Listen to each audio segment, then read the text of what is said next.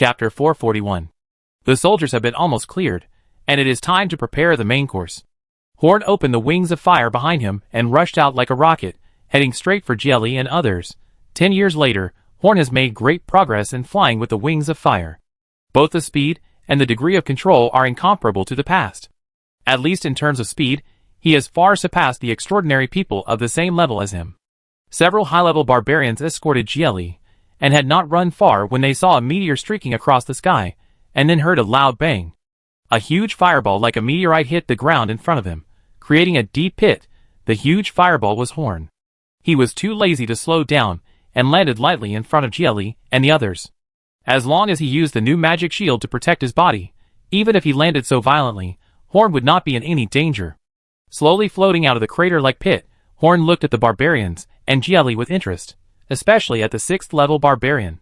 He looked at him twice. This should be his opponent. Horn's aura was extremely powerful. Just by looking at the way he appeared with full of cards, Jelly knew that he was an extremely powerful person. Jelly made a prompt decision, and set a level 5 barbarian to rush towards Horn, while they changed direction and fled. No matter whether they could win or not, they would be dead if they continued to fight with Horn. However, Horn did not move at all when facing a level 5 barbarian, who was coming at him aggressively. Only a flash of lightning flashed faintly in his left eye, and a thick lightning bolt fell from the sky, and hit the barbarian's head directly. 4th ring lightning magic, lightning spell. At present, Horn did not even need to chant a spell to cast this level of magic. He could release it as long as he had a thought. Even if the barbarian's level was higher than this magic, he had no way to avoid it. Among the magics Horn mastered, the lightning magician was the fastest. Even if the barbarian's level was higher than this magic, he had no way to dodge it. However, barbarians were different from normal humans after all. Their ability to withstand attacks was far greater than that of human warriors.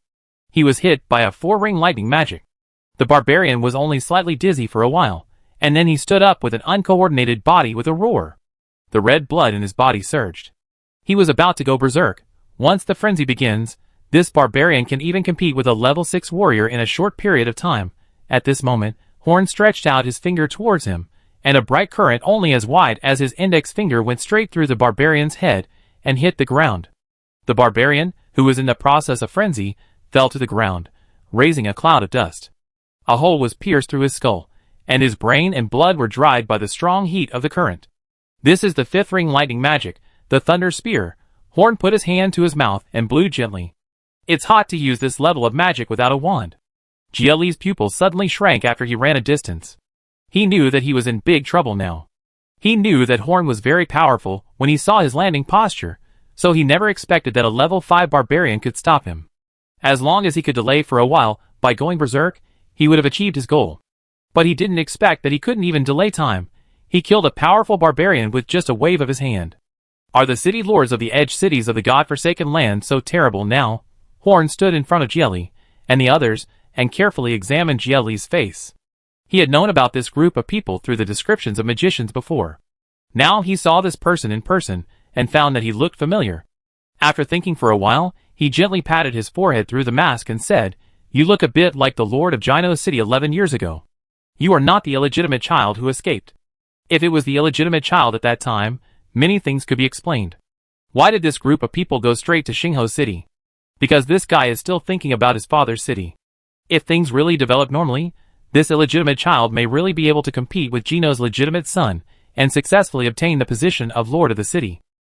Hearing the word illegitimate child, Jelly looked at Horn's expression, and it instantly became ferocious.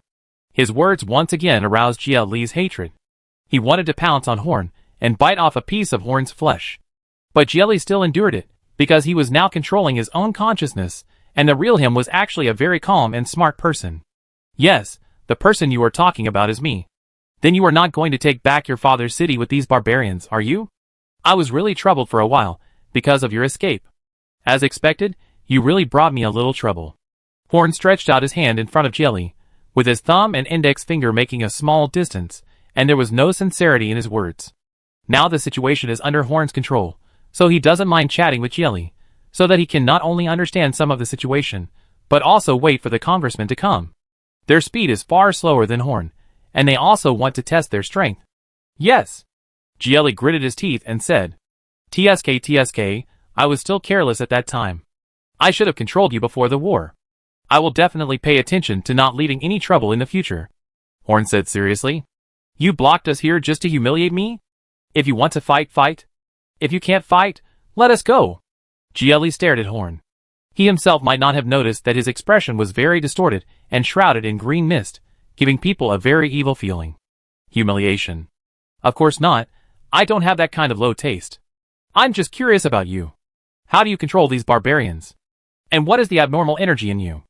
Jieli's expression became even more ferocious. He didn't notice what Horn said, and he didn't know what was wrong with his control of these barbarians. Abnormal? Are you mentally ill? I came here to seek revenge on you. What's abnormal about that? In Jieli's view, he had worked hard for 10 years and endured hardships just to avenge his previous shame, but Horn turned a blind eye to his efforts and cared about other trivial matters. I see, you can't detect the abnormality in you. Then there's nothing to say. Let's catch you and study you slowly. Chapter 442. As soon as Horn finished speaking, members of the Magic Council and several five-ring magicians fell from the sky and surrounded Jieli and several high-level barbarians. Leave the level 6 barbarian to me, capture this human alive, try not to touch their bodies, and kill the rest. In Horn's opinion, Jieli was the most valuable, and there were still a few low-level barbarians who had not died on the battlefield, which was enough for research, so he did not intend to leave anyone alive except Jieli. Jieli had 4 level 5 barbarians, and 1 level 6 barbarian around him. If they were in other places, they would be a very powerful force. Even if they were in a frenzy, they could crush a normal marginal city. But for some reason, Jieli didn't see any chance of winning now. They are all under your control, right? Let the big guy go frenzy and fight me. Horn pointed at the level 6 barbarian and said that if he wanted, he could kill him before the level 6 barbarian went frenzy, but Horn wanted to find a slightly stronger opponent to fight, so he gave him the opportunity to go frenzy first and then fight. You've gone too far. Arrogance will cost you a price, Jieli said to Horn with a grin. Horn then scratched his ears and didn't reply to Jieli's words. Jieli's expression became more and more ferocious. Let the level 6 barbarian go berserk and fight you. I would do it even if you didn't ask me to. Accompanied by Jieli's order, the level 6 barbarian let out a hoarse roar, and substantial red blood burst out of his body. The red light almost burst out of his eyes, his muscles bulged high, and the blue veins were very prominent. The sweat on his body was like blood. When facing a crisis before, many low-level barbarians went berserk, but none of them were as shocking as this level 6 barbarian. He was originally just a 2-meter-tall muscular man, but now he looks like a small red giant. This is really amazing. It seems that he still has some strength. Horn clapped his hands lightly, and the 2 snow-white gloves were extremely dazzling to Jieli. The name of the level 6 barbarian is Elfman. There are not many barbarians outside the God-forsaken land. This group of barbarians coexists with other non-human races in a dangerous place where few people go. Elfman's tribe was probably the most powerful barbarian tribe in that area.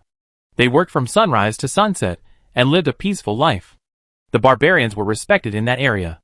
Elfman was the most dazzling existence in the tribe at that time, and they were incomparably glorious. But they were still targeted by malicious intent in the end. One day, a human full of evil came. From that day on, their tribe seemed to be trapped in a demon barrier and gradually fell. Elfman, who was regarded as the hope of the tribe, also succumbed to the strange power. In fact, when he followed Jieli to the God-forsaken land, their tribe had already been destroyed. All the fighting power of the tribe had left, and the remaining people were basically killed by aliens. Now Elfman is just a fighting machine in Jieli's hands, a puppet without emotions, desires, and obedience. Under Jieli's command, Elfman did not rush to Horn at the first time, but rushed to other magicians first, trying to kill as many low-level enemies as possible before Horn reacted, so that Jieli would have a chance to escape when Elfman and Horn confronted each other. Every step he took, he stepped on a deep pit. It felt like he was running out of an army, as if he could tear everything in front of him apart. But Jieli was still overthinking. Elfman couldn't kill anyone before fighting Horn. He had just run a few steps when he was intercepted by a big hand flashing with lightning and fire at the same time. It was Horn's lightning hand. After that, the big hand just held Elfman and threw him far away like a shot put. This is left to you. Be careful. I see how far I can go. Horn disappeared in front of everyone with a burst of heat. After Horn flew away, more than a dozen magicians looked at the barbarians with extremely warm eyes, just like a money grubber looking at piles of gold, a pervert seeing. Horn threw Elfman with great strength. He smashed the ground directly, and made a bigger hole than the one where Horn landed before, but he did not suffer any damage. The barbarian's body after the frenzy was extremely strong, and his recovery ability was still very strong. When Horn flew over, Elfman was standing in the hole and roaring at Horn mentally. The previous hand of thunder and fire burned his skin, but now the burned areas have grown back. The barbarian went berserk for just over an hour. Horn did not waste time trying to communicate with him, but planned to fight with Elfman directly. Elfman was probably unable to communicate normally in his current state. Horn's origin ring flashed, and a most ordinary lightning fireball condensed in Horn's hand. This was Horn's tentative attack. He wanted to see what the most ordinary attack was like when he was a little more serious. The fireball flew towards Elfman with a tail flame. Elfman did not dodge, but roared and chopped the fireball with the axe in his hand. The lightning fireball exploded at once, and lightning and fire raged around Elfman, causing great damage. Elfman's two arms holding the axe, and the entire front of his body were injured beyond recognition by the high temperature and electric current, and he looked extremely miserable. Horn scratched his head in annoyance. Generally speaking, he should have avoided such attacks from unknown sources. Why did this guy choose to fight hard? It seems that the barbarian, who has gone berserk, really has no IQ. The purpose of testing his strength may not be achieved. However, although he has no IQ, the barbarian who has gone berserk is indeed quite strong. He looked like he was about to die before, but now he ran towards Horn with a strange cry. Then Horn did not attack the barbarian directly anymore. He almost could not bear the tentative attack just now. If he continued to attack, this guy would be dead. That would be a pity. So Horn began to experiment with different magic tactics. They were not powerful but useful. Elfman was knocked down again and again, but he was indomitable after going berserk. Every time he was knocked down by Horn, he stood up tenaciously and rushed towards Horn. Horn finally found out how Jeffrey felt when he asked Jeffrey to test his physical strength. To deal with Elfman, a level 7 barbarian who went berserk, Horn did not even need to think about how to fight him. He could play with him in the palm of his hand just by playing with him casually. Chapter 443. In the past 10 years, Horn has mastered a lot of new magic, either developed by himself or learned from other magicians. He also has a lot of six-ring magic in his hands. Many magics have not been put into practice after learning them. If you can experiment on this guy, you should try to experiment on him. For defense, Horn does not need to activate the Thunder Flame Shield. The simple magic shield is enough to resist Elfman's crazy attack. After activating the Thunder Flame Shield, melee attacks like Elfman will be hurt by the counterattack of the magic shield. In terms of speed, once the first stage of Thunder Walk is activated, the magician can perfectly dodge Elfman's attack with his body. In the second stage, he can run around him and dance. As for the third stage, once Horn uses his staff to fight, he can beat Elfman to death. There is still a fourth stage of Thunder Walk now, but once the fourth stage is used, Horn will enter a strange state, causing strange phenomena. In that state, Horn feels like the god of thunder and lightning. But Horn cannot control that state. He has that feeling but cannot use any power. In the past 10 years, Horn has entered that state many times, but every time there is no useful progress. For control magic, Horn only needed to use the Hand of Thunder and Flame to control Elfman and suppress him severely. Horn had a rough idea of the power of attack magic when he first released the Thunder and Flame Fireball. Horn could roughly see that he could easily suppress this berserker, who was close to a level 7 warrior, but Horn also knew that Elfman was at most a level 7 warrior, or slightly better in strength and speed than the lowest level 7 warrior.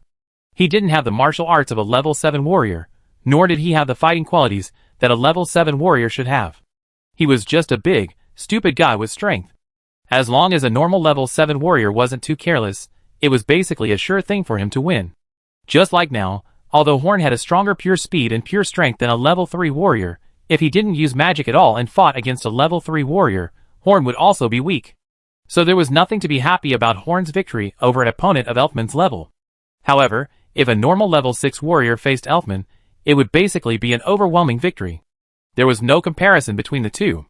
Among the 9 levels of extraordinary people, level 3, level 5, level 7, and level 9 are actually a dividing line.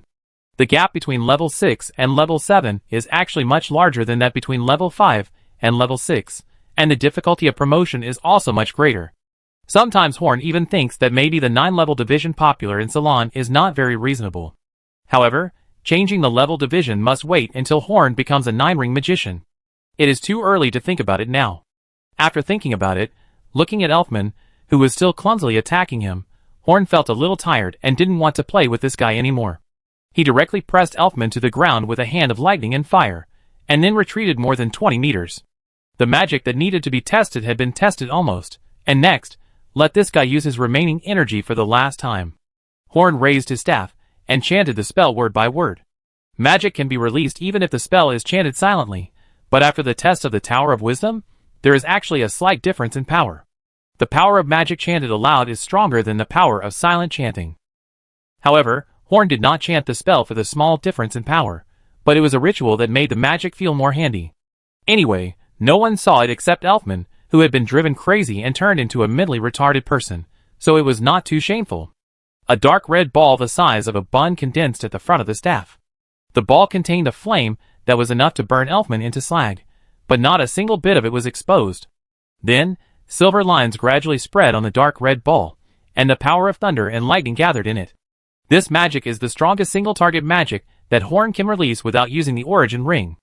It is also a 7-ring magic, but it is far different from the power of the lightning fireball released before. The difference may be much greater than the difference between two normal levels of magic. 7-ring magic lightning pattern red flame explosion. Buzz! The ball was launched, making a muffled sound, and several white circles appeared in front of the sacrificial scepter. When it was launched, 2 deep gullies were created on both sides behind Horn. Horn did not take a step back. The recoil generated by releasing this attack can only make Horn's clothes fly. The distance between the two was not far. The moment the ball made a sound, it had already hit Elfman, who was still struggling on the ground. The flames and lightning exploded, turning into a hot ball of thunder and fire. The huge impact pushed Elfman's body back dozens of meters before exploding again. There was white smoke all along the way, and the ground showed an abnormal color. It was the power of this magic that caused some changes in the soil on the ground. After the smoke cleared, Horn flew into the big pit. He waved his hand, and a breeze blew away the smoke produced by the explosion. Elfman's figure could no longer be seen in the pit. The power of magic destroyed every piece of flesh and bones in his body, and he died without even a slag left. Horn had no sympathy for the barbarian's fate. Perhaps killing him like this was a relief for him. The killing power of this magic against a single enemy far exceeded that of the huge fireball that Horn released when Isaac attacked Spark City, although the total magic power was probably less than half of that magic. Although the huge fireball looked powerful, Isaac was hit head-on and left a charred corpse. This time, the frenzied Elfman should be stronger than the old Isaac in terms of physical strength, but he did not leave any trace. If he were to use the origin ring now. Horn raised his hand and looked at the ring, which was much brighter than it was 10 years ago. He didn't know what this ring could do. He had been storing magic power in it for 10 years. Horn didn't feel any joy after killing Elfman, but the power of magic made him sincerely happy. He knew that he might have underestimated the changes in the Parliament in the past 10 years. Although his level was only raised by 1 level, his magic skills had greatly improved. His actual combat ability might have been improved to the level of an 8th level extraordinary person. The improvement brought by the development of magic might be more obvious to low-level magicians. Now it shouldn't be very difficult for some excellent magicians to fight against higher-level magicians. The Parliament has really become much stronger. Chapter 444. After using fire to eliminate all traces of energy left by Elfman, Horn flew back to the place where the magicians surrounded Jerry. The remaining barbarians had been dealt with by the magicians. The barbarians died in different ways. Obviously, they were all killed by different magics, and their bodies had one thing in common, that is, they all went through the process of frenzy. It was obvious that the magicians were in the same mood as Horn, and they all wanted to have a real fight. Except for Terry, all the magicians present did not even have their clothes messed up. It was obvious that they won very easily. Because the fighting style was too reckless, Terry, whose mage robe was a little torn, walked to Horn with his arm swinging and complained, "Are these guys really barbarians? I've been looking forward to it for so long, but they are too weak. Even after going berserk, it's not satisfying at all." "Are they too weak?" "No, it's us who have become stronger now." Horn let out a long breath and then smiled. Not long ago, they were chased like rats in a city where only level 5 professionals were allowed to play, but now any one of them can crush the entire force of that city alone. Their power has reached this level in just 10 years. So, in 100 years, can they try to compete with the church? Originally, Horn thought he was just laying the foundation for the later ones, but now it seems that he may see that day himself. Horn is waiting for that day. This barbarian attack has officially come to an end. Several unconscious barbarians, who were used as experimental materials, have been captured, waiting for the magician, who has in-depth research on biology, to conduct further research. The leader of these barbarians, Jelly, a human, was also forced to drink a potion that suppressed his fighting spirit and restored his body. At the same time, his tendons in his hands and feet were all cut off, and he was put on a strong restraint device. At the same time, any contact with his body was prohibited. This was the treatment that the council gave to the 6th level warriors. Although Jelly was only a 5th level warrior, he was the leader of this attack, and it was not too important to pay too much attention to him. Jelly was sent to a detention facility outside the Spark City. There were too many strange things about his power, and it also gave people a sense of uneasiness. So Horn did not want to take the risk of letting him enter the Spark City to avoid some problems he did not want to see. In addition, all the bodies of the barbarians were gathered together by the magicians with their magic hands and burned. The blood they spilled on the ground, and the traces of power they left behind, were also burned clean by the flames. The council has already made some research results on the abnormal power of the barbarians. These powers have the power to confuse people, and will have a certain impact on those with low mental power. They also have strong adhesion. If left alone, they will cause great pollution. Therefore, the magicians must clean up every bit of residue and leave no trace of trouble. Fortunately, the Parliament also discovered the weakness of this power, which is fire. This power is naturally restrained by fire. As long as it is slightly burned by fire, the energy structure will be destroyed and disappear into the air. As the alien energy was gradually eliminated, the densely packed tiny eyes, or things similar to eyes in the cave where Jelly fell, once lit up. These eyes developed green fluorescence, and the air was filled with alien power. If an ordinary human arrived here, I am afraid he would go crazy in an instant. He knew that the plan of the barbarians he sent to invade the God-forsaken land had failed, and nearly 10 years of preparation had gone to waste. However, he did not have any negative emotions. This was just an ordinary attempt during the countless years he was sealed. There would always be a time to break free from this seal. And it was not necessarily a complete failure. At least the most important seed still existed. As long as the seed was still there, this action would have a certain meaning. At this moment, he did not know that 3 beings like him had been released, and one day someone would come to release him. Slowly, his eyes dimmed. The day after the Magic Council retreated from the battlefield, a group of special teams came to this land that had been in a mess due to fierce fighting. This team was all armored and holding swords. There were only a few thousand people in the team, but the quality was very high. It was an elite army.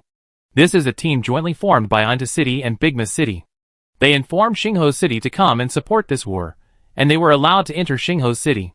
The representative of Unta City is a 6th level warrior, and more than half of the warriors here are under his control.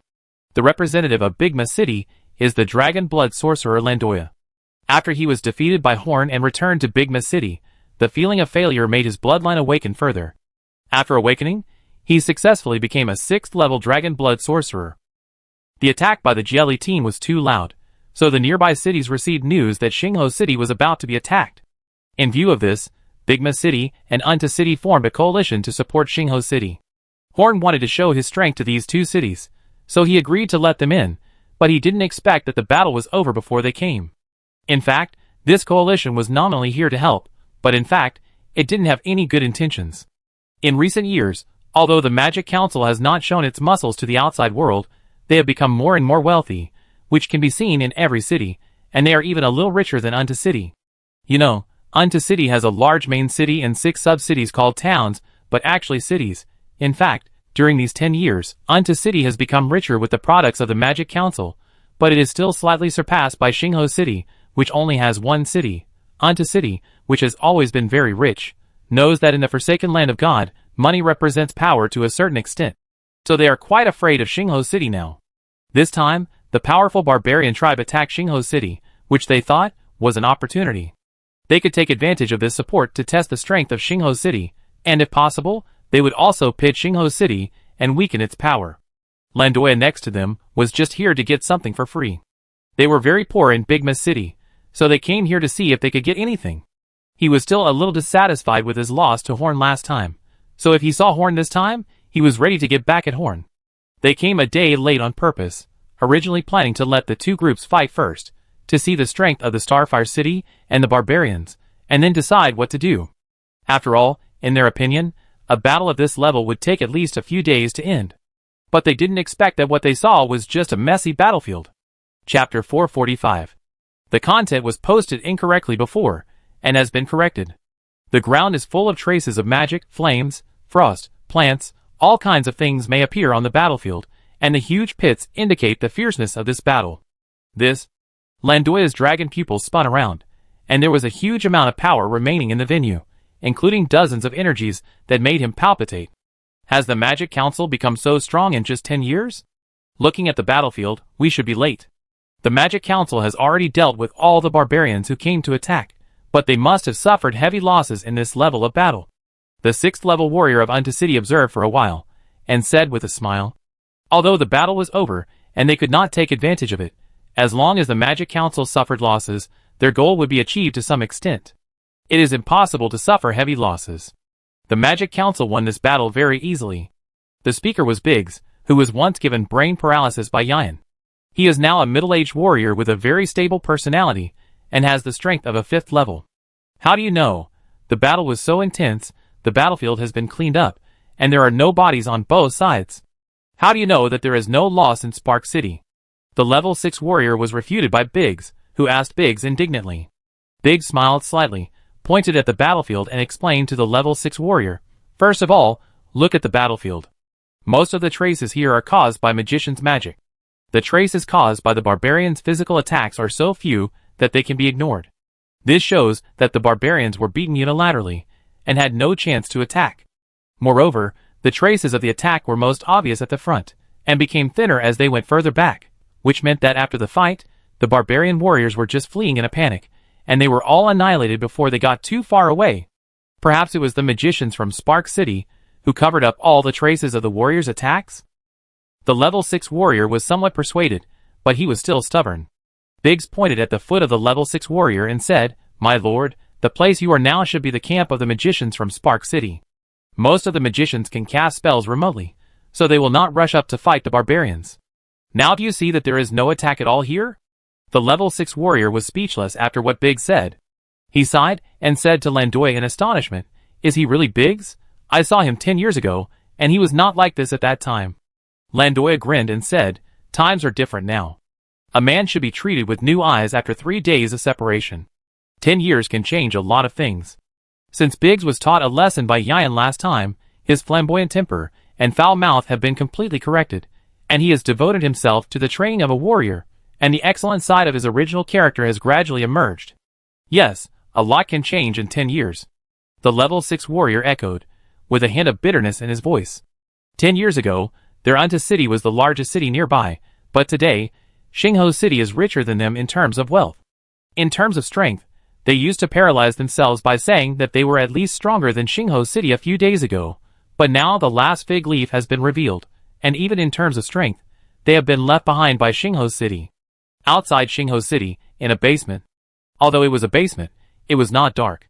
The bright magic lamp illuminated the room, like daylight, and various experimental equipment full of magic sparkled with a mysterious atmosphere.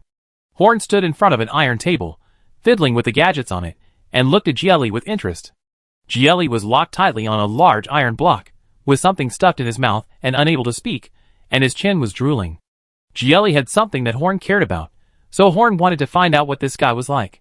He was free anyway, so he could study him. The gadgets on the table are not powerful tools. They are just some small tools used by magicians, who like to study various creatures when dissecting monsters. Horn should be able to use these things to study Jieli's abnormality. And because of a chance opportunity, the Magic Council issued these things, which are very helpful for interrogating prisoners. Generally speaking, as long as the prisoner is not particularly determined, he can be tied aside and fiddled with these gadgets to make the prisoner confess. This is a very useful torture device.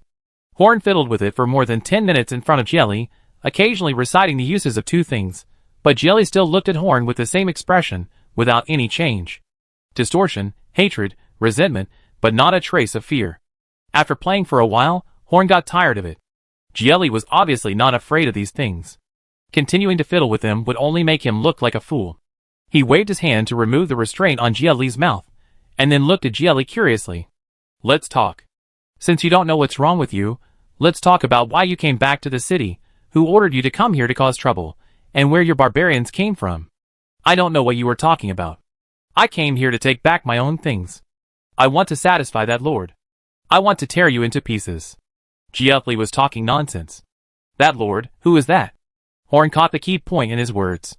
It was obvious that this guy was controlled by someone to attack Spark City. That lord, Supreme, guys, like you are only worthy of being the nourishment of the lord's power. Giuffre continued to talk nonsense. At the beginning, he was still rational, but after he was captured, his thinking became more and more confused, or it could be said that he became more and more confused under Yan's stimulation. Yes, Yan was in the corner of the room, using his unique mental power to stimulate Giuffre, so that he could only tell the truth. After the two worked together for a while, Horn rubbed his temples in distress. Now this guy is like a madman. From his crazy talk, they can't get much information. There is indeed a person behind Giuffre, or a thing, but Giuffre knows nothing about that thing, name, form, and other information. The only valid information is the very vague news that the adult wants him to attack the god-forsaken land. Giuffre's brain has been completely crazy, his eyes are bulging, his expression is distorted, and he can't stop drooling. You go out first, and by the way, let everyone in this basement leave. Don't leave anyone behind, something may happen next. Horn said to Yan. Chapter 446. After Yan and everyone in the underground laboratory left, Horn stretched his hands and feet. Since he could no longer get effective information from him by questioning, he could only use violent actions to analyze Giuffre's body. Before the violent actions, Horn made a lot of preparations to ensure that there would be no mistakes. It was not Horn's fault that he attached so much importance to Giuffre, who had become a prisoner, and was a little too cautious when taking action. Someone attacked his city for no reason, and this group of people was instructed by a big boss, who was obviously much more powerful than this group of people. Even if he easily killed this group of people this time, Horn still couldn't let down his guard this time. Like the barbarians, Jerry has that strange energy on his body, which is highly corrosive, and has strange and filthy characteristics. The difference is that Jerry's energy is much stronger than that of the barbarians in both quality and quantity.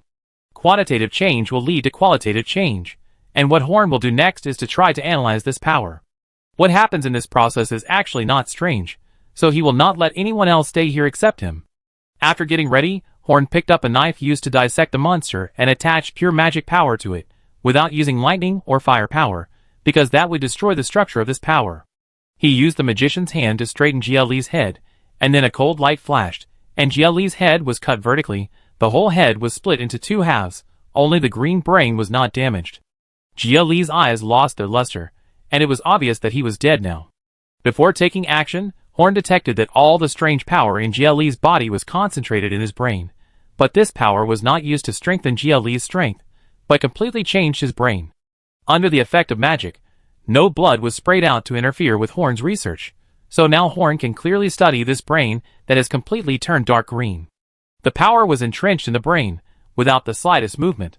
Even though Horn used many kinds of power to test this energy, it was still honest, which provided a lot of convenience for Horn's experiment.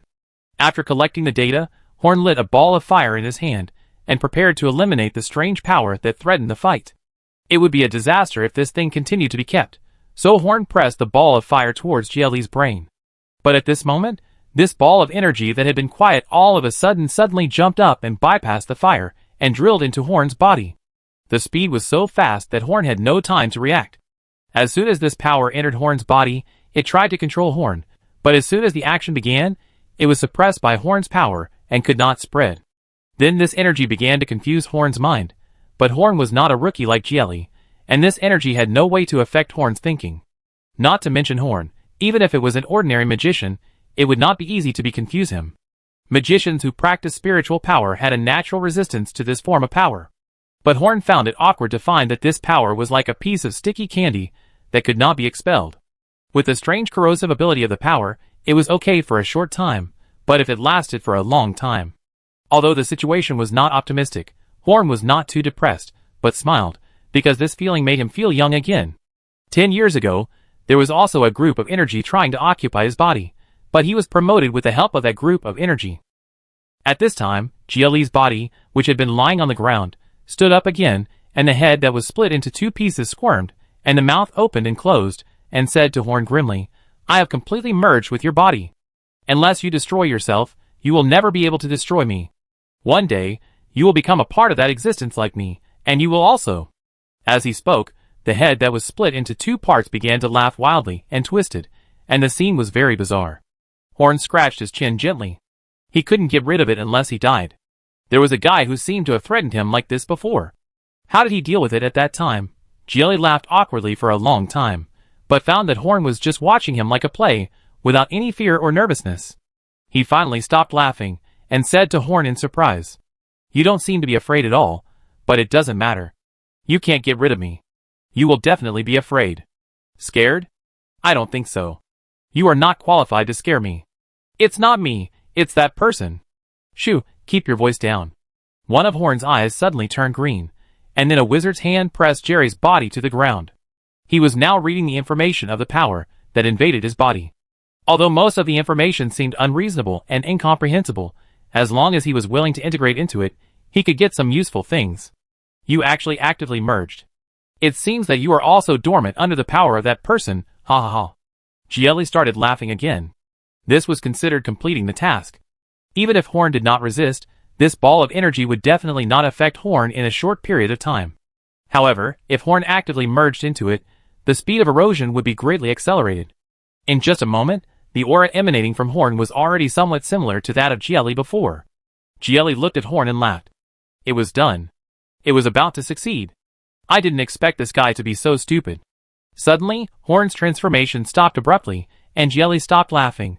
Hurry up, there is only a little left, merge quickly." Horn chuckled and shook his head. "It's dangerous to continue. The things behind are really amazing. Even I might be trapped. Okay, I have collected everything I should collect. Mr. Gielli, goodbye forever." "Goodbye? Do you think you can get rid of me after merging to this point? Don't be silly.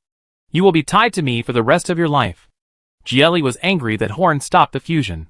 The two halves of his head roared at Horn fiercely, saying that this scene was enough to make a child cry, and it could also stop a crying child from crying. Horn waved to Gielli, then looked around and said, "Now that I'm underground, I won't spiral up to the sky. Let's just explode on the spot." Suddenly, an incomparable aura burst out from his body. Red cracks appeared under his skin and his body exploded instantly. The powerful force directly engulfed the entire basement in fierce flames, and then collapsed. Gielli and the last of the strange energy all dissipated in the flames, without leaving any trace. Chapter 447. The basement was shrouded in flames and smoke. Thick smoke rose up, emitting a pungent smell, and the ground collapsed. Yan frowned and covered his nose and said to Horn beside him, "Your self-destruction power seems to be much stronger than before. I referred to the frenzy of those barbarians, and the effect is quite good," Horn said proudly. Those low-level barbarians were naturally studied after being captured by Horn and his team. There was no need to talk about humanitarianism for these brainwashed barbarians, and Salon did not say so either. "But since you are planning to do such a big thing, why didn't you tell me in advance so that I could at least move the experimental equipment inside? Those magic lamps and other equipment are very expensive," Yan said with a heartache. Although he is rich now, he is still a good vice speaker who is frugal. "Relax, this little money is a small matter. We have benefited a lot this time. The things behind the scenes should be imprisoned. Gielli is just an unlucky guy who accidentally entered the sealed place. Attacking Xingho City is Gielli's wish, and has nothing to do with the owner of the green energy, so we are still safe." "That's good. I don't want our parliament to have more powerful enemies besides those guys in the church." Yan breathed a sigh of relief. He was the one who was most concerned about the development of the parliament, and didn't want to have another job. "I got more than that from Jerry. There is also some useful knowledge. I will sort them out, and put them in the library after a while." Suddenly, Edward's figure appeared and landed lightly on Horn's shoulder. "Awesome, great, really powerful. Self-explosions have never been this exciting before," Edward said, as if it was after the fact. The one who self-exploded before was the clone Horn created by using Edward's body. Since he was so cautious that he asked everyone to leave when he started, he would not risk himself to touch the largest and most special energy. This was also the reason why he dared to try to merge that strange energy. Everything about Jerry came to an end, and the Magic Council returned to normal life. A refreshing breeze blew, ripples appeared on the lake, and the green trees on the shore began to dance, showing off their charming and graceful posture. Although it was late autumn, and the first snow was not far away, the small lake outside Horn's Wizard Tower was still full of spring under the effect of magic. Meow, boring. Edward hung upside down on the tree, like a salted fish, his beard drooping limply, making a look of despair. Oh, boring. Horn sat on the rocking chair he made himself, rocking and talking slowly. Horn is already 30 years old, which is considered middle-aged if he is a normal human being, but his face is still as young as when he was 18 or 19 years old. His long hair is scattered behind his head, which not only does not make him look sloppy, but also adds a mysterious charm. Now Horn is not as interested in pornographic books as he was when he was a teenager, or he has long been aesthetically fatigued. After all, there are only a limited number of creators of Salon's level like Dream Hunter, and even fewer of that level among pornographic writers, so Horn can no longer find works that satisfy him. Horn's greatest pleasure now is to study magic, watching the problems that bothered him being solved one by one, and creating things that are useful to all magicians, all of which fascinate Horn. Studying magic makes Horn happy, but if he wants to make more reasonable progress in his research, he must relax and tighten his strings.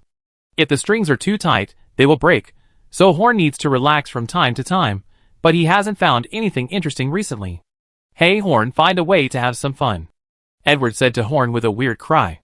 Horn could tolerate having nothing to do, but Edward couldn't. He was always eating, drinking and having fun.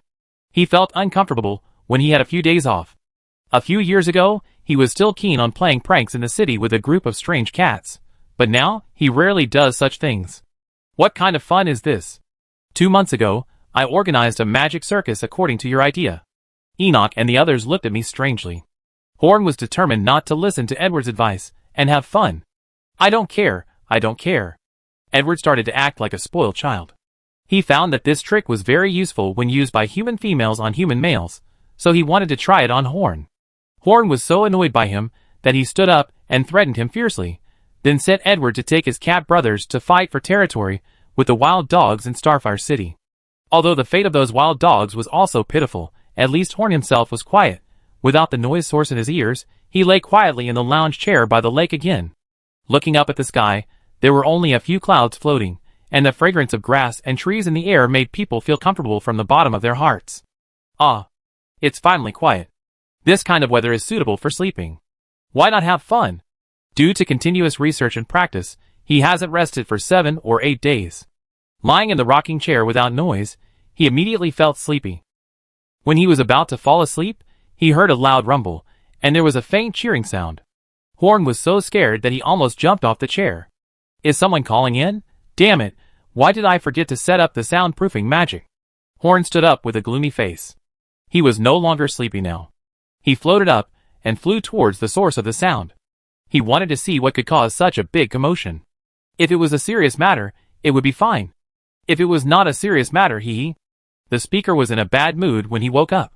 The closer he got to the source of the sound, the louder the cheers became, and there were thunder and explosions from time to time. He cast an eagle-eye technique based on the telescope left by old Douglas on himself, and saw clearly what was going on in that direction. It turned out that 2 magicians were competing. Plant-based Bomb Al and Thunder-based magician Bia were fighting magic. Bia was the leader of the wild wizards in the Forsaken Land, who were escorted by Franks in the first batch. He was very good at using lightning spells.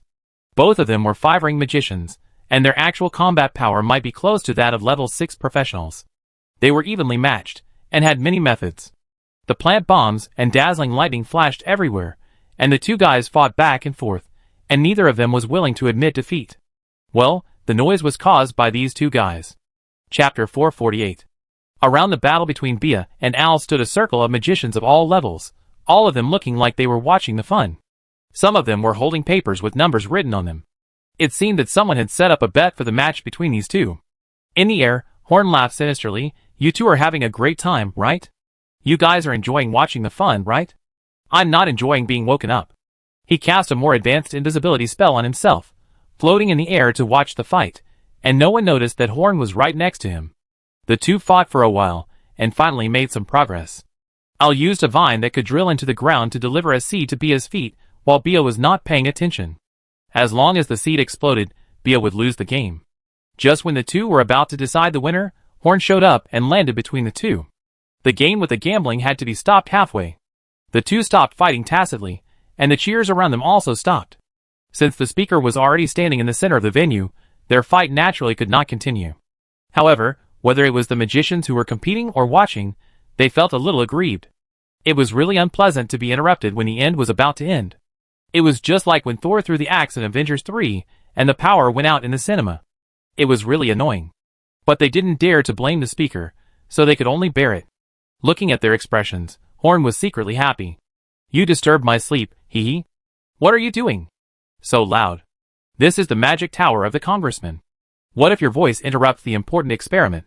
Horn didn't say that he was woken up, but said shamelessly that he came because he was afraid that they would disturb the counselor's practice. Usually, soundproof magic is used when doing experiments. Al said weakly. What if the counselor forgot? Horn choked Al's words back. Well, it's our fault. This time I just wanted to compete with the one who was discharging electricity to see who was stronger. If you hadn't come, I would have won immediately. Next time, we must find a beautiful place to compete. Al said with a bitter face. Nonsense, I'm about to win. Bia had already discovered Al's arrangement under his feet, but he was still stubborn. He was very grateful for Horn's arrival. If it weren't for the speaker, he would have lost a lot this time. As they talked, the two began to quarrel again. Looking at the appearance of the two people and the expressions of the magicians around them, Horn suddenly thought of something. He put his hands behind his back and asked, Do you often have competitions like yours in the parliament? Horn was well aware of the major events of the parliament, but he didn't know much about the spare time of the mages. He was usually very busy and didn't have much time. It's quite common. After all, everyone is a spellcaster. No one is willing to give in to each other.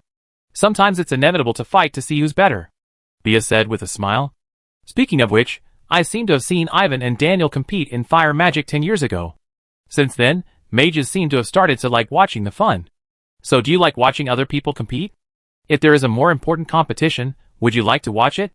Horn said loudly to the magicians watching. The audience was about to nod in agreement, but they didn't dare to nod when they remembered Horn's previous disruption. However, looking at the reactions of the crowd, Horn had a rough idea in his mind. He said to the crowd, So, you guys should not continue this competition. I will find you a better opportunity and venue in a while, so that you can let go and compete as much as you want. After saying that, Horn opened a pair of flaming wings behind him and flew away, and the originally lively game ended hastily. Horn did not go back to his magic tower to continue sleeping. After the noise, he was now alert and wanted to talk to Yan about something. Walking into the headquarters of the Magic Council, it seemed that there was no change in the past 10 years. The only change was that there were more people. From time to time, magicians saw Horn on the road and saluted him respectfully. The number of magicians has exceeded 10,000, and there are many things to deal with now. Fortunately, Horn does not have to deal with these trivial matters. This monster-like building has been strengthened for 10 years, and its strength has reached an outrageous level. Yan often leads the territorial magicians to strengthen the building from time to time. An ordinary second-level warrior can't even cut through a piece of ordinary wall with all his strength. Even if Horn wants to destroy this building, he has to spend some effort now. This is just the strength of the building. There are also different defense mechanisms here. Once the Forge Tower has any results, it will be installed at the headquarters as soon as possible. I am afraid that the magicians of the Forge Tower cannot tell how many various magic defense mechanisms there are. He walked all the way to Yan's office, knocked on the door, and found Yan processing documents. He sat in front of Yan casually, took off his mask, combed his hair and said, Yan, don't you think the atmosphere of the Magic Council is dull recently? I have a good idea, which is guaranteed to be very interesting. Yan didn't even look up at Horn, but rolled his eyes and said unhappily, Do you remember what happened last time when you said the atmosphere in the parliament was dull, and you had a good idea? The circus. That was an accident, but it's definitely not this time. I have consulted the magicians, and they like my event very much. Horn argued with Yan that he must make up for the negative impact left last time. Seeing Horn's excited look, Yan put down the documents in his hand, sighed and said to Horn, Tell me, what good ideas do you have this time? Don't tell me that Edward is instigating me to do something weird again. Definitely not this time. Although this idea was just a whim, Horn had really considered the feasibility of this idea on the way here. In his opinion, it would be beneficial to Spark City. Although most of the magicians are scholars, their fighting spirit is not as strong as that of warriors, but they are also comparing with each other. You know that there are battles between two magicians every now and then. Yeah, I know, and then what? Yan controlled the pen in his hand to review the documents and listen carefully to Horn's ideas. If you hold it in for too long, something bad will happen. How about this? we organize a competition among magicians to compete for which magician is stronger in each magic category, or directly compare which magician is stronger. I asked other magicians, and they are all interested. Yan held his chin and thought for a while. Horn's idea is a good idea. Now the Magic Council really needs an event to have fun. As Horn said, although the Magic Council has developed very well in the past 10 years, the atmosphere is somewhat dull and monotonous. The whole life of the mages is training and research, and they even rarely go out for activities. Under such circumstances, it is absolutely possible to organize such a competition. Moreover, it is not necessary to stick to the mages within the Magic Council. It is also possible to hold a large-scale competition in the entire Spark City, or even the entire region. This can not only make the atmosphere of Spark City more lively, but also screen out some talents. Seeing Yan thinking, Horn did not disturb him. Yan was thinking about the feasibility of the matter, and it would be 80% possible. If he did not even think, it would be the most troublesome thing. Horn was the head of the parliament. As long as he wanted to promote something, he only needed an order. However, Horn did not want to mess around. The competition he thought it was just a diversion. If this matter had an adverse impact on the Magic Parliament, it would not be what he wanted to see. After thinking for a while, Yan finally agreed to Horn's proposal. He had several interesting ideas to implement around Horn's idea. If it was well implemented, it would at least be beneficial to the development of Spark City. After talking to Yan about his other ideas and handing over the responsibility of hosting the competition to Yan, Horn returned to the Mage Tower. He believed that Yan would be able to organize a competition that would satisfy him, so that he would have a way to deal with Edward's noise next time. A grand competition could at least satisfy Edward's requirement for fun. Chapter 449. Time flies by, and a week has passed in the blink of an eye. On the wall of the central area, on the whiteboard belonging to the Magic Council, there are eye-catching words. The first Spark Cup competition is being prepared, and it will be held on November 11th, 2 weeks later, on the Magic Festival. The competition is divided into 4 competitions. The Spark Cup Warrior Competition, the Spark Cup Spellcaster Competition, the Spark Cup Craftsman Competition, and the Spark Cup Scholar Competition. The first one to be held is the first Spark Cup Warrior Competition. It is a bit strange to hold a warrior competition on the day of the Magic Festival, but there is nothing we can do about it. Although there are a large number of spellcasters in Spark City, warriors are still the mainstream of extraordinary people in the God-forsaken land, so in order to attract widespread attention and more viewers, the first choice is the warrior competition. The rewards of the warrior competition are very rich. Anyone who is a melee professional can participate. Spark City does not restrict the identity, age, and other information of the participants. The requirements of the first Spark Cup Spellcaster competition are very similar to those of the warrior competition, and the rewards are more expensive. This is also the competition that Horn is most looking forward to. Unfortunately, this competition is not as eye-catching as the warrior competition. The subsequent scholar competition and craftsman competition can also attract many outstanding talents to come to Spark City to participate. However, in the God-forsaken land where force is supreme, these unpopular spellcaster competitions have a high level of attention. Horn believes that this competition will definitely attract many outstanding craftsmen and scholars. It is difficult for them to resist the temptation of Spark City, because the talented and generous Spark City offers a high price that most people cannot refuse. Moreover, these people who rely on their own abilities are arrogant in their hearts. They don't believe that there will be anyone better than themselves in the areas where they are good at. The title of the first will attract all those who get the news. In short, Horn has already announced all the rewards in terms of publicity. The warriors, mages, scholars, and craftsmen who see the news nearby will definitely be tempted. With the powerful trading network of Spark City now, the news spread to the nearby areas. There is no point in spreading the news to further places because the competition will start in 2 weeks. In every store that sells items from Spark City, there are signs with the news of the competition, ensuring that everyone will know the news. The spread of this news is like throwing a stone into a calm pond. After throwing it, you will find that there are countless fish swimming in the pond, and it will become lively all of a sudden. Countless self-confident extraordinary people, or scholars who think they are brilliant in writing, or craftsmen who think they have the best forging skills in the world, all took action. Most people with some ability want to win a name for themselves. Nothing can be more telling than winning a championship in a competition. Most warriors and spellcasters cannot refuse the title of the strongest in the nearby area. If you don't want fame, it's okay. The Magic Council still has a lot of money.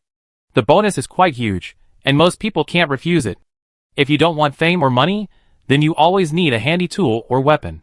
The master craftsman of the Magic Council's casting tower will make it personally, which will ensure that you can use it smoothly and improve your business level. Even if you are a blacksmith, I can make you an enchanted hammer that ordinary people can use. And even if they know that they may not get the first place, many people still plan to come. This is an opportunity to show their abilities. As long as they show their value in this competition, it will be much easier to find a satisfactory position in the future. Even many cities were excited about this event. Some bigwigs simply thought it was interesting and came here to watch, while others sent teams to Spark City to see if they could find some useful talents. After all, every city needs talents, even Spark City is no exception. There are also countless wealthy businessmen who just come to watch the excitement, and spectators who just want to watch this game actively flock to Spark City. The surge in population has made Spark City earn a lot of money. According to the financial officer of the municipal government, the rewards for the contestants do not even need to be paid by the Magic Council. This money can be earned during this period, and there is still surplus. This competition is a big deal for both Spark City and the Magic Council. For Spark City, this is an opportunity to show itself to the outside world, and the influx of a large number of foreign populations has also caused certain difficulties in the management of the city. There is no problem with the force. The force used by Spark City for defense can be pulled out to attack a city alone, but it is not just the force that needs to be worried about, so Garfield has been busy these days. For the Magic Council, this is an opportunity for all magicians to relax, and Horn is also thinking of showing off his muscles to the outside world. In the past 10 years, another force has had improper thoughts about Spark City, which is under the control of the council. When the barbarians attacked a while ago, Unta City and Bigma City asked for support immediately, which may not be a good intention. This time Horn wanted to show the power of the Magic Council and Spark City, so that they would not dare to attack Spark City. The destruction of the barbarians was a good opportunity. Horn wanted to completely solve the external threat. The development of the Magic Council needed stability. Moreover, in the God-forsaken land, even if Spark City had enough power to destroy several cities, it could not annex them. If a city came to cause trouble, it would be a troublesome matter for Spark City. No matter how it was handled, it would be a hassle, so it was best not to let the trouble happen. In a remote mountain forest, a shirtless young man was swinging on a vine towards the direction of Spark City. His body was full of thick muscles, like a devil muscle man, but his movements were much more agile than a monkey. He didn't want to participate in this so-called competition, and he had never been to a crowded place, but his father forced him to participate and asked him to come back with the title of the first in the same level. As long as his father said he would do it, so he would try his best to get the first place in this competition. In Bigma City, Biggs, who was cutting stones in the open space for training, was called by her sister, Bigma, the mayor of Bigma City, and handed him a notice. You suffered a loss in Spark City before, and this time I want you to win back your face there. Do you have confidence? After reading the notice, Biggs smiled lightly, threw it up, and then the sword flashed and the notice turned into pieces. I shouldn't lose, I should. Biggs said with a faint smile in the scraps. Biggs was slapped away by Bigma. You have become nagging since 10 years ago, not like a man. And you made the floor of my room full of paper. Clean it up before you leave. Yes, yes, yes. Biggs got up from the ground with a bitter smile. His sister was too violent. In the military camp of Spark City, many officers were interested in this competition. After all, if they got a suitable ranking in this competition, at least they would be promoted and get a raise. Now, Sale, who has become the deputy of Cred, stroked the paper in his hand. This competition is his chance. He must use this competition to achieve higher achievements. He cannot miss any opportunity to rebuild the glory of his family. Megan wiped the 2 daggers in her hand. She is a thief. Frontal combat is not suitable for her, but she is confident in her strength, and she also wants to see the so-called competition. Thieves cannot fight head-on? Not necessarily. Chapter 450. Soft snowflakes fell from the sky. This was the first snow of the year. The snowflakes were not big or dense, like flying catkins. They fluttered lightly with a cold north wind, gradually covering the ground with a layer of white. Today is November 11th, the Magic Festival, and also the opening day of the first Spark City competition. The whole city is filled with a festive atmosphere. The Magic World is the most solemn festival in Spark City. When the Parliament promoted this festival in the first year, it was not taken seriously. 10 years later, it has become the most important day of the year. Perhaps because there are no special festivals in the Forsaken Land of God, this Magician Festival has gradually become a festival for the entire city. On this day, people will dress up as magicians and perform some joke-like tricks, and there are some special foods. Compared with festivals on Earth, the Magic Festival is a bit monotonous, but for the Forsaken Land of God, which has never had any large-scale festivals, it still has a great impact. At least for a large number of people who come to Spark City to participate in or watch the competition, the feeling is extremely novel, an experience they have never experienced before. The competition was held in a super large arena outside the central area. This arena was built in the past 10 years. The residents of Spark City have become wealthy, so they naturally have spiritual needs, and watching the fighting between warriors is a good way to pass the time. In the God-forsaken land, where there are a large number of warriors, people worship the use of force, so this is one of the most popular entertainment activities for the audience. The fighting in the arena of the God-forsaken land is fundamentally different from the bloody arena of the church where slaves fight to the death. At least in the God-forsaken land, countless people rely on competition to get ahead, and few people die because of competition, while few people can come out alive in the arena of the church. This place called the Land of Chaos is much more humane than the outside world. Mainly because there are no slaves in the land of God-forsaken, everyone is an ordinary person, and there is no high-ranking clergy class, so although the public security is not as good as the church, most people live with much more dignity. In short, this giant arena is a giant building funded by Spark City and assisted by the Magic Council. At least there is definitely no arena bigger than this one nearby, so it can be used as a venue for such a large-scale competition. But even with such a large arena, the tickets for the competition were sold out on the first day. There were so many people who wanted to watch the game that many people who didn't buy tickets could only regret it. Even after a batch of tickets for watching in the aisle were sold, they were still in short supply. The audition started 3 days before the competition. There were too many people who signed up, so it was impossible to let all of them play. The competition did not have that much time to waste. Among them, 32 contestants were selected from the first, second and third level fighters, and the fourth and fifth level fighters could play as long as they came to participate. The competition between the fourth and fifth level fighters, no matter how boring it was much more exciting than that of the lower level fighters, and there would not be too many fourth and fifth level fighters participating. The selection of level 1, 2 and 3 fighters is very simple. You only need to compare the strength, speed and fighting spirit strength to easily select them, because the combat effectiveness of level 1, 2 and 3 fighters depends largely on these 3 aspects. The auditions, and the publicity, and arrangement of the competition are in full swing. The day before the competition, 3 special visitors came to Xingho City. Horn received them in the reception room of the new parliament. Speaker Horn, your place is really lively. It is rare to see such magnificent buildings, and such a wealthy city in the central area of the God-forsaken land. A red-haired middle-aged man in cloth clothes, with a simple big sword, like a door on his back, was admiring the furnishings in the reception room, while telling Horn that he was a guest from a big city in the center of the God-forsaken land. He came to Spark City after receiving Horn's invitation, because he thought Horn's idea was very interesting. His name is Leopold, the Violent Sword Leopold, and he is a level 7 warrior. Thank you for your compliment. This is what makes us proud. Horn echoed. This place is magnificent, but I am more interested in these things. These things are so beautiful. I thought the things you sell to other places in the Magic Council were already novel, but I didn't expect there are more magical things here. A young man wearing a leather jacket, and with a scar on his face stared at the magic lamp and said, his eyes were straight now. He had always used kerosene lamps to provide light at night, but this was the first time he saw such a magical thing as a magic lamp. He was also from the Central District, but he was from the Acuin family, a 7th level warrior Dylan Acuin. The magic lamp in the reception room is powered by magic crystals. The Parliament can afford it, but it will not be sold because it needs to be debugged by magicians every once in a while. It is not difficult, but people other than magicians cannot operate it. The Parliament has been researching magic lamps for civilian use. It is said that there has been progress, and it may be put into use soon. For the time being, this magic lamp can only be used by spellcasters, but the magic lamp that does not require spellcasters is about to be successfully developed. Once there is a result, I can send you one, Horn said to Dylan with a smile.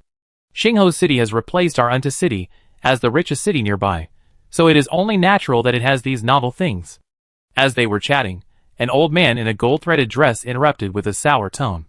He was the pillar of Unta City, Osmar Untu, who had almost the 7th level limit strength. The 3 of them were specially invited by Horn.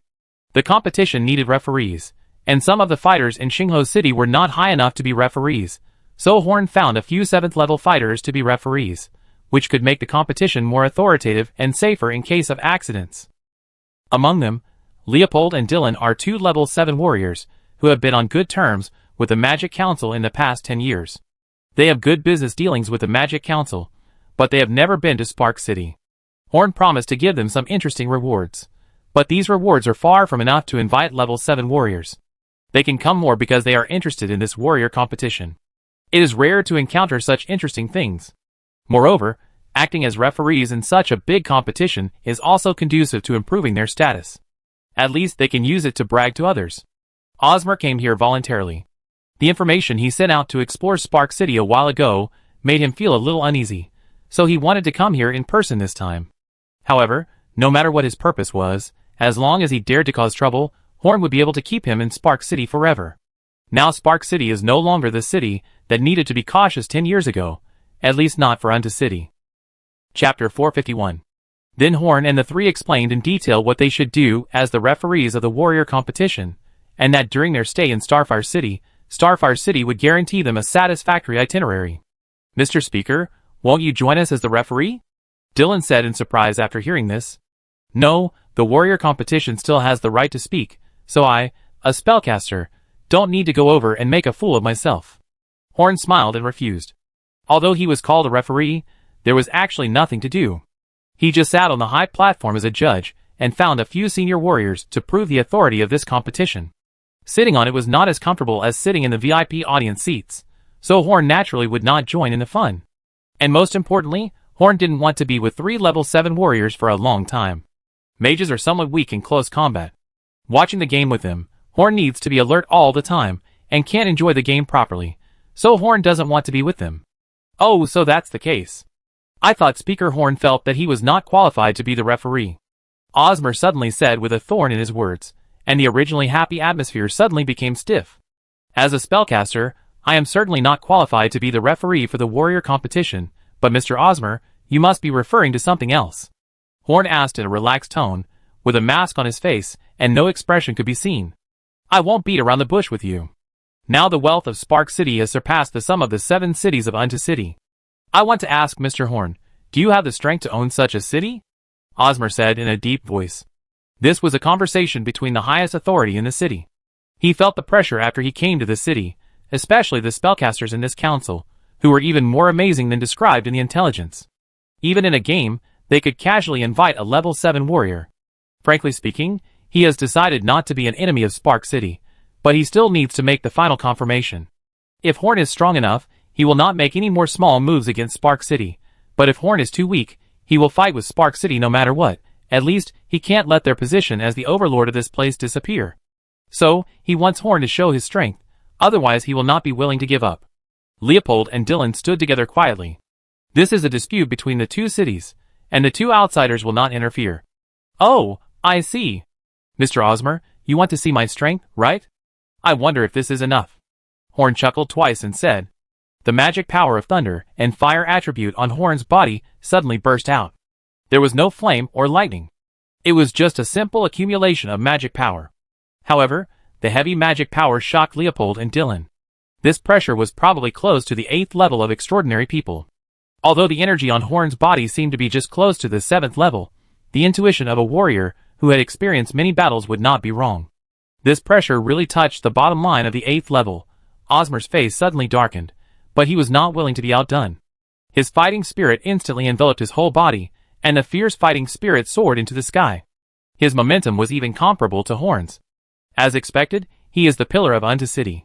I'm afraid that the momentum of the 2 of us combined is slightly inferior. Leopold was stunned for a moment, then smiled bitterly.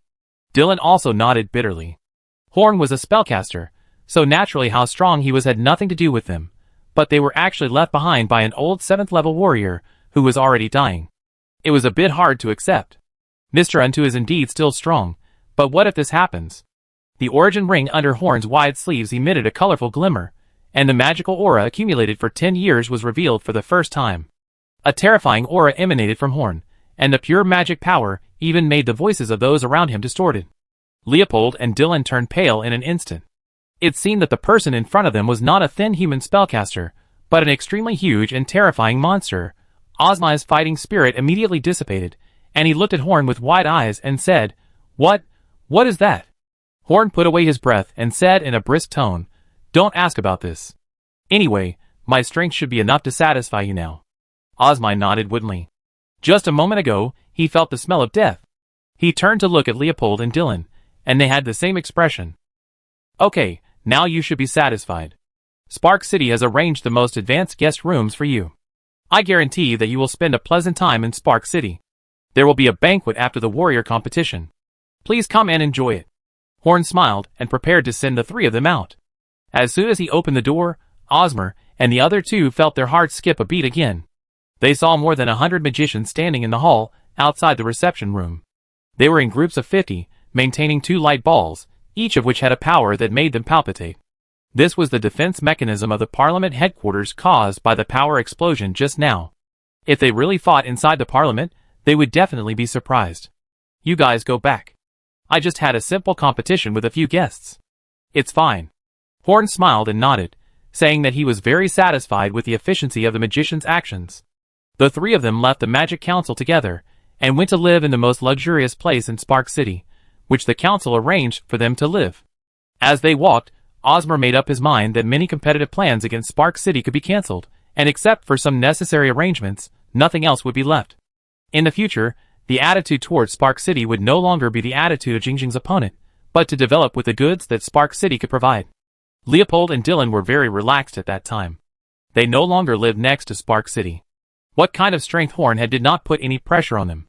On the contrary, they would feel very happy because Horn was a business partner of their faction. Naturally, the stronger he was, the better. Looking at the backs of the three people, Horn laughed.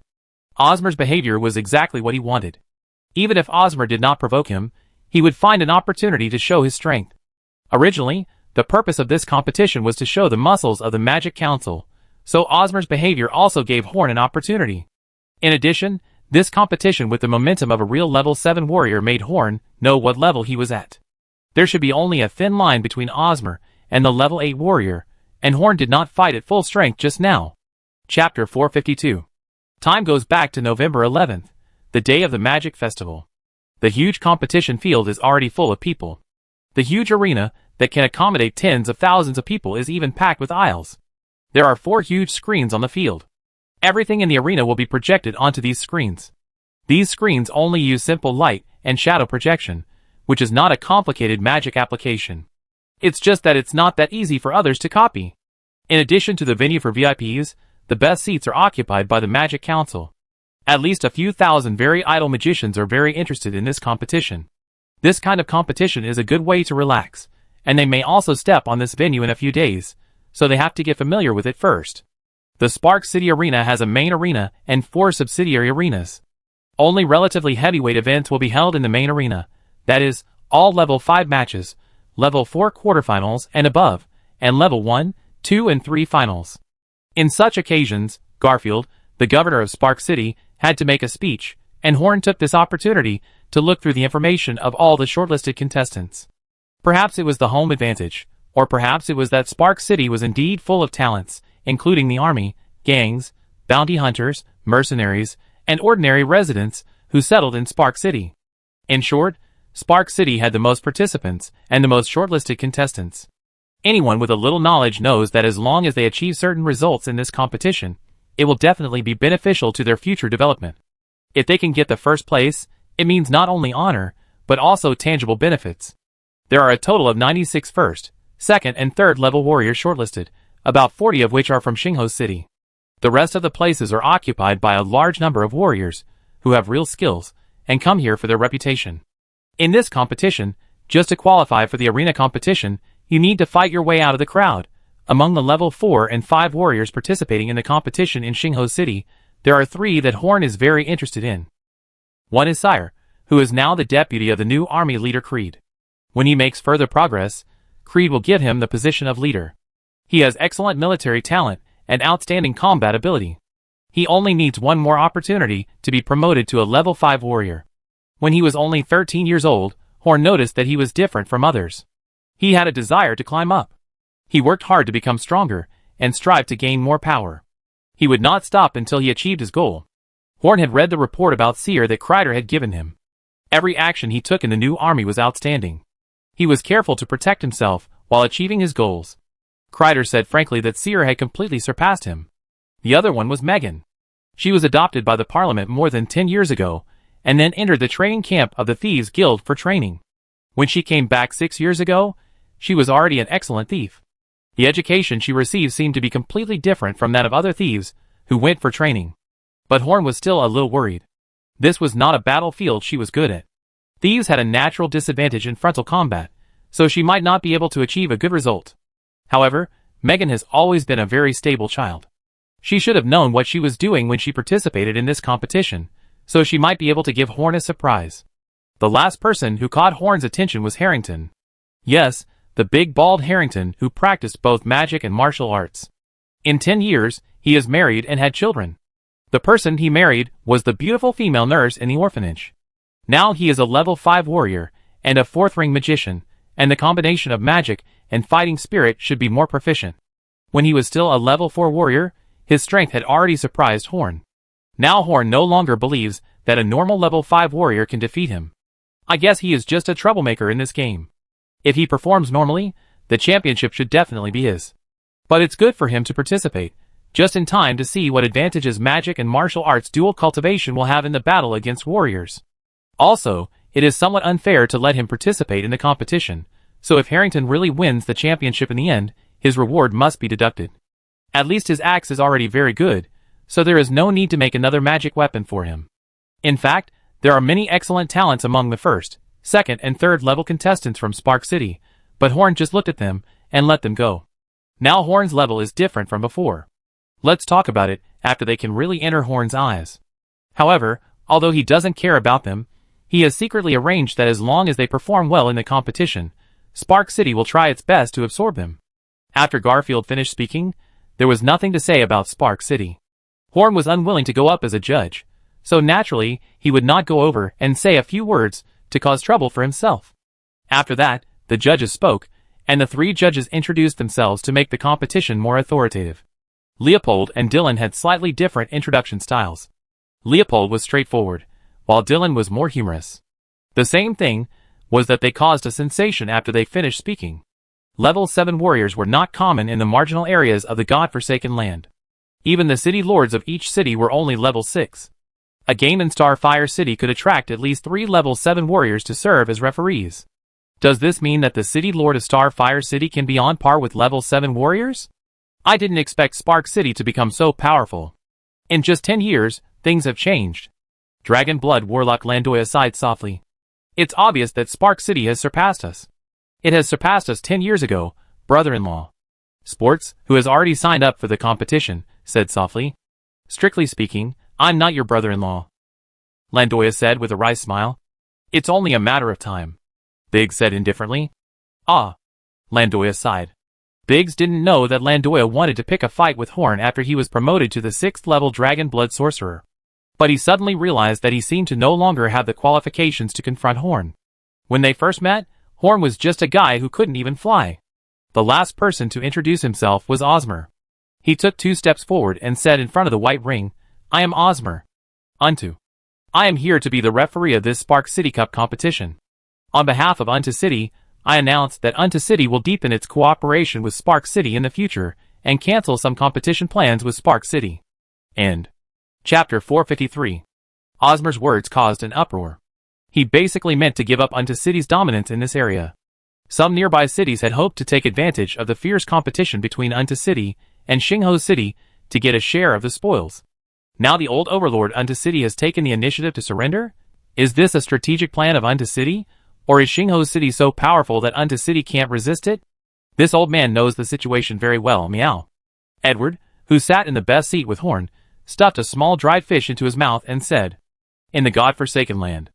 No, in a place like Ceylon, those who are ignorant of the times and want to provoke a more powerful force usually don't live long. He is already old and naturally knows whether he should conflict with us. Horn said with a smile. Meow, you are not ignorant of the times and provoking a more powerful force. Aren't you talking about us, meow? Edward said with a roll of his eyes.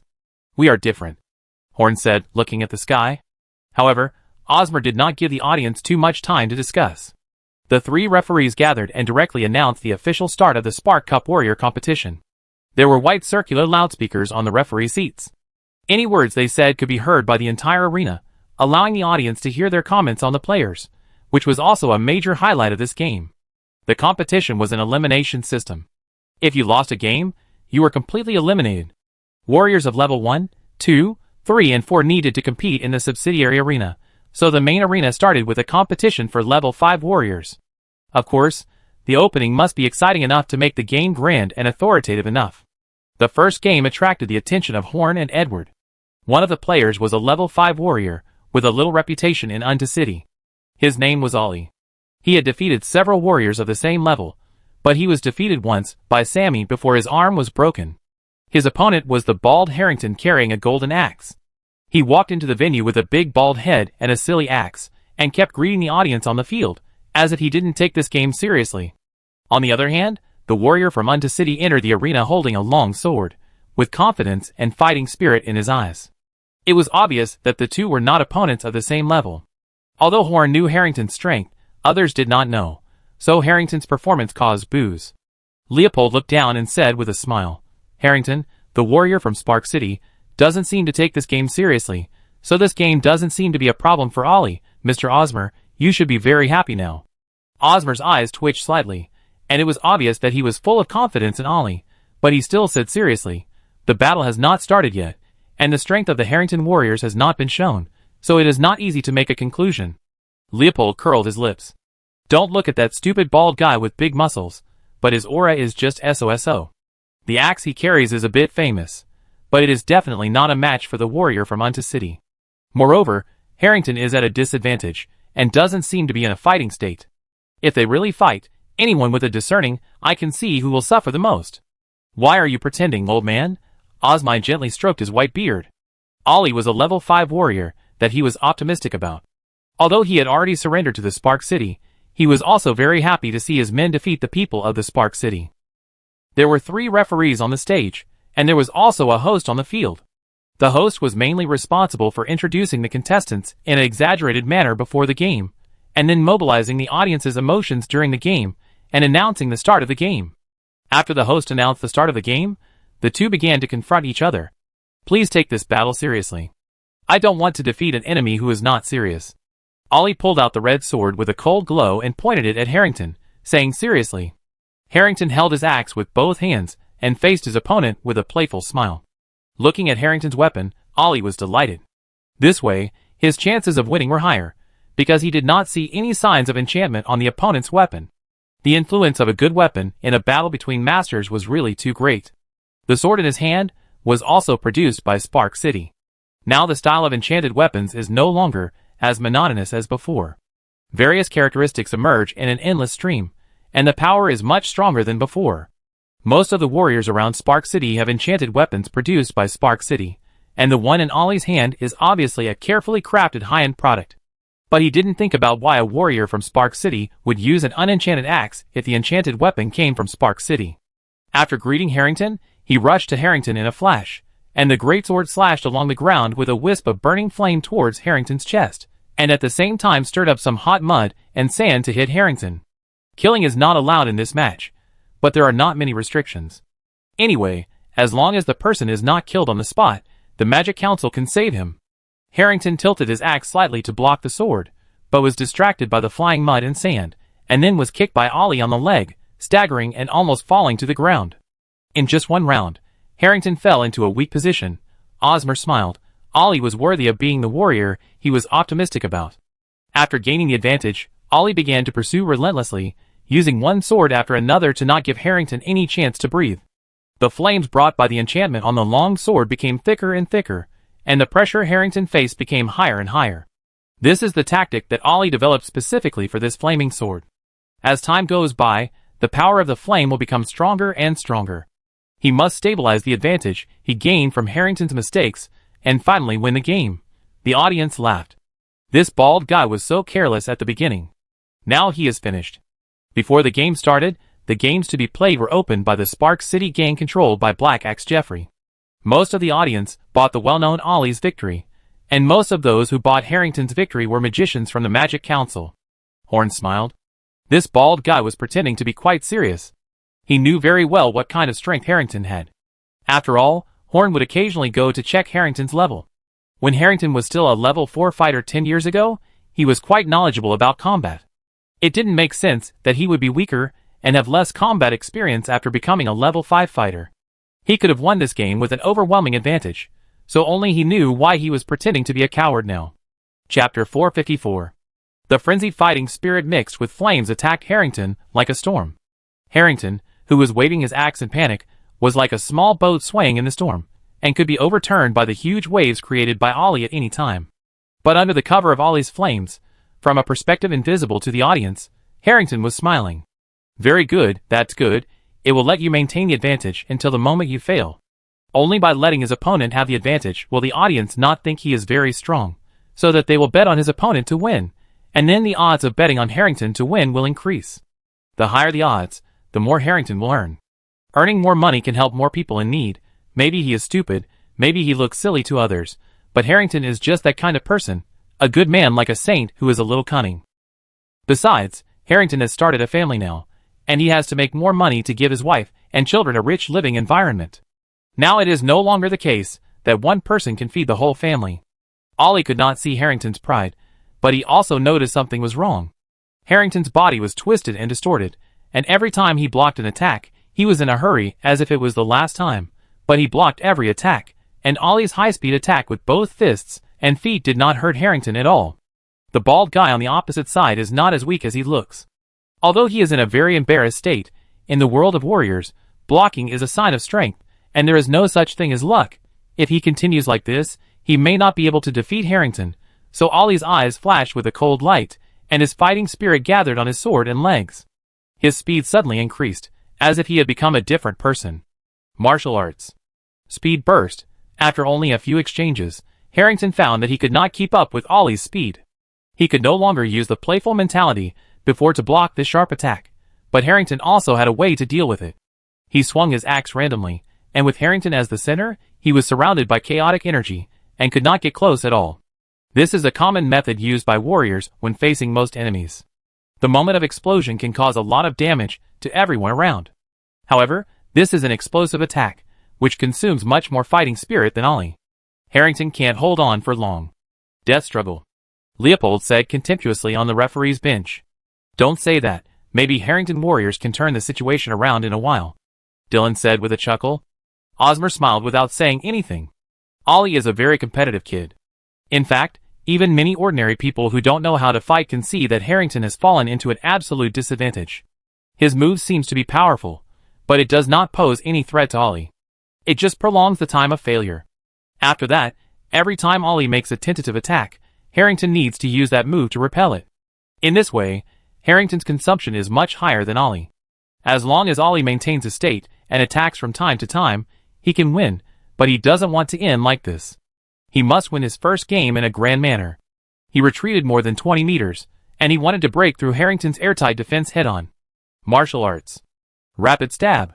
The effect of the previous speed burst was still there, and the use of rapid stab made him turn into a phantom, and rush straight to Harrington, who was swinging his axe in the same place. The field cheered. They cheered for seeing such an exciting scene, and they were also sincerely happy that the first game was so exciting. Osmer in the referee's seat, and Horn sitting at the front of the audience laughed at the same time. They both thought they had predicted what would happen in a while, but they didn't know who predicted it correctly. Ollie shot at Harrington, who was standing there stupidly, like a flaming arrow. At this moment, the cheers stopped abruptly. Osmer's face instantly turned as black as the bottom of a pot, and Horn laughed out loud. Ollie fell down. A level 5 warrior fell down while performing the final attack in the arena with full concentration.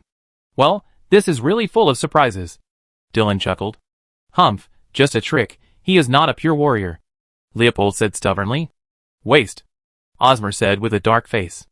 Ollie's fall was not an accident. When he was sprinting at high speed, an invisible hand suddenly grabbed his leg. This was not enough to make Ollie fall, but at the same time, there was another hand behind him pushing him to the ground. He fell directly in front of Harrington, plowing a deep mark behind him. This did not hurt him, but he did not understand what those two hands were. A warrior could use this kind of attack. If he knew in advance that Harrington had such a method, he would certainly not be hit, but he did not expect that a warrior would use such a method, which caught him off guard. Harrington didn't care whether he could figure it out or not, and chased him with his axe. Ollie, who was still lying on the ground, immediately got up and fended off Harrington's attack. Unfortunately, he was a speed-type warrior. Without his own fighting rhythm, he couldn't play his speed advantage at all. One wrong step led to another, and he was on the verge of failure in just a few moves. Moreover, he didn't feel it when he had the advantage just now, but now when the two of them were fighting, Ollie could feel that Harrington's axe was stronger than his flaming sword. Not only was he suppressed every time they fought, but the fire magic effect attached to his long sword could not affect Harrington at all. This axe was basically a restraint on his fire long sword. Finally, Ollie was completely suppressed by Harrington's fighting spirit. He knocked the long sword in his hand away with an axe, and put the axe across his head. The winner is decided. Harrington smiled with his white teeth. I lost, but not because of my strength, but because I didn't expect you to have such means, Ollie said bitterly. Ozmer's word trash just now made him realize that he would be punished when he returned. You are very strong, and you are considered to be the best among the level 5 warriors I have fought. If you think I won this match by trickery, come to me after the match, and I will fight you with my real strength. Harrington patted Ollie's shoulder, greeted the audience, and walked down the arena with a swaying step. There was a lot of booing in the arena. Most of the audience thought that Harrington was lucky to win this battle, but the 3 referees and magicians knew that this was not a fluke. Chapter 455. The host over there summarized the battle in a very exaggerated way and guided the audience to look forward to the next battle. In fact, he didn't need to guide them, the audience was already completely excited. In a normal arena, even a level 3 warrior is a rare character. How could you see 2 level 5 warriors fighting passionately like now? The level 5 warriors game caused serious damage to the arena, but under the magic of the Earth Magician, it was repaired in a short time, and this period of time was regarded as a halftime break. Ozma's face was not looking good. This competition was the biggest event among more than a dozen cities in the nearby area. In such a major competition, the first game ended with the defeat of his people from Unta City, which made Ozma look a little unhappy. But he couldn't do anything with his refereeing power. Harrington used his own strength. The bald guy was hiding his weakness. I'm afraid that even if he didn't use this method, Ollie wouldn't win. He had already surrendered to Horn. If he openly used his refereeing power to make trouble, it would be a bit ungrateful. The old man Ozmer was sulking by himself, and the other 2 level 7 warriors didn't bother him. Dylan looked at Leopold with some pride and said, See, I said that the bald guy could turn the tide of the battle. What's so good about winning by tricks? And I don't believe you knew that the bald guy was hiding his skills before, Leopold said disdainfully. The venue has been repaired, and the entire arena is still in heated discussion. The match between Harrington and Ollie gave the audience a great sensory stimulation. At least the expensive tickets were worth buying. Harrington, who had already retreated to the sidelines, looked at the faces of the audience and laughed secretly. The purpose of this match was basically achieved. He wanted to portray himself as a guy who won by luck and also make people hate him. If everyone knew that he, Harrington, was invincible among level 5 fighters, how could he make money? The following matches followed one after another, and each one was very exciting, at least much more exciting than what the audience had seen before. The battles between the fighters were not too fancy, but a competition of strength skills and fighting spirit. The punches were full of violent aesthetics, and the occasional appearance of 1 or 2 powerful martial arts would make the audience excited. But in Horn's opinion, the subsequent matches were much more boring, all of which were just regular fights between level 5 warriors. However, it was still interesting under the atmosphere of the arena. This kind of event should be held in the future. Holding it every year is too time-consuming, and there are not so many new faces, which will make the competition boring. 4 or 5 years is more appropriate. There were still 2 dark horses in the level 5 competition that surprised Horn. One was Biggs from Big Horse City, whom he had met 10 years ago. Now he is no longer as impetuous as before, and his originally straight hair has become much smoother, but the fighting spirit on his body gives people a very sharp feeling. The weapon in his hand is a slightly curved slender blade, somewhat like a tang sword, but thinner and longer than a tang sword. This sword was also made by the Magic Council, with 2 runes attached to it, namely acceleration and sharpness, and a small wind magic circle, which can make the sword swing more smoothly. This sword is very suitable for his fighting style. Biggs is a speed fighter like Ollie, but he is much faster than Ollie, and his reaction ability is much stronger. There are not so many fancy special effects when swinging the sword, only countless phantoms formed by pure speed. His opponent was knocked down by him in the first wave of attack. His speed was really unexpected, and his fighting instinct was very sharp. It would not be easy for Harrington to trip him with the magician's hand like he did before to defeat Ollie. Let me say here that even weapons like Biggs are classified as swords in Ceylon. Only single-edged weapons, with a certain degree of curvature, are called knives. The second person who caught Horn's attention was a man with bare upper body and loose hair like a savage.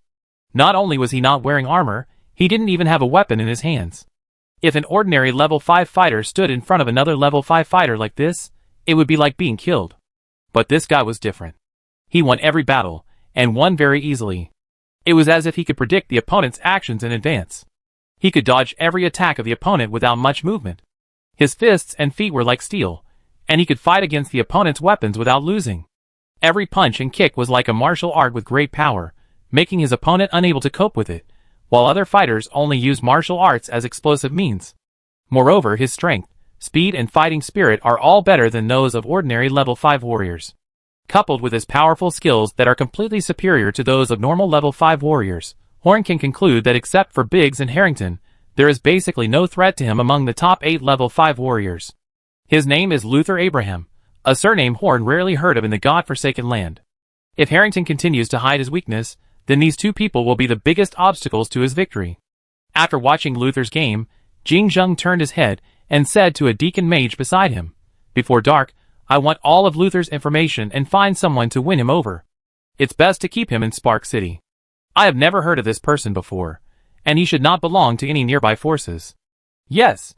The deacon wizard slowly retreated, and Horn turned back to look at the arena. He knew that this competition was a huge treasure trove for Spark City, a treasure trove of talents. After half a day of competition, the battle between the 5-level warriors finally came to an end. The top 8 of the 5-level warriors had been born, including Harrington, Luther and Biggs. For Horn, the 8 people on the field were rare talents. Although the Magic Council was a group of spellcasters, there was no shortage of talented extraordinary people. For Horn, who had great ambitions, the more talented warriors there were, the better. As long as they had no one to belong to, they were all Horn's targets. Anyway, the Magic Council could afford them. The level 5 fighters competition has come to an end. The next match is the level 4 fighters competition to decide the top 4. The top 8 of the level 4 fighters have been decided in the subsidiary arena. The next 4 matches will be held in the main arena. After the top 4 of the level 4 fighters are decided, today's competition will end. Tomorrow, the finalists of the level 4 and level 5 fighters will be decided. The day after tomorrow, the finals of the level 1 to 5 fighters will be held. Chapter 456. Horn has already arranged to recruit all the masterless contestants. He does not need to be busy with this matter. He only needs to hand it over to his subordinates. In addition to the Magic Council, there are many forces that are eyeing these contestants. Usually, these outstanding warriors are engaged in various jobs and blend into the crowd, but Horn's tempting plan makes them surface and brings countless alternative talents to everyone. Every city has a reserve of warriors that are never too many. Large mercenary groups need excellent warriors, and large chambers of commerce need excellent guards, so there are many forces eyeing these people. But none of them are as competitive as Spark City. These people live in Spark City, and the registration information for the competition is in the hands of Spark City. If Spark City can no longer compete with other cities, it would be a bit unreasonable. Horn, who proposed this idea, received the respectful eyes of his magicians, although for Horn, the increased reputation was just better than nothing. They knew that every time such an event was held, Spark City would become stronger, but what they didn't know was that when Horn first proposed the idea of this game, he just wanted to have some fun and adjust the atmosphere of Spark City. The person who really made this game so effective was Yan, but for the magicians, Lord Yan was also very powerful. Anyway, they were all big guys. The semifinals of the 4th level warriors were in full swing. Among the top 8, 3 people were from Spark City, namely Megan, Sire, and a rookie of the Red Flame mercenary group. Horn couldn't tell who was stronger among these people. Megan was not good at frontal combat. Sire was excellent, but Horn knew more about his military talent. Jing Zheng didn't know much about the specific combat. As for the rookie of the Red Flame group, Horn knew even less. Horn had never heard of most of the level 4 warriors in other cities. However, it was precisely because he didn't know much that Horn was full of expectations. How did Megan make it to the top 8? What kind of strength did Sire have? Did the rookie of the mercenary group dig into the value of Spark City? For Horn, Watching them fight was much more interesting than watching Harrington play dumb and eat the tiger. After drawing lots to determine the opponents, the first game of the Level 4 semifinals began. The players on the field were Psy Air from Spark City, and the rookie from the Red Flame Mercenary Group. The two contestants from Spark City met each other. TSK, this is considered a fight between the people in Spark City, Dylan said jokingly. That Psy Air should have come from the army, and should be good at large-scale fighting, but he may be at a disadvantage in one-on-one combat, and the mercenaries should have more experience in single-player combat. Leopold had not seen their previous matches, so he could only analyze it based on the current situation. Ahem, there are so many talented people in Spark City, Osmer said a little sourly. Horn just smiled and prepared to watch the game. The draw was fair and just, and there was nothing they could do if they met each other. Sire was 23 years old this year, quite young for a Level 4 warrior, and his opponent Roka, although called a rookie, was already 27 years old. Roka's equipment was a long sword and a gorgeous armor produced by the Magic Council, while Sire wore the standard armor assigned to him by the Council.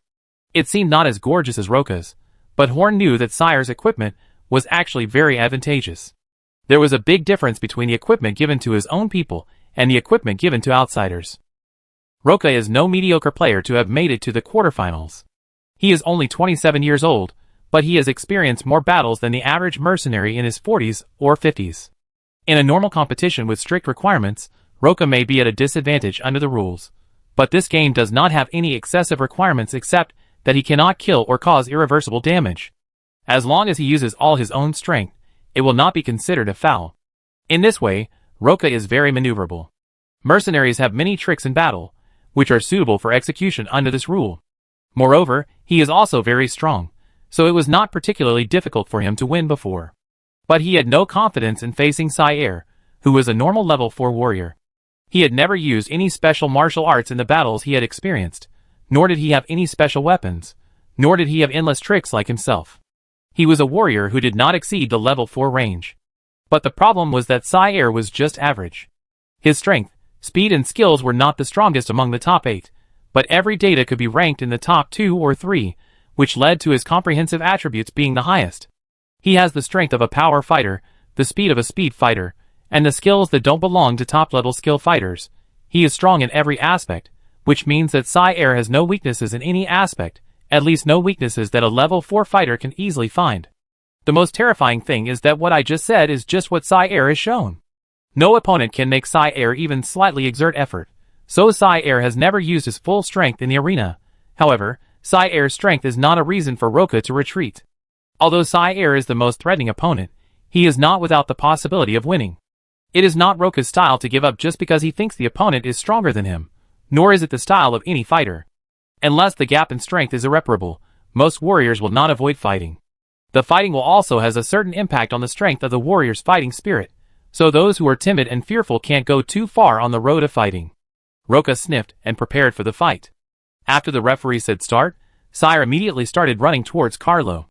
If Sire rushed in front of him, Roka probably wouldn't be able to hold on for long, but Roka had already thought about how to fight. He inserted the sword into the ring, and the fighting spirit shook the large piece of hard rock into powder, and then gently picked it up, and the dust produced an effect similar to water mist under the push of the fighting spirit. Level 4 warriors can already determine the enemy's position based on their blood, so the dust is not to cover their position, but to make Seer unable to see his next move. For fairness considerations, although some tricks can be used in battle, some things cannot be brought, such as potions, and too many auxiliary weapons.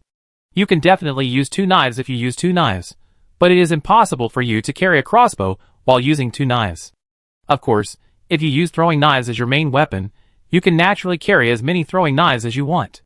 So the only weapon Roka can get on the ring is the long sword in his hand, but for mercenaries, it is not only special weapons that can be used as weapons. Anything on the battlefield that helps to defeat the enemy is his weapon. Chapter 457. Roka had no way to make any moves in the ring, and he could not bring too many auxiliary props, so he could only make some changes to himself when facing an opponent like Psy Air. His armor was modified, and it looked gorgeous, and the content was also gorgeous. First of all, his arm armor, hand armor, and knees, all the places that did not affect his movements all popped out sharp blades, which were part of his armor, so it was not a foul. Psy Air swept his sword over, and the wind of the sword swept away the dust, but there was a dull sound of dong, as if it had hit the shield, but Roka did not bring a shield. When the dust cleared, Sire found that it was actually Roka's back armor, which he held in one hand as a shield, and this tentative sword actually cut through Sire's very solid back armor. The back armor was actually hollow and filled with viscous liquid. Under the urging of Roka's fighting spirit, the liquid instantly gushed out and wrapped the entire sword body, and then solidified tightly. This is a building material produced by the Magic Council. It takes a lot of effort to remove these things. At this time, Roka, whose full body armor has changed greatly, smiled and began to attack Sire fiercely and non-stop. Using his hands, feet, and sword together, he was like a big hedgehog spinning non-stop, making it difficult for Sire, whose long sword was restrained, to resist. Edward spit out the melon seed shells in his mouth, pointed at Roka with his wings and said, "This guy fouled, definitely fouled." Horn shook his head gently and said, "If we found out before the game that his armor had this function, then he would definitely not be allowed to play, but now the rules of the game don't say that you can't tamper with your armor, so it doesn't count as a foul." As Horn said, none of the 3 level 7 warriors on the stage judged that Roka was committing a foul, but instead looked at Roka with admiration. The thought he put into his armor was enough to prove that Roka was a very smart warrior. He might not be the strongest warrior, but among a group of warriors of the same level, Roka was definitely the one who lived the longest. Trying to create an advantage in battle is also a necessary quality for an excellent warrior, otherwise the warrior would not need to upgrade his equipment as much as possible, and would just fight directly.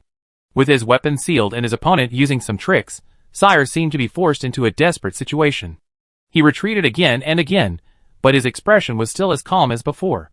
After a brief fight, he had figured out Roka's routine, and it was time to end the game. Sire retreated several steps, and after resisting Roka's 2 swords, he burst out with fighting spirit and forced Roka back with a punch, then used fighting spirit to fix the ground, and violently stabbed the long sword into the ground, causing the very hard building material to collapse directly. When he pulled it out, the long sword was still shining with cold light. His weapon, unblocked, Laka gently covered his head. This was not good. He did not expect Sire to release the long sword in this way. Just as he was about to use some tricks, he found that Sire's fighting spirit suddenly became violent, which was completely different from what he had shown in all the previous matches. He held the long sword with both hands and dragged it behind him, and ran towards Roka at a fast pace. Now Sire was serious. He no longer reserved his strength. At this moment, in his eyes, Roka's movements seemed to be slowed down. This Sire warrior is considered very strong among level 4 warriors. Even when I was at level 4, I was probably not as strong as him. Leopold sighed. Me too, but if I suppress my strength to level 4 now, I should be about the same as him. Dylan meant that Sire was equivalent to a high-level warrior who suppressed his fighting spirit to level 4. Haha, Spark City is really full of talents. Osmer still said with sourness. The audience on the field also cheered as Sire's true strength exploded. Although the first level 4 game was not as good as the level 5 game in terms of the scene, some of the twists and turns in it completely beat all level 5 games.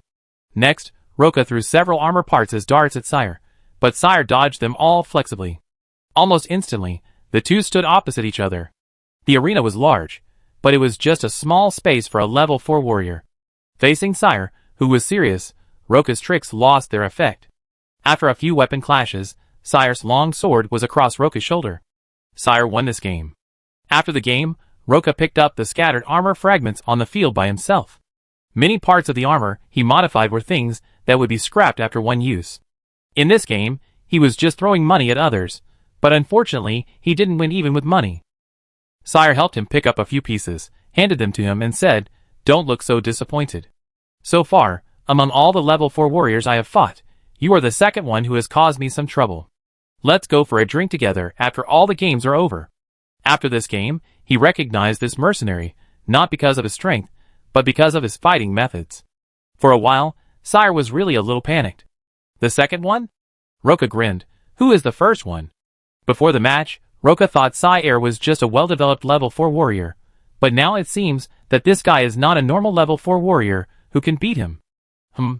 Sire looked up and recalled that when he had just been promoted to a level 4 warrior and the other party had not yet become a level 5 warrior, he had challenged the big bald guy and lost miserably. Even if he has grown to this point, he probably still can't beat the bald guy. He has now become a level 5 warrior, the big bald guy carrying an axe, and I lost at that time. So it's him. Laka thought for a moment. He had also watched the matches between level 5 warriors during the intervals. The bald guy didn't look very strong. He seemed to win every match by luck. But after hearing what Sire said, it seemed that the bald guy was already a very remarkable warrior at level 4. This can only mean that the bald guy was pretending. After Loka and Sire cleaned up their armor, they left the field. The other matches continued as usual. In the top 8 matches of level 4 warriors, the most exciting one was the battle between Sire and Loka. With this battle at the head, the other battles seemed to become boring. The minor injuries Sire had suffered were healed with a simple treatment. He then continued to watch the 4th level warriors matches. Even though he had absolute confidence, Sire still had to try his best to grasp the information of his opponents. There was nothing to pay attention to in the middle 2 matches. No matter who won, there was no threat to Sire. However, the last match really made Sire's eyes light up, because there appeared a slightly threatening opponent in front of him. The strongest thief in Xingho City, Megan. He was the strongest one among those who returned from the special training that he gave up. Chapter 458. Megan's opponent is an experienced level 4 warrior, whose combat ability is not very impressive, but is also considered to be average. Even if Roka plays, he should be able to defeat him easily. But even such an opponent should not be easy to deal with for a thief who is good at sneak attacks. However, the excitement of the game lies in its unexpectedness. At the beginning of the battle, Megan threw a few black balls into the field. After the balls landed, black smoke exploded from the arena, covering the entire field. When the smoke cleared, Megan's dagger was already on the warrior's neck. This is a really unexpected battle. Dylan covered his mouth and exclaimed, he really didn't expect the battle to end so quickly. It's just a trick, not worthy of being on the stage. Leopold was very tough on the surface, but he was also a little afraid in his heart. If a thief like Megan had the strength of level 7, could he avoid this dagger? Haha, Spark City is really full of talents. Osmer smiled stiffly, speaking the same lines. This was the fastest battle in the Spark Cup competition, as fast as a battle between 2 levels, but Megan knew that it was not so easy to win this battle. If her skills were a little less sophisticated, she would not be able to do this.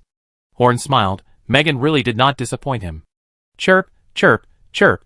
Several bright flames rose from the magician's seats to the sky, exploding in the air to form brilliant colors.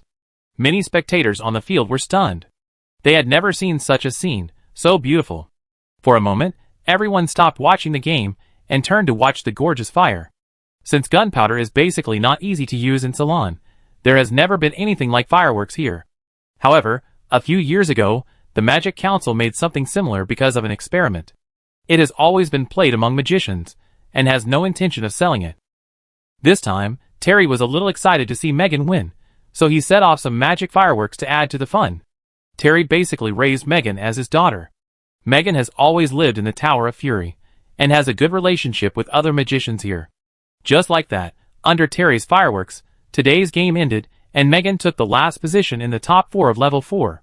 Due to the large number of outsiders, the atmosphere of Spark City became much more lively, and many people who had only heard of the name of Spark City before, but didn't know what Spark City looked like, saw what the real Spark City looked like. The happy expressions on the faces of the residents told everyone who came to watch and participate in the game that Spark City is a very suitable city to live in. For many people, being suitable to live in is enough. What more people saw was the strength of Spark City.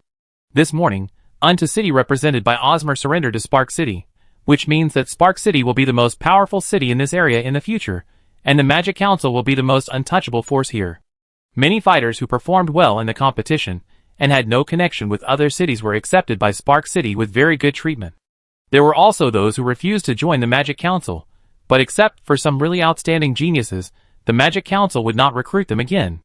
Everyone has seen the speed of the Magic Council's development. If you ignore the Magic Council today, the Magic Council will make you out of reach tomorrow. The forces that do not join the Council are the loss of those warriors, not the Council's fault. Despite the influx of a large number of warriors, the public security in Spark City is not chaotic at all, which makes all the major forces see the power of the Magic Council. The next morning, when it was just dawn, the main arena was surrounded by people. The tickets for the arena had been sold out, but there were still many people who wanted to squeeze in to take a look. People who have watched the game have described this exciting Spark Cup Warrior competition. Everyone who has heard about it is eager to participate, so many people come here early in the morning. Even if they can't squeeze in, they can get the relevant information first.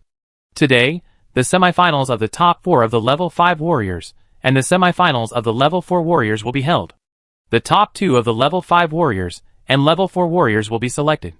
Horn specially prepared a lot of delicious food, dried fruits, local specialties, and magic fruits trained by Luke, which are prepared to be eaten while watching the game. Watching the fierce duel of warriors in the arena while enjoying delicious snacks. This is the most comfortable vacation Horn has had recently. First, there were 4 battles at level 5. There was nothing much to say. Harrington, Biggs, and the barbarian-like Luther easily defeated their opponents. The winner of the remaining 2 was also a very good warrior, but there was still a certain gap compared to the 3 mentioned above. Next was the semifinal battle between the level 5 warriors. Harrington's opponent was Biggs, and the barbarian-like warrior's opponent was the last guy who was slightly weaker. The first match was between Harrington and Biggs. In all the previous matches, Harrington had never used his full strength. At most, he only used magic to trip up his opponent. However, this time his opponent was obviously not at the same level as other opponents. His sword was very fast, and there was little gap between attacks. He kept hitting until the opponent surrendered. Many warriors like to suppress their opponents with continuous attacks, so that the opponents can't find opportunities to counterattack, thus laying the foundation for victory. However, it is not easy to suppress opponents of the same level all the time, because continuous attacks actually have high requirements for warriors. When breathing, when the fighting spirit stops flowing, warriors who usually use combos have to pause for a while before continuing the combo, and this is the opportunity for the suppressed to counterattack. But Harrington has observed that Biggs rarely stops, which at least shows that he can hold his breath for a long time and his fighting spirit can continue to operate without obstacles, which means that he can continue to attack for much longer than the average fighter's continuous defense time. And this is only under the premise that he can defend his attacks, so he is qualified to say that his combo time is long. If he can't even defend continuously, then there is no chance to defeat Biggs. However, Harrington was not panicked at all. On the contrary, he was a little excited. He had been hiding his strength by pretending to be stupid and cute before, so the odds of choosing him to win were very high, and Harrington invested a lot of money in his own victory. This game is really suitable for him. In everyone's mind, Biggs is the dark horse to win the championship, and he, Harrington, is just a guy who is lucky to get to the semifinals. No ordinary audience knows that among all the level 5 fighters, the strongest one is actually Harrington. Chapter 459. Harrington walked to the front with an axe in hand. This time he did not use that careless look. Although that kind of attitude could deceive the audience, it also had an impact on Harrington's fighting ability, and facing a speed-repressing opponent like Biggs, that impact was fatal. This was also the only time in this game that Harrington seriously prepared for the battle. Harrington had basically figured out Biggs' fighting style. Biggs was not an idler. If it was the original Biggs, he might have just had a cursory understanding of the information, and thought he had understood Harrington, but he was far from that now. He also watched Harrington's games in the front row. Although Harrington seemed to win every time because of his opponent's carelessness, Biggs still discovered some of Harrington's fighting patterns under his careful observation. First of all, that fool-like fighting style was definitely pretended, just to paralyze the opponent. His real strength was far from what he showed. Secondly, he should have some other power, a power that is not easy to detect with invisible substances, which should be some kind of magic. If he came to Spark City by himself, he might still be a little uncertain, but the Dragon Blood Warlock Landoya, who had become stronger, was watching the game with him. Through his eyes, Biggs could confirm that Harrington did have powers other than warriors. However, this was not considered a foul, because the rules of the game were that anyone with a warrior as their main profession could participate in the game. Even a strong shaman could participate in the game, so even if Harrington used this power openly, it would not be considered a foul. Any warrior above level 3 who watched the 2 matches could see the problem with Harrington. I really don't know why he used such poor acting skills to conceal his strength. Who else could he deceive except the audience? Well, Harrington just needed to deceive the audience. This time, Harrington directly took a fighting stance. His fighting spirit was almost bursting out, and his whole body was filled with a strong fighting spirit. As long as the referee gave the order, he could start fighting. What's wrong? Are you not pretending? Biggs looked at Harrington, who was preparing for the match seriously, and asked in surprise. You are not in a state that can handle the opponent. Besides, all the odds until the final have been opened. Even if I show my true strength now, it will not have any impact. Harrington shook his eyebrows and told Biggs the truth. You are hiding your strength for money. You people in Spark City really care about money. Biggs ridiculed Harrington with sharp words, but his heart was bleeding. Why didn't he bet on those games that he was sure to win before. Why did he hear about it from him now? As mentioned before, Bigma City is the poorest city nearby, so even if he is the brother of the city lord, he will not give up if he has the chance to get money. Unfortunately, he can no longer bet on any game, so he has no chance. Now the opportunity has flown from his hands, and he is very sad. So there is a reason for being poor. Many people from Bigma City have come, and no one thought of betting on Biggs. Hee, it doesn't matter, you will lose to me anyway, and then I can earn a lot of money again. Harrington waved his axe, and said to Biggs with a smile, "Stop talking nonsense and start." Biggs made up his mind that he would win even if it meant that the bald man would win less money. The two were all ready, and the battle officially began after the order was given. As soon as the game started, Biggs's knife tip hit the axe of Harrington, and the collision of fighting spirit blew away the dust between the two, raising a cloud of dust. Biggs did not stop and stabbed the place not protected by the axe with another sword. One sword after another, one strike after another, each sword had a different target, all of which were the weak points of Harrington's defense. As long as one of these swords hit the real place, it would be enough to decide the outcome of the battle. His sword was very fast, and there was a cold shadow between the two of them. In just a moment, the battle was already fierce. Harrington also showed his full strength for the first time. He swung the huge axe like a windmill and blocked all of Biggs's attacks. Every collision between the sword and the axe made a harsh sound. Sparks flew, and fighting spirit was overflowing. With the two of them as the center, the hard rocks on the ground within a radius of 10 meters were all cut, forming a terrifying gully. Neither of them chose to attack each other with fists and feet, because the speed of their fight was too fast. Using fists and feet would not only fail to play the role they should, but would also hurt themselves. Biggs looked at Harrington with a little surprise. He knew that this guy had been hiding his strength, but he didn't expect that he was so powerful without using that weird power. He could use such a huge and heavy axe with great ease.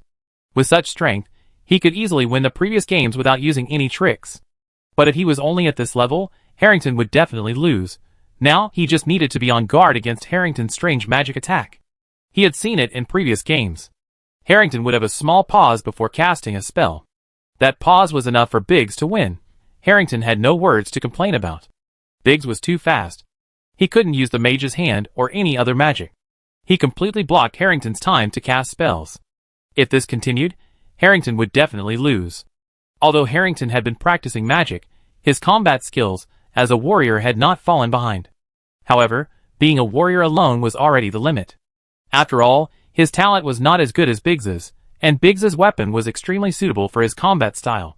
So at most, if he waits a little longer, Harrington will not be able to withstand Biggs' attack. If he encounters Biggs somewhere else, he must immediately start practicing magic and martial arts. This is the lesson Harrington has learned, but it is a pity that it does not help the current situation. Wait. Cast the spell in advance. Harrington suddenly used his strength to swing away Biggs's long sword, and then chopped directly at Biggs' waist with his right hand holding an axe. He was planning to die together, but Biggs' speed was faster than Harrington after all.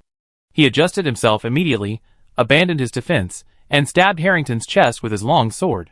Harrington's axe could only hurt his fur at most, but if his sword hit him, Harrington would lose his combat effectiveness. But Biggs' smile froze. The long sword he chopped at the left side of Harrington actually hit an invisible barrier. Although the barrier was broken, the long sword had been caught by Harrington with his bare hands. Chapter 460. The opponent's weapon was held by the opponent's bare hands. This was basically impossible in a battle between warriors of the same level. But now it became a reality because of a strange barrier that reduced most of the power. Even though Harrington's palm had become bloody, his weapon was still held. Now Biggs had two choices. The first was to draw back the long sword, take back control of his weapon, and by the way, destroy Harrington's gauntlet hand. However, in this way, he could not avoid his attack and was hit by an axe in the vitals. He was seriously injured and failed directly. Another option was to put down the sword and dodge the attack, but without the sword, he was definitely no match for Harrington, and he still failed. Time did not allow him to think, and the warrior's instinct made him let go of the sword, step back several steps, and then looked at Harrington in shock and said, "Just now." What was that? Biggs could sense that his sword had cut something just now. It was not the feeling of fighting spirit defense, but more like a magic shield used by a spellcaster. Among the enchanted equipment currently produced by the Magic Council, there is absolutely no shield that can release enough to reduce the power of his attack, so this shield should have been released by Harrington himself. Biggs could understand the invisible hand in other games, but the shield this time. Is this guy a warrior and a spellcaster at the same time? If Biggs knew about Harrington's tricks in advance, he would never make the mistake of letting Harrington grab his weapon. But now his weapon has been taken away, he is already in a complete disadvantage. It's amazing, Mr. Harrington actually grabbed the opponent's weapon from a weapon of the same level. I was right at first, he is really amazing. Dylan clapped his hands. What makes me curious is how a warrior like him can use these spellcasting methods. Is it against the rules to use spells to win in a warrior competition? Leopold has always disliked Harrington. Hee. Osmer had a bitter face, took a sip of tea, and said nothing. Off the court, Harrington did not answer Biggs' question. He held the blade of Biggs' long sword, turned it around, and held the long sword himself. He held the heavy double-handed battle axe in one hand, and quickly suppressed Biggs' range of action on the court with his left and right hands. Normally, Biggs is faster than Harrington, and even without weapons, he can still hold out for a while.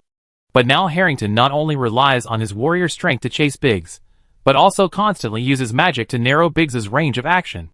Biggs can only see the trajectory of magic if he devotes a large part of his energy, but without weapons, it is already very difficult for him to deal with Harrington.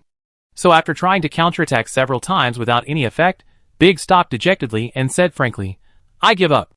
He knew that even if he continued to compete, he would not be able to beat Harrington, and he had a feeling that even if he paid the price of cutting his hand to seize his weapon, Harrington did not use all his strength. After the game, the audience cheered and talked enthusiastically. This game was very exciting. At the beginning, Harrington burst out with strength that he had never shown before, but Harrington was still suppressed by Biggs. When Biggs was about to control Harrington, there was an amazing reversal. Harrington held Biggs' blade with his bare hands, and finally won the game. This kind of game full of twists and turns is what the audience likes to watch the most, but many spectators who have bet money are cursing all the time, saying that Harrington has been playing cowardly, but has cheated too many gamblers.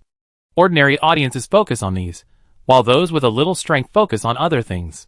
They can all see that Harrington has used means other than warriors, and the 3 level 7 warriors on the referee's bench are discussing this fiercely at this time. Harrington's strength is unquestionable, and he has not used any prohibited means. Now they are discussing whether Harrington is a warrior or a spellcaster. This is a game to select warriors. If a spellcaster wins in the end, is it a bit inappropriate? In the end, the result of their discussion was to allow Harrington to continue to participate. Harrington was from Spark City, and the rules of the competition were set by Spark City, so strictly speaking, Harrington did not violate the rules, so the competition continued as usual. Even those shamans whose spellcasters were higher than their own warriors could participate in this competition. There was no reason why Harrington, who simply used spellcasters, could not continue to compete. Next was the second match of the level 5 semifinals, where Luther, who looked like a savage, faced a level 5 warrior from the central area brought by Dylan.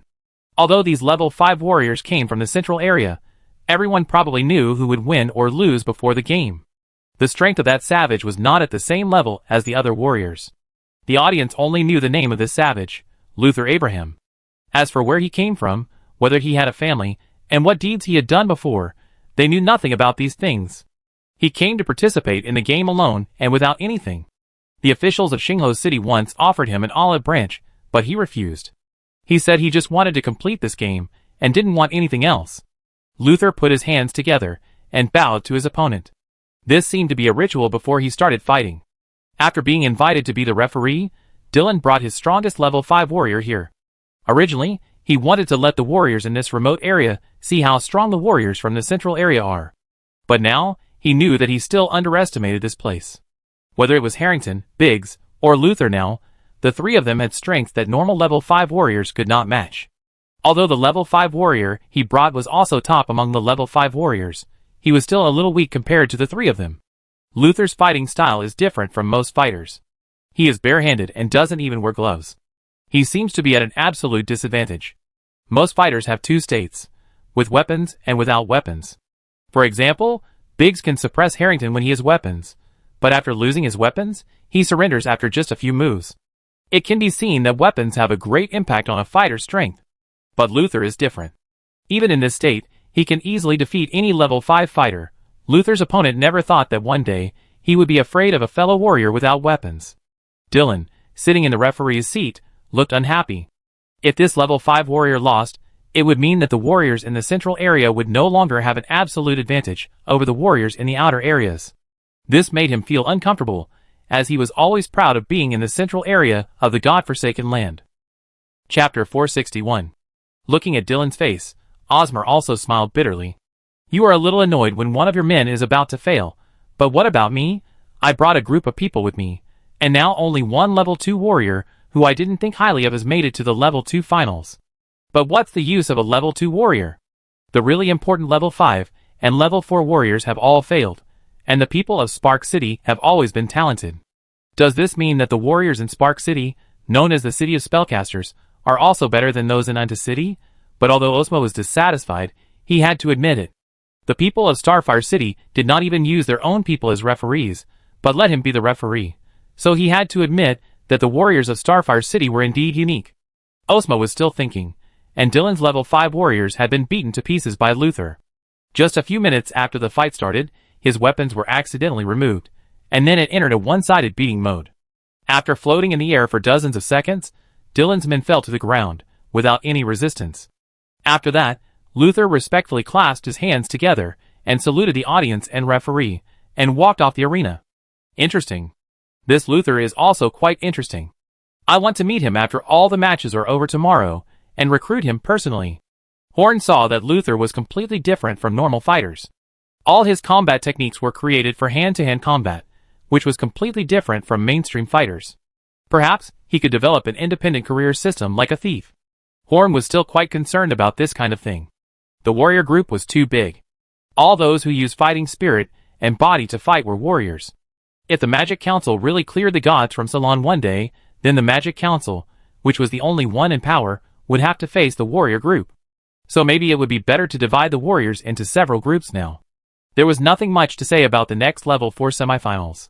Both Sire and Megan won the game with absolute advantage. Thus, the second day of competition is completely over. Tomorrow is the final of the Spark Cup Warrior competition. There are 5 games in total, which will determine who is the strongest warrior of the same level. The finalists for the 5th level warrior are Harrington and Luther. The finalists for the 4th level warrior are Sire and Megan. The finalists for the 3rd level warrior are the leader of a mercenary group in Spark City, and a half-elf in Moonlight Castle.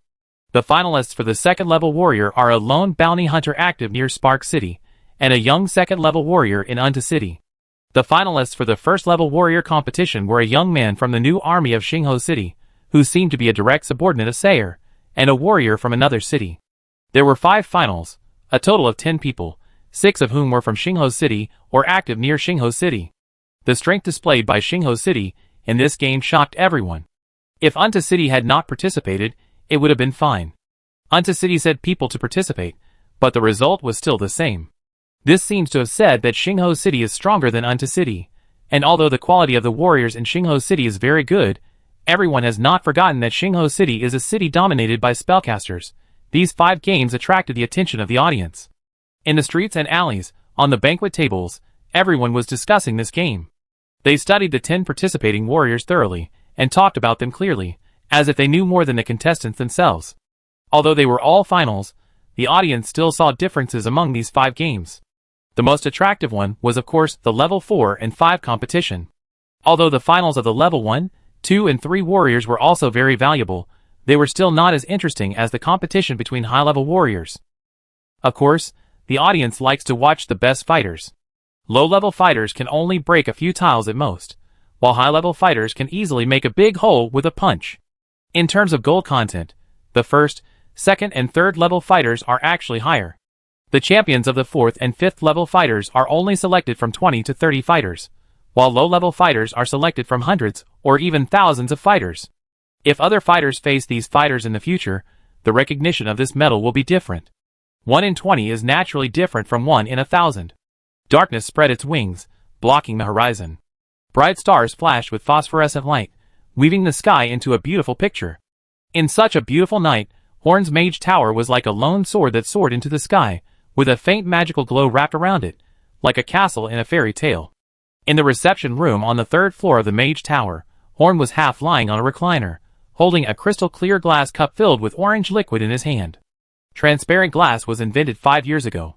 The potion masters headed by Nicholas Showers were very impressed by this invention, saying that after this invention, the Magic Council's pharmacy science had improved by at least 10 years. In fact, the orange liquid in Horn's cup is the product of the progress of pharmacy. It is an orange-flavored fruit wine, which is very popular among magicians. Of course, what Horn drinks is the best, and it is very beneficial to the magician's meditation. In front of him, there stood a bald middle-aged man wearing a thick fur coat and with strange scars on his face. He was Black Axe Jeffrey, a gang leader who was once robbed by Horn and subdued. 10 years have passed, and he is still just an ordinary second-level warrior, but his identity is completely different from before. He is now the underground emperor of the entire Spark City. With the support of the Magic Council, he swept away the underground forces in the entire Spark City with an absolute advantage. Thieves, gangs, casinos, prostitutes, and all the low-level professions respected him, and under his control, the harm to Spark City became less and less. He held a huge power in his hands. The gossip of the whole city would eventually be gathered here. Even Governor Garfield sometimes had to ask him for help. He was a gangster who could cover the sky with one hand. However, although he was respected, he was just Horn's lackey. Everything he had was given by Horn. As long as Horn wanted to take everything back at any time, he controlled a force that was not in line with his strength. As long as Horn said that he would no longer support him, he would not be able to hold on for long and would be swallowed up. These low-class professions are actually harmful to the city. They were even more rampant 10 years ago. Although Horn can use thunderous means to directly eliminate these things, it is only a temporary solution. Existence is reasonable. The existence of the dark side of the city still has a certain effect on Horn. That's why Jeffrey can be a gangster for so long. Chapter 462. Marceli reported the situation until midnight. The next morning, Horn dressed up and put a delicate dress on Edward and went to watch the game together. There are only 5 games today, which can be finished in the morning. After the end, there will be a closing ceremony, and Horn will also participate. The atmosphere on the street is more enthusiastic than before. After the finals, we will know who is the strongest warrior of the same level. This is a very attractive topic for the Ceylonese people who lack spiritual life. Every resident of Spark City is proud of the Parliament for holding such an event, and their mood may be more excited than the people in Beijing when the Olympics were held. Due to the venue restrictions, it was impossible for everyone to watch the game, so many people blocked the street outside the arena, waiting for the results. After an inspiring introduction, the first game began. One of the contestants was a soldier under Sayer, and the other was a spear-wielding opponent in a city far away from Spark City. Although the battle between level 1 warriors was not as good as that between level 5 warriors, the finals were still very important, and all the audience were full of expectations. The referees had never seen these two fights before, so they didn't know how good they were. So after the host gave a brief introduction, the fight began.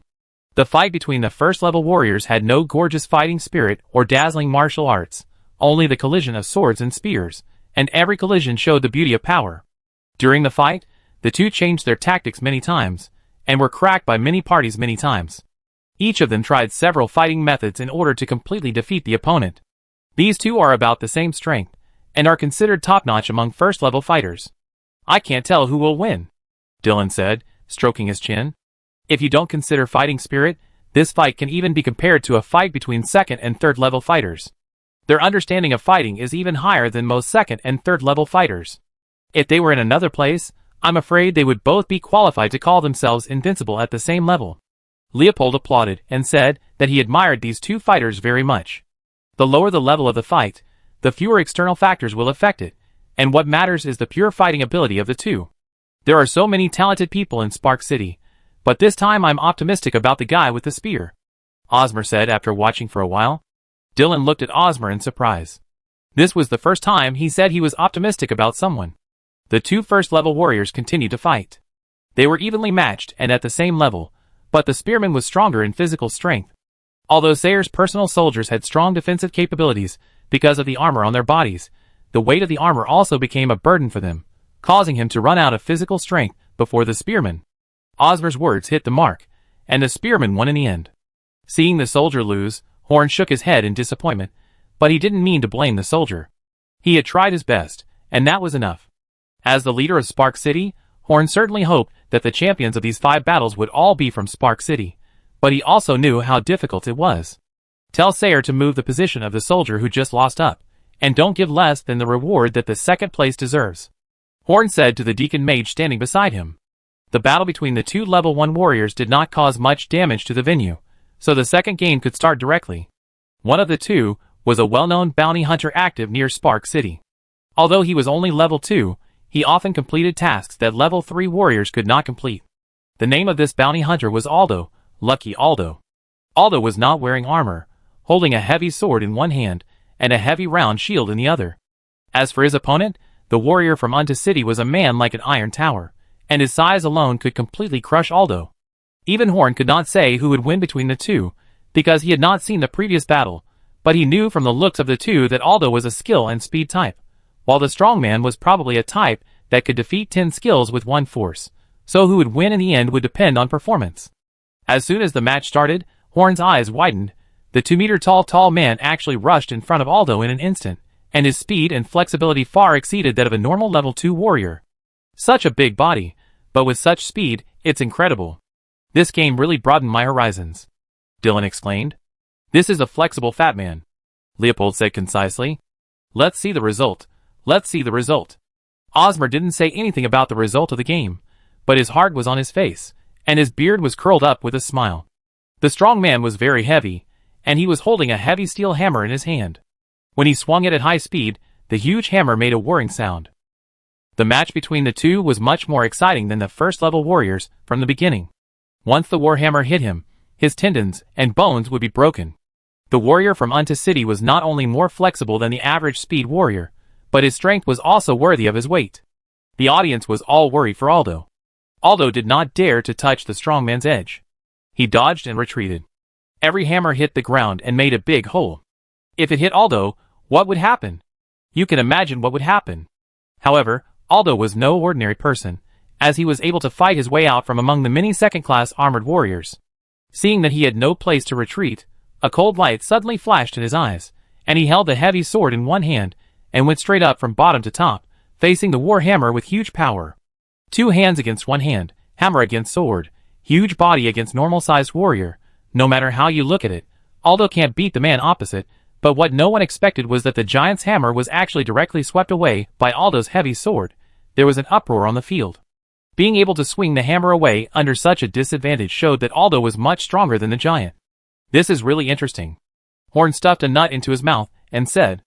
After swinging away, Aldo took advantage of the victory and swung the shield in his left hand to hit the giant's belly. The giant was still in shock that he had swung the hammer away. He couldn't avoid the shield attack and was directly hammered away by Aldo. Then Aldo took 2 steps at a time and reached the landing point before the giant landed. Before the giant could react, a heavy sword was placed on his neck. Lucky Aldo has another nickname, Aldo with strange strength. Chapter 463. The result of the second match completely ignited the arena. In the first match, the strength of the two players was similar, and the victory or defeat might be due to a little mistake. But the second match was different. Aldo won the match with an absolute advantage. With his agility to dodge the giant's attack so many times, coupled with his much stronger strength than the giant, it was not difficult for him to win again. This means that Aldo's title as the first level of the second level warrior is well deserved. For a while, everyone in the arena cheered for Aldo, and Aldo's name echoed in this large arena for a long time. Horn nodded in satisfaction. Although Aldo was not under Horn's command, he was also a member of Spark City. The more victories a warrior from Spark City could win, the better. Moreover, Aldo was a talent. If he could grow up, he would be a good player who could be of great use. Standing in the referee's seat, Osmer's face was livid. The last contestant from Unto City was also eliminated. He was surprised that the giant had such ability, but if he could not win, he was nothing. He was simply a waste. Aldo walked slowly to the rest area for the players, his chest rising and falling violently. As a bounty hunter, he had received many praises, but he had never enjoyed the cheers of so many people. He would never forget this feeling in his life, and if it weren't for the Magic Council, he probably wouldn't have this opportunity. He enjoyed this feeling very much. At this moment, a black-robed magician walked up to him and asked Aldo with a smile, "The speaker appreciates you very much. Are you interested in serving the council?" Aldo was silent for a while, not knowing what he was thinking. After a while, he said to the black-robed wizard, "Let me think about it again." The big hole made by the giant's hammer was easily filled by an earth magician, and the third game officially began. The two sides of the battle were the leader of a small mercenary group in Spark City, and the other was a half-elf from Moonlight Castle. When Spark City was first established, It received a lot of help from Moonlight Castle, and the Lord of Moonlight Castle, Samuel, also helped Spark City through a huge crisis. So in return, after Spark City developed, it did not forget Moonlight Castle and provided all-round assistance to Moonlight Castle. Now Moonlight Castle is much richer than before. The terrain of Moonlight Castle is not too remote, and there are enough profitable goods in the city. The reason why they were poor in the past was that they did not like to deal with humans. Many outside merchants saw that this was a city dominated by half-elves, and the prices of various transactions were very unrealistic, so it was not called poor in the past. After Spark City and Moonlight Castle began to cooperate, the economy of Moonlight Castle began to improve, and Spark City also used the special products of Moonlight Castle to open up trade routes in other places, and neither side suffered a loss. The leader of the mercenary group in Spark City is a middle-aged man with a scruffy beard. It is not quite accurate to call him the leader of a mercenary group. His mercenary group no longer exists. He accepted a mission from the Magic Council before, but the mercenary group that had been operating for more than 10 years was almost wiped out. After dividing the reward of 100,000 gold coins, they disbanded. Yes, he is the leader of the mercenary team that explored the barbarians a while ago, Nelson. He looks sloppy now, but he is meticulous and experienced, and his strength is also considered to be top among the third-level warriors. As long as he can find a loophole in the opponent, he can win. The half-elf was a female half-elf with long light green hair. Her name was Yolanda. She combined the advantages of elves and human women. Her smiles and frowns were all uniquely beautiful, which excited the audience around her. As soon as she appeared, many old bachelors began to cheer for her. Beautiful women are always favored. However, Nelson was not fooled by her beauty at all. His sharp eyes, like a hawk, scanned Yolanda's body, which made Yolanda very uncomfortable. But he didn't think his behavior was rude. As a mercenary, he was experienced. Maybe he didn't experience many difficult tasks like those large mercenary groups, but he had completed countless ordinary tasks. Except for the last time, his team didn't suffer a big loss every time. He relied on his eyes, and would not let go of any doubt. After the two were ready, the referee announced the start of the game. At the beginning, Nelson rushed towards Yolanda, without holding back at all because of her beautiful appearance. Yolanda had 6 or 7 daggers hanging around her waist. Judging from the length of the daggers, she was probably good at long-range attacks, so the first step in fighting her was to close the distance between the two of them. As expected, she was a little flustered when facing Nelson's approach, and she threw a dagger at him at once. The sword had a strong force, and it was probably impossible to take it out, but Nelson had seen through it, and could no longer cause effective damage to him. Nelson had analyzed Yolanda's game a long time ago. If she was allowed to close the distance, the daggers on her waist could cause a huge amount of damage. If the distance was very close, Yolanda would basically not be a threat to him. Yolanda changed her position flexibly, and kept throwing the daggers in her hand, but Nelson dodged them one by one, and none of them achieved the desired effect. In the end, there were only 2 daggers left in her hand. She couldn't throw them anymore. She had to fight head-on, and Nelson was sure to defeat her head-on. It seemed that Yolanda was at an absolute disadvantage, and was about to lose the battle, but Horn in the front row of the audience showed a surprised look. This breath is familiar. In the competition viewing area, Harrington, who was watching the game while eating roast chicken and drinking wine, exclaimed, and the fragrant chicken leg fell to the ground. He found a familiar feeling in this half-elf. Others may be a little slow to discover it, but in Harrington's eyes, it was obvious. Everyone outside the field noticed the clues, and the mercenary leader naturally found that something was wrong. The battle was going too smoothly. The half-elf, who also entered the third-level warrior final, should not be so weak. In the current battle situation, she did not even show her normal strength. Then he jumped up after Yolanda's attack and looked around the battlefield. His heart skipped a beat. The short sword she had thrown out before just scattered into a circle, surrounding him in the middle. Although he didn't know what she was going to do with these swords, it was definitely not a good thing. Nelson quickly retreated and prepared to leave the encirclement. Seeing Nelson's movements, Yolanda knew that her intention had been discovered, so she didn't waste any more time. She silently chanted a spell and kept dancing with her hands.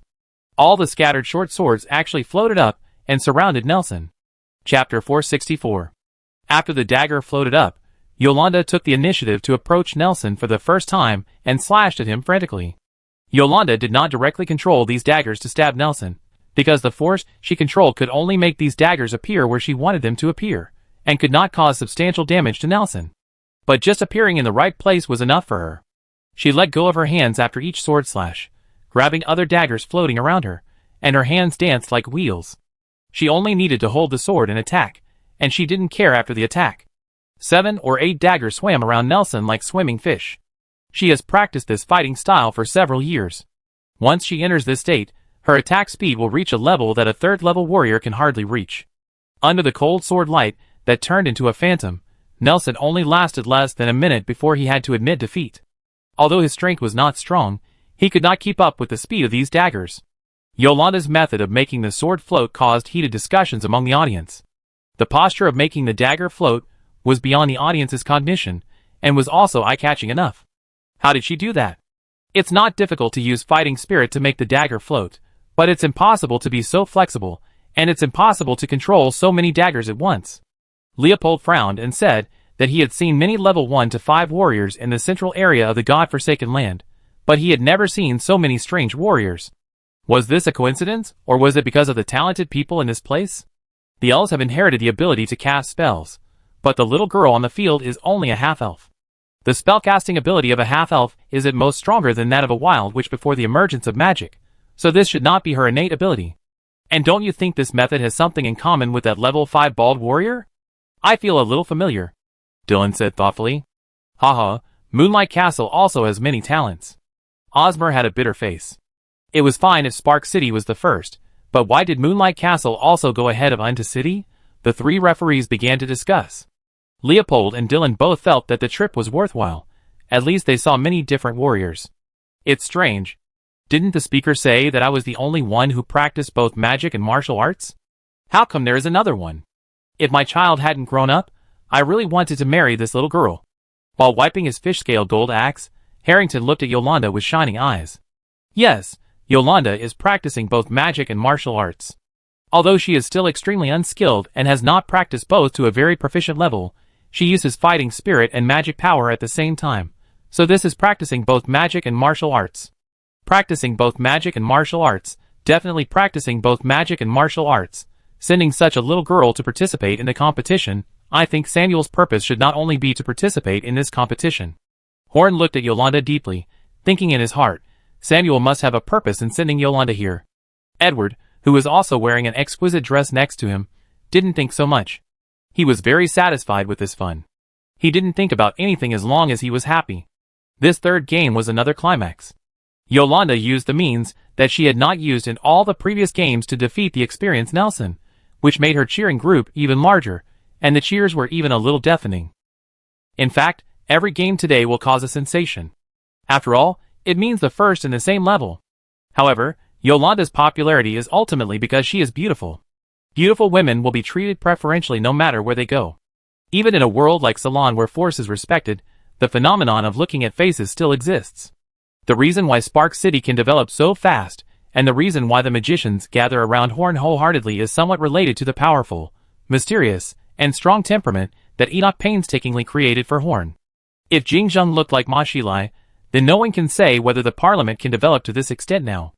The battle between Nelson and Yolanda destroyed some of the arena, so some simple decoration was needed. After waiting for a while, the finals between the 4th level warriors began. This match was a little special. Both contestants were from Spark City. One was the strongest thief in Spark City, and the other was the deputy general of the new army of Spark City. One was good at extreme skills, and the other had a perverted warrior foundation. Many people were looking forward to who would win. Megan, come on, knock this guy down, and I give you a pair of top-level enchanted daggers. Terry, who was sitting in the first row of the audience and now had a full beard, was carrying a bag of snacks and shouting at the arena. Seeing Megan enter the finals, Terry's face was full of smiles.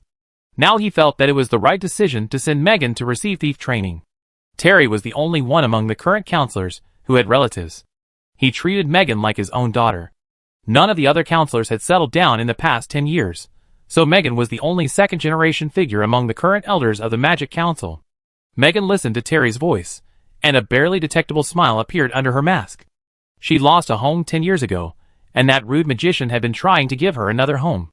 This feeling was very warm. She smiled knowingly, but Sayer felt under great pressure. Terry looked at Megan with eyes as warm as the spring breeze, and occasionally glanced at him with eyes as cold as the cold wind. You know, Terry is a member of the Magic Council, and is his immediate superior. If he accidentally hurts Megan in the game, then... Thinking of the most irritable magician in the whole council roaring at him, Sayer shuddered. But you still have to win, do your best, and you will win. Before he was 10 years old, Sayer was also a noble young master. In the more than 20 cities in the Acuan family's territory, the system implemented was aristocracy, and the Cavill family had the hereditary title of Earl. But as time went by, the Cavill family slowly declined, and by the generation of Sayer's father, a large amount of family wealth was lost. When his father died, he held Sayer's hand tightly, and just kept repeating a sentence in his mouth. The power left by his father was not enough to protect the young Cavill, so Cavill wandered for more than a year with the last inheritance of their family's martial arts, and finally became an orphan in Spark City.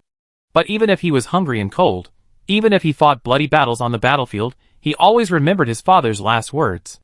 The Cavill flag will never fall, and the three-headed eagle emblem will be immortal. Chapter 465.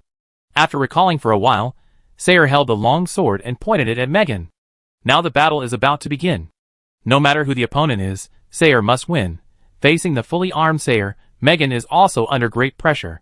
With the fighting skill she learned from the 8th level thief, she can find weaknesses in ordinary opponents, but she did not find any weaknesses in Sayer. But it does not mean that the battle will not continue if there are no weaknesses.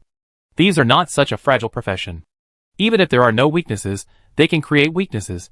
As the referee gave the order to start the match, Sayer and Megan immediately took action, but one was closing the distance, and the other was looking for an opportunity. For Sayer, this match was no different from other matches, at least in terms of mentality, because he treated every match as a final. He had done homework on Megan. Megan was good at stealth and sneak attacks, and these 2 points were weakened to the extreme in a head-on fight, so Megan tried her best to create a scene suitable for her to fight in every match. In other aspects, although Megan is also excellent, she is still not as good as Cell. All Cell needs to do is to maintain the shape of the ring as much as possible, pay attention to some traps, and fight Megan head-on as much as possible. As long as Megan is not given the opportunity to use some tricks, then the victory will definitely belong to Cell. So the battle between the two began in the setting and breaking of the game. Cell's fighting method is very safe. He does not give Megan the opportunity to stay for a long time. He destroys everything she created that does not conform to the original environment of the arena. No matter whether the arrangement seems useful or not, he will not leave it. Terry, who was watching the game, was so angry that his nose was crooked. This kid's fighting style was very annoying. Megan's advantages could not be brought into play at all. If it was a normal battle, Megan could temporarily withdraw from the battlefield and wait for an opportunity, but now this was in the ring, and there was not much room for Megan to maneuver. Horn was watching the show happily. This game was the most relaxing for him to watch. Regardless of winning or losing, the champion was from Spark City, so he was very happy to watch it. At the same time, he was very pleased with Sayer's growth. It was hard to imagine that the warrior, who was in control of the whole field, was an orphan with no one to rely on 10 years ago. Sayer's fighting style is extremely stable. Even Megan can't find a breakthrough point. In the end, she could only be forced into a corner by Sayer. She is very depressed now. Sayer uses only the most basic fighting methods without any extraordinary skills. Like other fighters, once the battle is tense, they will take risks and use slightly risky methods to win. This risk is Megan's chance. But Sayer didn't give her this opportunity. He kept his body balanced and watched all her tricks. If this continues, Megan will definitely lose, and she is unwilling to lose like this. She still has tricks to use. Looking for an opportunity, Megan threw a ball to the ground, and thick smoke spread out from the ball. Everything in the smoke was unclear. In this fog was Megan's home court. But this method was not the first time Megan used it, so Sayer was not at all flustered. Before the smoke spread to him, the long sword rotated and cut out a sword wind, and the smoke was blown away by the sword wind before it fully expanded. Releasing the fog and then blowing it away, this has been repeated many times in this battle. Sayer easily solved the fog, which made many of Megan's methods unable to be used. She was suppressed to this extent by Sayer's trick. But this time, the situation was slightly different. After the fog dissipated, Sayer's pupil shrank, and he immediately took a defensive stance. Because Megan had disappeared from his sight, he kept watching, making sure nothing came out of the smoke, and Megan's figure was no longer in the smoke. He could only vaguely feel Megan's breath nearby, but he couldn't determine the exact location. The audience was also in an uproar. A contestant had disappeared just like that, and they didn't even notice it. Even most of the magicians in the audience could only confirm a shadow moving slowly towards Seer through their mental power, and this was because Megan could only hide from Seer. This is really surprising.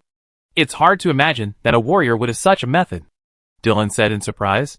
Although he could easily crack Megan's method, if Megan was at the same level as him, would he have to surrender to this move? It's just a small trick, not worth mentioning. Leopold is an orthodox warrior, and has always been disgusted with such messy methods. Haha, Spark City, Ozmer said sourly. Terry in the audience laughed with relief. Megan performed very well, and the 2 magic daggers were given to her when she returned. In fact, this was originally a gift prepared by Terry for Megan. Even if Megan did not perform well, Terry would find a reason to give it to her in the future. Horn nodded thoughtfully. It seemed that Megan had learned real skills. Other thieves who came back did not have this ability to be invisible directly. This ability was probably learned from the big thief. He came to Spark City again a few years ago and used this hiding method, but was discovered by Horn. Since then, he has never come to Spark City again. At least Horn does not know whether he has been here. Suddenly, Sayer's neck felt like being pricked by a needle, and his hair stood up. This was his perception of danger as an excellent warrior, and he quickly turned his head away. Then at this moment, a large amount of blood spurted out from the gap in Sayer's neck armor, which looked horrifying, but Sayer still avoided the vital part, and it was actually not a big deal. After the attack was completed, Megan's figure emerged, and then she immediately threw another smoke bomb and disappeared into the air. This move made the necks of the warriors in the audience feel cold. Sayer, such an excellent level 4 warrior, was caught in the move even though he was concentrating. If they were caught off guard, wouldn't they, the ordinary warriors, be slaughtered by her? But Sayer didn't have time to be surprised. He instantly retreated more than 10 meters, then stepped on a stone in front of him and broke it into small pieces, and picked it up with his toes. It took such a long time before she attacked, which means that she couldn't move at high speed in the invisible state. So now she should be very close to the original place. The fact that she was exposed in one attack means that this move will lose its effect as long as it is stimulated. The broken stones were picked up in front of Sayer, and then Sayer chopped them down fiercely. Cavill's family martial arts. Cut the wind. Those broken stones flew densely to the place where Sayer was before. With a puff, Megan, who was defending against those stones, appeared. Before she disappeared again, Sayer rushed over like a tiger crossing the mountain. Cavill's family martial arts. Cut the tiger. As soon as Megan threw the smoke bomb, Sayer's sword was already across her snow-white neck. The winner was decided. Chapter 466. When the smoke cleared, the whole arena cheered when they saw Sayer's posture, and this wonderful game came to an end. Megan walked off the stage a little disappointed. His teacher, the 8th level thief, said that thieves are not suitable for frontal combat, but if they are well trained, they can also defeat some warriors head-on. It seems that Sayer is not among those warriors. Terry hurriedly walked to Megan's side, comforted her repeatedly, and glared at Sayer, making Sayer feel a little amused. The battle between the level 4 warriors was very destructive. The Earth Magician took a long time to repair the arena, and then the most anticipated highlight began. The final between the level 5 warriors officially began, just like the level 4 Megan and Searle. Both level 5 contestants showed amazing strength, and no one knew who would win. Moreover, the battle between the level 5 warriors was much more grand than that between the level 4 warriors, and the audience's attention was simply incomparable. Just like the National College Football League is certainly more important than the High School Football League, if there is a match between level 6 fighters, people will definitely look forward to the finals between level 6 fighters. The treatment of the level 5 finals is completely different from the previous games. The Magic Council has specially activated the protective shield surrounding the arena to prevent the aftermath of the battle from harming the spectators around. The host came out and introduced the previous records of Luther and Harrington in a very exaggerated tone. After mobilizing the atmosphere on the field, both players came on the field. Harrington dyed his armor white and put on makeup. He was ready to receive the championship reward. He looked good when he received the award. On the other side, Luther was still the same, shirtless, revealing his skin with various scars and enviable steel muscles. The host trotted to the edge of the arena and said loudly, "The 2 contestants are here. Now I declare that the competition officially begins." As soon as the word begin fell, the 2 had already had a fierce collision. The collision of fighting spirits made the host's hair stand up slightly at the edge of the arena. The axe and the fist collided violently, and the surging energy made the surrounding ground quickly become bumpy. The battle between the 2 was already fierce as soon as they fought. Luther did not fight with Harrington head-on once. His fists either hit the axe handle or the axe face. Even in the face of Harrington's extremely oppressive combo, Luther seemed to be at ease. Wherever the two fought, everything was destroyed beyond recognition. Some of their attacks missed, and even caused turmoil in the entire arena. If it weren't for the magic barrier, the audience might even be injured. The atmosphere on the field suddenly became heated. This was the match they loved to watch. The strength, speed, and fighting spirit were incomparable to the previous matches. The viewing experience was much better than the previous battles. Occasionally, there were flying stones, but they were all blocked by an invisible barrier. The battle between the two was no longer a concern. After only a few exchanges, Harrington was forced to use the magician's hand on Luther, but this method that was very easy to use for other warriors had no effect on Luther. Luther seemed to have eyes that could see through the mage's hand. He could easily avoid every attack from the mage's hand, and he even broke the mage's hand several times. This shirtless, unarmed savage-like guy was more difficult to deal with than Biggs, who was fully armed and holding powerful weapons. He was like an extremely flexible giant ape, and Harrington immediately changed from being evenly matched to being able to defend against this guy's attacks. Moreover, Harrington could feel that as the battle progressed, this guy's speed became faster and faster, and his fists became more and more powerful. If this continued, it would not take long for him to be unable to resist his attacks. Even if Harrington used less obvious magic such as Mage's Shield and Mage's Hand, the final result would be the same. Horn stroked his chin. This was very interesting. Luther was indeed very strong. He was indeed outstanding among the 5th level warriors. Moreover, he could defeat so many well-equipped warriors without weapons or armor. This was indeed very valuable for training. However, this was not enough to defeat Harrington. 10 years ago, Harrington's progress in practicing magic and martial arts was more than that. Although he had married and had children, he did not fall behind in magic practice under Horn's supervision. His fusion should be more perfect now. Leopold laughed wildly. He liked wild fighting styles, so he liked Luther. Although Harrington was also a direct confrontation type, his little tricks made Leopold dislike him. Luther, Luther. The audience began to cheer Luther's name, but Luther turned a deaf ear to it. He could focus all his energy on this competition. Winning first place and going back to see his father was what he wanted to do most. It felt good to accept people's cheers, but his father's orders always came first. Bang! Harrington, who had been suppressed, finally couldn't resist the violent attack. Luther snatched the axe and threw it to the edge of the arena. Then he punched him in the chest and sent him flying. Then Luther caught up with Harrington in 2 steps. He punched Harrington directly to the ground, creating a huge hole with a diameter of several meters. If it was a normal opponent, the battle would have ended by now, but Harrington was not a normal opponent. The ground of the arena was very hard, and Luther's blow was not enough to hit Harrington so deep. The reason why such a big hole was created was because Harrington softened the ground behind him with magic to reduce the impact of this move. Then Harrington took advantage of Luther's distraction and burrowed into the ground like a swimming fish, and disappeared. During this process, Luther was on high alert, waiting for the moment when Harrington would show up. After a while, Harrington came out from a side far away from Luther and said to Luther, "Stop, stop, listen to me." But Luther didn't want to talk to Harrington at all, and threw a stone more than 1 person tall at Harrington. Harrington smashed the stone with 1 punch, but Luther followed the stone, grabbed Harrington's breastplate and threw Harrington to the ground with an over-the-shoulder throw, and then dense fist shadows hit Harrington, and the sexy armor that Harrington wore to receive the award was beaten into a sieve. Seeing that Harrington was about to be severely injured by Luther, and the battle was about to end, at this moment, a powerful flame broke out around Harrington. The temperature of the flame was extremely high, and Luther quickly stepped back to observe the situation. His opponent was a normal warrior. Why did the flame suddenly burst out? Harrington climbed up from the ground, blood flowing from his mouth, nose and ears. He was careless for a moment, and he almost let this guy take him away. "Didn't you hear me telling you to wait?" Chapter 467. Luther remained silent, did not answer Harrington's words, and prepared a defensive posture. It was not because he was arrogant that he did not want to reply to Harrington's words, but because he rarely communicated with others, so he did not know how to reply. In order not to make trouble, he simply fought without talking. Harrington was like a flaming demon, with flames wrapped around his body and staring at Luther with murderous eyes.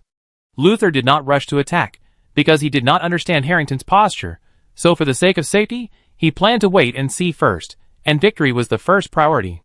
Seeing that Luther was like a mute, Harrington lost interest in pretending to be cool with Luther. He originally planned to say some nice words and then win, but there was no point in saying anything nice to Luther. Harrington was almost taken away by a set just now, which made him feel scared. He would not be careless in this game, otherwise he would lose all the money he invested in winning the championship. He could get beaten, but he could not lose money. Harrington reached out to the axe. The fish-scale gold axe trembled slightly on the ground, and then flew into Harrington's hand with a sound of swishing. Harrington caught the axe and shook it lightly, and all the smoke and dust around him were blown away. His aura was extremely strong, causing a burst of exclamations from the audience outside the venue. "Boy, you are really good, but I am better than you, so the first place belongs to me." Harrington pointed his axe at Luther and said. The ground in front of him began to become flat, and the land behind his heels bulged, which was the most suitable terrain for him to sprint. The invisible wind wrapped around him, making Harrington's sturdy body become light. After all the preparations, Harrington rushed to Luther in an instant after a muffled sound like a cannonball that had just been fired, and chopped down with the axe wrapped in flames. This speed is more than twice as fast as before. The strong wind hindered Luther's dodging, and he could only barely dodge the axe. The axe directly cut a deep gully on the ground, and flames gushed out from the gully, which greatly affected Luther's condition. Luther fought against Harrington with difficulty. Every attack was difficult to take.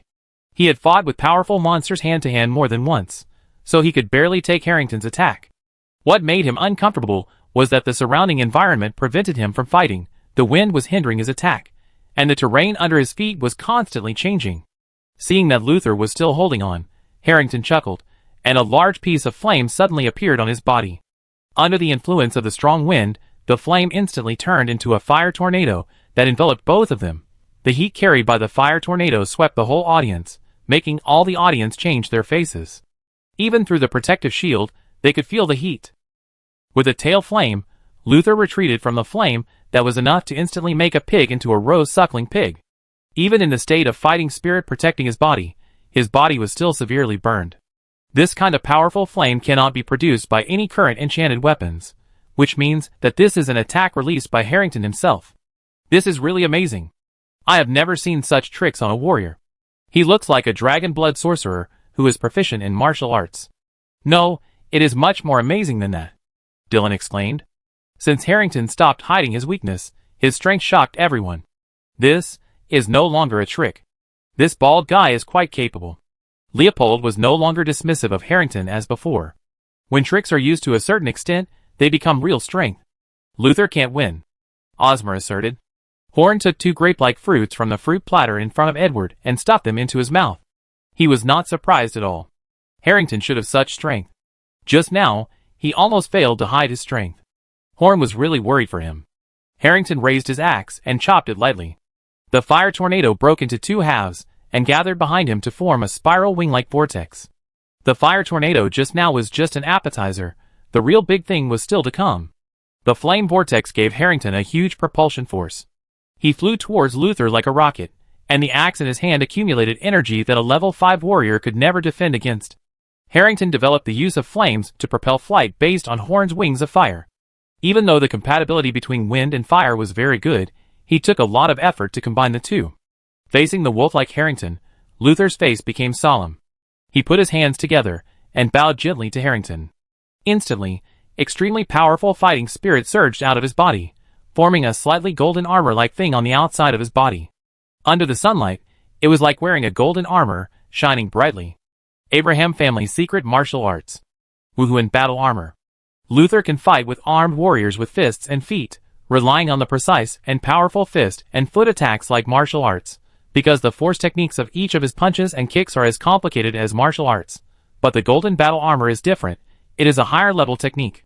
In this state, his defense, strength, and speed have been greatly improved, and more importantly, he can perform many moves that he cannot perform in his normal state. Luther turned his palm into a single hand and slashed at Harrington fiercely. A Do-Chi attack like a knife light slashed at Harrington. This attack was different from ordinary Do-Chi attacks, and there was a strange charm in it. Do-Sol secret technique. Do-Chi palm slash. Harrington slashed at the Do-Chi slash with an axe that condensed huge power, but what Harrington did not expect was that the flame Do-Chi on the axe that he was going to use for the final kill was extinguished at the same time as the Do-Chi slash, and Harrington's flying momentum was also blocked by the Do-Chi slash. Harrington's face changed drastically. He didn't expect that this guy's barehanded slash would be so powerful. You know, Harrington is not hiding his weakness now. Even a level 6 warrior might not be able to take on that move just now. Then Harrington stopped Luther, but didn't stop. He lightly stepped on his back foot and rushed directly above Harrington, rotating 360 degrees in the air and slashing at Harrington with one leg. Fighting Soul's secret technique. Whirlwind kick. The fighting spirit condensed on this kick is almost real. Harrington didn't fight hard this time. Driven by the strong wind, he barely flew out of the attack range of this kick. Looking at the place where he attacked, he saw that the hard arena was actually smashed into a several-meter deep pit by this kick. This is the level that a level 6 warrior can only do with all his strength. Is he really an ordinary warrior who doesn't practice magic and martial arts? If it wasn't Harrington, but any other level 5 warrior, he would have been killed instantly with these two moves, but Luther wasn't done yet. He stood there without any pause and punched Harrington directly. Fighting Soul's secret art. Sure, a straight punch. It was another fighting spirit attack that was not inferior to the fighting spirit slash. Harrington could only take this move head-on. He mixed the fighting spirit and magic power in front of him to form a mixed energy shield. Under Luther's fist, the barrier that was enough to easily defend several level 5 warriors' full-strength attacks was directly penetrated by this punch and hit Harrington's axe, knocking him back more than 10 meters and spitting out blood. Then Luther put his index finger and middle finger together, with extremely sharp fighting spirit on them, and then caught up with Harrington, who was retreating rapidly like lightning, pointing his two fingers at Harrington's chest. Fighting Soul's secret art. Lightning Finger. Chapter 468. Faced with Luther's powerful attack, Harrington laughed heartily. Now he had put aside money, victory, and competition, and really devoted himself to the battle. He had never thought that a level 5 warrior could fight him to this extent. Even if this guy said he was a level 6 warrior, I'm afraid some people would believe him. Even the weaker level 6 warriors couldn't stop his combo. In a hurry, Harrington didn't have much power to defend, but he was still prepared to meet the attack, and he had already thought of some follow-up attack plans, just waiting for Luther to attack and fight to his heart's content. But the powerful piercing finger only lightly touched Harrington's defense, causing ripples. When Harrington looked again, Luther no longer had the majestic golden armor on him. He was covered in sweat, and his muscles were twitching. It was obvious that he was no longer able to attack. I can't beat you. Then Luther's legs softened, and he fainted on the field. Unleashing those attacks just now was Luther's limit. Those attacks couldn't take down Harrington, which meant that he really couldn't beat Harrington. Harrington put the axe on his shoulder and spat on the ground. Although he had already won, the fight was meaningless. He had just mustered up the will to fight when the opponent fainted. This fight between level 5 warriors really broadened my horizons. Dylan applauded. He never knew that level 5 warriors could fight to this extent. If they met a weaker level 6 warrior, these two people would probably be able to complete the challenge. Even in the central area of the God-forsaken land, I am afraid that there would be no such monster except Roland. After thinking about it, Dylan shook his head again. Although these two people are very strong, there is still a certain gap between them and Roland. When Roland was level 4, he could chase him all over the mountain with that sword. Leopold was silent. He benefited a lot from watching the game this time. Seeing so many excellent warriors made him feel great pressure. If he was complacent at level 7, he would probably be surpassed by these guys in a few years. Osmer just murmured in a low voice, "Young people are to be feared, young people are to be feared." Not only the three of them, but all the warriors on the field had very complicated feelings. The previous level 1 to 4 competitions were fine, but the level 5 competition put too much pressure on them. At least Harrington's strength was not to be underestimated by any level 6 warrior. The warrior competition was successfully concluded here. Horn looked at Luther, who fell to the ground, and many thoughts flashed through his mind. This person must stay on his side. In fact, Horn didn't know that he and Luther had some history. 11 years ago, when they were on the way to the God-forsaken land, when Eilonir was testing Horn, the fighting style used by Kilberg when blocking the door of the Church of the God of Wealth was extremely similar to Luther's fighting style, and his full name is Kilberg Abraham. The closing ceremony of the competition was not very interesting. Horn went on stage and spoke a few words on behalf of the Magic Council, and gave all the rewards on behalf of the Magic Council. It would take some time for the weapons they promised to customize to be made. The enchanted weapon of the champion of the level 5 finals, which should have been the most laborious, could be solved by just giving Harrington some money.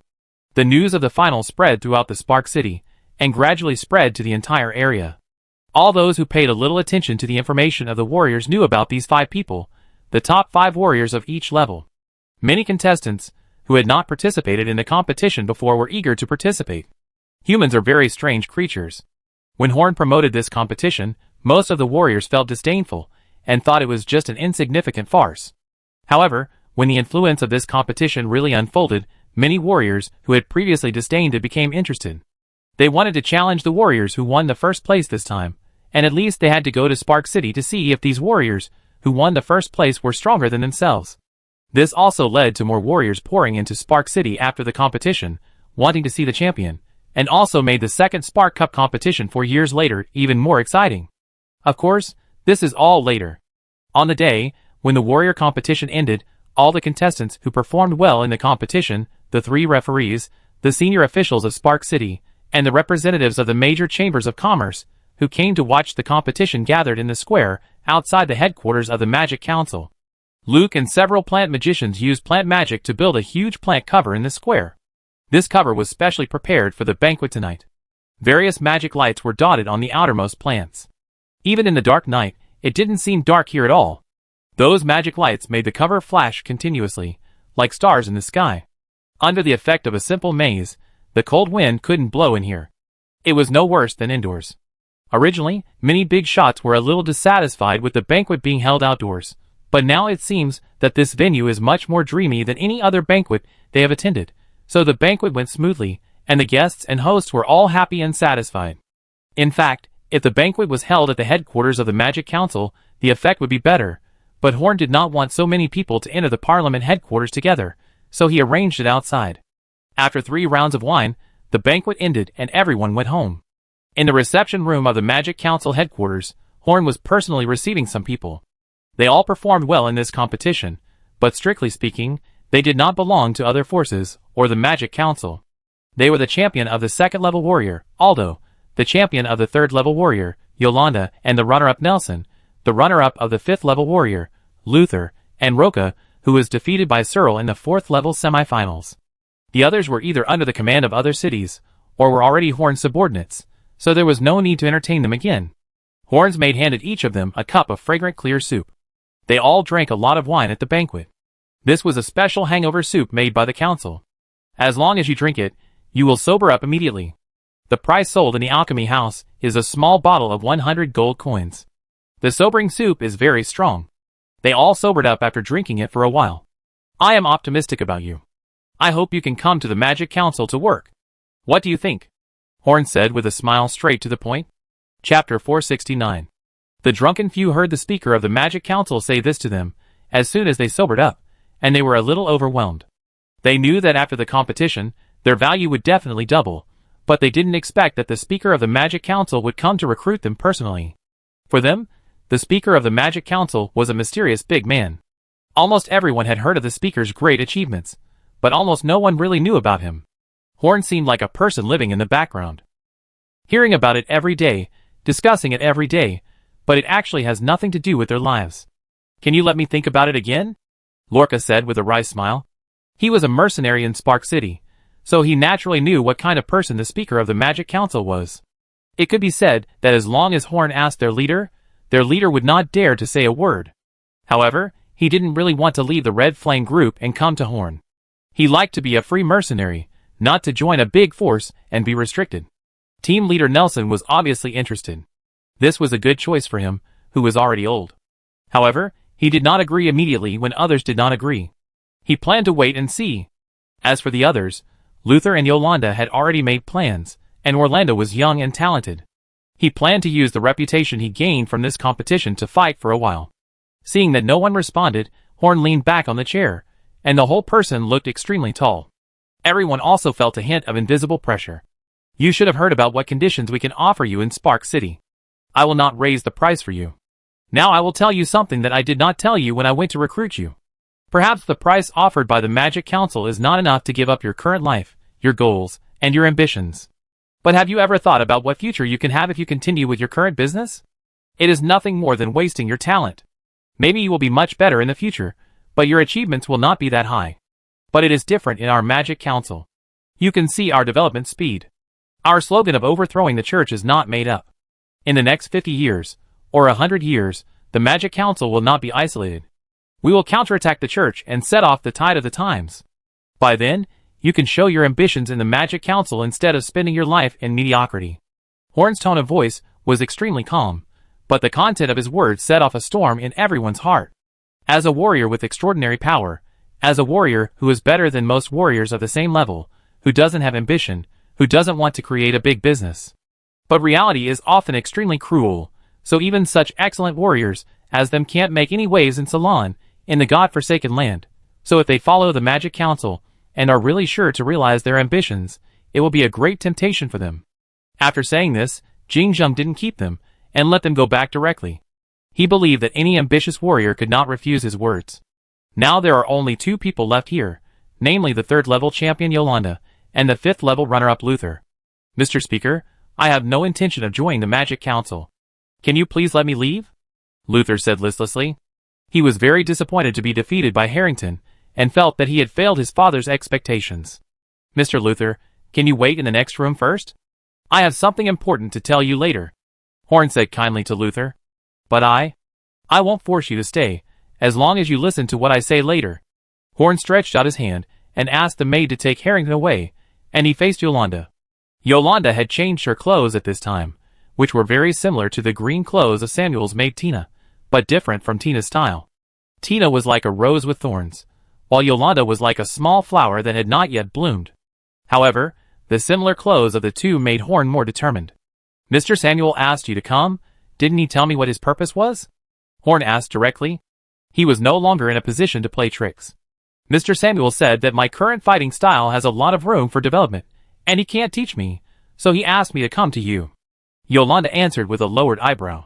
The half-elves of Moonlight Castle also have a method of practicing magic, and it was given by Horn himself. Horn did not hide it from the Magic Council below the 3rd ring, and there was no need to hide it.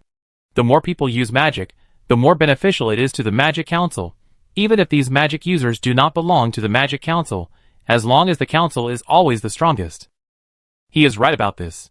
Practicing both magic and martial arts is a very precious talent.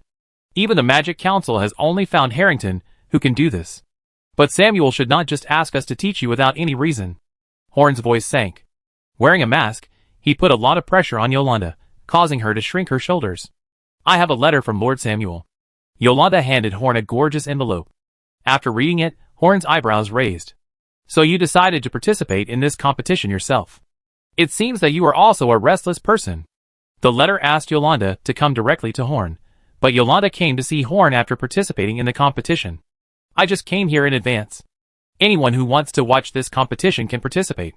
If I have done anything wrong, please punish me, sir," Yolanda said with a slightly trembling voice. "It doesn't matter. If it weren't for this competition, I wouldn't be able to recognize your value. You can write a letter to Samuel, and tell him that he doesn't have to give you the things he wants to give. Just send a few half-elf craftsmen to work here for a few years. The half-elf's dual cultivation of magic and martial arts is also a precious material for observation, so Horn plans to keep her and hand her over to Harrington for instruction. As long as he gets a little more salary, the guy will be happy to teach this half-elf." After Horn arranged the half-elf, he called Luther to the reception room and looked him up and down with eyes that seemed to flash with lightning, making Luther feel a little uncomfortable. "I'm very curious about you. You are different from most warriors I have met," Horn said with interest. "Lord Horn, I need to go back and report to my father. I really can't stay in Spark City." Luther still said stubbornly. "I said I won't force you to stay. I won't force you to stay. Just finish what you're saying." Horn glared at him, and the invisible pressure pressed on Luther, making him feel deeply terrified. Chapter 470. Luther calmed down now. He was not good at communicating with others, and did not know how to get along with people outside, but he knew very well that he could not disobey the masked man in front of him. "Why don't you use weapons? If you are willing to use weapons, you might not lose to Harrington." Horn asked the question he was most interested in. "My body is my best weapon. Using other weapons will reduce my strength." Luther was silent for a while. His silence was not because he didn't want to answer, but because he had to think for a while before he knew what to say. "That is to say, you follow a different style from all the current warriors. In addition to not using weapons, are there any other differences?" Horn asked. "There are many differences, but I can't tell you," Luther said stiffly. He knew he shouldn't disobey Horn, but his father said that there were some things that he couldn't tell others. It's okay, if you don't want to tell me, then don't tell me. I just want to know if you have a fighting method that is independent of the warriors, a complete inheritance, or if you are just a special case. Luther remained silent, but Horn knew the answer from his expression. Is that so? It seems that you do have an independent training method that makes you completely different from normal warriors. Horn clapped his hands and laughed, and this answer made him very satisfied. Luther's body stiffened. Could it be that the speaker of the Magic Council was coveting his training method? Don't worry, I won't steal yours. Even if I did, we magicians wouldn't be able to practice. I just want to ask if you are interested in promoting your heritage. Horn said in a tempting tone. Promote it? Luther asked doubtfully. He didn't quite understand what Horn meant. That's right, promote it. Look for people who are suitable for your school in an open way, and let them all become warriors like you. By that time you, a warrior who doesn't use weapons, will no longer be an alien. You will be a school completely different from the warriors, and you will be the ancestor of this school, the leader of a school. Are you not interested? Horn said with some spiritual guidance magic. Is it possible? Except for us, no one would choose not to use weapons. Luther didn't believe what Horn said. How can it be impossible? More than 10 years ago, there were only 2 magicians in Ceylon, and now you have seen how many magicians there are in Spark City. Horn stood up and whispered in his ear, if you are willing, people like you will be everywhere in 10 years, and they will respect you. I will give you basic support, and let you skip the most difficult time in the early stage. How about it? Are you interested? Luther swallowed his saliva. He was persuaded. Even though he had always obeyed his father's orders, he still had ambitions. I will go back and ask my father. If he agrees, I will come back. Luther was silent for a while, patting his chest and promising. After Luther left, Horn sat down in a very comfortable posture and drank a sip of tea. Looking at Luther's expression, he knew that the matter was almost done. When Luther came back again, he would definitely bring him some surprises. Horn seems to be willing to support the growth of new power systems, such as thieves. After seeing the success of Megan and others, he sends a large number of orphans to the thieves training camp every year, and also provides a huge amount of financial support. But the rise of thieves is not enough. He also needs to support the power system represented by Luther. If there is only one Luther who is not suitable for weapons, he can't make any waves in the God-forsaken land. But with the emergence of countless such warriors, a power system that is very different from other warriors will eventually emerge. It is called a power system, but it is more appropriate to call it a school. Horn is trying to promote a complete warrior system into a multi-school system. When fully developed, this will strengthen the overall strength of the warriors and provide better assistance to the Magic Council when resisting the Church. In fact, the Magic Council has been quietly improving the strength of the warriors. Various magic equipment suitable for warriors have greatly improved the nearby warriors. Maybe even many warriors themselves have not discovered that part of their strength has long been tied to the Magic Council. After the Church was defeated, the warriors of several factions fought on their own, and none of them could threaten the Magic Council alone. So this was a very good thing for the Magic Council, and Horn liked to make such arrangements. In the next 2 days, the entire Magic Council was preparing for the Spark Cup Magic competition, and the atmosphere in the city was once again set off to a climax. In the Mage Tower area closest to the center of the council, there was a gloomy Mage Tower, which looked like the residence of a villain in a fantasy movie. In this wizard tower, a thin girl wearing a pure black wizard robe without any other color sat cross-legged on the ground meditating. There was no light in the room, but it was not dark. There were 6 hideous skulls around the girl, and green phosphorescent fire was burning quietly in the skulls, giving the room a little light. She was Daisy, a little girl that Horn picked up from a cemetery 10 years ago. Now she was over 20 years old, but she looked only 14 or 15 years old. Magic delayed her aging and kept her time in her prime. It is not advisable to learn magic too early. You have to wait until your body is fully grown to be able to withstand the impact of magic and mental power. Otherwise, it will be extremely painful to practice, and in serious cases, you will become an idiot. So she spent the first few years laying the foundation for formal magic learning. She started learning magic when she was 14 or 15 years old. After she started learning, her progress was rapid. However, her magic was too special. There was no undead magic in the entire parliament for her to learn, so she was inevitably affected to a certain extent. There are other undead magicians, but most of them go astray in the initial stage, and their power level is not high. Now Daisy is the strongest undead magician. Undead magic is different from other magics. It is different from mainstream magic in all aspects.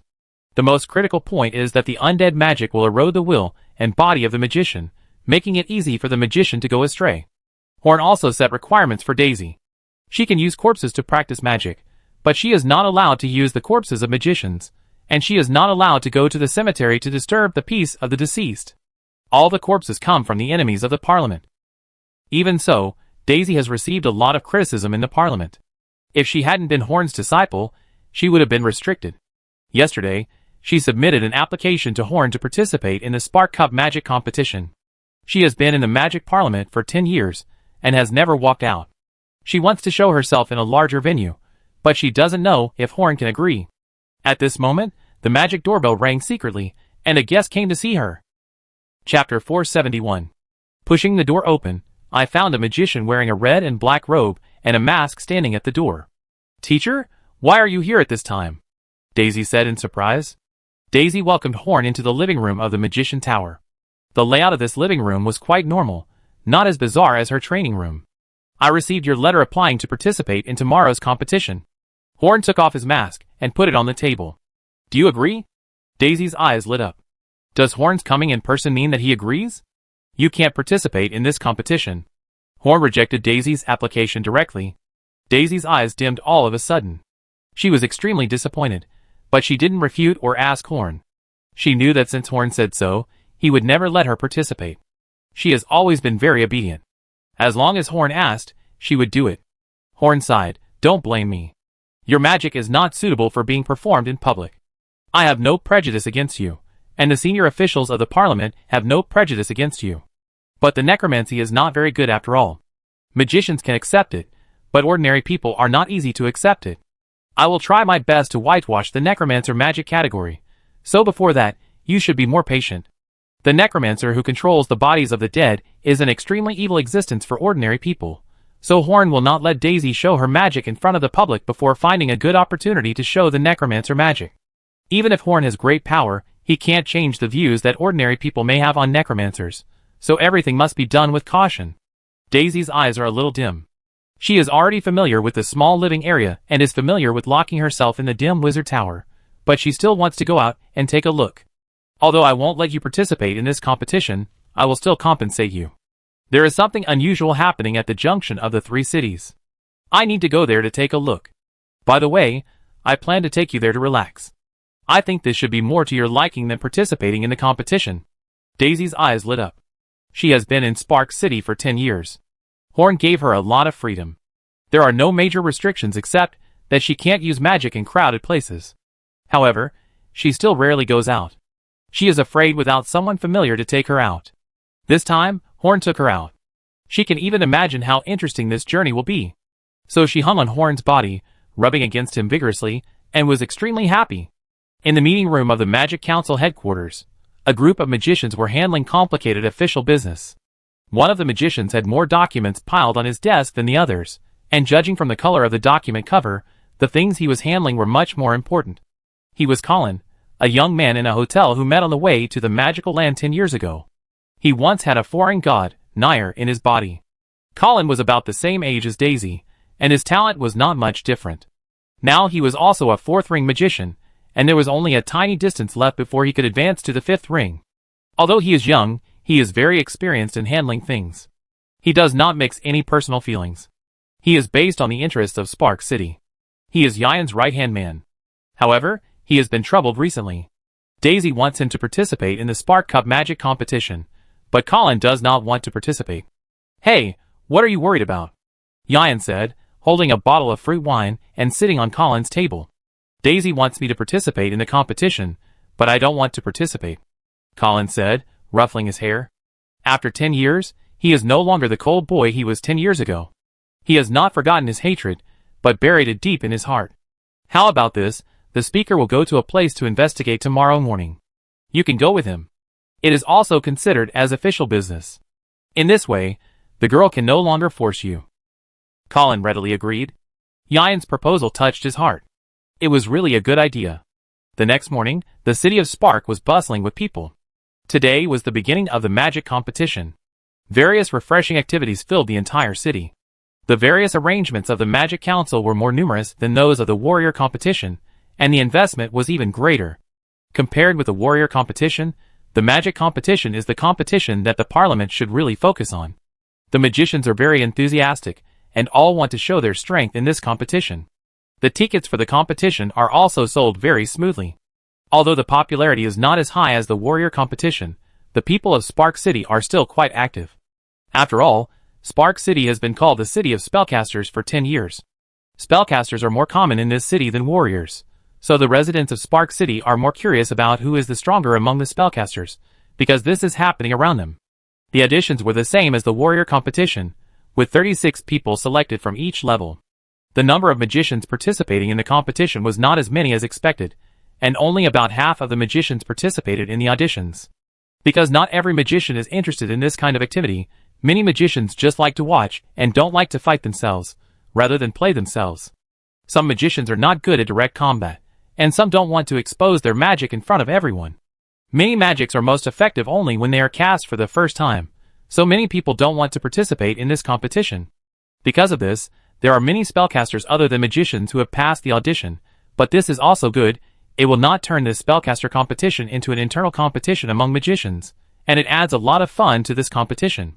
Spark City is called the City of Spellcasters, so there are many spellcasters who come here because of its reputation. This is a place suitable for spellcasters to live, so all kinds of wandering shamans and warlocks also like to live in Spark City. So far, according to the statistics of the Parliament, there are nearly 10,000 other spellcasters settled in Spark City. Even if there is no magic parliament here, it is actually worthy of the name of the City of Spellcasters. Just like building a snowball, because there are so many spellcasters, there are many service industries open only to spellcasters. Because of these industries, more other spellcasters will come. Most of them live their own lives in the city, and some are still trying to learn magic. Although the system is not compatible, magic can also make them more or less benefit. There are also strong ones among these spellcasters, such as the two people Horn invited to be referees with him. They are Savara, who has become a level 6 shaman close to level 7, because the strength of the Lizardman tribe has been rising steadily in the past 10 years, and the other is an old blood warlock, Jean, a level 7 warlock with the blood of the behemoth. Chapter 472. Savala doesn't say much. Because of the influence of the White Dragon Franks, and the fact that the Lizardmen are very fertile in a safe place, the tribe is no longer as weak as it used to be. After 10 years of development, it is now a very considerable force. As for the other Jinn warlock, the name of the City of Spellcasters has been spread for more than 10 years, and this warlock has also settled in Spark City for more than 10 years, but Horn only discovered this old man 2 years ago. Although this old man looks very old, he still has a long life ahead of him, and he is quite violent when fighting. After discovering his existence, Horn talked to him. This old man had a very legendary past, but now that he is old, he wants to spend his old age in a good place like Spark City. He will not help Horn fight, but he can still host the competition. The old man is also very pleased to see a large-scale spellcaster competition in his lifetime. Among the other spellcasters Horn found in Spark City, the strongest one was this old man. There might be others, but Horn didn't know. This match was different from the warrior competition. Horn also came out as a referee. After all, it was a spellcaster competition. It would be unreasonable for Horn not to appear. The process of the competition was roughly the same as that of the warrior competition. After everything was ready, the first match of the spellcaster competition officially kicked off. At this time, outside Spark City, in a small pavilion where pedestrians rested, Horn, who was wearing a linen robe, was chatting with Daisy, who was as obedient as a maid. They were waiting for someone to come. When Colin came, the competition in the city had already started. He felt reluctant to leave. Although he didn't want to participate in the competition himself, he still wanted to see it in person. When he walked to the pavilion with his bag on his back, he was obviously stunned when he saw Horn and Daisy. "Why are you here too?" He came here just to avoid Daisy's request to participate in the competition, but he didn't expect that the two of them would still run into each other. "Are you unhappy that I'm here?" Daisy rolled her eyes at Colin, looking a little angry. Horn's face looked a little bad. Was he eating dog food? Why did his two students seem to have a crush on each other? Well, Daisy is now a girl in her 20s. Colin is the man of the same age she has met the most. Moreover, this guy is excellent in all aspects, but he has been avoiding her, which makes her very angry. So she invited him to participate in the spellcaster competition and wanted to fight him. The two of them communicated with each other with their eyes. Horn pouted and said, Okay, stop flirting. We have a mission to complete this time." What mission? The two said at the same time, and looked at each other after they finished speaking. Both of them seemed a little embarrassed. Horn rolled his eyes and continued, at the junction of our Spark City, Bigma City, and Unta City, there is a forest. You know it, right? Yes, there are many monsters there. Many residents of the nearby Shining Gold town will be attacked when they go there to collect firewood. However, this forest is just an extension of the Twilight Forest in this direction. There are several large monsters further in, so it is not easy for us in Spark City to clean up this place. Colin immediately said that he usually helped Yian deal with affairs, and was familiar with the surrounding areas of Spark City, so he answered immediately, while Daisy, who had never left the house, was in a state of confusion. Shuojin Town is a town under Spark City, with a population of tens of thousands. Recently, thanks to Spark City, it has become wealthy, and its population has gradually increased. It has a trend of developing into a city, which is also a proof of the strength of Spark City. The Twilight Forest is a higher level of dangerous land than the Twilight Mist Swamp. If the low-level extraordinary people in the Twilight Mist Swamp are lucky, they can pass through it, but the Twilight Deep Forest is full of magic beasts above level 3. Low-level extraordinary people entering are simply the best prey for these magic beasts. At the same time, there are countless top magic beasts in the Deep Forest. Once all the monsters in the Deep Forest erupt, not only will Spark City be unable to resist, but even the major forces in the central area will not know whether they can resist. However, those monsters have been gathering in the depths of the forest for thousands of years, as if something is attracting them here. Like the Twilight Swamp, the name of the Twilight Deep Forest also has a history. The tall trees block out the sun, and the daytime under the forest is like dusk. There are not many places in this deep forest that can be bathed in the midday sun, so it is called the Twilight Deep Forest.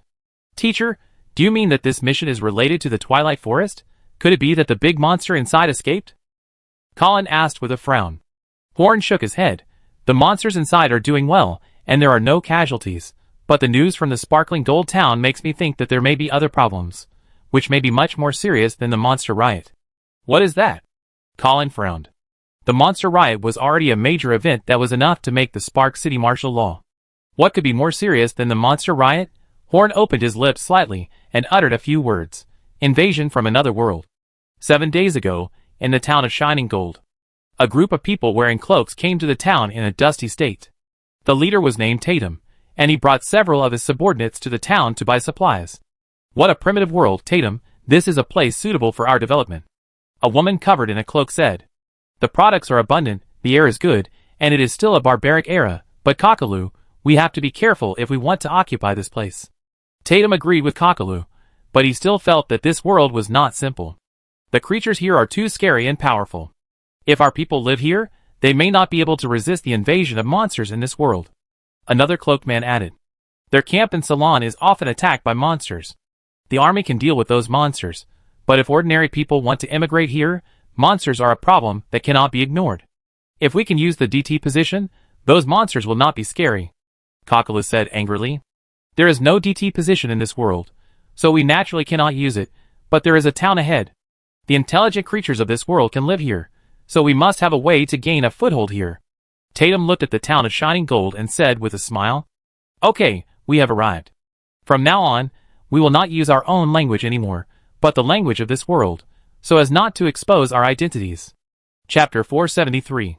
Yes, this group of people are the aliens that Horn is worried about this time. They came from the Yarrow world, and it has been several years since they started trying to enter Ceylon. A few years ago, they caught a hunter who strayed into the Yarrow world, and finally got a certain understanding of Ceylon, but the hunter was short-sighted and only knew a little bit of the land around him, so there were too many things that the Yarrow people needed to investigate themselves. Fortunately, they learned the Ceylon language from the hunter. For the Yarrow people, Ceylon is rich in resources, but the intelligent creatures there are not strong, so such a world should belong to the Yarrow people. When they arrived outside the town of Shuojin, the eyes of the group were full of contempt. It was not difficult for them to conquer such a primitive land. After entering the town of Shuojin, these Yarrow people began to purchase frantically. The Ceylonese people used gold and silver coins, and although gold and silver were also precious metals in Yarrow, they could afford to purchase in Ceylon. Although they looked down on the civilization of Ceylon, the various items and materials in Ceylon were very attractive to them. Their development had been stagnant for many years, and so many new things would bring great help to their development. So every kind of thing that Yaoyue didn't have was of great value to them. After they completed the acquisition, they planned to return to the camp directly. Now they were still in the early stages of exploring this world, so it was not advisable to leave too far. However, their generous acquisition behavior was countered by a group of gangsters. Yaluo people were relatively thin, and coupled with the disguise they made on themselves, they did not look strong. Behind an alley, a dozen Yarrow people were blocked by 7 or 8 armed thugs in the alley. The Yarrow people did not seem to be armed, and there seemed to be no warriors, so the thugs were very confident. "Hey, you are so generous, you are rich, right? Hand over all the money you have, or you will go back lying down." Tatum sighed.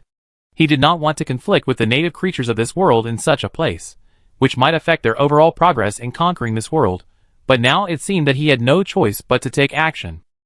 He looked around, and made sure no one else saw him. Then he took out a small tube, and tapped the gangster leader. A stream of colorful light flew out, and hit the gangster leader's head. His head exploded. Without giving the other gangsters time to scream in fear, the other Yellow people also took action at the same time. All the gangsters present fell in a pool of blood. Tatum put the small tube in his hand into his bag. The Yellow people have strong power in the Yellow world, and can freely control the power called DT Force Field, but they cannot use this power in Ceylon. However, they are not without means of attack. Although they cannot use DT Force Field, they still have an old-fashioned weapon that has been eliminated in the Yaluo world. It can store and release DT Force Field. It is a little weak against those monsters, but it is enough to deal with these gangsters. This weapon is called Force Field Emitter. These weapons were produced hundreds of years ago, when the Yaluo people were not yet liberated, and only the rich and powerful had the power to use DT Force Field. Now in the Yaluo world, even a 10-year-old child can control a force stronger than this Force Field Emitter. Leave quickly, don't let anyone find out that we killed these people. The Yaluo people left the town of Shining Gold, but they didn't realize that there was a figure watching them all the time. Tatum led his men back to the deep forest. The Yaluo people were not strong in Ceylon, and their physical bodies and reaction abilities were even much weaker than those of ordinary Ceylon people, but relying on this weapon, they still returned to the camp safely. This camp has been established here for a year. For most of this year, they were heading towards the interior of the Twilight Forest. The further they went in, the more dangerous it was. After losing countless people, they finally found the right direction, and found a way out of the deep forest. As early as 5 years ago, the passage had been opened, but it used to be the territory of a level 5 demon snake. With its huge body, the first Yarrow people who came here would die one by one, and none of the Yarrow people who came to explore could return alive. Later, the Yarrow world dug out antique things such as force field emitters, and gradually had the capital to deal with this demon beast. The team led by Tatum brought back a lot of new things, which attracted the attention of the Yarrow army stationed here. Because the development of technology is completely dependent on the DT force field, most of the technology trees in the Yarrow world are on the DT force field, and some small things that are very useful for life are not taken seriously. So for them, all kinds of things produced in Ceylon are very interesting. Now the Yarrow people have some understanding of Ceylon. According to what they know, they can't afford to offend those monsters, but they can still afford to offend the humans in Ceylon. From the hunters, they know that the Ceylon people don't have an energy field like the DT force field, and the main fighting force in this world is the warriors. The hunters' description of the warriors is extremely exaggerated in their opinion. They have also made a lot of preparations for the so-called warriors, but the degree of attention is not as high as that of the monsters. They even believe that the reason why human civilization existed in this world was because the monsters gathered in the depths of the forest, not because humans had the capital to fight against the monsters. Now, Yaluo's army was ready to invade this world at any time. All they knew about Ceylon was just preparations before the invasion. The sun was halfway up, and the air was filled with a fresh breath. On a narrow path, 3 pedestrians stopped, looked at the smoke rising from the town, listened to the loud crowing of roosters, and smiled. All 3 of them were wearing gray-black linen robes, which were not the official attire of the Magic Council, but they were not prepared to reveal their identities this time, so they came here in these clothes. These 3 people were Horn's clones, Daisy, and Colin. They came here on a flying carpet, and got off the flying carpet when they were about to reach the town of Shining Gold. Under the premise that the incident might be an invasion from another world, they did not want to, and could not come here in the identity of the Magic Council in a big way. In fact, it was called an invasion from another world, but even Horn was not sure what it was. The existing information was that a mysterious camp was built deep in the forest, and the people in the camp began to explore the surrounding cities. These people did not speak Ceylon fluently, and they covered themselves tightly, without revealing a single bit of skin, so they were extremely suspicious. Chapter 474. If only Xingho City had similar phenomena, it could be said that a mysterious force was targeting Xingho City, but the 3 surrounding cities were invaded by these people, and the problem was serious. The most important thing was that the area near the camp was not suitable for living, and there was no underground world or anything like that. This group of people appeared out of nowhere. Of course, Horn could only determine that this was an invasion from another world if there was decisive evidence. Before that, everything was just speculation. Horn took Daisy and Colin to walk on the streets of Shining Gold Town. The streets here were not as prosperous as those in Spark City.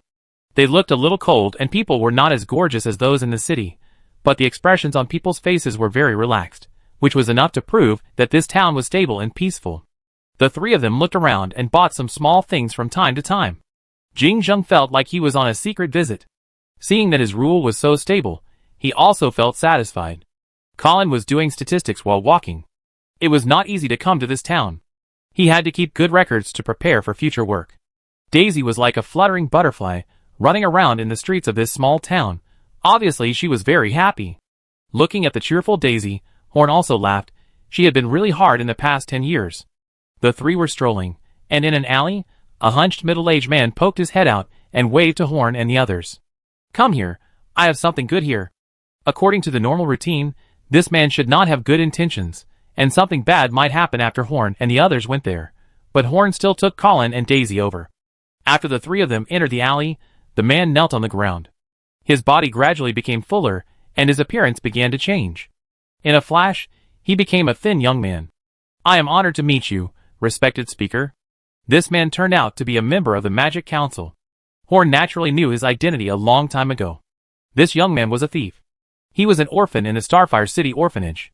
There are 2 such thieves in every town in Starfire City, to help Horn collect information about the town. What really made Horn decide that this matter was not simple, and he had to come here in person, was also because of the information from this young man. "Enough of the small talk, tell me about those people." "It's like this, these people act very secretively and suspiciously. They seem to be hiding some secrets and afraid of being discovered, so every time they come to Shuajin Town, I will keep an eye on them. The last time they came, they were targeted by a group of hooligans. When they were fighting with the hooligans, I accidentally saw a person's face, which was completely different from all the Salon races I knew." "Describe it." "Just a small thief may not know the appearance of all the races in Salon. Horn is much more knowledgeable. Their skin is pink, and there should be tiny scales on it, reflecting colorful light." Horn thought for a while, but did not find a similar race in his memory, which made them even more suspicious. The weapons they use are very similar to magic weapons, and their own strength is not strong. They mainly use powerful weapons to fight, and their bodies are weak, which is quite similar to the world that the teacher came from. After understanding the basic situation, the thief brought Jing Zheng and the other 2 to their base, a remote courtyard. The thieves' spies who were placed in various villages and towns were all kept secret from the mayor, so in order to maintain their concealment, they usually lived in remote places. There was another thief guarding the yard. Seeing Horn and others coming, he bowed and saluted. He led Horn and others to a shack, where several corpses were lying horizontally. They were the gangsters who were beaten to death that day. The corpses were enchanted with magic props to preserve the freshness, so these corpses still remained in the state of death. Tatum and others did not deal with this place. Horn squatted beside the corpses, looking at the piercing wounds on their bodies, and remained silent. This kind of wound can be caused by low-level magic, but this is not caused by magic, nor is it caused by fighting spirit or other energy that Horn knows. He put his hand on the wound, and the magic power emanated. After a while, a small ball of weak-colored power was pulled out of the wound by Horn. Horn's eyes were filled with strange colors. He had used exploratory magic, but he was still not clear about the nature of this ball of energy. The 2 thieves looked at this magical scene with more reverence on their faces. "Colin, what do you think?" Horn asked Colin. "This group of power is different from all the powers currently known to the Parliament. The most important thing is that this power is suffering from rejection." Colin's eyes also had the same luster. He was better than Horn in analyzing problems. The power of gods and demons will also be rejected in the Forsaken Land of God. Although the degree of rejection of this group of energy is not as strong as that of gods and magic, it is also obvious that it is a power that should not exist in the Forsaken Land of God, so they should not be creatures of this world. "Is that so?" Horn took out a small bottle from the rag bag he was carrying. carved a small magic circle on the bottle with his fingers, and stuffed the power into the bottle. He threw the bottle into the hands of a thief and said, "Send this thing to the Magic Council immediately." Then he sat on the ground and fell into deep thought. Now many signs pointed to the invasion of the alien world, but Horn was still a little hesitant whether to classify this matter as an invasion of the alien world. "Teacher, what are you hesitating about?" Colin sat down and asked. "I'm thinking about what to do next. Should I go and investigate? If I don't investigate, I won't know anything specific. But if I go, I'm worried that it will cause a complete outbreak of the plane invasion. We don't know anything about their strength, so I'm a little hesitant. You can ask Sister Annie to investigate," Daisy said beside him. "Annie's summoning technique is very suitable for this kind of scene. That bird can be used, but I'm definitely not assured if I don't take a look at this kind of thing myself," Horn said with a wry smile. "Why don't you let Lady and try it with the bird first? If it's safe, you can go and see for yourself. If the opponent is too strong, you should not alarm them. If the opponent is not strong, you can explore again," Colin bowed and said. After thinking about it, Horn felt that Colin's idea was quite to his liking, so he prepared to do as he said. He closed his eyes and began to transmit information to the original body. When the clone was in progress, the original body and the clone's thinking could be shared, but in order not to affect the original body's actions, the two bodies would only share information when necessary or when there was important information. Chapter 475. In the great arena of Spark City, countless disc-shaped stones were flying in the air, constantly gathering together to form a solid stone barrier. The magician standing behind the stone barrier tightly grasped his staff, and his forehead was covered with sweat. On the other side, a short-haired magician pointed his staff at the barrier, and light blue magic balls hit the barrier one after another. This magic ball is a first-ring magic missile. Among the first-ring magic, this magic consumes relatively less magic power, is simple to release, and is more powerful than most first-ring magic. It is the most suitable first-ring magic for low-level magicians. After it was developed 7 years ago, it was well received by all magicians. It is another popular magic that all magicians must learn, besides the magician's hand and magic shield. Its circulation is comparable to that of Fireball. However, the competition on the field is not between first-ring magicians, but between third-ring magicians. The magician who uses magic missiles is also a third-ring magician. His method of using magic missiles is very peculiar. He releases them very quickly, just like a machine gun, one after another, hitting the opponent without any ability to fight back, and can only passively defend. This way of casting magic makes Horn's eyes light up. Horn had never seen the magic used by this magician in the magic library, so this should be a new magic developed by this magician based on magic missiles. He is a talent worth cultivating, and Horn admires him very much. Soon, the magician who focused on defense was unable to sustain his magic power. After thinking of several ways to no avail, he could only choose to admit defeat. The audience on the stage kept cheering, and the enthusiasm was no less than that of the warrior competition. Although the battle between magicians lacked the excitement of fist-to-flesh and passion, the effects of various magics were extremely dazzling. Just watching so many spells being cast made the audience feel eye-opening. So they didn't lose money by buying their tickets. This was just a battle between three-ring magicians, but it caused a big change in the arena. If a higher-level magician had fought, it would definitely destroy the arena. When Horn saw the magician, he was about to comment on him, but suddenly, he was stunned and a message came from his clone. He was stunned for more than 10 seconds, and then his face became solemn. Then Horn still commented on the magician as usual and gave him a very funny evaluation, but the other two judges around him could see that Horn was a little absent-minded now. The magician saluted Horn excitedly. This was Lord Horn's personal praise. He might brag about it for a long time after he returned. If he didn't participate in this competition, there would be no chance for Horn to see his ability. After the review, Horn whispered a few words to a steward mage beside him, which attracted the old warlock Jean's attention. He knew that something might happen. The steward mage passed Horn's information to Annie, who was watching the game in the VIP seat. Annie, who was happily watching the game, suddenly changed her expression and flew out of the arena and returned to her own mage tower. After a brief preparation, the thorn kite that fought against the barbarians appeared again, turned into a stream of light, and flew straight to the estimated location of the Yarrow camp. At this moment, the Magic Council officially began to test the visitors from Yarrow. Deep in the forest, the camp of the Yarrow people. At this time, the camp has taken shape, with high walls built and more than 5,000 troops stationed. Ordinary monsters can no longer attack here. They have lived in this deep forest for several years, and are more familiar with this place than many local people in Ceylon. Various monsters have also calculated how to deal with them. In the command post at the center of the camp, Tatum reported the results of their exploration of the Ceylonese to the highest commander of the camp. There are 3 forces around us outside the forest, namely Spark City, Bigma City, and Unta City. The primitive city-state system, this world doesn't even have a country, our chances of winning are even greater. Have you found anything about the warriors that the hunter mentioned? The highest commander Cesis first expressed his disdain, and then asked Tatum. Although he looked down on the natives of Ceylon, he still attached great importance to some key things. The people in Spark City and Bighorn City did not gain much except for some specialties. They just got some information. According to them, there are warriors in their main city, and there are many of them. However, given that the residents here are relatively backward, what they said may just be a legend based on feudal superstition. Cesis nodded with satisfaction. It was indeed the case. There was no DT force field in this world, so how could humans like monsters appear? At first, we did think so.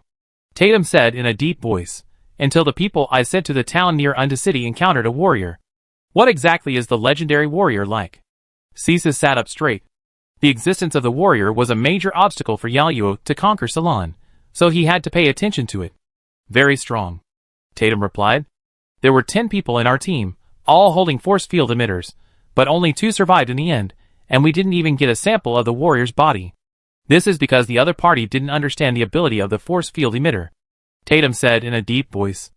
Only 1 person defeated our most elite combat team. How is this possible? The humans in this world are so powerful. Cesis stood up with the help of the table, a little bit unbelievable. Cesis was a little bit unbelievable. Although they could not use the DT force field, the soldiers sent to this world were the most elite. It was incredible that they died so easily among the natives of a different world. Are there many such warriors? Cesis asked. According to our intelligence, they killed the lowest level warriors, and there are 9 levels of warriors in total. There are probably many warriors in this world. 9 levels, 9 levels. Cesis leaned back in his chair. He found that their plan to conquer this world might be hindered. Moreover, I heard something even more unbelievable in Spark City. Tatum continued, there is news from the city called Shining Gold Town that there are natives called magicians in Spark City, who can control thunder and fire to fight against the enemy. At first, I thought it was just a rumor, but now it has been proven that warriors really exist. So is it possible that the so-called magicians are real, and the place we are in now is named the Land of God Forsaken? So is it possible that the gods they are talking about really exist? Chapter 476. Damn it, if we can use the DT force field, we Yellow people will not be afraid of those monsters and natives. Cesis slammed the table and cursed. Sir, I think we should suspend our plan to formally invade this world and wait until we can truly explore the combat power level of this world, Tatum suggested. Before Cesis made his decision, there was chaos outside the camp. The 2 of them hurriedly walked out of the tent and found that the military camp was in chaos. Cesis hadn't figured out what was going on, but he was still directing the soldiers to organize a counterattack as much as possible, and Tatum had already discovered the source of the problem, which was a bird. A strange bird with a strange shape. This bird was extremely fast, running around the camp wantonly, and wherever it flew, there was blood and flesh flying everywhere. It was completely targeting this camp to destroy it. The light of the force field emitter was constantly released, but the speed and power of this light were similar to ordinary arrows. It was okay to deal with ordinary soldiers, and even low-level extraordinary people, but it was impossible to deal with the thorn kite, because the speed of the thorn kite was much faster than this light. Cesis was so angry that he almost vomited blood. The camp he had run for so long was destroyed by this strange bird. He felt his heart bleeding every minute and every second. Where are the force field warriors? Get out now. Cesis took out a loudspeaker and shouted loudly. The communication equipment of the Yaluo world was completely unusable here, so now they basically communicated by shouting. Several Yaluo people wearing thick steel armor rushed out. Their speed was not at the same level as other Yaluo people. They soon began to make effective counterattacks against the speed of the Thorn Harrier. Although the Thorn Harrier was very fast, after a hard fight, it still lost to the opponent's numerical advantage, and was dismembered by several blades wrapped with strange force fields. The body fell to the ground and gradually disappeared into the air. Tatum looked at the Thorn Harrier without a trace of body left. His face was ashen. He and Cesis looked at each other, and saw the solemnity in each other's eyes. There are 2 possibilities now. Either the bird disappeared just because of the abnormality of life. There are many strange creatures in this world, and they don't know all of them. Otherwise, it means that they have been discovered, and this bird is a means for the natives of this world to target them. Inside the Magic Council, Anne's body trembled. Her summoned beast was killed, but she also roughly found out what the situation was over there. After telling Horn the information through the magic communicator, she began to meditate again. After the last game of the day, Horn returned to his wizard tower, and then he called all the senior members of the Magic Council together, and the magic meeting was held again. After everyone arrived, Horn said without greeting, "Everyone in the parliament, something big has happened. At the border between us and Unto City, in the forest bordering the Twilight Forest, there is a path to another world. People from another world have entered Ceylon. An invasion is happening. You should know what a plain invasion means to a single city like ours." The magicians in the audience were talking about it. Now the Magic Parliament is no longer the small force of a few people. Information about the plain invasion also exists within the Parliament, so everyone realized the seriousness of the matter as soon as Horn spoke. The so-called alien invasion is not just a few alien creatures, but a large-scale military invasion with a stable channel. The opponent often has the power of a world, which cannot be resisted by the power of a city. For example, the Lighting Tribe invasion that occurred in the Church of the North Wind a few hundred years ago was quelled by the full power of the Church of the North Wind. Even 11 years ago, it was not a formal invasion, but just to find something, and it also captured a city of the Church of the North Wind, causing great losses. So now the plain invasion is happening at home, which is actually a disaster for the Magic Council. Annie has already used the Harrier to detect. Let her tell you in detail. And stepped forward and said, "There are quite a few people on the other side. There are at least thousands of aliens in that camp. They are highly intelligent and can use our language. They are more disciplined than the soldiers of Ceylon and have more supplies. In fact, apart from strength, I think they are much better than the army of Ceylon in all aspects." "How do they compare with the new army?" Terry asked. Just being better than the army of Ceylon was not enough to make them feel troubled. From the perspective of discipline, their people are better, but we also have advantages that they cannot match. And thought for a while and said, "The next point I want to make is that their ordinary soldiers are very weak and have poor reaction ability. Not to mention compared with our Spark City army, they are also inferior to the soldiers of the town garrison." The magicians relaxed one after another. If it was just this level, no matter how many people there were, they would not pose a threat. They were just cannon fodder that could be killed at will. But they can use a weapon that is almost as powerful as magic missiles, and every soldier has this weapon in their hands. And added, "What? Impossible." Horn gently touched his chin. "This is troublesome. And they also have a kind of soldiers wearing strange metal armor. Only a dozen of those soldiers killed my thorns. I didn't find out how many of them they have." After Anne finished speaking, the magicians were completely furious. It was exactly as Anne said. The threat of these aliens had risen to the extreme. After the place was quiet for a while, Annie continued, "According to my observation, they should also be a superpowered race in their own world, but they are suppressed in Ceylon. Let's discuss and decide how to deal with them. If it were just the forces there, it would be easy for the Parliament to deal with them, but they have the whole world as external aid, so we can't fight alone. The Parliament can't afford a war of attrition with them. We need to get external aid and let others go ahead of us." Yan thought for a while and said, "Unto City and Bigma City are okay, but I don't think they can hold on." Daniel waited and said, "Of course they have to go into the water, but I'm not talking about them." Yan's eyes flashed with a hint of coldness. "I'm talking about the Akuan family and the other two major forces. They shouldn't allow the God-forsaken land to be occupied by the alien world." "Is it necessary?" Mrs. Sharon asked uncertainly. In her opinion, the three major forces in the God-forsaken land were just a group of hungry wolves. It's not clear whether they can call the hungry wolves to their homes. "It's very necessary," Horn said with final conclusion. Chapter 477. This matter is of great importance, much higher than the level of the barbarian invasion, so the Parliament discussed for 2 hours before deciding on the specific handling method.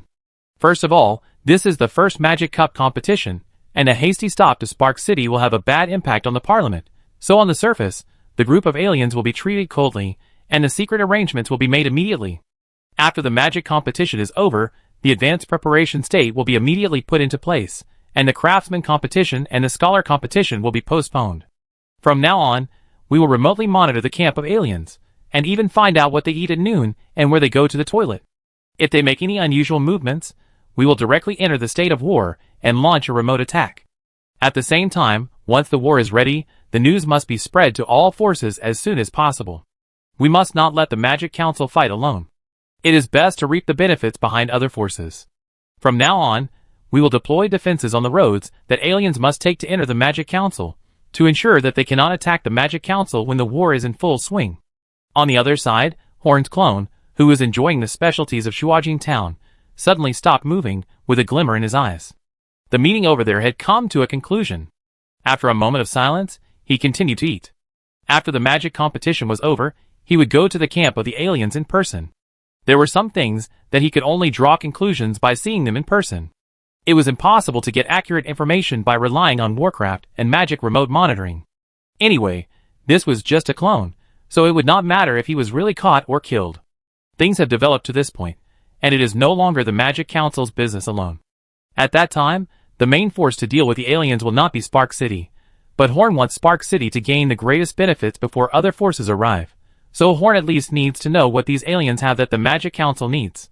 The third day of the magic competition, the last game is in progress. There are 2 5-ring magicians on the stage. One is the plant-type exploder, and the other is the puppeteer Cap. Bia, who once fought with All B, was eliminated in the semifinals. Under the premise that the counselors do not participate in the competition, the strongest 5-ring magician will be decided from these 2. At the level of the 5th ring, Garp's puppetry is no longer limited to controlling living things as before, and can even control non-living things.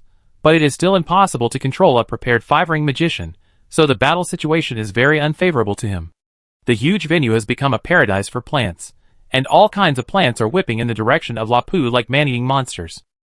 Garp's final trump card was 2 stone giants formed from the soil and rocks of the venue. Each of them had strength far exceeding that of a normal level 5 warrior. Although their speed and reaction ability were inferior, their strength was enough to make them comparable to weaker level 5 warriors. However, these 2 stone giants were obviously unable to fight against the plants that filled the entire competition field. Each plant had a strange flower, but hanging on it, and each flower bud could produce a violent explosion. Garp could not let any flower bud appear in a place where he could be touched, and at the same time Garp had to be wary of the ground. You know, Ale's plants can not only grow on the ground, but also grow underground. Gradually, the 2 stone giants' movement slowed down, and some green plants began to grow on the stone giants. Soon, the 2 stone giants controlled by Garp would be dismantled by the objects. In the current field full of plants, Garp could no longer create new stone giants. During the battle, your puppetry was indeed a very terrible spell, but now the arena is my domain. You can't control me, so naturally you can't win this battle. On the plant-grown work, Al said to Cap with a smile. In order to prevent the magicians from leaking their magic, the conversations of the magicians in the venue would not be transmitted to the spectators, so the 2 could talk freely. I can indeed control you, but I may be able to control your magic. The stone giant paused, and Cap was soaked in sweat, as if he had just cast a powerful spell and was overdrawn. Control my magic? Al touched his chin. You may be able to do it, but now the whole venue is my magic. How much can you control in your current state? And after you said all this, do you think I will give you the opportunity to control my magic? Hee, I've already started controlling it, and I don't need to control all of it. Just a little bit will do. Ale's eyes widened, and he realized something was wrong. It was clear that Garp had already released all the magic he wanted to release. He flew up from the plant chair, but just a few meters away, his chair turned into countless hideous vines, tightly binding him. These vines certainly couldn't do anything to Al, but since he was an explosive guy, the vines that entangled him could naturally explode, and before he got rid of these vines, Garp could make them explode. Heh, I didn't lose to you because of my strength, but I didn't expect you to have such a trick. I will never lose to you next time, Al said unconvinced. Cap seemed calm, but there was a smug look in his eyes. Next time, I won this time, and how do you know I won't come up with other tricks to deal with you next time? In the end, this is your home court, and you didn't beat me. If it's my home court, you will lose miserably. Cap stretched out his arms, and countless flames flew out of his robes and flew into the sky, extremely gorgeous. These were magic fireworks. Ever since Terry set off fireworks for Megan, many magicians like to release magic fireworks to celebrate when they win. After admitting defeat, Al easily regained control of the plants and sat cross-legged in the field thinking that maybe in the future, he should not add explosive properties to the plants close to his body. But he was a little unwilling. Explosion is art, and he was very unhappy without art around him. Horn stood up and clapped softly. Under his leadership, everyone in the arena began to applaud. After the applause, Horn smiled and said, "Now I announce that the winner of the Spark Cup Magic Competition is the Magician Cap. At the same time, this magic competition is officially over." In the town of Sparkling Gold, Horn's clone stood up and said to Daisy and Colin, who were doing their own things, "Let's go, our action is about to begin." Chapter 478. After Horn finished speaking, Daisy and Colin both stood up, with expectation and solemnity on their faces. Sitting on the flying carpet, the three of them soon arrived at the edge of the forest. Although this is not the main body of the Twilight Forest, but just an insignificant extension, it is also completely different from a normal forest. The forest seems to contain endless deep darkness. Before the sun sets, the forest has already entered the night in advance. The twisted vines and deformed trees are creepy, and the cries of small animals from time to time add a bit of fear to the forest. For ordinary people, just walking into this forest requires great courage, just like walking into a ghost cave that devours life. Of course, for Horn and the other two, there is no psychological or physiological barrier to entering this forest, just like entering a flat land. The darkness is no obstacle to the magician. There is a light ball floating around each of the three people to provide lighting. The keen perception of the four-ring magician allows the three people to walk in this strange forest, as if on flat ground. And what ordinary people are most afraid of, the bloodthirsty monsters hidden in the darkness, should be more afraid of the three of them. The perception of monsters is much more acute than that of humans. Even if Horn and the other two did not reveal their own aura, they can sense the dangerous aura from these three humans, so no monster will provoke Horn and the other three. After all, this is not the main body of the Twilight Forest, and there are very few magical beasts that can pose a threat to the fourth-level extraordinary. In fact, even if there are high-level magical beasts, they may not attack the few people, because Daisy will emit a very disgusting breath of magical beasts as long as she wants. Even high-level magical beasts are unwilling to attack undead creatures for no reason, which is purely to make themselves uncomfortable. Just like seeing a pile of shit on the side of the road, no one will deliberately step on it, but will walk around it. For high-level magical beasts, the breath of the undead is a similar existence. The Yarrow team had to be very careful when traveling back and forth in the forest. A little carelessness could lead to death. But for Horn and the other two, the only problem was the process of walking from the starting point to the destination. The front gradually became brighter, and the trees became sparse. There were traces of felling everywhere. These scary twisted trees were finally cut down and burned as firewood. The front should be the base camp of the aliens. Judging from the scale of felling, they should have built a camp of a certain size, so Horn and the other two turned off the lighting spell. Just as he was about to move forward, Jing Ding's ears suddenly moved and he looked in one direction. Something interesting. After walking a short distance with the two of them, they came to a tree that was thicker than the other trees. Horn condensed a small fireball with his fingertips and hit the tree with a snap. One did not respond, so he hit another one. This time the giant tree finally moved. Two eyes and a mouth emerged from the dry and withered rough bark. The tree was actually alive. Tree Demon, and the level is not low, at least the fourth or fifth level of the Tree Demon. It should be the Tree Demon Lord. This is really rare. A flash of magic flashed in Colin's eyes, and he instantly made a judgment on the Tree Demon. Can the plant-shaped monster, after death, can the undead magic be revived? A trace of black air was wrapped around Daisy's fingers.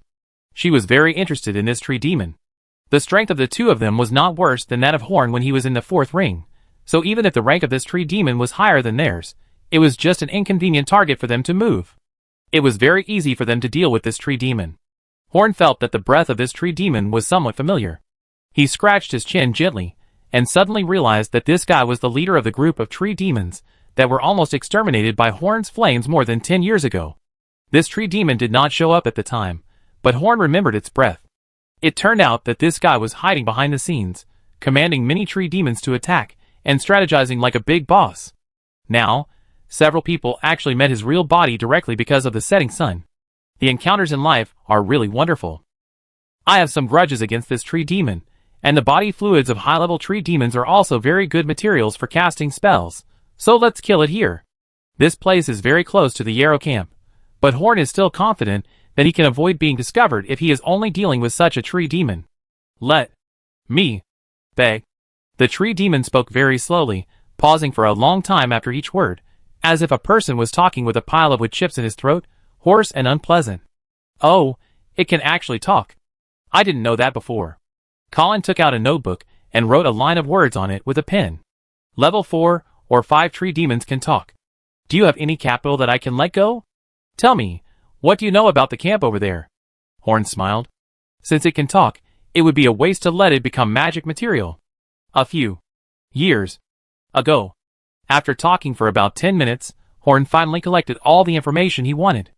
After being severely damaged by Horn, the tribe of tree demons spent a year migrating here from their original residence. They lived next to a level 5 demon snake and relied on catching some pitiful little lives for food. 5 years ago, strange aliens began to appear here.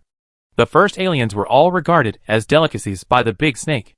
It even lay at the entrance of the passage, waiting for snacks to be delivered. Later, 3 years ago, the big snake was completely defeated, and a large number of aliens poured in. Without the obstruction of the big snake, the tree demon tribe also regarded these aliens as food. Under the remote command of the old shaman, the tree demon leader, these tree demons began to attack the alien camp, and then they were wiped out. Since then, as long as the trees around the Yaluo camp have abnormal behavior, a large group of Yaluo people will come to completely destroy the tree. So the tree demon leader did not dare to move for 3 years. He was not one of those small tree demons. He was too big and would be exposed as long as he moved. The problem was that although he was a higher level tree demon, he still couldn't run faster than the Yaluo people. In addition, Horn and his team also obtained a lot of useful information from this tree demon. The tree demon also observed for a long time outside, and had some understanding of the living habits and some things that these aliens like to do. All this information was recorded in Colin's notebook, and it would play a significant role as long as it was handed over to the Magic Council. The information you gave us is quite useful, so I won't kill you. After asking all the questions, Horn said with disdain. He was now a little annoyed by the voice of the tree demon. This guy was too laborious to talk. Thank you. The tree demon bowed slightly. This level would not attract the attention of the Yarrow people. We will make a big scene next, and you can take that opportunity to escape. Horn looked at the Yarrow camp, with a hint of coldness in his eyes. Chapter 479. The Yarrow camp is built in a very unique way. All the houses in the camp have one or more pointed roofs, like a string of candied haws. Although it is very exotic, in Horn's opinion, their architecture is probably a little crooked. The outer wall is more than 3 meters high, and is built with surrounding trees. It seems that some strange technology has been used to make these trees much stronger than they look. At least they can withstand the attacks of some low-level monsters. The land outside the camp was very dry, and covered with grayish-white powder. This environment made it difficult for poisonous insects to survive. It seemed that if they were left alone, these aliens would live very comfortably in this forest. After a quick look, Horn felt that it would not be a problem for him to cause a big mess here. You too, use your magic to do something for me to see, and then leave quickly. Don't watch the battle or stay, no matter what I encounter. Horn said to Colin and Daisy that he brought them out this time to let them see the world and examine their training results. It is impossible to lead them to attack the camp directly. That would be to send them to their death. They only need to show their magic. My magic should be very useful, but I need your help to open the wall. Daisy's eyes flashed with a trace of black air, and she looked around and said. After listening, Horn stretched out his hand to condense a lightning fireball with the power of the 5th ring, and pointed to the direction of the wall to get ready. His clone now has the strength of a 4th ring magician. Through the fusion of lightning and fire, he can release a lightning fireball with the power of the 5th level. Coupled with his combat experience and the countless magic skills he has mastered, the combat power that this clone can exert is quite amazing. The wall built by the Yarrow people can only block ordinary monsters. That strength is useless to Horn's magic. Seeing Horn ready, Daisy's whole body was shrouded in black mist. She pointed a bone staff in a direction and released a black gas. This camp has been established for 3 years. Countless monsters are buried here. Countless monsters died in attacking this camp. The Yarrow people just dug a big pit hastily to bury these corpses. This rough burial was useless in Daisy's eyes. She found the place with the most corpses at a glance. The magic she released was the 4th ring undead magic, resurrection of the dead. This magic can resurrect the undead on a large scale. These undead will have half the strength they had in life, but they are not under Daisy's control. They will only follow their hatred of the living and attack all the living who are close to them. If control is the premise, the quality of the resurrection may be higher, but the number will be much less. After casting several 4th ring magics in a row, Daisy's magic power is a little weak. This large-scale undead magic is too consuming. But this was enough. Hundreds of Warcraft undeads stood up from the mass grave, some with flesh and blood, and some with only skeletons left. These undead followed their instinct to hate the living and rushed to the Yarrow camp, which was crowded with people. As soon as the corpses stood up, the alarm in the Yarrow camp sounded. They also discovered these undead creatures, and the entire camp entered a state of war. At this time, the cultural differences brought by different worlds were reflected. There were no undead in the Yarrow world, so they did not deal with the corpses, but just dug a big pit to bury them hastily. If it was the Ceylon army, at least they would not let the corpses pile up outside their camp. Although there was no such thing as a necromancer in Ceylon before, the appearance of a few small undeads among the pile of corpses was enough to make people sick. Daisy's army was ready, and Horn's lightning and fireballs were also launched. The fireball hit the wall and exploded, and a huge gap was opened in the wall used by the Yarrow people to defend against monsters. After the wall was broken, Horn waved his hand and sprayed a water column there, extinguishing the high temperature and magic power left in the lightning and fireballs, thus forming a passage for the undead to pass through. These undead spirits are not commanded, and have only the lowest level of intelligence. They instinctively gather in places where there are the most deceased. Damn, what is this again? Cesis put on his clothes and said with gritted teeth, while holding a force field emitter in one hand. Dead corpses have resurrected and are attacking us. A Nyalua's soldier said with a somewhat collapsed expression. In Nyalua's worldview, dead is dead, and even the concept of soul does not exist, so the resurrection of corpses is a very terrifying and weird thing for them. What nonsense! If they are dead, they are dead. How can they attack us? Are you hallucinating? Cesis pushed the soldier away, walked forward, saw the experience in front of him, and then his head buzzed. How is this possible? This is not DT at all. Cesis rubbed his hair frantically. 2 days ago, there was a strange eagle attacking the camp, and today there are so many corpses. Is this world so strange? What kind of world are they invading?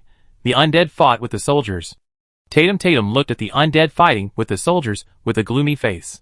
He knew that this was a premeditated attack, and their existence should have been exposed.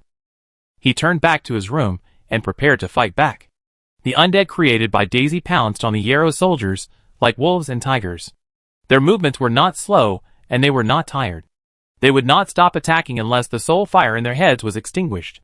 It was the first time for Yarrow's soldiers to face such an opponent. They were a little at a loss. The stream of light from the force field emitter had no effect on these undead unless it hit the right place. Hundreds of undeads attacking the camp were like wolves attacking a flock of sheep, killing all living things indiscriminately. Dozens of force field warriors wearing heavy mechanical armor rushed out, holding primitive cold weapons, and wrestling with these undeads at close range. Horn stood on a tree, looking at the chaotic military camp and nodded. These Yarrow people were not as difficult to deal with as imagined. They had too few means to use, and they knew even less about Ceylon. However, their strength was still good. Those warriors wearing strange mechanical armor had amazing killing ability. Unlike the fighting spirit of the warriors, they were pure strength and speed. Besides, except for a few powerful undead, it is difficult for ordinary undead to cause substantial damage to these force field warriors. But just 100 undead caused such heavy losses to the aliens, who were preparing to invade Ceylon. If Daisy Momo had the strength of Horn, what kind of damage could she cause alone? At that time, I am afraid she would be an army alone. Chapter 480. Horn was very satisfied with Daisy's magic, and next was Colin's turn. Let me see the results of your magic. Horn turned to Colin and said. Colin took a breath and prepared to cast magic. He had 2 magical talents, just like Horn had 2 talents for lightning and fire, but his 2 talents were different from most magicians. Even rarer than necromancers, there were still a few low-level necromancers besides Daisy, but there was no one with a talent similar to Colin's. His most special talent was not suitable for this environment, but the second kind of magic could be used here. He pointed his staff at the force field warriors who were clearing the undead in the camp, aiming at a more conspicuous one, then closed his eyes, and when he opened them again, his entire eyes were filled with dazzling silver light. Fourth ring magic, cutting. The force field warrior, who was fighting several undeads at the same time, suddenly stopped moving, and then his entire body suddenly fell apart, turning into neat pieces, including the hard mechanical armor on his body. Then he pointed his staff at another force field warrior. He always chose the force field warrior, who looked a little stronger at first glance. Fourth ring magic, distortion. The mechanical armor of the selected force field warrior was twisted and deformed, making a creaking sound, and finally turned into a pile of twisted flesh and blood. Colin felt a little bit of effort, and then he used the last magic on another force field warrior who seemed very powerful. Fourth ring magic, squeeze. The whole mechanical body of the force field warrior was squeezed together, and pale pink blood spurted out from the gap in the armor like a fountain. Witnessing the tragic deaths of several capable force field warriors, Cece's felt like he was going crazy. Nothing had happened, and they died in such an unclear way. Investigate. Investigate. Whoever did it must pay the price. Cece's eyes bulged out, and his expression was ferocious. He was full of hatred for the sudden attack. After only 3 magic releases, Colin felt a little exhausted. The magic power consumed was equivalent to Daisy's resurrection of hundreds of Warcraft undead spirits. Colin's magic attack ability is extremely powerful. Once he attacks, it will either kill or injure. That's why he doesn't want to participate in the Spark Cup magic competition. He is only suitable for life and death battles, not for capturing prisoners. The people who tortured his mother died tragically. Although they were killed by Nair, Nair actually used Colin's own power. Colin himself has this kind of powerful and weird attack method. The two people's performance is basically complete. Horn is quite satisfied with it, so he said to them, "They have begun to track down the murderer who caused all this. You two can leave. Don't look back or hesitate. Go back as fast as possible." "What about you?" Daisy asked with concern. "Of course, I have my own plans. You don't need to worry about my safety, at least not for this body." Horn laughed and began to walk towards the camp. Although hundreds of undead with the same strength as in life and extremely difficult to kill caused great trouble to the camp, the Yarrow army was not a pushover. After the initial panic, these undead were quickly cleared out. At the same time, a large number of troops and force field warriors filed out of the camp. They must find the person who suddenly attacked. Revenge was secondary. If this person or these people were allowed to return alive, their camp would be exposed, which would be very detrimental to their plan. But they didn't search for too long, because the target was walking towards them with a smile. Several Yaluo soldiers pointed force field emitters at Horn, signaling Horn not to act rashly. Horn chuckled, waved his hand, and a huge magician's hand appeared, directly knocking them out more than 10 meters away. When they fell to the ground, they vomited blood and were obviously dead. Horn had no need to show mercy to the invaders, who were invading with force. He continued to walk towards the camp. "Keep coming to stop me. The more people you come, the better. The more powerful the means, the better. I want to see where your confidence in invading Ceylon lies. Ordinary soldiers are useless, so they will not come to die again." Several force field warriors, who are close to them, ran towards Horn with amazing momentum. The armor they wore was incredibly heavy, and every time they landed, there was a huge sound. Driven by the strange power, they moved very fast. Horn's eyes narrowed. These guys were the ones who surrounded and killed the Thorn Harrier. Though the Thorn Harrier has only one ability, it is extremely fast and has a very high reaction speed. Even for Horn's clone standing here, it is quite difficult to deal with it. To be able to surround and kill the Thorn Harrier, these guys must be quite strong. Moreover, the Tree Demon also said that most of his subordinates were killed by these guys. Horn stretched out his staff and pointed at the 6 force field warriors, who were rushing over. The magic was ready to go. "Let me see your ability." There are also levels among the force field warriors. There are different numbers of stripes printed on the shoulders of their metal armor, which should represent their levels, but Horn can't figure it out for the time being. He can only judge from the speed they come over that their strength is roughly between level 1 and level 5. With Horn's current state, it is still quite difficult to deal with these guys, but there is no problem if he just holds them back. Several fireballs condensed at the front of the staff, and then with a few whooshes, they flew towards the force field warriors.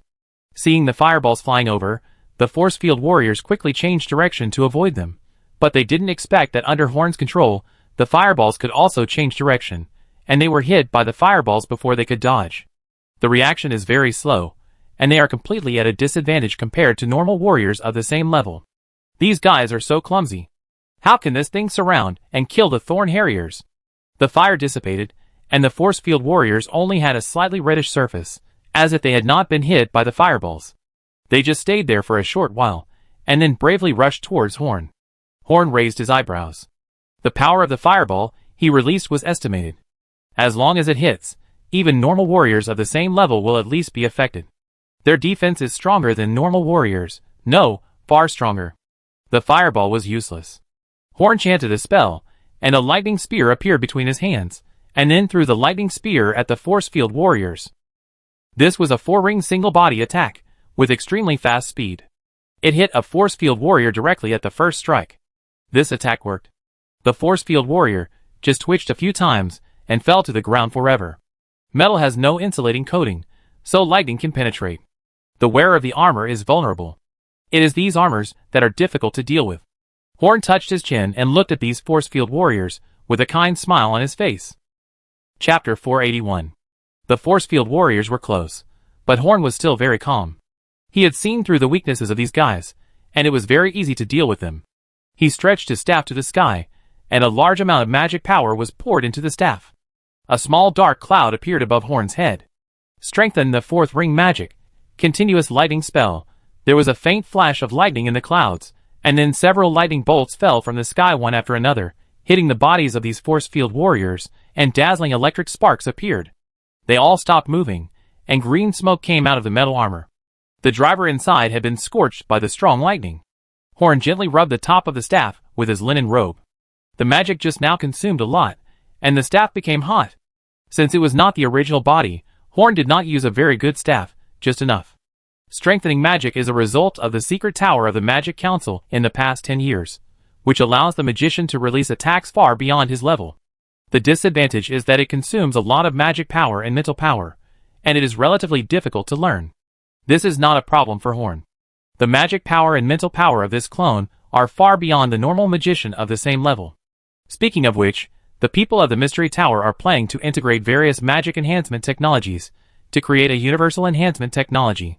The new name they propose seems to be Super Magic Skills. Well, this name is still very much to Horn's liking. Thoughts flashed through his mind, and Horn pushed down a force field warrior closest to him and scanned it with his mental power. The structure inside this armor was somewhat beyond his expectations. This was not a simple armor, but more like a puppet, with people controlling this armor. No wonder the armor is much taller than a normal person. At first, Horn thought it was a large species of aliens. The Magic Council should be able to use many of the structures and production ideas in this armor. It is impossible to draw any conclusions by just scanning with mental power. It seems that some should be seized on the front battlefield for research. After all, Horn came here not only to explore the strength of the aliens, but also to find out what they have that is useful to the Council, so as to prepare for the Council to gain some benefits in this battle in the future. Is this the advanced combat capability of these aliens? It should be very effective against those musclemen who can't think, but it's still a little bit weak against magicians. I'd be very disappointed if it's just this level. Horn solved several force field warriors with just a few gestures, causing the Yarrow people to panic. He continued to move forward and was about to enter the military camp. Did this person want to deal with all the soldiers in the military camp by himself? Rampant. Too rampant. Are all these aliens so arrogant? Cece's looked at Horn, who was approaching step by step with a sullen face. The individual combat capability of the Salon people was beyond his expectation. If there were many people like Horn in this world, would they still be able to conquer this world? A large number of soldiers stood on the city wall or blocked in front of Horn, and the force field emitters kept releasing light to hit Horn.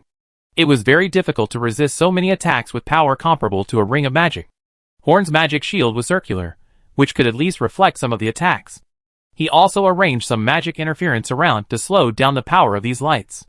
Moreover, the number of these attacks was too large, making it difficult for him to move. The consumption of the magic shield was now very alarming. Even with Horn's magic power exceeding that of a normal magician, he would not be able to withstand hundreds of attacks at the same time. Such a dense attack is a huge threat to Salon's army. If the number of aliens reaches a certain level, it will be a massacre for ordinary troops. Remember this.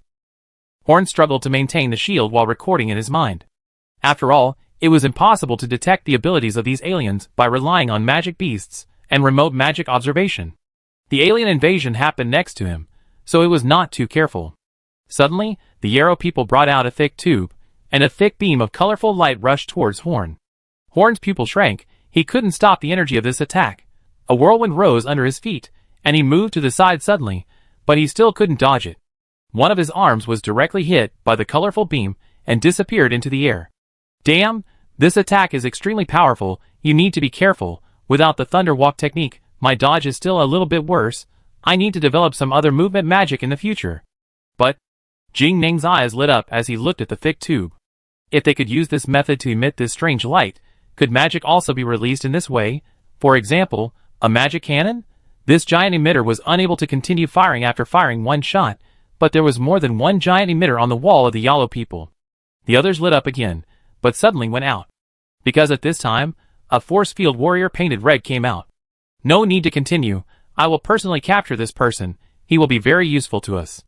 The red force field warrior spoke in a powerful voice. Judging from the tone, this guy turned out to be Tatum from before. After he finished speaking, he jumped in front of the city wall, then half crouched down, and then jumped hard, jumping a long way, and jumped directly in front of Horn in one go. This jumping ability. The level of a 7th level warrior. Jing Zhang's face darkened, he alone attracted this kind of force field warrior, which shows that these aliens are not lacking in high-end combat power. But why would you jump over here if you have the strength of level 7? Could it be that these aliens can't fly? If so, there would be more ways to deal with him. What is your purpose in attacking us? Tatum pointed his sharp arm knife at Horn and said, do I need a reason to kill you? For love and justice? Do you have to find a reason to feel at ease? No, I just want to kill people, so I came to kill people, but you seem to look a little different. Horn acted like a madman, his eyes wide open and drooling. He was just going to pretend to be a crazy spellcaster passing by, so that they wouldn't associate this attack with nearby forces. Although the Magic Council was not afraid of war, the later the war came, the better. Especially when the main force of the war, the Akuan family, had not arrived yet. So that's it. You don't need a reason to kill us, and we don't need a reason to kill you. This kind of killing certainly doesn't need a reason. Your view of us is similar to my view of you. Come on, tell me what you know, and you don't have to die. Tatum said coldly. Chapter 482. This should be the attitude of these aliens towards the Ceylonians. People can still be friendly with each other between countries, but there is not much reason between planes, between natives and plane invaders. However, seeing this red-armored force field warrior so majestic in front of him, Horn was quite unhappy. He has been in a high position for many years, and it is difficult for him to accept a person who is not as strong as himself being arrogant in front of him. To be honest, Horn can actually kill him in seconds. The clone has a chance to use all his strength for a few minutes once a day, but Horn still suppressed his desire to fight back. This guy probably wanted to capture Horn and ask for some information, so Horn was not going to resist anymore. It seemed like a good idea to be caught by them. It was enough to have gone to this extent. If it continued, it would be a bit too much and useless. But he still had to pretend. Horn roared, and countless flames gushed out of his body, rendering him like a god of fire, but in fact, this was just a waste of magic power, and it just looked amazing. Tatum sneered, pulled out a strangely shaped long sword, and his body became illusory. When he appeared again, the flames on Horn suddenly disappeared, and his 2 legs and the remaining arm were all cut off. This guy is very cruel. Horn lay on his back on the ground, and now he could only be slaughtered. Tatum didn't think it was too easy for him to defeat Horn. He knew how strong this red armor was. And he cut off Horn's limbs not just for abuse. He didn't know the source of Horn's strength, so he could only use this method to make Horn lose the strength to resist. Anyway, a creature with such strong individual strength would not die because of having its limbs cut off. Then he carried Horn's clone, who had turned into a human stick, back to the camp, ready to imprison him in a heavily guarded cell. He didn't notice that Horn had a strange smile on his face. Horn was just about to let him catch him, and he felt that he had no power to resist. Anyway, he would benefit from staying in this camp for one more day. As for the severed limbs, as long as he used this body, the feeling of pain was a bit strange, otherwise Edward wouldn't like to self-destruct. The interrogation room of the Yarrow people was a bit non-mainstream, with colorful patterns all over the walls, making it look like a kindergarten instead of an interrogation room. These patterns actually have a purpose. They can slightly guide people's thoughts, allowing them to break through the prisoner's psychological defenses more easily. It can be regarded as an advanced application of psychology. However, magicians don't need these. A true spell can solve all the problems. Some magicians can even see the prisoner's brain directly. What's your name? Tatum interrogated Horn in red armor. He was not sure whether Horn was really harmless, so he could only wear this armor. My name is Genua, Horn said frankly. That's right, Horn used the name of Genua City Lord.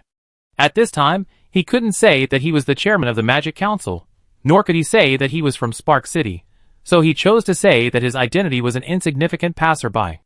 Anyway, Genua and his son were both dead, and they would not jump out to correct Horn. What is your purpose in attacking us? Don't say you want to kill so you kill. You should be considered a top power in this world. You shouldn't just launch a suicide attack like this. Guess. Horn smiled and said nothing.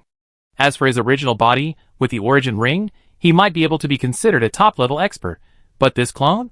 Forget it. It seems that the information from these aliens is a bit worrying. But it's the same on his side. Horn can't be sure what status this guy in red armor has. Is he a top expert, or just an ordinary expert in the alien world? Tatum's voice stopped. Horn's appearance should be a confession of non-cooperation. So he found a tin can covered with spikes, and forcefully stuffed Horn into it amid Horn's protests, leaving only his head outside. After doing this, Tatum breathed a sigh of relief. With this thing restraining Horn, he should be completely harmless. And Horn was also happy. With so many spikes on the surface of this thing, it should be more powerful when it explodes. After confirming that there was no threat, the red armor opened automatically, and Tatum's real body walked out of the armor. Horn finally saw Tatum's true face. His skin is pink, with fine scales on his body, which shimmer with colorful light under the light of the interrogation room. He is somewhat similar to a scaly snake, no one, but his skin is pink, he has no hair, no nose, no eyebrows, his eyes are as beautiful as sapphires, and he has sharp teeth in his mouth. The rest of his body parts are basically the same as humans. It seems that you are very stubborn, but I have a way to make you tell me the truth. Tatum stared at Horn, who was curiously looking at him, and said, "Please do as you please," Horn said with a smile. Tatum pressed a button, and several long needles came out of the metal can and pierced Horn's body. However, Horn did not make a sound even when his limbs were cut off, so it was even more impossible for him to succumb to a mere needle prick. "Is this your interrogation method?" "It's too weak," Horn said provocatively. He was playing the role of a crazy spellcaster, and could not be too polite. "Wait and see." From the long needle, streams of colorful energy came out, constantly stimulating Horn's body, making this body feel a little bit of pain, so Horn wisely used magic to relieve it a little, and then he felt relaxed again.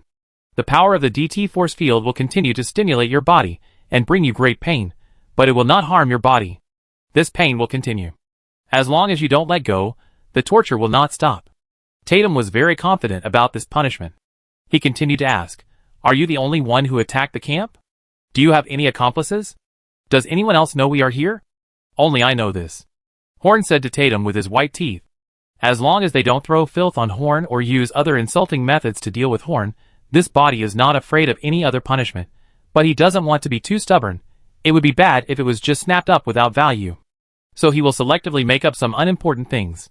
What if one day, they really want to use insulting punishment to deal with Horn? Of course, self-destruction, at least a few people can be taken away. Chapter 483.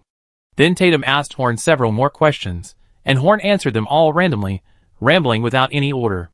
Horn wanted to see how this guy would react to his words, so as to infer the intentions of these aliens, but the result disappointed Horn. Tatum's state of mind was well hidden, and could not be detected. After all, he did not have the ability of Yin. While punishing him, Tatum asked him questions. After a while, he probably understood Horn's attitude. He found a soldier to guard Horn, continued to punish him, and then left. He just didn't believe that Horn could endure this kind of punishment and keep his mouth shut. Horn was looking forward to this. The power they used, called DT Force Field, was very magical. If he was exposed to it for a long time, he might be able to understand the secret of this power and use it in turn. The Yarrow people had explored the rules of using DT Force Field after thousands of years of exploration, but they did not have Horn's experience in using other powers, the assistance of mental power, and the research ideas of a research-oriented magician. They just passively accepted this power. Although they have been seeking groundbreaking breakthroughs in recent years, they have not made any breakthroughs for a long time. As long as there is enough time, Horn can absorb a lot of nutrients from them to improve magic. Tatum did not want to kill Horn. From the hunter, they knew the general environment, social structure, customs, and language of Ceylon, but there was nothing more.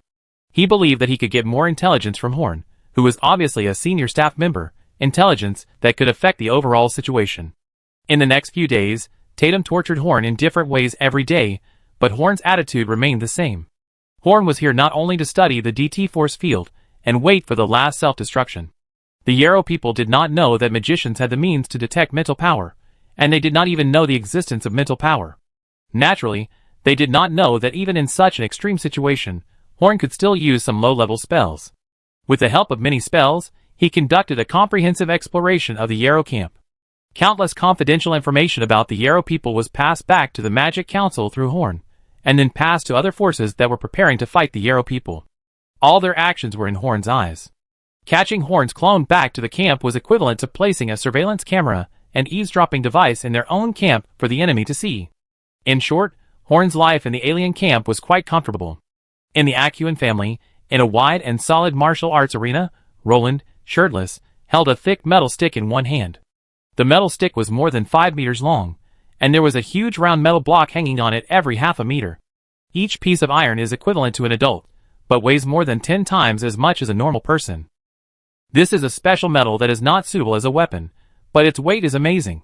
Warriors in the central area of the God-forsaken land like to use this metal as a counterweight. Roland held such a heavy object in one hand, and his hand did not tremble at all. After holding it for a while, he suddenly lifted the metal string that looked like a candied haw's string, and waved it like a sword, making a whirring sound. After half an hour of training, Roland was sweating profusely even with his strength. He threw the iron skewer aside, and the ground shook. This was the exercise he had to do every day. He didn't use his fighting spirit, but only relied on his body to support himself. This would make him swing his sword more powerful. Wiping his sweat with a towel, Roland walked out of the martial arts arena, and sat in front of a middle-aged man. This man was Dylan, who was a referee in Spark City a few days ago. Dylan was originally a warrior of the Acuin family, so it was not surprising that he appeared here. "How is Spark City?" Roland asked casually while wiping his sweat. "Your Highness, Spark City is very prosperous, and its wealth has surpassed Unto City. Even the cities of our Acuin family are rarely richer than Spark City. It is also very powerful. As a marginal city, it now has the power comparable to that of the central city, especially the city Lord Horn. His strength is unfathomable." Dylan respectfully judged the strength of Spark City. In the past, Roland was only stronger than him because of the sword, but now, even if Roland did not use the sword, he was enough to crush him, a level 7 warrior, and it was very easy. Moreover, Roland's status is different from that of 10 years ago. Now, Roland is in charge of all matters of the Acuin family. Although he is not the head of the family yet, he has more power than the head of the family. At least no one in the entire Acuin family dares to stand up and sing against Roland now. 10 years ago, the Spark City was just an inconspicuous small city. I have also seen the city Lord Horn, but he is just a 4th level spellcaster. It is incredible that it has developed to this point now. Let's deepen the deal with them. After all, they are a city on our side. The stronger they are, the better. "Yes, Your Highness Roland," Dylan responded. "By the way, how was the warrior competition you went to watch this time? I'm very interested in the result of that competition," Roland asked with a raised eyebrow. Roland also knew that Dylan was going to be the referee this time, and he was actually interested, but with his status, he couldn't go there in person, so he asked Dylan to watch it on his behalf and tell him in detail after he came back. Although they are all low-level warriors competitions, and there are not many excellent warriors in small cities, Your Highness, you should actually go and see them. The competition is very exciting. Speaking of the warrior competition, Dylan became very excited. He really gained a lot of knowledge this time. Let's talk about the champion and runner-up of the 5th level warriors first. Really? Dylan told Roland everything he saw in Spark City in detail. The warrior competition that took place in Spark City was so exciting that even a 7th level warrior was very passionate when describing it. Hearing your description, I am really interested. There are warriors like that. I have never heard of such a warrior. If there is a next competition, I will go to see it. Roland clapped his hands, and said that he was more curious about the Magic Council. If he could use it, it would be even better. Although he has mastered all the power of the Acuin family and almost control 1/3 of the God-forsaken land, if it was placed in the outside world, it would be almost a smaller church territory. But Roland was not satisfied. His grandfather said 10 years ago that Roland should have emerged out of nowhere, but the current level is not enough. The so-called emergence must be more exciting. Chapter 484. By the way, Your Highness, Speaker Horn of the Magic Council also asked me to bring you some gifts. Dylan waved in a direction, and several servants came over with a huge box and carefully placed it in front of Roland, not wanting to bump it at all. The moment the box was opened, Roland squinted slightly, and the sunlight shone on the things inside, which was a bit dazzling. Inside was a set of dark golden armor with luxurious but not vulgar shape. Its shape was somewhat similar to the armor Roland had always worn, but it was more smooth and dazzling. Just this appearance made Roland feel refreshed. because this was carefully designed by the elf craftsmen at Horn. Roland's original armor was also the work of elf craftsmen, made by masters, but it has a history, and is slightly different from the current aesthetic style. This was specially instructed by Horn. The craftsmen of the casting tower spent a lot of effort to make a set of armor, so it is naturally not just good looking. There are many magic effects in the armor. At Roland's level, there is no need to play with some low-level fire and frost special effects, so Horn did not add those effects that are just for appearance, but added fireproof and waterproof, as well as maintenance of cleanliness, automatic repair, constant temperature and other quite practical magic effects. At present, some low-level magic effects can be fully realized through the magic crystal function, so more functions can be added to a piece of armor, but the cost is still very high. Each part of the armor is engraved with a reinforcing rune, making the metal edge, which is not inferior to fish scale gold, even stronger. At the same time, there are runes on several large parts to reduce weight, so that when wearing this armor at high speed, the weight will not hinder movement. Even at Roland's level, the weight of the armor can't affect his speed at all, but it's always better to be lighter.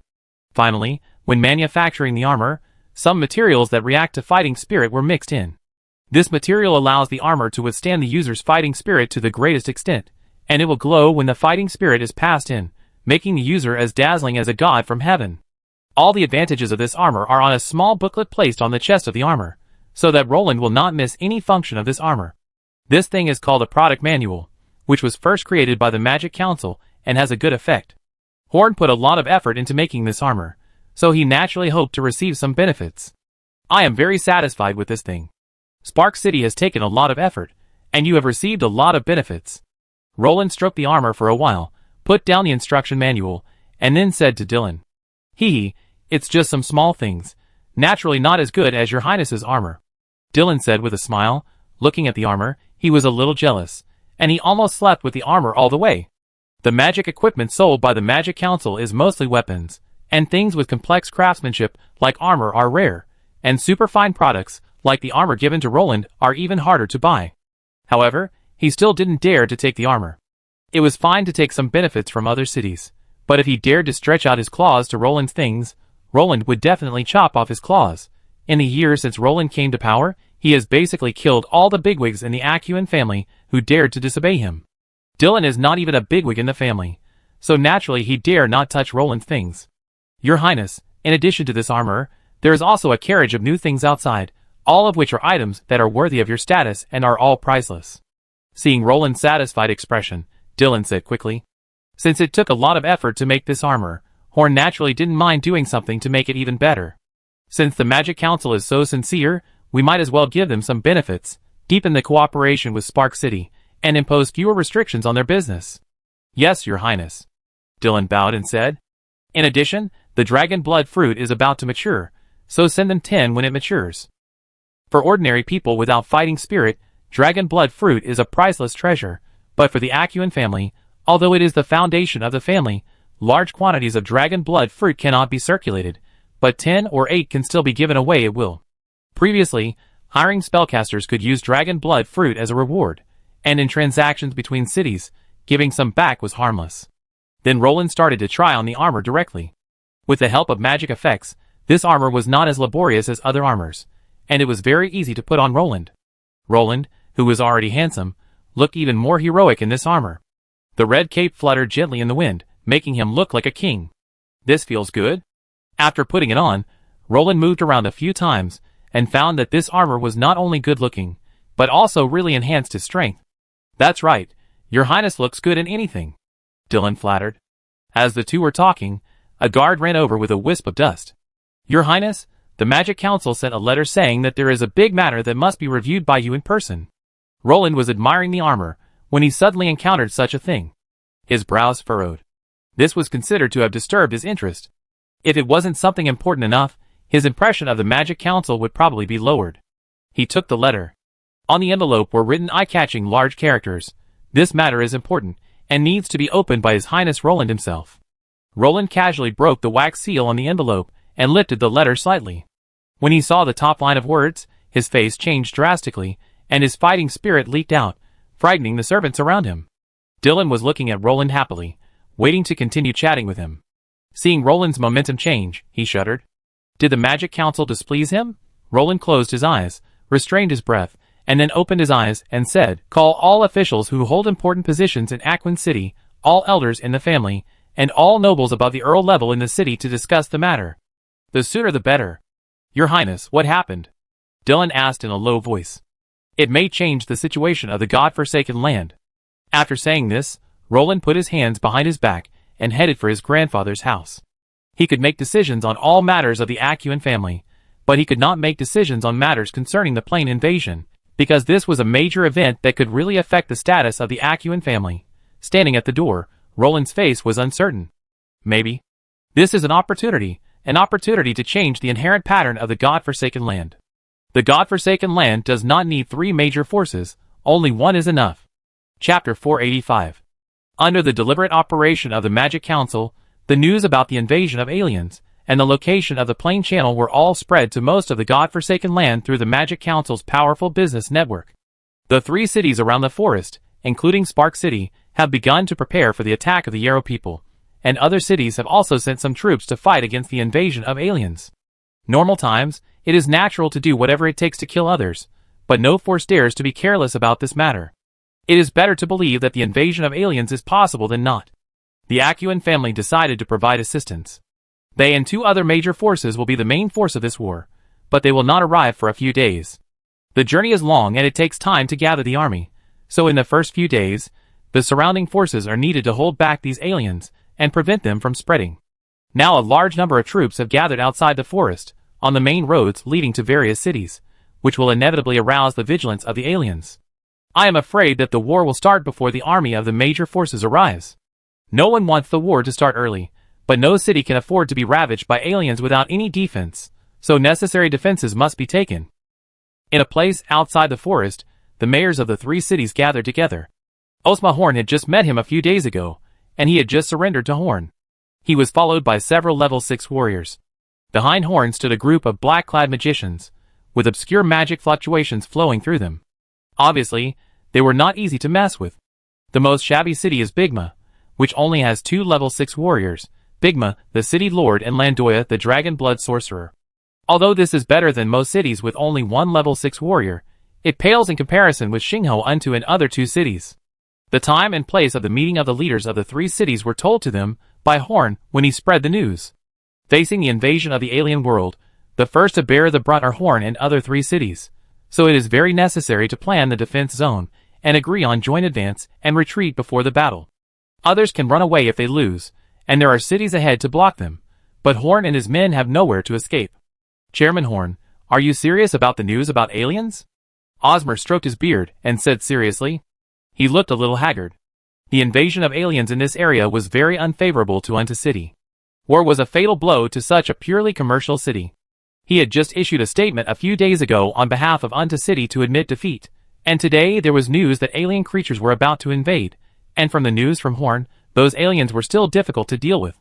Of course it's true. I don't need to deceive you about this. If you suffer a great loss in front of these alien creatures, our Spark City will have to face the pressure of aliens on our own. That's why I asked you to come here to discuss with you so that you won't suffer a great loss, because you are not familiar with the opponent. Then Horn told all the information he had found out through various channels in the Yarrow camp, except for the information related to the interests of the Magic Council. Horn did not hide anything else. The Magic Council has a bigger goal, so naturally it wants to protect itself as much as possible in this matter. So if it can let the other 2 cities make achievements, let them make achievements, and the Council is not interested in this benefit. However, it is estimated that these 2 families have the same idea as Horn. In their hearts, they probably want a tall person to support the sky when it falls, and Starfire City is a tall person. Who asked Horn to hold the Starfire Cup competition a few days ago, and establish the reputation of the strongest in the near future? The Council naturally knew that these 2 families would have this idea, so they found a taller Aquin to support it. The Aquin family might have other ideas, so they found 2 other forces.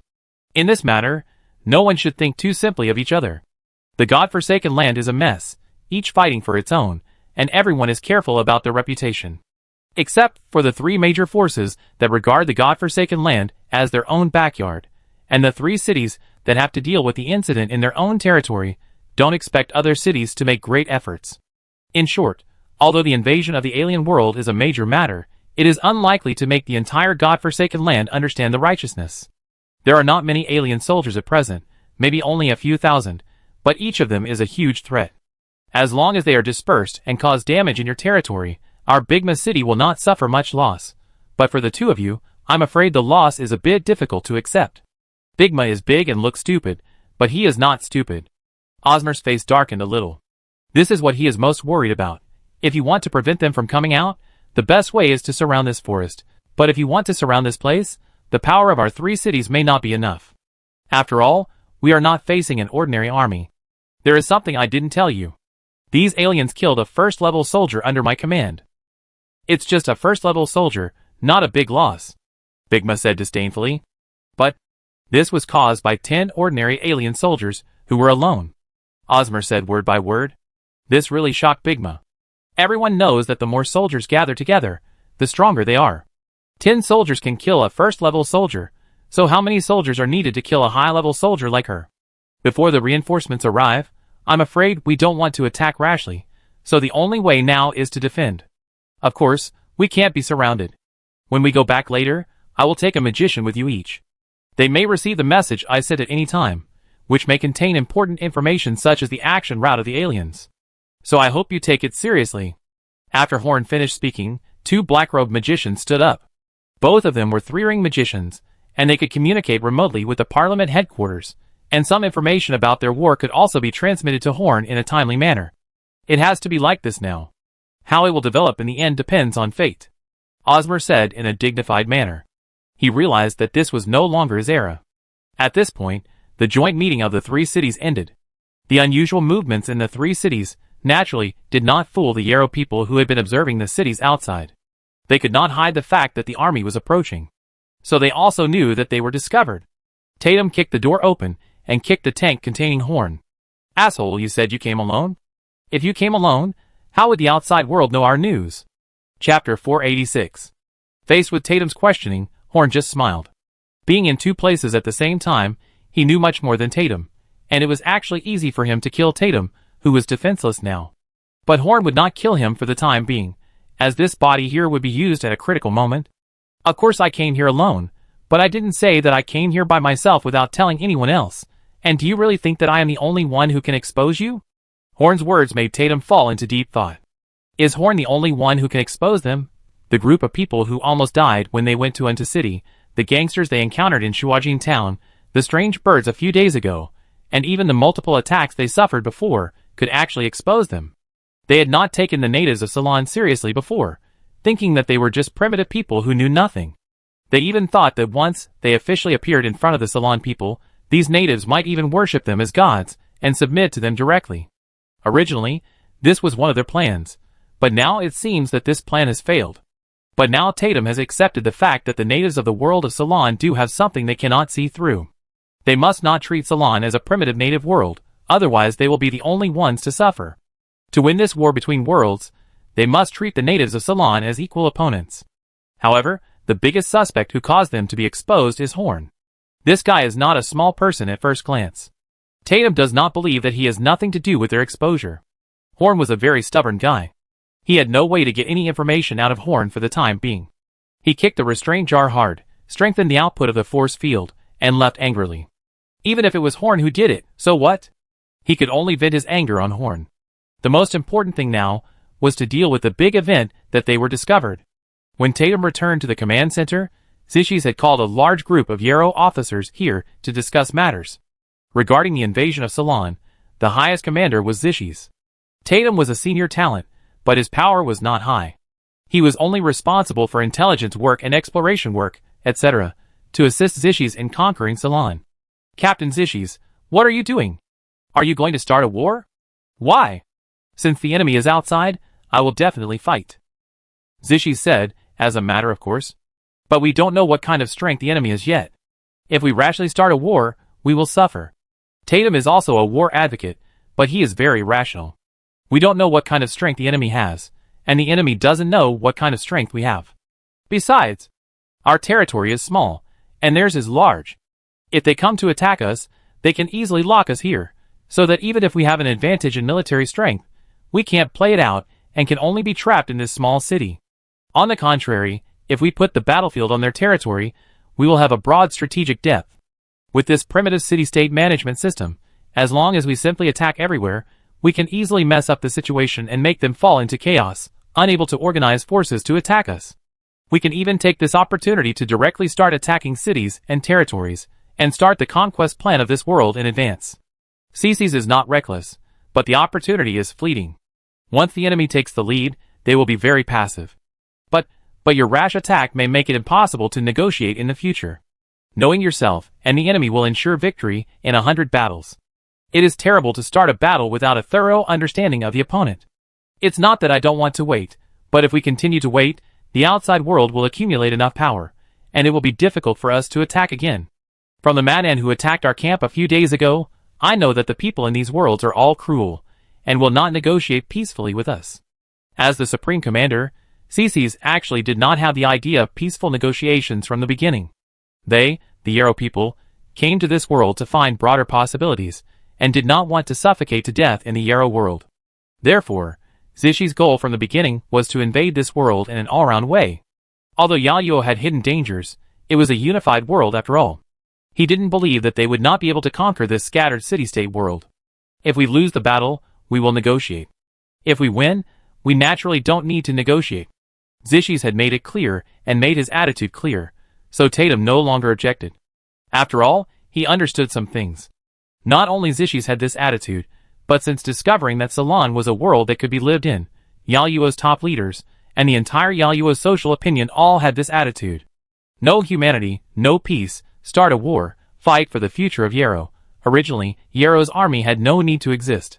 Apart from the police, who managed public security, there were no other violent institutions. But after discovering Ceylon, in just 5 years, Yarrow trained a large number of troops. In the past, even the concept of military expenditure disappeared from Yarrow and could only be found in history books. But now, the people of Yarrow are spontaneously encouraging the government to vigorously develop the military. The army trained in the past few years alone is more than 1 million, probably much more than the population of Horn Spark City, and the various material reserves are enough to carry out a continuous war for more than 10 years, or even decades. The thousands of people in Ceylon now are just a drop in the ocean. Their role is just to find out the situation in Ceylon and prepare for the general attack in the future. If they really go all out, Yarrow's war potential is amazing. After thinking it through, Tatum stopped persuading and started to help with strategies. This was their first attack, so they couldn't be careless, but they couldn't send out a large number of troops. They could only send out a small number of troops to test the strength of the natives of the alien world. Otherwise, if they encountered an accident, it would be a serious injury. So under Tatum's suggestion, they decided to divide their troops into 3 groups and attack Xingho City, Unta City, and Bigma City respectively. Through the results of the attack on the 3 cities, they could comprehensively judge the strength of the alien world, and even judge the strength of the 3 cities through this test, so as to find a good breakthrough for the future large-scale attack. Of course, everything in the future is based on the failure of this tentative attack. Each army has 5,000 people, and 50 force field warriors at all levels. If these forces can beat the natives to pieces, and make them lose their armor, then the first attack is not just a test. Chapter 487. So, the initial strategic plan of the Yarrow people to conquer Ceylon was formulated. Although the number of troops dispatched was not large, they were concealed and moved quickly. In CC's idea, it would be enough for these 3 armies to destroy 3 cities. No one knew that they were sending troops, so they would definitely achieve the desired results and catch these natives off guard. But they didn't know that there was a person who was observing their meeting throughout the whole process, and this person was naturally Horn. Horn saw all their plans. Horn could not speak the Yarrow language, so he could only see them, but he did not know what they were planning. It was impossible to perceive too finely through mental perception alone, so in order to obtain more detailed intelligence, Horn placed a detection magic on Tatum's shoulder when he came to question him last time.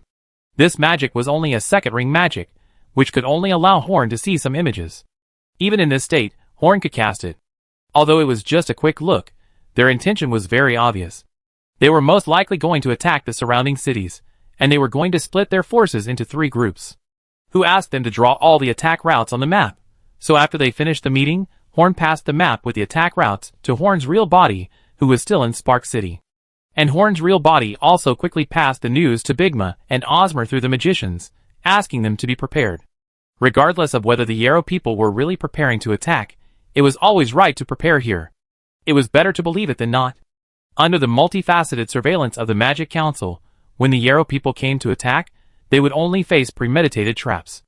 At this time, various cities had already received some support teams, and because of the special geographical location of Spark City, which was backed by the tidal Mist Swamp, only Moonlight Castle came to support. Samuel brought 5,000 half-elf archers to support, which was a huge fighting force in the war against the aliens. The fighting style of the aliens was basically that all the members were archers, so long-range attacks were very useful in the war against the aliens. Moreover, Samuel himself is a powerful fighter, plus Horn himself. The Hemoth Warlock Jean also agreed to help Horn in the battle, so Starfire City is not lacking in high-end combat power. In fact, facing the Yarrow army, Horn was not too worried about Starfire City. He was more worried that other cities would not be able to hold on, and then drag down Starfire City. The Yarrow fighting style is easier for Starfire City to deal with, but other cities basically have to pay with human lives. The Yarrow people made a war plan and started preparing for war quickly. Their efficiency impressed Horn, who was observing secretly. In fact, he was not observing secretly, he was watching openly, but the Yarrow people could not find out. The Yarrow soldiers were like worker ants under the command of the Queen Ant, and every order was executed meticulously. In their army, there was no individual will, only the action of the whole. If their bodies were not so weak that they could only rely on strange weapons to fight, then Horn really did not have a good chance of winning against Salon in this war. After all, every officer of Salon, big or small, has his own individual will, and the strong fight on their own. Even if there is cooperation, it is just a group of people fighting together. If the army of the Forsaken Land can also obey orders and mobilize in an orderly manner, it will be a very powerful force. However, this is basically impossible in Salon. Since the offensive plan was decided, the space channel has not stopped. One by one, the Yaoyuo soldiers walked out of the channel in an orderly manner, and then found their positions in an orderly manner. Not to mention, they walked very beautifully. The passage was not wide, and many large equipment could not be transported over, and not too many people could go through at one time, so it really took a lot of time for these Yaoyuo soldiers to enter Salon. Except for the unfamiliarity with Salon revealed in their eyes, these Yaoyuo soldiers, who came with a new heart, were the same as the original soldiers. It seemed that every soldier on the opposite side was of this quality. Judging from the posture of the opposite side, there were probably many more soldiers. After the soldiers arrived, Caesar said a lot of words that Horn could not understand, and these soldiers set off directly without even resting. The current military camp is too small to accommodate 20,000 people. Each team is assigned 500 veterans, who are familiar with the environment of Salon. Under their leadership, these new recruits, who have just arrived in Salon, will quickly become veterans. There are still several thousand veterans left in the camp. Even though they are not elites, they are familiar with the environment of Salon, so Ceces will not use them as cannon fodder. It is always good to keep more. After the 15,000 Yarrow soldiers set off, a large group of craftsmen and countless building materials kept coming out of the space channel. Since they have been discovered, they don't need to hide their actions. They start to open up wasteland and build cities on a large scale. They want to transform this place into an impregnable giant fortress that can accommodate hundreds of thousands of soldiers before a large-scale war begins. The Lord of Starfire City is really capable. He even knows the enemy's marching route. It seems that the rise is not unfair. It would be great if he was my husband. Bigma held the envelope and acted like a fangirl. Landoya behind her gently poked her twice with her fingers. The two of them are basically in a relationship now. She said that other men make her uncomfortable. Now they are setting traps in full swing. No matter whether Horn's news is true or not, it is always right to set more traps. According to Horn, all aliens have weapons similar to the crossbow, but more powerful, with excellent organization and strict discipline. So fighting with these aliens is not easy. Horn's Magic Council is big and powerful, and has always taken the initiative, so it can take this alien invasion lightly, and even think about making a profit. But Bigma City doesn't have such confidence. Bigma only hopes that Bigma City will still exist after the invasion of the alien world. Unta City is also on the same route. Tens of thousands of infantry, and 10,000 well-equipped cavalry are ready for a battle. In the first battle, Osma is not going to play those tricks. He wants to win this battle head-on. If they can't win again with only 5,000 people, or suffer heavy losses, they don't need to fight this war in Untu, just surrender directly. He and a group of level 6 masters are in charge personally. If there is any problem, they will take action personally to minimize the losses. Osma hopes that after this battle, his soldiers can learn to fight these aliens. After all, he knows that the war has just begun. Chapter 488. Unlike the tense atmosphere in the other two cities, facing the upcoming war, Spark City was much more relaxed. Let's not talk about the future wars. At least they couldn't find a reason to lose the first battle. Only 5,000 people were not enough for the wizards. Other cities were waiting for information from Spark City, but Spark City was always keeping an eye on the 5,000-man army. Spark City knew every move of them clearly. The weeds on the roadside, the birds on the trees, and even the small clouds in the sky that drifted with the wind were all the eyes of the Magic Council. They could count how many people peed along the way. The Magic Council has drawn up countless battle plans for these 5,000 people, and even 5,000 people are not enough to implement. To deal with such an army, the Council can really come up with too many methods. Horn even thought about sending magicians to other battlefields for support, so that he could verify some combat methods. However, Horn still extinguished this idea. He wanted to see how the other two cities performed against the aliens. If they can't even stop 5,000 people even though they know the route, and they still need the help of the Council, then this help is meaningless. They can't help the mud, and will still fall to the ground in the future. Moreover, helping them now is not worth it. Only after the battle is over and the other two cities realize the power of the aliens, they will feel the preciousness of the assistance of the Magic Council, and remember the kindness of the Council. Although the war has not started yet, Horn has already realized the important role that magicians can play on the battlefield. He only needs to send a joint spellcasting group of 50 people to completely turn the tide of the war. Magicians have almost the strongest group attack and environmental destruction capabilities.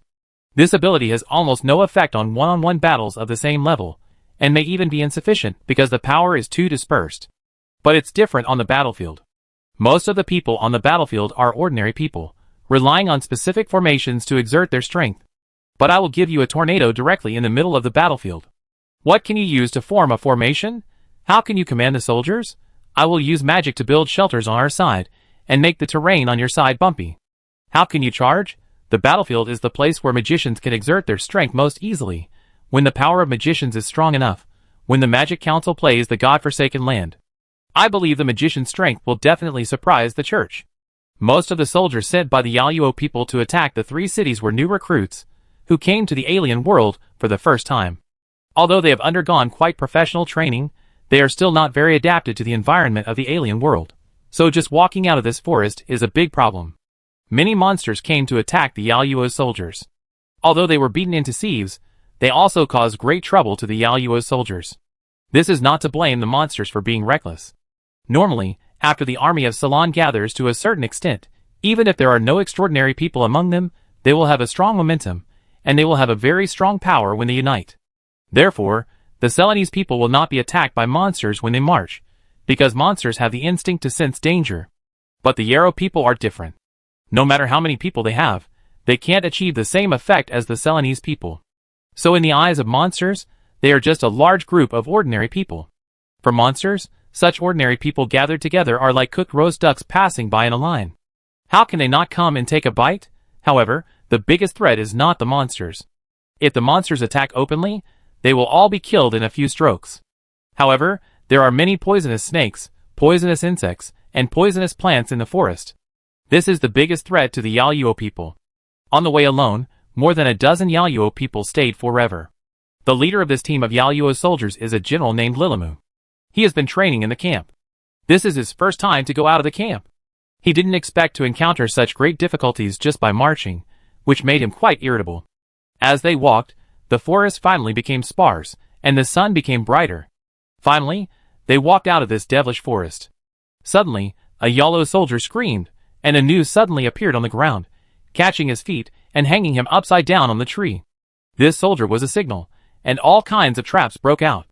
Spikes may appear on the ground, sharp wood may fall from the treetops, and some people may even be poisoned to death just by being scratched by some small traps. This is the defense zone of Bigma City, and these traps are all Bigma City's means. These are all tricks they used when they were horse thieves, which are just right for dealing with these young Yaluo people. After sacrificing more than 200 lives, the Yarrow people finally walked out of the trap area. A soldier who was observing in secret shook his head speechlessly. The effect of the trap can only be said to be unsatisfactory. Although it still worked, the Yarrow people did not panic, so many arrangements were not used. Damn it, these arrangements are definitely prepared for us. These natives knew we were coming. Is there a spy in the camp? Lilimou spat and cursed. More than 200 people were killed by these simple primitive traps.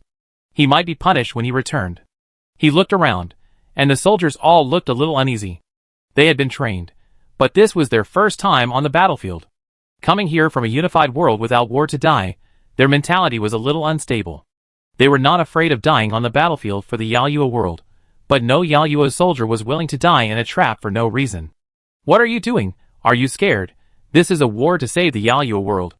We cannot retreat or be afraid. If we lose, then Yaoyuo's future will be gone. Moreover, since they have set up these unpresentable traps, it means that the other party has no courage to confront us head-on, so we must win this battle. After a few simple words to calm down the emotions, Lilimou led his soldiers to continue moving forward. Including Lilimou, all the Yarrow people walked because there were no mounts suitable for them here. The vehicles suitable for this world are being transformed and will be available in a few days. Carrying a giant mace that is about the same size as a normal person in one hand, and a magic telescope produced by the Magic Council in the other, Bigma was observing the Yarrow army at the place they had prepared. The Yarrow army has already left the barracks, which means the battle is about to begin. Send a team of cavalry to test the waters, and see if they are really as powerful as the Spark City said. Bigma has already made preparations for the Yarrow people, but she still wants to confirm whether what Horn said is true. If it is not true, and they use the wrong fighting method, then they will suffer a great loss. On the battlefield of Ceylon, ordinary cavalry is not rare, and basically everyone in the larger cities has a horse. But Bigma City is not very wealthy, so apart from the elite troops, there are not many cavalry. This time, only 100 people were sent to test the situation. In Bigma's view, a team of cavalry is just a test, not a direct confrontation, and retreat immediately if something is wrong. It should not be difficult to escape with the speed advantage of cavalry. After all, the opponent does not seem to be riding a horse in the telescope. Your test is a joke with the lives of your soldiers. A mere 100 cavalrymen are not enough to form a legion. Facing the attack of aliens, they are just targets. The magician beside Bigma advised. The power of the legion, also known as fighting spirit, is the reason why ordinary people's armies still exist in the extraordinary world of Ceylon. Fighting spirit is generated by the blood of soldiers, and is mainly used for fighting between soldiers, so it is called fighting spirit. And fighting spirit is a large number of soldiers gathered together, their fighting will, blood, and the fighting spirit of some soldiers with fighting spirit gathered together and condensed, mainly used in war. So it is called fighting spirit. Simply gathering a large group of people will not produce fighting spirit, that is just a mob. Only after a long period of training and running in, the army will generate fighting spirit, and only the army that generates fighting spirit has value in the world of extraordinary people. Under the cover of fighting spirit, the soldier's strength, speed, defense, archery accuracy, the speed of horse charging, and resistance to spells or large-scale fighting spirit attacks will all become stronger.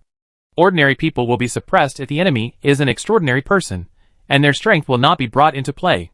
You can also combine the strength of all soldiers in one person to create a more powerful extraordinary person, and exert more powerful power. A legion with fighting spirit, even if it is composed entirely of ordinary soldiers, can pose a threat to high-level extraordinary people if the number reaches a certain level. If an army with fighting spirit attacks, it can more or less resist the long-range attacks of the Yaoyuo people. If it rushes directly towards the Yaoyuo people without fighting spirit, it will die on the way under their force field emitters. To completely trust you is to joke with the lives of my soldiers. Bigma did not look back, and continued to watch the situation. They are all the leaders of a city. Even in such a big battle, Bigma will not completely listen to others. I think the route of action of the other army provided by our speaker should have proved that we have enough sincerity. The black robe magic frowned. TSK. Bigma didn't say anything else, and the magician also wisely shut up. He was just here to pass on information, and shouldn't interfere in this matter.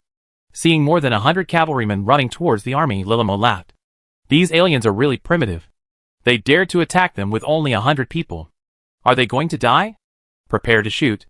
Hundreds of Yaoyuo people raised their force field emitters, and aimed at the hundreds of cavalrymen.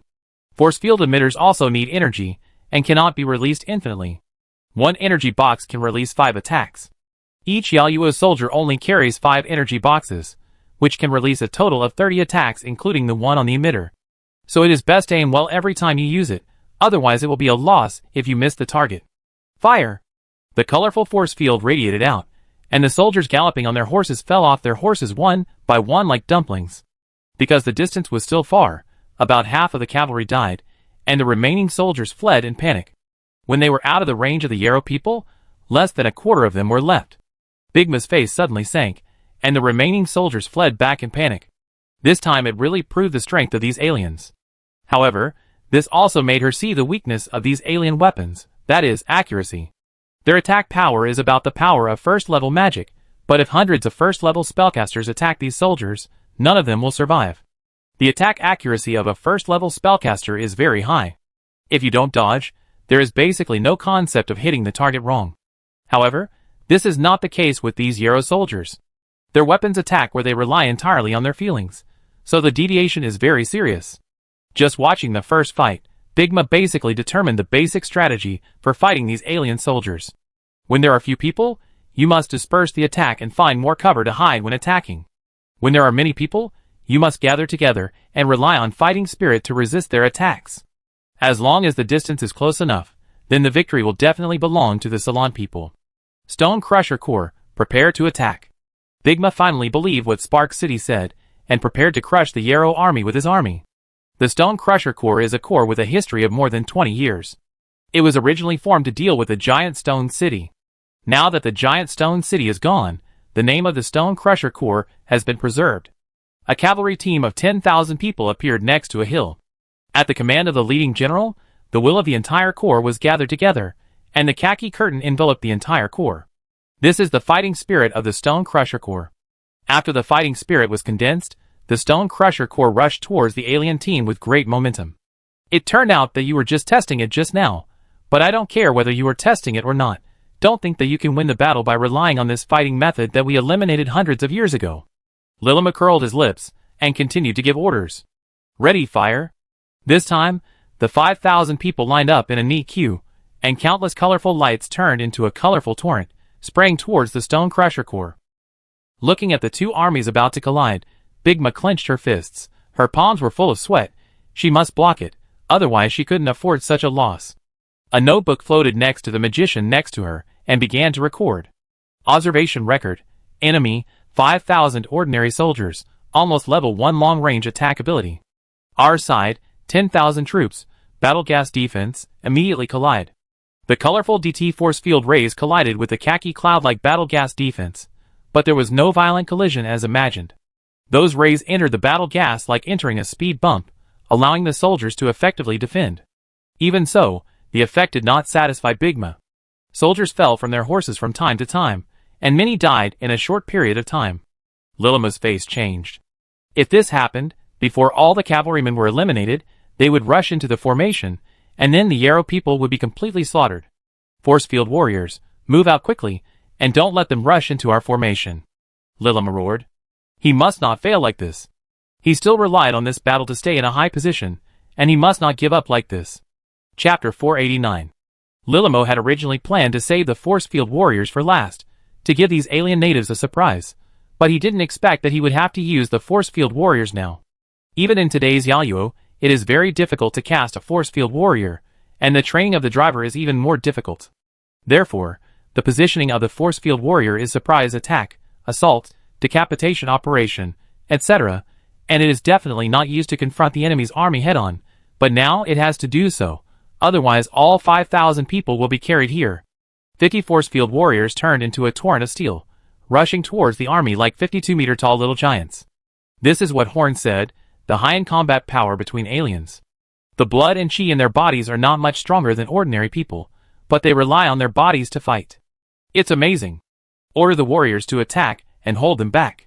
Looking at the posture of the force field warriors, Bigma sighed, and gave orders to the messenger beside him. The messenger sent the message with flags, and dozens of warriors wearing various equipment rushed out from the flank of the Stone Crusher Legion. Under the leadership of Biggs, they fought with those force field warriors.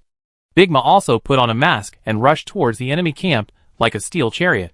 The losses were already distressing to her after the battle, so she had to take action herself. Bigma took action, and Landoya was not idle either.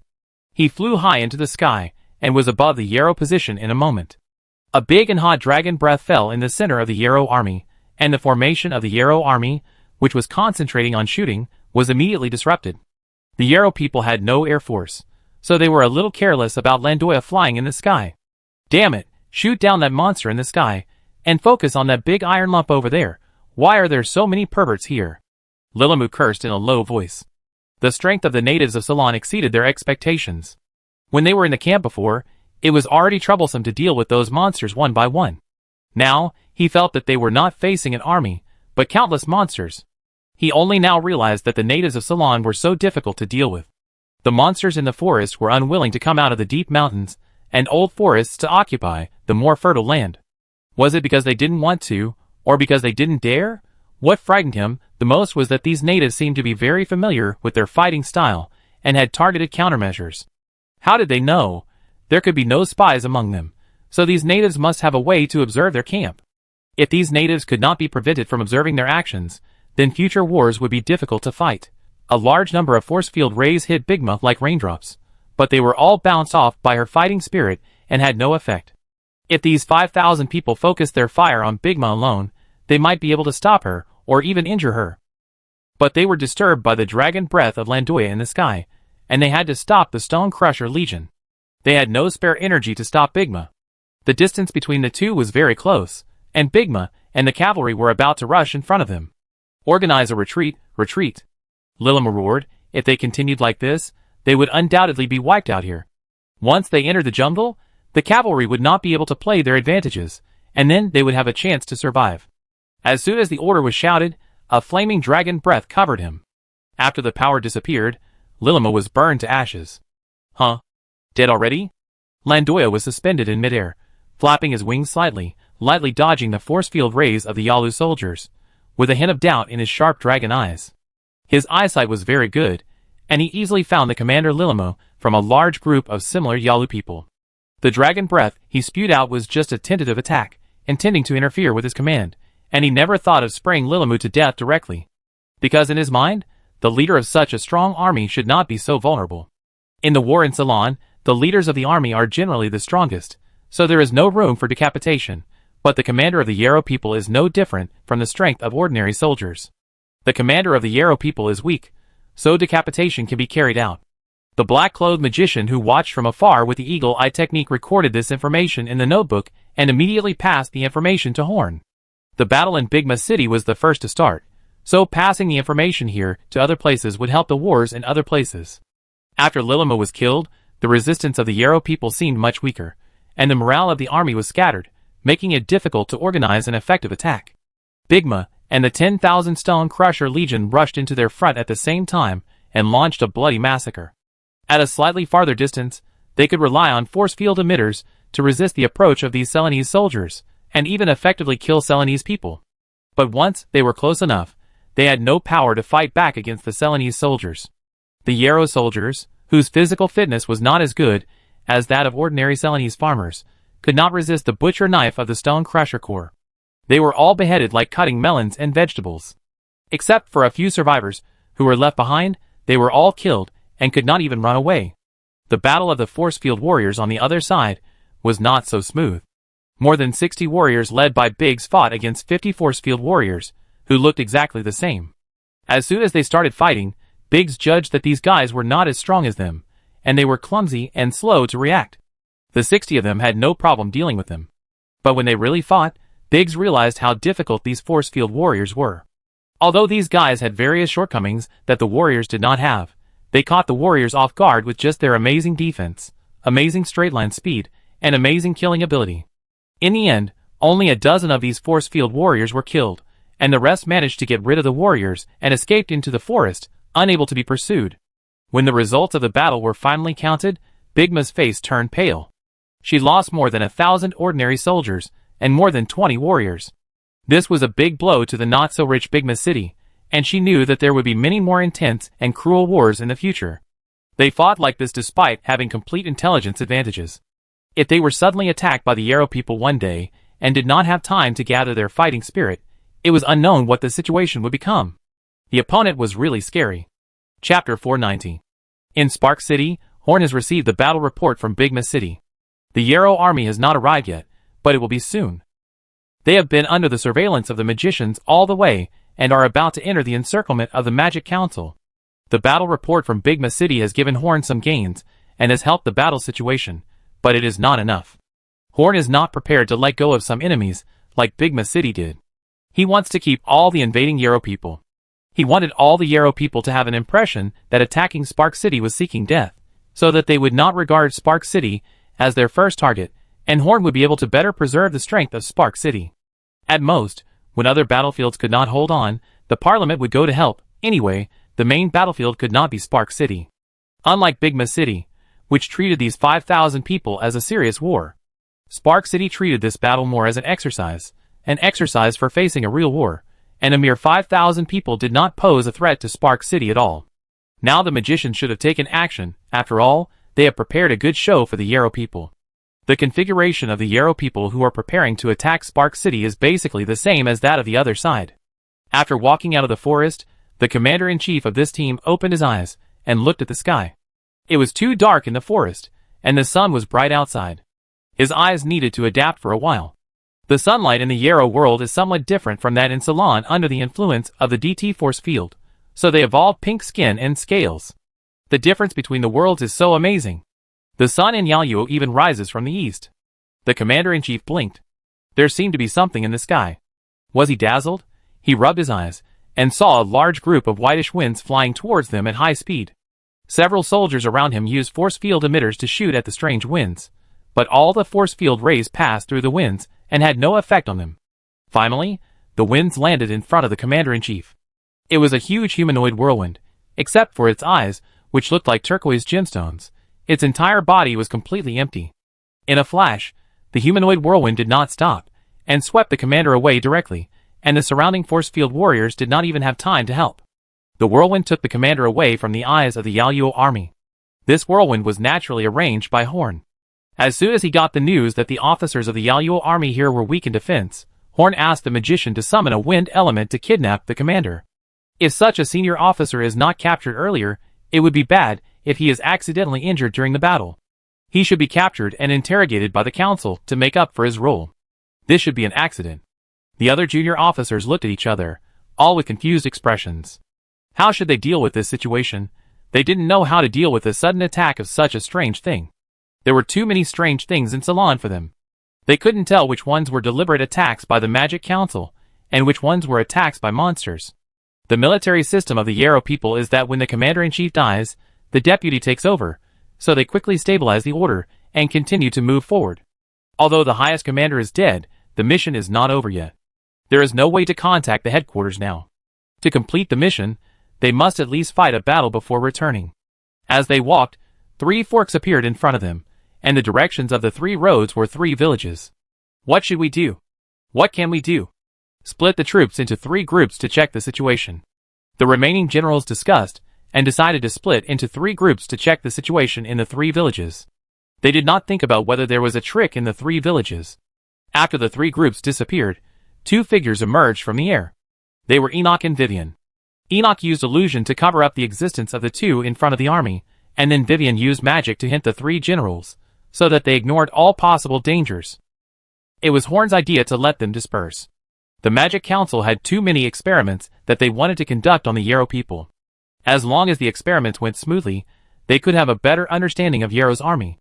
But the 5,000 Yalos were too weak, and it was very likely that they would be wiped out in one experiment, so they had to be separated. The Magic Council prepared 3 villages for them to attack, and each village had its own layout. Village number 1 was the largest village. So 2,000 people came, holding their weapons at all times, and the leading Yalo had a malicious smile on his face. Their mission was to make a big fuss, so they were not prepared to be harmonious and friendly after entering the village. He would lead his soldiers to slaughter most people, then capture the most powerful people in the village and bring them back to the camp for interrogation to obtain intelligence. They would release a few sharp-tongued people and let them spread fear. In this way, wherever their army goes, there will be panic. Fear will make people weak, and weak natives will be more conducive to their attack. They never thought of ruling with appeasement. They came to occupy this world, not to share this world with the Ceylonese. Before they even reached the village, the commander of the 2,000 men changed his face. He saw that there was no one here. This village was just a facade. Even if the commander was not a Ceylonese, he could tell that it was just a pretense, a bait to lure them here. Plop! The whole village collapsed, and dust covered everyone. It turned out that everything here was built with thin boards. From a distance, it looked normal, but if you looked closely, you could tell that it was just a trick, just a bait to lure them here. But even if it was a trick, why would they collapse something that was built with great difficulty? The collapse must be to facilitate their attack. After the village collapsed, a group of cavalry appeared in front of the Yarrow army. This cavalry only had 5,000 people, not as many as the Stone Crusher Corps, but they were the most elite cavalry in Spark City. The horses they rode were not ordinary horses, nor were they so-called horses with magical beast bloodlines, but real first-level magical beasts. This monster is larger than an ordinary horse, with more developed muscles and heavy metal armor. There are 6 horns on its head, 2 facing forward and 4 extending to the side. This monster is somewhat similar to a smaller, more slender, and agile Triceratops. Its name is Hexagon, and it is a very suitable monster to be used as a mount. It has a ferocious personality, but it is extremely obedient after being tamed. It is an omnivorous monster, which is easy and economical to feed. It took the Magic Council of Monsters several years to run around, capture and breed 5,000 of them. Chapter 491. This legion was prepared and formed 10 years ago. After settling down, the Magic Council was busy looking for a suitable mount for the new army, and finally chose the 6-horned beast. This kind of magic beast has a very strong body, but because it has no special abilities, it is classified as a first-level magic beast. Within the scope of the Magic Council's ability, the easiest magic beast legion to form is the 6-horned beast. Of course, there are more suitable mounts for magic beasts, that is, the wargs commonly used by the orcs, but it's a pity that it's too difficult to get here, and it only eats meat and can't be raised after a large number. Not only are the monsters below powerful, but the knights above are all elites of the new army. The new army of the Parliament is treated very well, and the training intensity is also very high. Those who can become Hexagon Knights are at least not weak enough to be despised by Hexagon. The armor they wear is all high-end stuff. Although there is no enchantment, it is also made of new materials made by the Parliament, and the defense is extremely strong. The name of this cavalry is Hexagon. Once it is dispatched, the scene is as magnificent and breathtaking as a tide of monsters. The commander of this cavalry is none other than the second in command of the entire Spark City military system, Sire, who made a big splash in the Spark In by Warrior competition. Under his command, the Hexagon Legion has become even stronger. This first village was designed by Horn to test the Hexagon Legion. Other cities will help him test ordinary level legions, so the Parliament only needs to test 1 Hexagon Legion. The houses are made of thin wooden boards, which will not affect the cavalry's charge. This is the best battlefield for them now. Sire drew out his sword, his fighting spirit surging, and then he shouted, "This is the first time our hexagonal beast cavalry regiment will attack, and we must win the first battle. We must win the first battle. We must win the first battle." The entire legion shouted, and their blood and fighting spirit all began to materialize, forming a sinister fighting spirit shape above the cavalry regiment. Unlike the earthy yellow chaotic fighting spirit cloud of the stone-crushing legion, a huge, blood-red hexagonal beast phantom appeared above the hexagonal beast legion. Although they had not experienced battles like the Stone Crusher Corps, their quality was much higher than that of the Stone Crusher Corps, so they shocked the 2,000 Yarrow soldiers as soon as they appeared. The fierce aura of the Warcraft freedom caused a strong mental oppression on all the Yarrow people. The distance between the hexagonal corps and the Yarrow people was just enough to allow the hexagonal beasts to soar to the highest speed. Hexagonal Beast Cavalry Regiment, charge. Under the influence of fighting spirit, Sayer's voice spread throughout the cavalry regiment, and 5,000 Hexagonal Beast Cavalry launched a charge at the same time. What are you still standing there for? Attack! Don't let them come. The Yarrow officer shouted loudly. He knew they had fallen into a trap. Now the only thing that could save them was their own fighting ability. The Yarrow people raised their force field emitters and started shooting in panic. The colorful force field rays shot towards the hexagonal beast core like a rainbow. However, this time was different from the situation when facing the Stone Crusher Corps. The force field rays lost their power when they entered the half distance of the battle energy and disappeared into the air. From a distance, it looked like a huge red hexagonal beast smashed a rainbow. The scene was fantastic and magnificent. Facing the projection of the battle energy, the force field emitters of the Yarrow people were useless. Although the battle energy was also consumed under their shooting, this consumption was obviously not enough to save them from the fate of death. When they were less than 100 meters away from the Yarrow people, all the hexagonal cavalry took out a flying axe and threw it at the Yarrow people. 5,000 flying axes, strengthened by the battle energy, smashed into the Yarrow people's line, like 5,000 meteors. Anyone who was hit would have his tendons and bones broken, either dead or injured. After one wave, there were less than 1,000 Yarrow people left. The hexagonal beasts have a strong load-bearing capacity, so they can carry a lot of things. Each cavalryman carries 6 flying axes, a lance, a long sword, and a dagger. Each cavalryman can be independent. Then the hexagonal cavalrymen raised their lances and crushed through the Yarrow people's line. These 2,000 people brought more than 20 force field warriors, but 20 people were useless.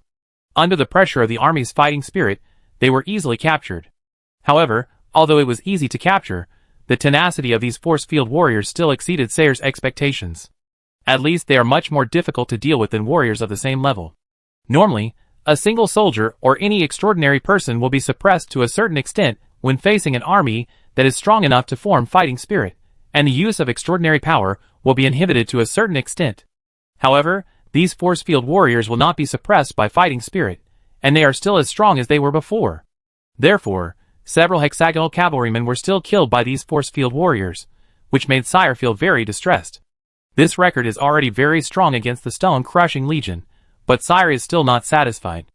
After all, Horn's requirement for him is to be the first legion in the God-forsaken land. And Sayre knew that the King's Winged Knights would not lose any of them if they killed these people. There were a total of 1,500 Yarrow people in village number 2. This village was different from village number 1. It was a real village that had existed before, but the villagers had been moved away. In fact, all the residents near the forest were moved by the Magic Council to places far away from the battlefield and replaced by the army to suppress them, including the town of Shining Gold. Many people were dissatisfied, but under the suppression of the Magic Council by force and the offensive of money, they all surrendered. In the God-forsaken land, population is also a very important resource, so Horn didn't want the residents of Spark City to die here. "Sir, this is an empty city," an Aloe soldier reported. "It seems that these natives have been frightened by us and dare not stay here. This is good, let's burn this village, anyway, it is useless to us." The Aloe officer walked around and said disdainfully, "Fortifying the walls and clearing the fields, this is their basic routine. What is useful to them is this land, not the people and buildings on this land. Everything that is useless to them should be destroyed to prevent them from being used by their enemies. Maybe some buildings can be preserved to build a museum, but it is obviously not such a shabby village." Outside this village, there is a group of magicians in black robes. Their battle position is very conspicuous, but these Yaluo people did not find them. "Mr. Deputy Speaker, these Yaluo people have completely fallen into the trap. We should start to act," a black-robed magician asked respectfully. "Then let's start." Yayan sat on a rattan chair, fiddling with a small magic tool while speaking. Chapter 492. The Yaluo people were busy setting fire to the village. Before they were ready, they found their vision a little blurry. A faint mist rose from nowhere, turning into a white veil, covering the village. Where did this fog come from? "It's noon now, and it shouldn't be foggy." The commander of the Yaluo people frowned. "Everyone be alert, I have a bad feeling. There must be something wrong when things are abnormal. Many things in this world are all weird." With the previous experience of his superior being abducted by a strange creature, many things must be cautious. But he was too late to be cautious. All the Yarrow people were drowsy at the same time. Even though they had strict military discipline and strong will, their physical fitness was still at the level of ordinary people. Most Yarrow people could not resist this sleepiness. This is a large maze that can make people who enter it fall asleep. It was temporarily arranged by the council. It cost a lot to make a maze that can confuse thousands of people at the same time. But it's all worth it. This group of people will become experimental materials of the Magic Council to study the weaknesses of the Yarrow people. It can be regarded as being used where it should be used. Not only the Yarrow people themselves, but also the weapons they use, the armor they wear, and even their clothes, pants, underwear and socks are all within the scope of the Magic Council's research. Knowing yourself and the enemy will ensure victory in all battles. Thoroughly studying the opponent and then killing him is the consistent style of the Magic Council. However, this maze was set up temporarily and required a huge range, so the power was inevitably a little weak. Among the 1,500 people, there were still 20 to 30 people who persisted and were not confused. This included Yaluo's officers at all levels and all the force field warriors. It was unknown whether their willpower was indeed strong or their armor could defend against some magic effects. "Damn, what's going on?" The force field warriors protected the officials. It was obvious that they were being tricked. The people who designed them would never let them go. There must be new tricks to deal with them later. Baby, these are all baby. The force field warriors were on alert when an incongruous voice came from their side, and everyone was frightened and trembled. I have never seen this metal, this structure, and the mechanical mechanism and energy inside. If I had these. The Yalu people followed the voice, and saw a young man in a black robe with many threads exposed lying on the largest force field warrior, stroking the huge armor obscenely. If all of these are given to me, then my puppet research can be improved. Maybe I can directly make puppets that can be used for fighting. I dream about it. The prone force field warrior wanted to drive away the annoying guy above his head, but found that no matter how he operated, the force field warriors were all motionless, as if he was not controlling a powerful fighting machine, but a fixed statue. The two force field warriors around him pulled out their DT force field knives and wanted to chop the young man down, but found that the knives stopped halfway through swinging, and then they couldn't move at all. The young man drooled and touched the force field warriors, without even looking at the two guys. He was the champion of the 5th level magician in this magic competition, Carp. It was his puppetry that made these force field warriors immobile. Quick, kill him, or we're all done. Officer Yayo had been in the camp before, and he had witnessed Horn's attack with his own eyes. Now seeing Carp, who was wearing something similar to Horn, he was naturally a little flustered. Horn was wearing a black linen robe, and Carp's wizard robe had a lot of threads exposed, so they looked a little similar. The remaining dozen or so force field warriors took action, and even Carp had no way to control so many force field warriors at the same time. Moreover, they were too close, and with the speed of the force field warriors, it would be difficult for Garp to deal with them. But Garp was still very calm, because there was more than one person here, and he was not the main force to deal with these force field warriors. The 12 force field warriors that were not controlled by Garp just started, and they all fell down one by one. Even the Yalu officers, who had been holding on, and refused to faint in the mist also fell to the ground with their eyes rolled up. At this point, the Yalu people who came to attack the second village were completely wiped out. Yayan, wearing a black and purple robe, gently fell from the sky, with strange purple light flashing in his eyes. In the past 10 years, Yayan has firmly held the power of the second person in the Magic Council, and his strength is worthy of this power. His mental power has been increasing, and the increase has been a little slow recently, but it has not stopped. That huge mental power has completely entered an unknown realm, becoming a completely different existence from ordinary magicians. His magic strength is only that of a 6-ring healing magician. But he can even shake an 8th level warrior by relying on his mental power. His strength is definitely not as good as Horn, because Horn now has a high resistance to Yayan's mental power, and magicians have a natural resistance to such attacks. However, if it is not a duel between the two, but from the perspective of people other than magicians, Yayan's current strength is actually only a little bit worse than Horn, who does not use the origin ring. A normal 7th level warrior is no match for Yayan, and an 8th level warrior can also deal with him. He and Horn are already masters of the same level. His mental attack was too powerful. Although these force field warriors looked very powerful, the armor on their bodies could make them immune to certain magic damage, and they had a certain resistance to spells such as fire and frost. However, they had no way to defend against pure mental attacks. Yayan could easily knock them out without any effort, and prevent them from getting hurt. Speaking of which, there was no concept of soul in the culture of the Yarrow people, and naturally there was no concept of mental power. How could they defend themselves against something they didn't know at all? Mr. Yayan, can you give me all these big armors? They are very useful to me, Garp said with shining eyes. He just couldn't let go of the weapons used by the Yarrow people. It's impossible to give you all of them. I can only give you 2 at most. Yayan rolled his eyes, and said that these things are also very useful to the Parliament. How can you take them all? Is it really impossible? Garp said pitifully, like a puppy who didn't eat. If you want, find a way to seize them yourself. I have other uses for them. Yayan didn't give in at all. Then I have to choose these 2 myself. Go and choose them. Get out of here, Yayan said with a look of disgust. He, then I go and choose them. Chapter 493. Next is the 3rd village. Although the first 2 villages made a lot of noise, the actions of the 3 villages were actually carried out at the same time, and no one interfered with each other. And if we talk about interference, it is actually the 3rd village that is easy to interfere with others, because it is the one with the biggest noise. 1,500 Yellow people who didn't know the truth walked into this innocent village that was just for tricking them.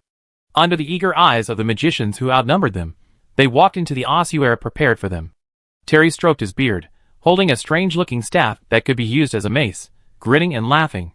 The magicians around him also had the same expression, but their smiles were not as explicit as Terry's. The last time we fought against the barbarians, we didn't do anything.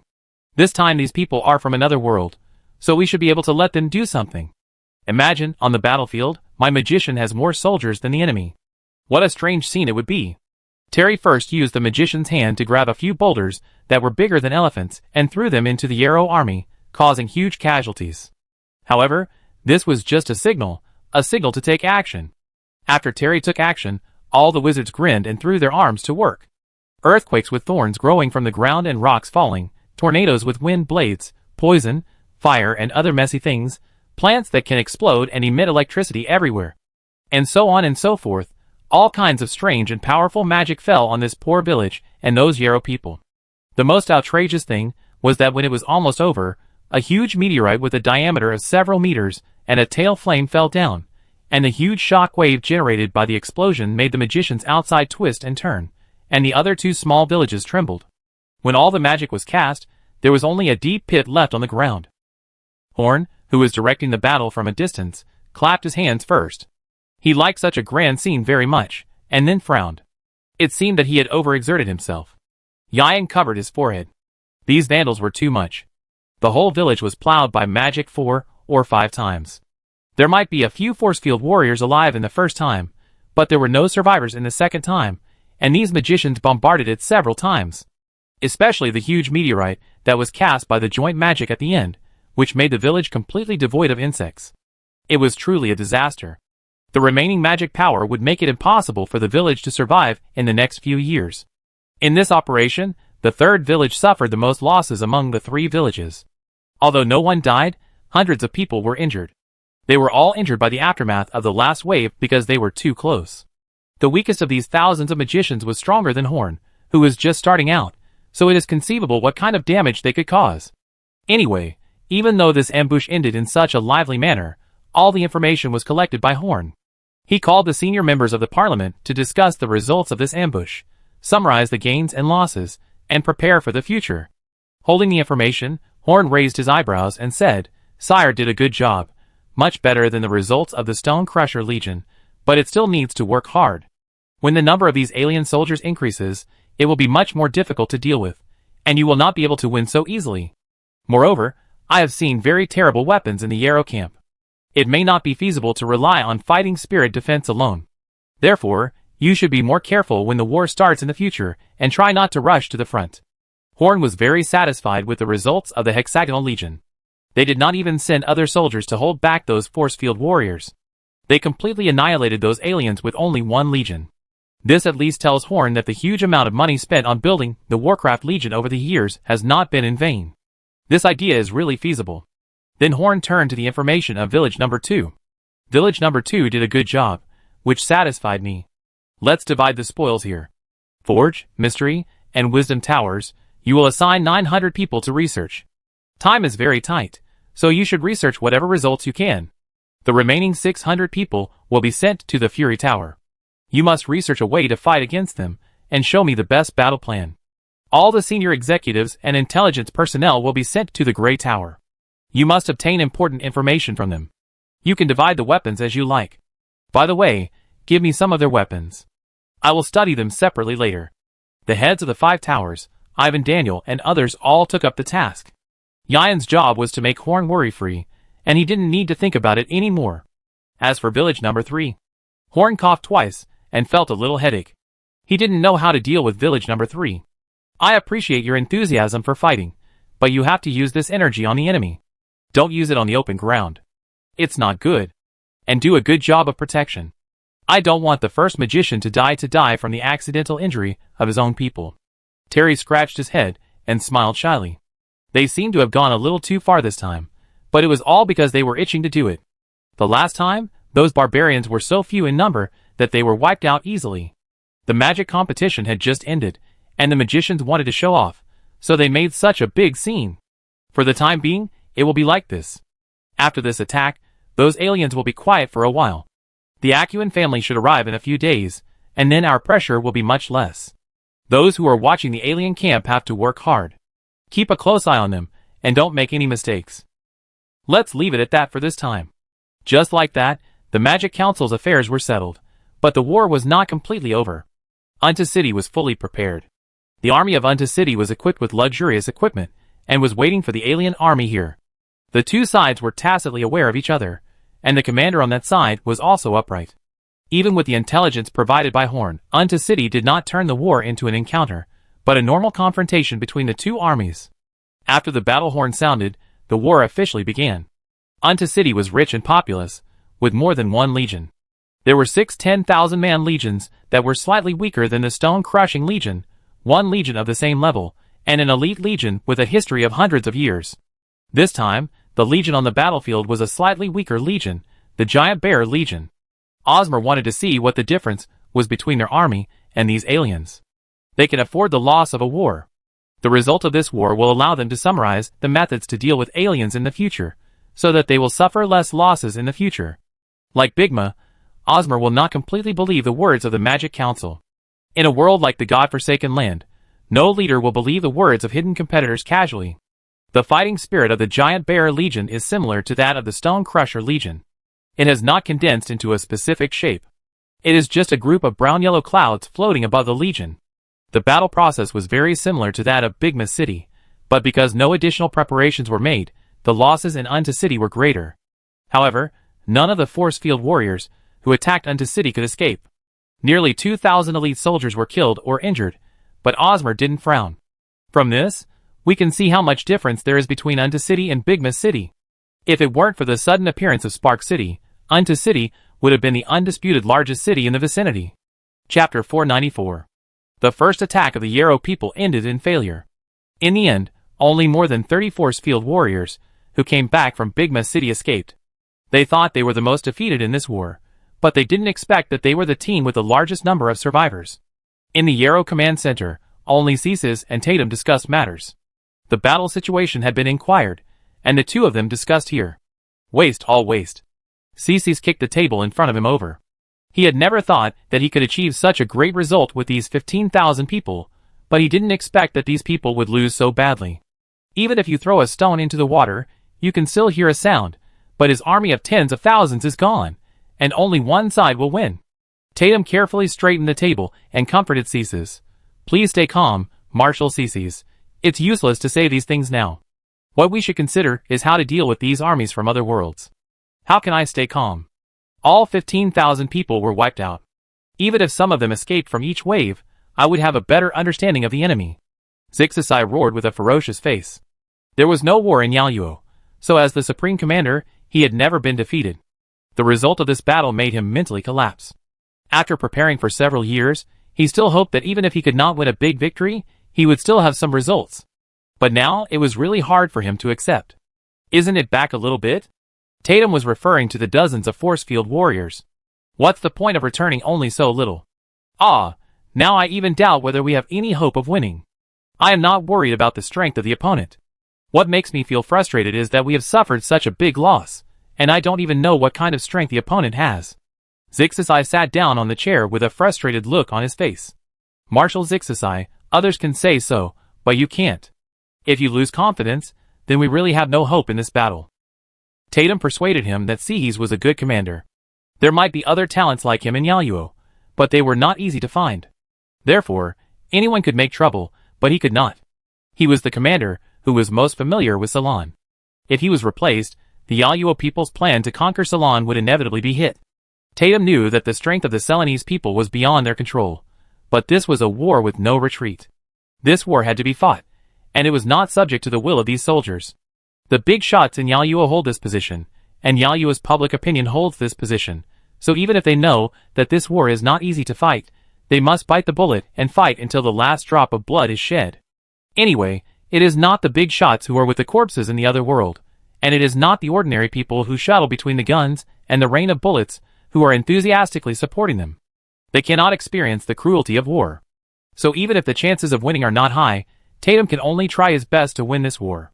Marshal, we don't have any information about the other two cities for the time being, but we have information from Bigma City, so let's analyze it based on this. According to the reports of those force field warriors, when the Ceylon soldiers are scattered, they can't resist our attacks at all. Only when they gather together can they generate a strange force to resist our force field emitters. So our main battle sites should be placed in places where they are not easy to gather, such as forests and mountains. At the same time, we must also have powerful weapons to defeat their condensed groups on the plains. Powerful weapons to defeat them head-on, you mean? Force field cannon. His eyes lit up. Yes, although the force field cannon is a bit bulky, we can make some modifications so that it can be used with the army. At the same time, according to the force field warrior, the opponent's mobility is stronger than our army, so we have to limit the opponent's mobility or improve. The two had a long discussion on how to deal with the Salon soldiers. When it was almost over, his tightly frowned brows finally relaxed a little.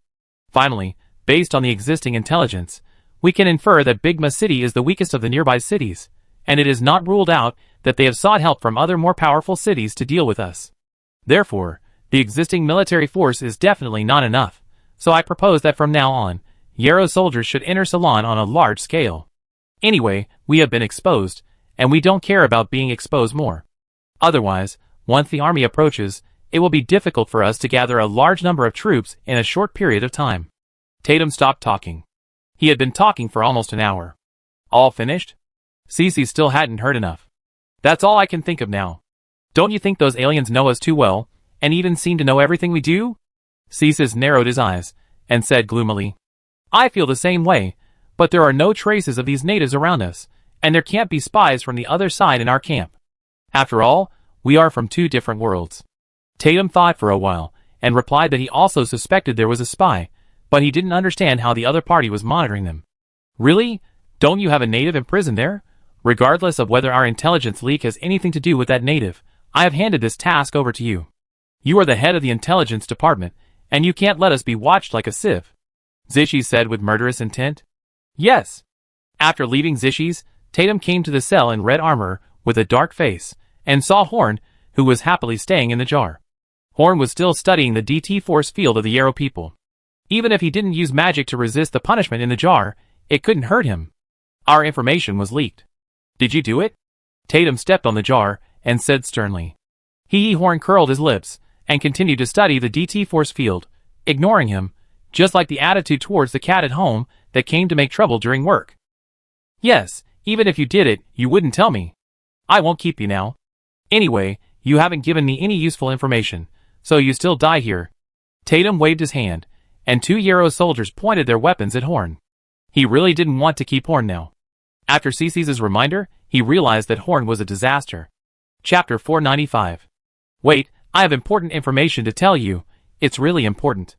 Horn said quickly. He was staying here well, and didn't want to be forced to leave now. Do it. Tatum was too lazy to pay attention to Horn. He was tired of interrogating Horn these days. This guy was like a snake, not a word of truth in his mouth. Fuck, it's real. Horn saw the murderous intent in the eyes of the two Yarrow soldiers. He knew that they really wanted to kill him, not just intimidation. Two force field rays shot towards Horn's head, but Horn's head, which should have exploded, was intact, and the light of the force field rays strangely dissipated in the air. Why do you have to do this? The metalcan floated in the air. Two flashes of fire flashed, and the two Yarrow soldiers died instantly. You really have a problem. Tatum's eyes were wide open. He had been beaten by this alien for so many days. If you don't want to kill me, I'm sure there's no problem, Horn said with a smile. Before Tatum drew his sword to deal with Horn, the jar containing Horn soared into the sky, broke through the wall, and escaped from the cell. Tatum wanted to slap himself in the face. Why did he bring such a trouble in? He hurriedly chased after Horn. He couldn't let Horn destroy the camp like this. Just as Horn flew out a few dozen meters, a strange-shaped wooden stick flew out of a house and floated beside Horn. This was his staff. After being locked up for so many days, he had already found out where his staff was. Although he has no hands or feet, he can still establish a connection with the staff with his magic power, and temporarily restore all his strength. The time to restore all his strength is only 5 minutes. He may not be able to defeat Tatum without hands or feet. Even if he can kill some Yarrow soldiers, he cannot maximize his benefits. Besides, the magic on Tatum can only last for a few days. It is not worth killing him now. And what is the most precious thing in this camp? Marshal Cc's dog head? No, it's a space channel. So Horn, without any hesitation, controlled the metal can and flew straight to the space channel. There were soldiers guarding the space channel, but Horn waved his hand. Well, he used his magic power to sweep them all aside. Then a high wall flashing with fire and lightning separated the space channel and Horn from the yellow soldiers who came to pursue him. This wall of fire had a powerful power and could not be easily broken through. This magic should be able to delay some time. Now let me see what the legendary space channel is like. Horn has been curious about the space channel for a long time. His teacher Douglas is a person from another world. He also saw the existence of other worlds under the influence of Nair, but he has never seen a genuine space channel. This is a field he has never touched before. For a magician, it is really hard to resist the temptation. He connected his mental power to the space channel and carefully sensed the mystery of space. The power of space is mysterious and obscure. Even Horn can't find a breakthrough. He can only try to remember some things in order to help himself. Suddenly, Horn found a sense of familiarity in the space power that permeated the space channel. This feeling was familiar. Where have I seen it before? 11 years ago. The ruins of the canyon. The stone that fell from the sky and almost smashed Horn's head when Horn, Sammy, and Meredith were hiding in the basement. The two gave Horn the same feeling, even closer than the power of the deacons of the god of space, who were called servants of the god of space. The stone had not produced any results in 11 years, and Horn almost forgot about it. He didn't expect to find a familiar feeling here.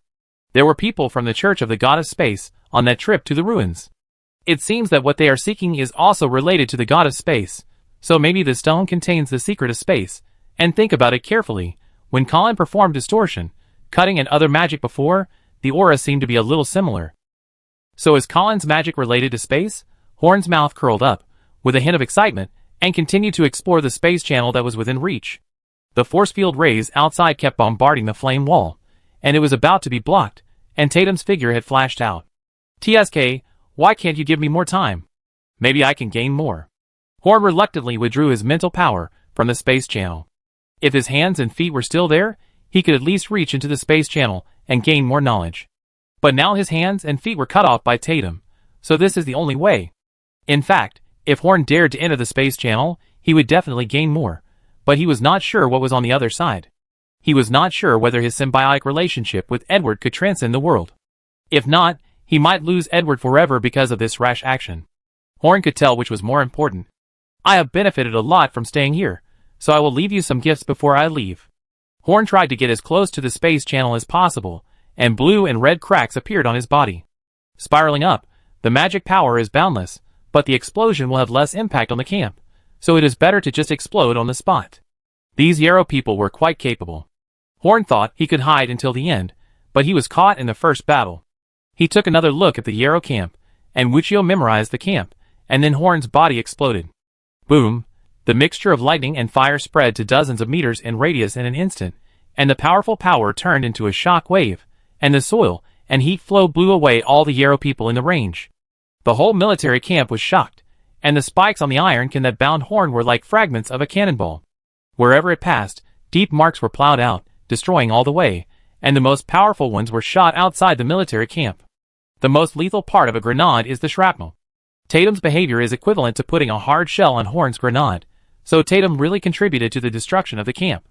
On the other side of the space channel, countless Yarrow researchers were studying this space channel. Suddenly, a powerful force rushed out of the space channel, and countless sophisticated instruments were directly scrapped. Many scientific researchers were caught off guard and hit by the flames, turning into ashes. This Space Channel Research Institute that Yarrow spent a lot of money to build was scrapped. An old Yarrow man with a pink beard leaned on a cane and roared tremblingly. What happened on the other side? Chapter 496. The power of this self-explosion exceeded any of Horn's previous self-explosions. The self-explosion of a master close to level 8 made the Yarrow army camp a mess. Outside the deep pit, the nearly scrapped red force field warrior stood up unsteadily.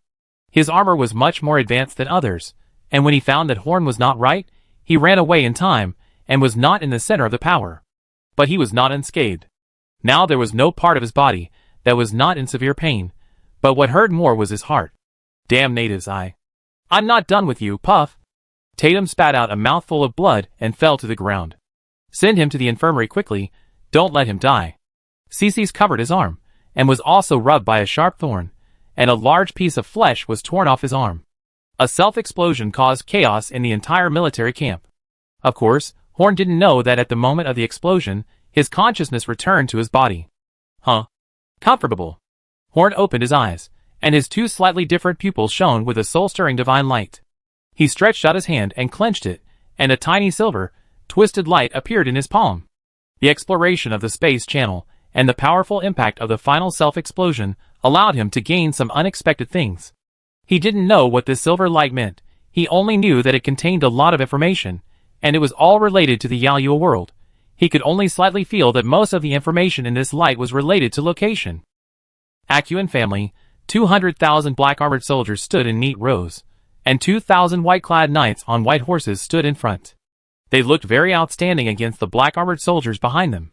These 2,000 white horse knights are the knights of the wings of the king, and all 2,000 of them are warriors. They are the top legion in the eastern continent of gods. These 220,000 people are the army that Roland is going to take to the Forsaken Land of Gods. They were fully prepared a few days ago, but they are only ready to set off recently. He first notified the other two major forces, and then mobilized the army when they were about to arrive. During this waiting time, he also made many arrangements, waiting to take action after defeating the aliens and closing the plane channel. By then, it was the time for Akuan to rise. From a distance, on the vast land, a group of people wearing patched clothes and carrying various messy tools were walking through the tall grass like savages. When they got closer, they found that it was not grass, but lush trees, and the people walking in the forest were not savages, but a group of giants. The lush forests were like reeds by the river to them, and the trees that could be hugged by one person were like weeds that were casually pushed aside. The leading giants were nearly 20 meters tall, and they had body proportions similar to those of dwarves, with rough faces, developed muscles, and lush hair. They were just some dwarves magnified countless times. The dwarves of Ceylon were not short. There is a saying that dwarves were originally called dwarf giants in the human world, and later gradually evolved into dwarves. Of course, there are many theories about dwarves. I am afraid that dwarves themselves do not know why the name of their race has evolved into dwarves. Because compared with other races, they are not actually short. Races such as goblins and hoth are actually more suitable for the name of dwarves. Let's not dwell on dwarves here. These giants responded to the call of the Akuan family to deal with aliens. In this giant race with a unique culture, they are the guardians of the earth, and they are completely different species from other barbaric giant groups. Most of them are gentle, and can get along well with most races, and expelling alien invaders is their mission that they cannot shirk.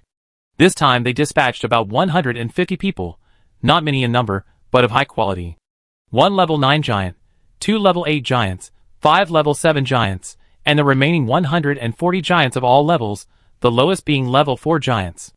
For this kind of giant species, their strength cannot be judged only by their level, because their huge bodies make it difficult to judge their strength. But there is no doubt that every adult giant is a killer on the battlefield. Just holding anything can turn it into a grinding wheel of flesh and blood. Even if a normal army gathers up fighting spirit, it cannot resist. So this group of giants can become one of the 3 major forces in the God-forsaken land, with a group size of only 1,000 people. The giants and Akuan are all out, and the alien alliance is no exception. The mighty beast army is also heading towards the direction where the aliens appear. Their team is very large, and there are several level 9 masters alone. Tiger men, bear men, werewolves, lizard men, feather men, and other alien races that are rarely seen in normal times can all be seen here. Their number is even much larger than the 200,000 troops of the Akuan family, and the warriors and shamans of each race have different skills. Apart from their own conflicts, the strength of this alien coalition cannot be underestimated. However, they were not friendly along the way, and it can even be said that they extorted all the way, and their food supplies all depended on the towns they passed by. Although they didn't commit robbery or murder, their behavior was still pretty bad. But they didn't care, because the reputation of the alien alliance was not very good. Outside the God-forsaken land, the eastern continent of gods, which is the southernmost part of the continent where Horn is located, there is a huge island group, and there are cities on several of the large islands. These cities form a union called the Free Federation. The Free Federation is another special place in Ceylon, besides the God-forsaken land. It is not occupied by any gods, but a coalition government formed by several large cities. Since this place is in the sea, it is inconvenient to conquer, and no sect is prohibited from preaching here, so the church did not spend much effort to eradicate it. This place is a mixed bag, and all kinds of heretics can be found here. So for most heretics, who can't live on the mainland, this is a better place than the God-forsaken land. At least it is not as chaotic as the God-forsaken land, nor as difficult to enter. Yian didn't choose this place at the beginning. In fact, it was just because it was too far away. However, the major churches also have a deep influence here. Even if a church wants to eradicate a heretic here, the Free Federation dare not stop it. So if the Magic Council wants to develop, the best place is still the godforsaken land where the gods are completely extinct.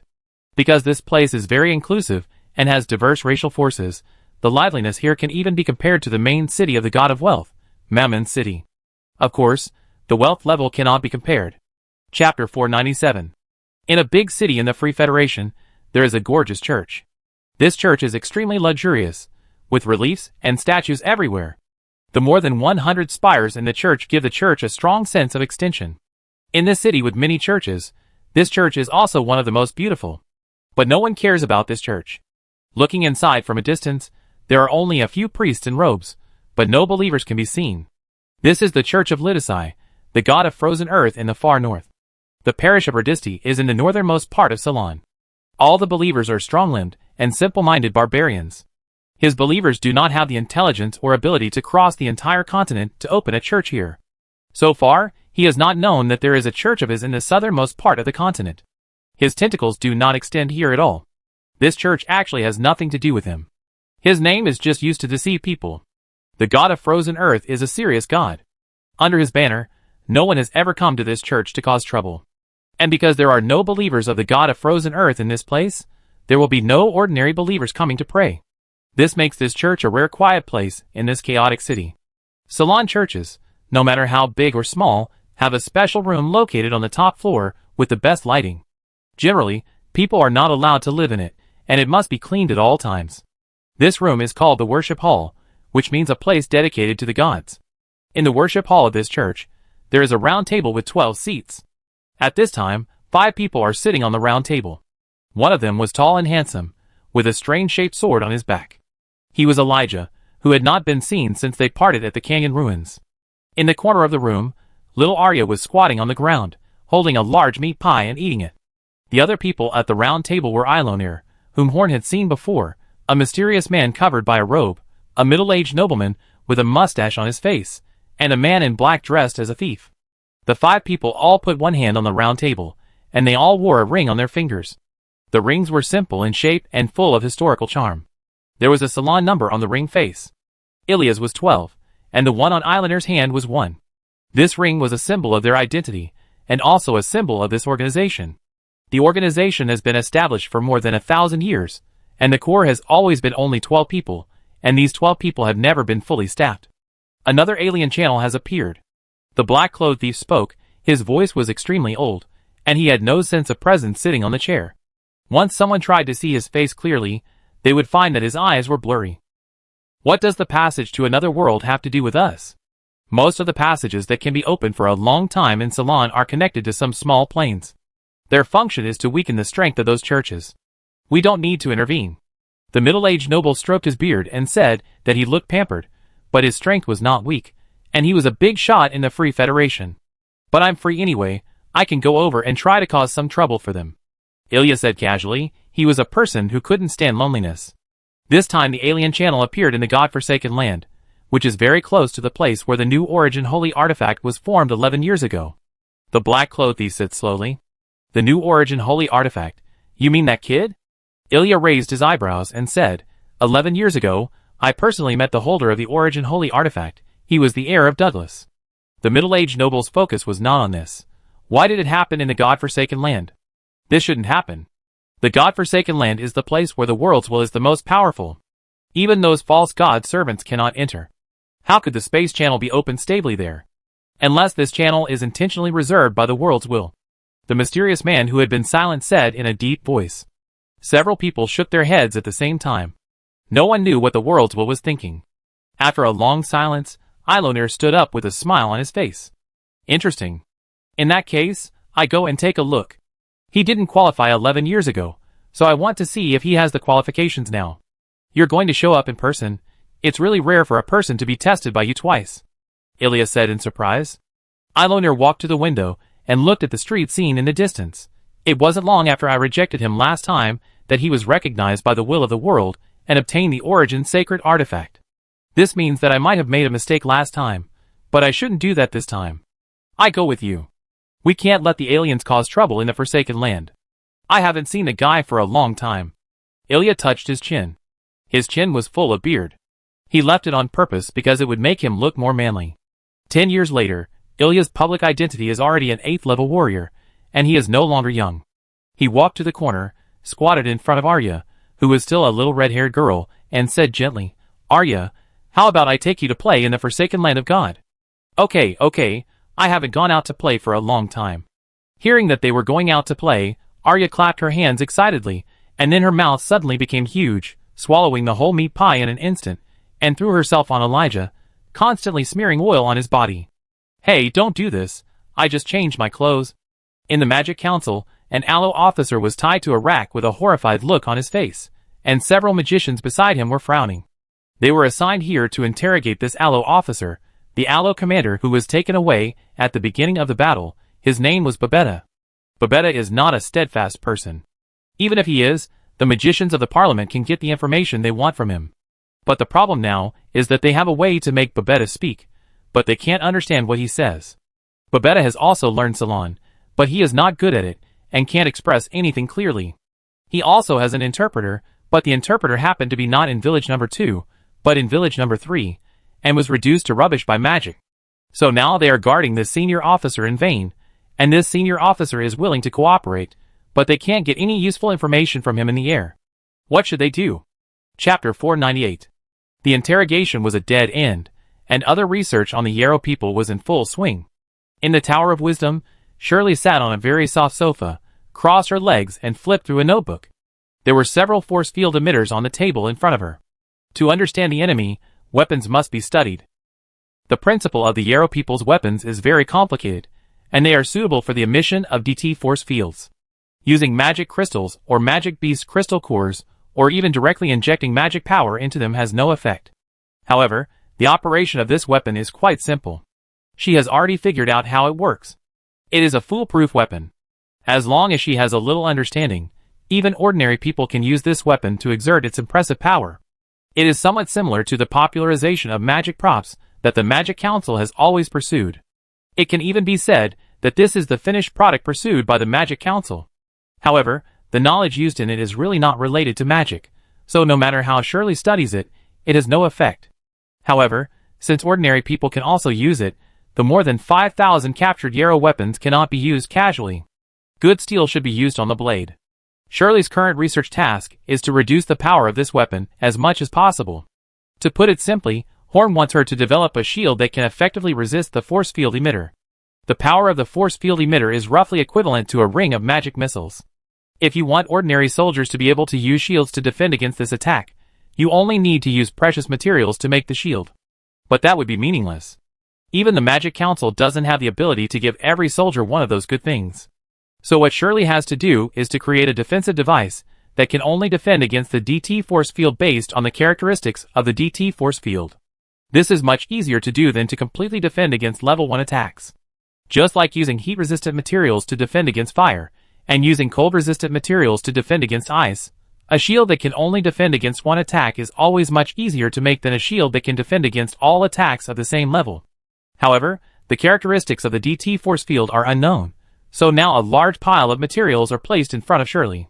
She wants to shoot these materials with force field rays to see which material has the best tolerance to the DT force field. The magician spliced the materials together so that Shirley could shoot several materials at once. The experiment lasted for most of the day, and the materials that were shot were piled up into a small mountain. There were dozens of force field emitters that used light energy, but Shirley still didn't find a material that satisfied her. The most effective one at present is a strange wood with slight magnetism. This wood is not difficult to find, but it must be more than 20 centimeters thick to resist the attack of force field rays, and it only takes a few shots to break the thick wood board. Not to mention that it will be broken in a few simple shots. Such a thick wood board will not be effective on the battlefield at all. What can be done? After discussing with the magicians of the Tower of Wisdom for a long time, Shirley could not come up with a clue. She simply gave up thinking about it. She asked the magicians under her to continue researching, and she went to the warehouse where magic materials were stored. After searching for a long time, she finally found a grayish-white stone with pits and pits, shaped like a larger sweet potato.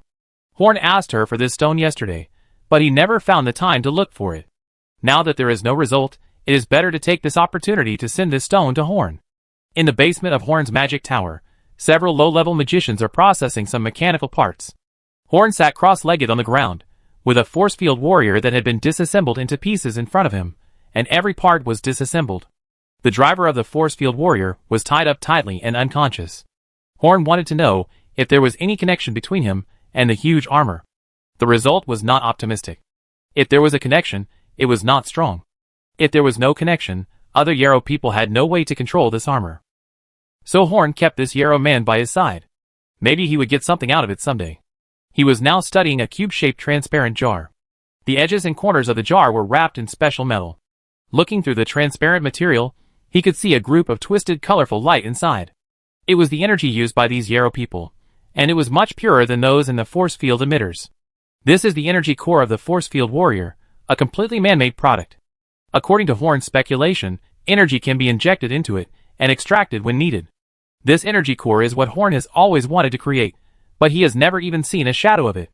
Horn has always believed that the Magic Council is the highest representative of Salon technology, but what the Magic Council cannot create is very easy for the Yarrow people to create. It seems that Yarrow really has a lot to learn from Horn and others.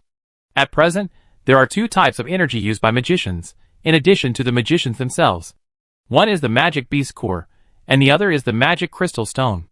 The output power of the Magic Beast Core is small, but it is durable. However, this durability is not permanent. Even the most powerful Magic Beast Core will gradually weaken if it only takes energy without injecting energy. In recent years, the Magic Council has discarded countless Magic Beast Cores. To this day, the Magic Council is still constantly purchasing Magic Beast Cores. The price of Magic Beast Cores in the God-forsaken land has increased by many times because of the Magic Council. The Magic Crystal Core in the staff will not be damaged because it lives with the magician day and night, and receives the magic infusion from the magician from time to time. The same is true for the weapons and equipment with magic effects sold. If they can receive energy infusion frequently, their decay rate will stagnate. However, magic crystals used in other places without the opportunity to withstand magic infusion, such as setting up mazes or magic lamps, can only last for a few years at most. Although the output power of magic crystals is very strong, the energy contained in a single magic crystal is really a bit urgent, and it will be completely discarded after it is used up. Although the reserves of Shiwu Swamp are very high, it is not a long-term solution. So after discovering that the energy core of the force field warrior was man-made, Horn became interested. If he could understand the secret of the energy core of the force field warrior, it would be of great benefit to the entire magic system. However, like the problem faced by Shirley, Yarrow and Salon are two different knowledge systems after all. Even if Horn was allowed to study it, he would not be able to understand it for a while, let alone just giving him something to study directly. It's like giving a great writer a nuclear reactor and asking him to make an atomic bomb. If he can simply understand it, then there is a problem. Chapter 499. When Horn was in the Yarrow camp, he had some experience and feelings about the DT force field. Although it was just superficial and far less than the overall research of the Yarrow world, the little bit of gain was enough for Horn to make some progress. In addition to the energy core, there are other things in the force field warriors that Horn is interested in, such as mechanical structure, metal composition, transmission device, energy conversion device, etc., all of which are of reference value. Unfortunately, Horn does not know much about these things and cannot provide any good help in this regard. He can only rely on Carp and other magicians, who have achieved some success in this regard. A huge magic system cannot be developed by relying on only one person, so Horn has been committed to promoting excellent magicians. Suddenly, the magic bell of the magician tower rang, and Horn sent out his mental power to check and knew that Shirley had come. So he ordered a low-level magician beside him to open the door, and he continued to observe the energy core. Now in the magician tower of the high-level magician, there are often some first and second-level magicians to help, or to be apprentices.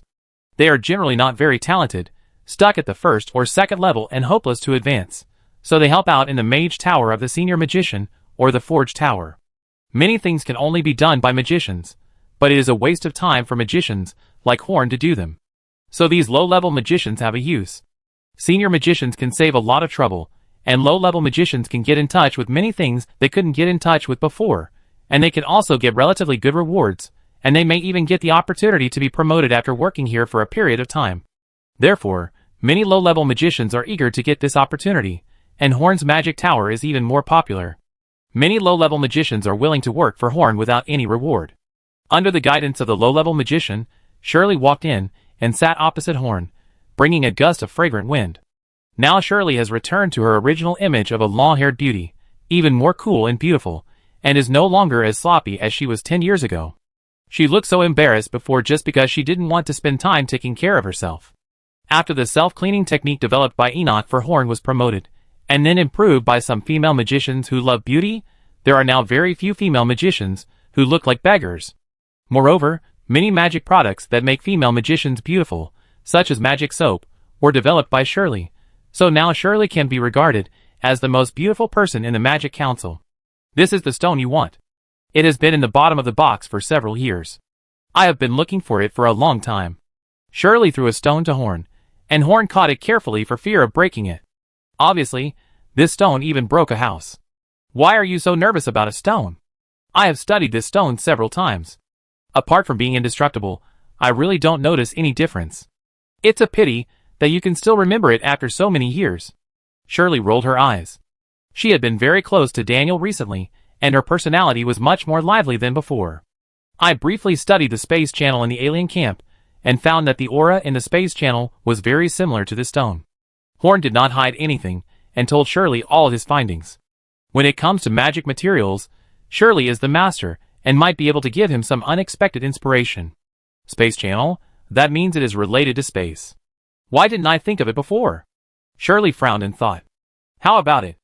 After knowing that it is related to space, do you have any new ideas? Horn asked expectantly. Now this stone has a very important position in Horn's heart. No idea. Even if you tell me that it is related to space, I have no research ideas. I have never come into contact with similar things before. Shirley shook her head. Although they are all strange materials, this thing has nothing in common with her usual research. Then I handle this stone myself.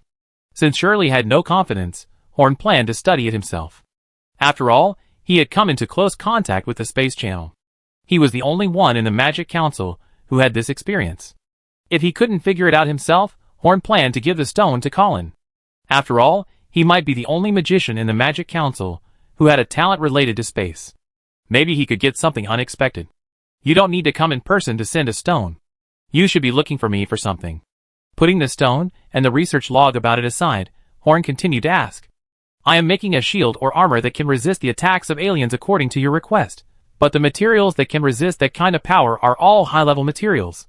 The low-level materials that can be widely used are not effective enough to be used on the battlefield. I have no idea for now. Your clone has been in the camp of aliens, so I want to ask if you can find a breakthrough for me. Shirley said straight to the point.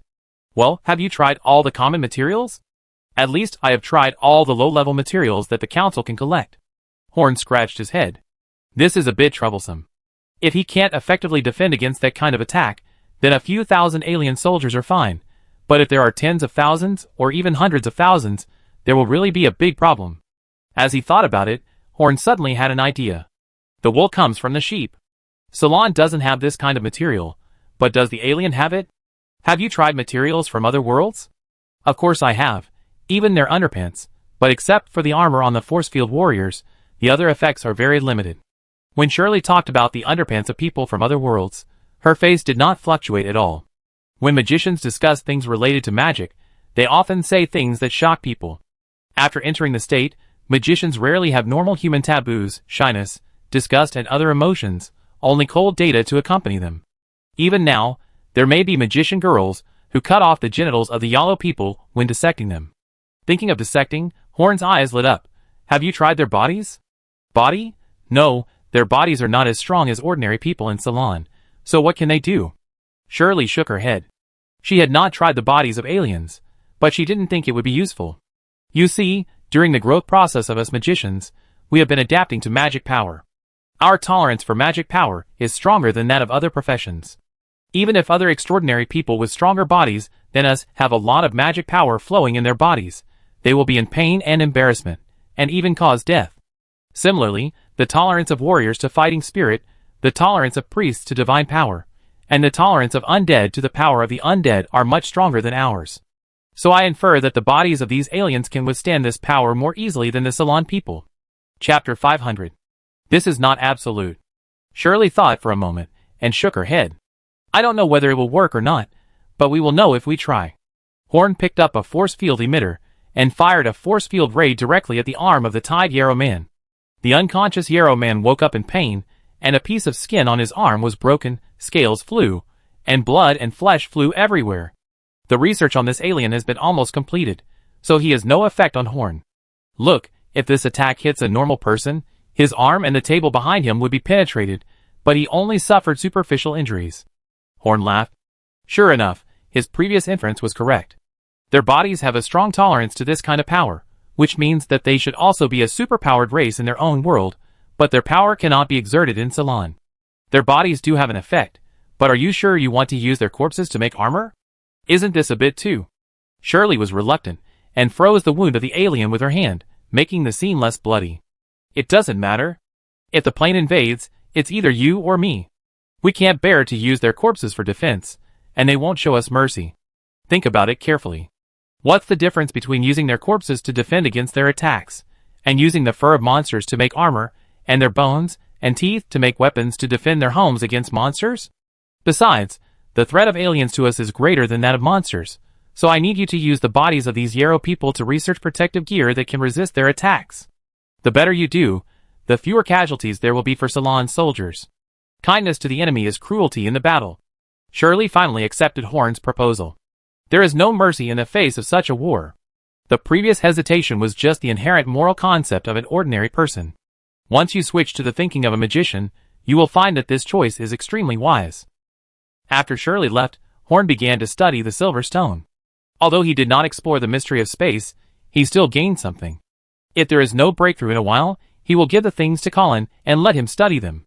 Your prime years will never come back, and a day will never come back. A few days passed in a flash. There were no large-scale movements inside and outside the forest these days, but small-scale conflicts occurred from time to time. Even with the surveillance of the Magic Council, the three cities suffered a lot of small losses. The Yalu people were frightened by the last battle. Without finding out the situation and being sure of victory, they would not easily send troops. And the armies of Xingho City and other three cities have not arrived yet, so they would not take action if they could. Delaying time is what they want. Outside the main gate of Spark City, Horn pulled a banner and stood guard outside the gate early. Today, an important visitor will come to Spark City. The current ruler of the Acuin family, Roland Acuin. Roland came to Spark City not because he liked Horn, but because the three major forces would not gather in one city, but would be separated into three places, so that they could better defend against the Yarrow people.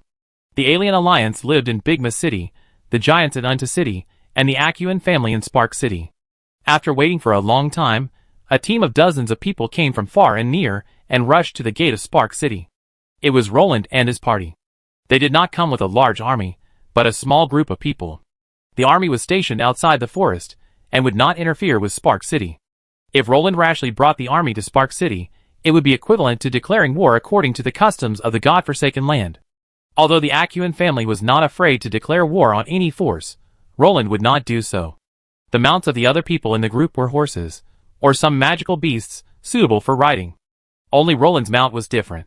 It was a wingless creature more than 10 meters long that looked like a giant dragon. This was a dragon beast, extremely close to the dragon bloodline, but without the wisdom of the dragon. He was wearing the dark gold armor given by Horn. Wearing this armor to come to Spark City meant that he was very friendly to the Magic Council. Hanging on his waist was a gorgeous long sword inlaid with a 5-color gem of red, yellow, blue, green, and purple. It was the Origin Sacred Sword, or the Sword of the King. On his shoulder was a miniature pure gold dragon, his Angora symbiote. The little golden dragon's eyes rolled around, and then he stared at a green squirrel and glared at it fiercely. Doobie, who was chewing nuts, was frightened and ran to hide behind Luke. Then the little golden dragon stared at Edward.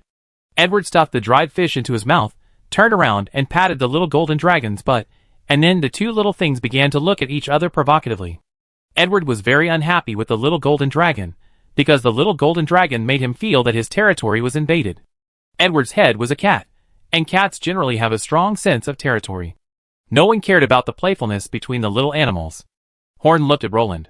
Roland today is much stronger than before, but Horn can no longer feel the strong oppression from him. Horn knew that the gap between them had narrowed. Roland looked at Spark City for a while, then got off the dragon beast's back, and was respectfully welcomed into Spark City by Horn. In order to welcome the current leader of the Acuan family, Horn had done his best. Only by making friends with the most powerful people can you have a good life. Horn understood this principle very well. After welcoming Roland into a luxurious residence, Roland sat in the first seat, and Horn sat below him, and the two chatted. Thanks to you for coming here for this alien invasion. Otherwise we would not know how to deal with the few cities near us. Horn smiled and handed Roland a glass of new flavored juice. I don't think so. I asked around. Your magic council easily crushed the first wave of attacks from the aliens. You also have a spy in the alien camp. You are indeed the strongest force in this area. Roland took a sip of the juice, and said, with a satisfied expression on his face. That was just luck. Besides, the nails we planted in the aliens have been uprooted because of the last incident. So if something like this happens again, we don't know how to deal with it. Horn said modestly that he wanted to show his strength in front of the surrounding forces, so that the Magic Council could develop unbridled. However, for a big force like the Acuan family, Horn should try to hide his strength as much as possible, at least not let them feel threatened by the Magic Council. You don't have to be modest. I have been paying attention to you for a long time. Anyway, I am only here to eliminate the invasion of aliens. Roland drank the juice in one gulp, then stood up, and Horn also stood up with him. You are already very strong now. I want to ask you, are you interested in becoming a new big force? Chapter 501. Roland played with a transparent glass that had been drained of juice, and asked a very sharp question. Horn's heart skipped a beat, and he said quickly, I don't know what you mean. The Magic Council has always been law-abiding, and never dared to have unreasonable thoughts. We have enough land for one city. Is one city enough? You are so hypocritical. Roland glanced at Horn and raised his eyebrows. Horn opened his mouth to explain.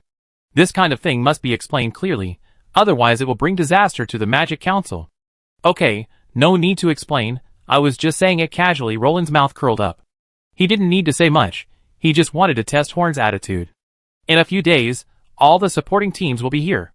At that time, a pre-war meeting will be held to decide who will lead the war. After that, the war will begin. You and I will go together. Okay. Horn lowered his eyebrows and responded. He couldn't guess Roland's thoughts, but he would try his best to keep the Magic Council away from trouble. Give me a copy of your recent intelligence on aliens, and you can leave. Horn left the room, and when he was about to close the door, Roland spoke again. Last time we met, I asked you if you were willing to work for me. When I ask you next time, I hope you won't let me down. Horn didn't respond, closed the door and left. See how far you can go, you should be a smart person.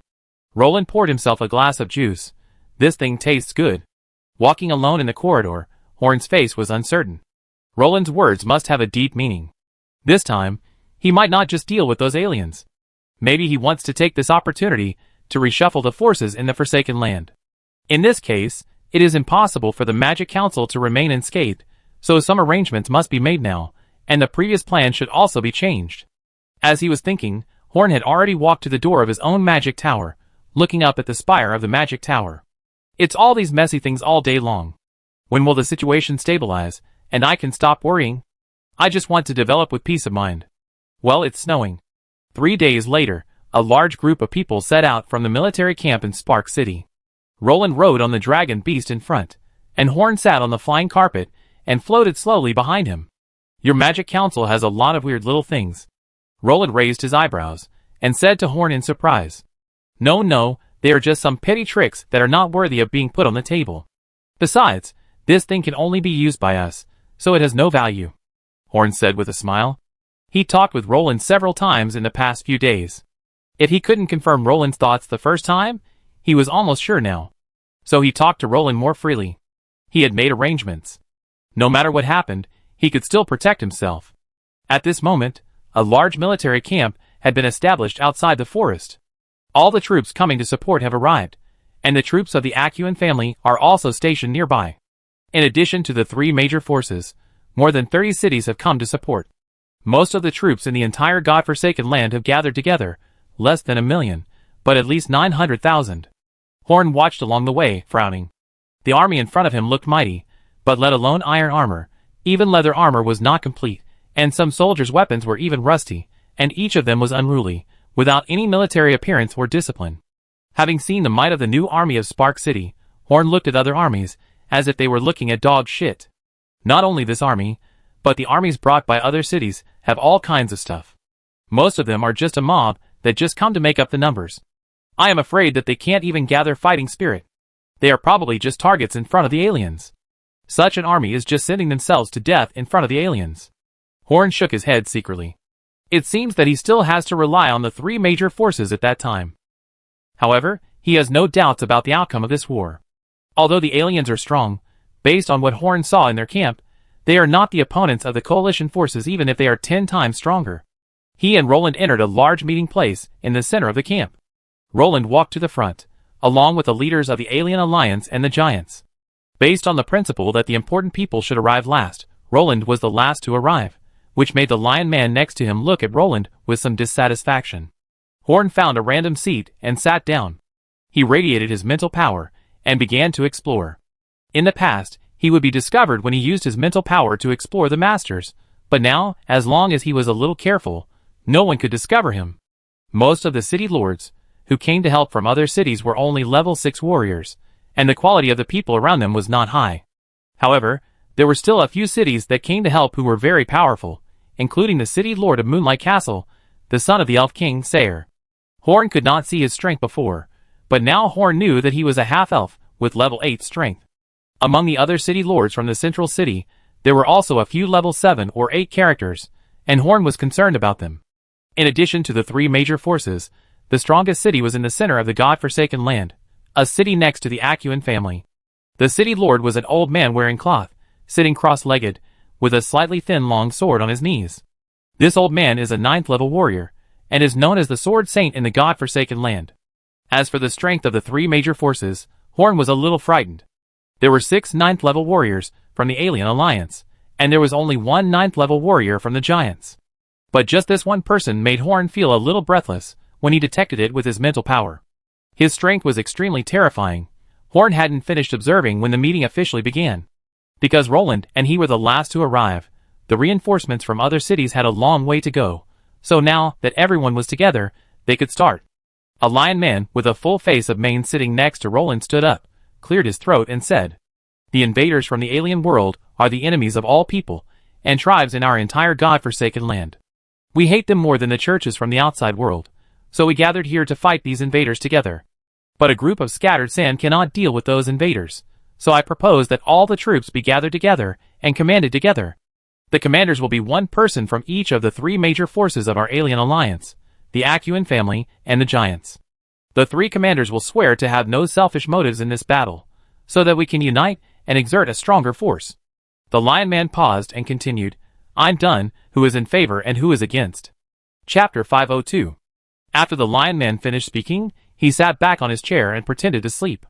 Roland and the giant leader, who was sitting on the side and occupied most of the place, were silent. It was obvious that they agreed with the Lion Man's proposal. It was fair for each of the 3 major forces to have one person. Several city lords stood up and were about to express their opposition when they saw the Lion Man open his eyes. The invisible aura enveloped the whole place, making all the city lords below feel a chill in their hearts. Most of them were only level 6, and they could not stand up in front of this Lion Man. This Lion Man is called Bagheera, the current leader of the Alien Alliance, a genuine 9th level warrior with a legendary experience in the God-forsaken land. He is wearing a set of armor inherited from the Alien Alliance, which has incredible power. After he looked down, none of the city lords dared to stand up and express opposition, so the matter was settled. Each of the 3 major cities selected one person as the commander of the army. The commander of the Alien Alliance was an old fox man, the patriarch of the Foxman tribe, who was not strong, but had a sharp mind and deep scheming, and was a famous strategist. The Fox tribe leaders of all generations were the chief military advisors of the Alien Alliance, and had a very high status in the Orc Alliance. Roland sent a middle-aged man with a hunched body. He had a sly look, and if he was dressed in tatters, some people might even mistake him for a beggar. However, this unattractive man was Roland's enlightenment teacher, and assisted the young Roland to occupy the power of the entire Acuan family. As for the giant, he was a white-haired old giant. As for the others, it was impossible to tell from him. Anyway, in the eyes of humans, giants all look similar. The giant's name is Mimir, and the people of the Forsaken Land call him the Wise Giant. His brain, which is big enough to hold several humans, contains the wisdom brought to him by thousands of years of life. Many scholars in the Forsaken Land will choose to travel long distances to seek advice from Mimir when they encounter difficulties. When Mimir walked out, he glanced in the direction of Horn. Douglas had asked Mimir for advice when he created the foundation of magic, and he recognized Horn as Douglas's successor. He was a little curious about Horn now. For the giants, a mere 20 years is actually very short. These three were all wise men, and they all swore in public that they would not have selfish motives in this war and deliberately send other people's troops to die, so the three commanders were decided. Next, the city lords of each city began to hand over the command of the troops they brought to participate in this war to an official under Bagheera. The first one to come first, so Horn was the last one. Most of the city lords who came here did not hide their own things. After all, everyone knew how many people they brought, so they could only hand over all of them. At the end, Horn had a problem. The official read out loud the troops Horn brought.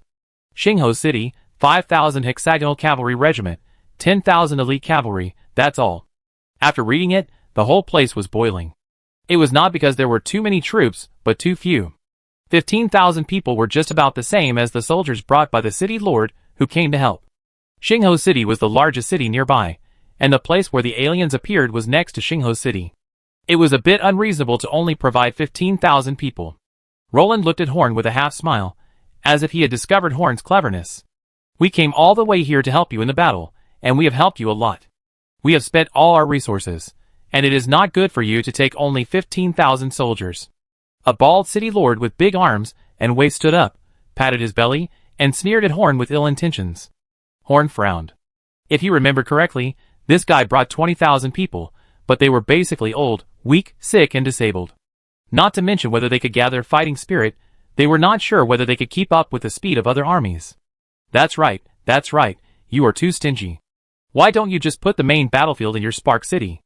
Led by this bald city lord, the mocking voices of the city lords came one after another. They were not adjacent to Spark City, so they naturally didn't have to fear the power of Spark City. Moreover, after this war, it was still unclear whether Spark City was the strongest city in this area, or even whether it existed. Horn looked at them one by one, remembered them in his heart, and a sneer flashed across his face, but he was wearing a mask, so these people couldn't see it. These are the people. When you come to Spark City to purchase goods in the future, you will get double the amount. Bagheera also looked at Horn with dissatisfaction, and seemed to have a lot of opinions about Horn. Don't worry, everyone. We don't have many troops in Spark City, and quality is more important than quantity. Whether I am stingy or not, you can tell me after you see it. Horn took everyone out, and found a place to let them see the soldiers of Spark City. The city lords were very disdainful. After all, in their opinion, elite cavalry was nonsense, and the hexagonal beast cavalry regiment didn't sound very impressive. For example, they named their cavalry with some domineering names, such as the Heavenly Wolf Legion, the Fire Dragon Legion, etc. How could a legion named after a mere hexagonal beast be a good legion? But when they really saw Horn's army, they were dumbfounded. The 10,000 elite cavalrymen rode all horses with the blood of magical beasts. They were all wearing sophisticated full-body armor, and their weapons were shining. Obviously, they were not ordinary goods. Just this cavalry alone could not be trained by an ordinary city. When the hexagonal beast cavalry regiment appeared, they were even more shocked. It was the first time they saw a corps of all the members riding monsters. 5,000 monsters walked through the parade ground with heavy steps, and the horses of the armies of other cities nearby were trembling. These 5,000 people were even stronger than tens of thousands of people in other cities, not to mention the 10,000 enviable elite cavalry. Elite soldiers. Before coming here, I heard that Xingho City was the largest city nearby. Seeing it today, it really lived up to its reputation. Bagheera stroked his mane and smiled with satisfaction, saying that these 15,000 people were more useful than 50,000 or 100,000 people in other cities. This was a powerful army that could be used on the battlefield. These troops are the assets of my Spark City. Please take good care of them, three commanders. Horn bowed to the three commanders. Without waiting for the three commanders to reply, Bagheera patted his chest and assured, "Don't worry, you are willing to let them die, but I am not." Chapter 503. Bagheera's promise was very generous, so Horn was relieved. Most of the orc races have the custom of respecting the strong, so they generally don't play tricks in such places. However, looking at Bagheera, who was laughing wildly, Horn's eyes were somewhat intriguing. He kept paying attention to Roland's eyes. Roland's face was calm and composed, but occasionally there was a hint of coldness in his eyes when he looked at Bagheera, and Bagheera was unaware of it, or he didn't care even if he noticed it. In this pre-war meeting, Bagheera was too arrogant. He had already regarded himself as the leader of this war, and never took Roland seriously.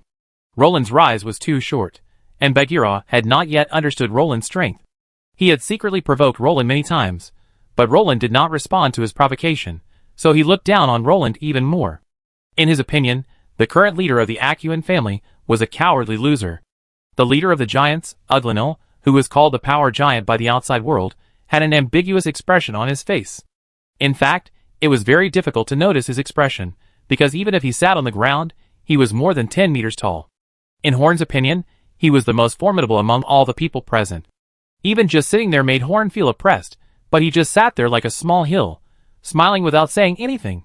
The bald lord, who was slapped in the face by Horn, looked very unhappy.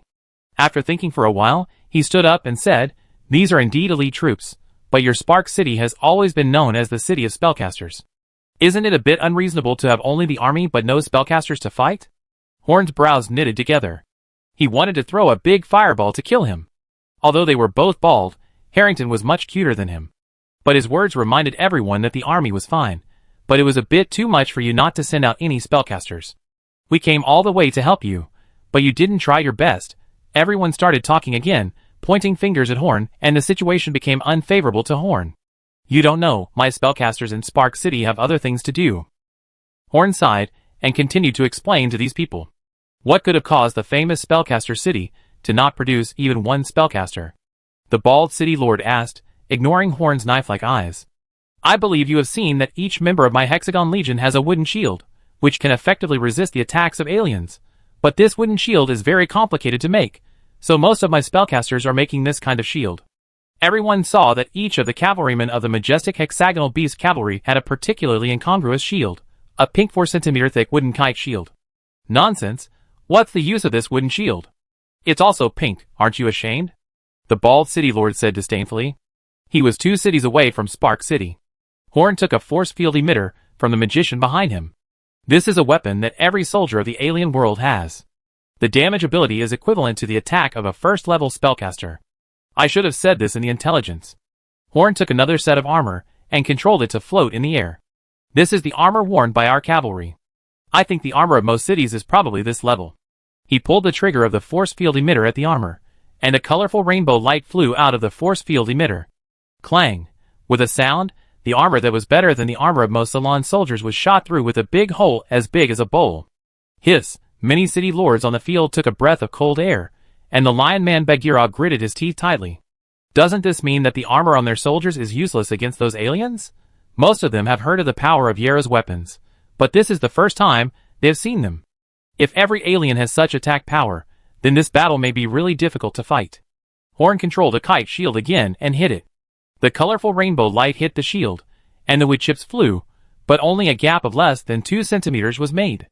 This wood escape is 4 centimeters thick. As long as it is not hit in the same place continuously, it will basically not be penetrated. This is the shield our magician is making. If there are a large number of such shields, the loss of our coalition soldiers can be reduced to the extreme. I don't know if this reason is enough. After saying this, Horn looked at the bald city lord meaningfully. If he dared to make trouble again this time, Horn would definitely let him see what it means to cause trouble from the mouth. However, this time the guy didn't say anything. There are basically no stupid people who can get to this level, and there is no one who continues to ridicule after being repeatedly slapped in the face.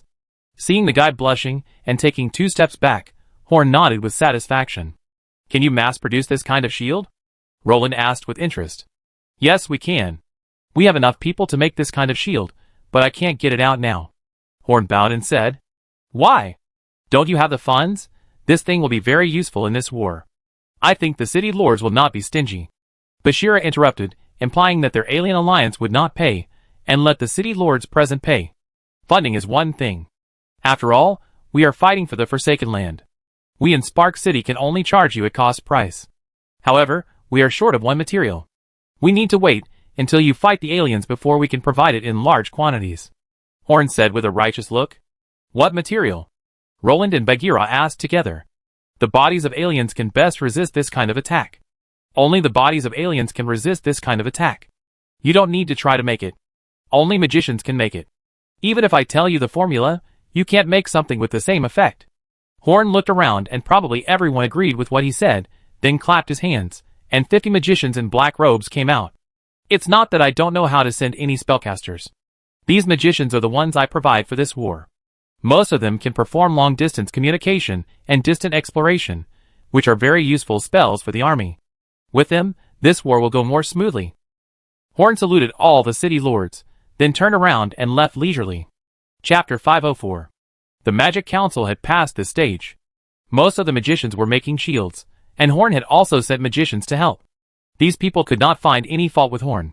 After all, apart from the Magic Council, no one knew how many magicians there were in Spark City. They only knew that there were many spellcasters in Spark City, but they did not know how many there were, so no one used this to embarrass Horn. In fact, if Roland had not revealed his other intentions, Horn would have wanted to send more magicians to the battlefield to make Spark City look good in the entire godforsaken land. But now Roland has made it clear that he will do something big after the war, so Horn can no longer be naive and hand over all his strength to them. He needs to accumulate strength for the major changes that may occur in the future, not only to protect himself, but also to try his best to gain the most benefits. Of course, more than 8,000 parliamentary mages cannot do nothing in this battle. After all, it is also good for Horn to end this war early, so Horn cannot dawdle on such things. If the war is lost because of the parliament's slackness, it will not be a good thing. If this order is really given, then I don't know how the bastards headed by Terry will make trouble in front of Horn.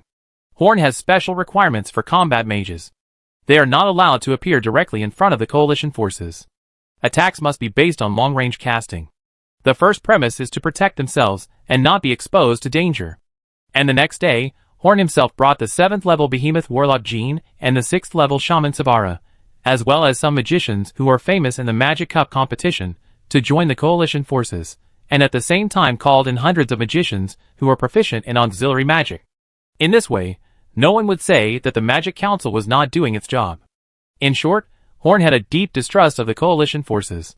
Most of the magicians he sent to the coalition forces were auxiliary magicians, who would not encounter danger, and the real dangerous combat magicians would never be commanded by the coalition forces. The command authority of the 3 commanders of the coalition forces did not include the city lord and the city lord's confidants, so Horn and others were still free. He focused on taking care of his Hexagon Cavalry Regiment to prevent all the cavalry he had trained for 10 years from being ruined because of some idiotic tasks of the coalition forces. The first order of the coalition forces was not to attack or to set up fortifications, but to cut down trees. This confused most of the lower-level soldiers, but orders were orders, and they could only execute them. In this regard, Horn thought it was a wise move, because the aliens were deep in the forest, and it was very difficult to drive the army into it, so it was beneficial to the war to flatten the forest. And it had to be completely eradicated, and only one road was open so that the aliens could still ambush in the forest and fight guerrilla warfare. According to the results of the battles in the previous 3 cities, it can be concluded that the advantage of the Salon people is the mobility of their mounts and the battle spirit defense of the legion. If the battlefield is placed in the forest, not only will it be difficult for the army's battle spirit to condense, but it will also be difficult to march at high speed. So the 3 commanders decided to cut off the firewood from the bottom, and directly clear all the large area of the mountain forest. If there were only the power of the 3 cities such as Spark City, it would be a pipe dream to eradicate this city. But now there are millions of troops here, countless talented people, and in addition to the regular army, there are also many servants with the army. It is not difficult to completely flatten this forest.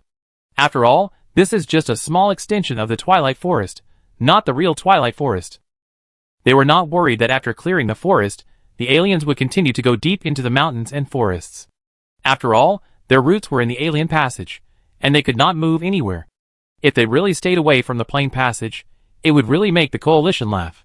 Of course, the coalition did not cut trees blindly. It was enough to clear a range large enough for the battlefield with the alien camp as the center. After cleaning for a few days, Horn felt a little tired. Compared with the magnificent battle, the boring and tedious tree cutting was too time-consuming and boring. Why do we have to work so hard to cut down trees? Wouldn't it be better to just burn down the forest? 2 soldiers complained while sawing a big tree. The white-haired Jean pulled out a big tree with his bare hands, walked up to them, and said, There is a reason why the commander of the coalition forces gave such an order. Do you think it is easy to set fire to the mountain? Can you control the wind direction? Can you ensure that the fire will not spread to places where it should not spread? If it accidentally burns into the twilight forest and causes a wave of monsters, should we deal with the aliens or the monsters? Jean asked a series of questions to the two soldiers, but Horn's eyes lit up. He waved his hand and used the magician's hand to move a few large trees that had just been plucked to the side. The coalition forces could not set fire to the forest, but the magicians could. So he secretly passed a message. Jean looked at Horn strangely, and he felt what Horn had just released. Terry squatted in a newly built wooden house out of boredom. The coalition forces had been cutting trees these days, and they, the magicians, had nothing to do and could only hide. Suddenly, a magical light flew into his hand. He looked closely, and his big mouth covered with stubble grinned. He walked out of the cabin and shouted, "Whatever you are doing, stop for a while. Let's get to work." It was deep winter, and the trees were very dry. It was easy to ignite the forest, but it was difficult to form a fire that could destroy the entire forest. However, this was not a problem for the magicians. Less than an hour later, the raging fire started, and the entire forest was burning everywhere. The coalition soldiers, who were cutting trees, hurriedly retreated. The scene seemed very messy, but in fact it was very regular. The fire burned wherever it should, and burned wherever it shouldn't. It was obvious that some strange force was controlling the fire. Roland's counselor, the middle-aged man, was floating in the sky, watching the fire, his eyes narrowed. Was this God's help? The burning trajectory of the fire was very regular. If it continued like this, it might be possible to clear the forest in a short time. But why did it burn like this? He glanced in Horn's direction. There must be a mysterious force behind the fire. Perhaps the magic council they had been to a few days ago. It seems that the city that His Highness is optimistic about is quite powerful. The Fox tribe leader also found clues, but did not say anything. Anyway, it was good for them to keep the fire burning, so he was too lazy to check it out.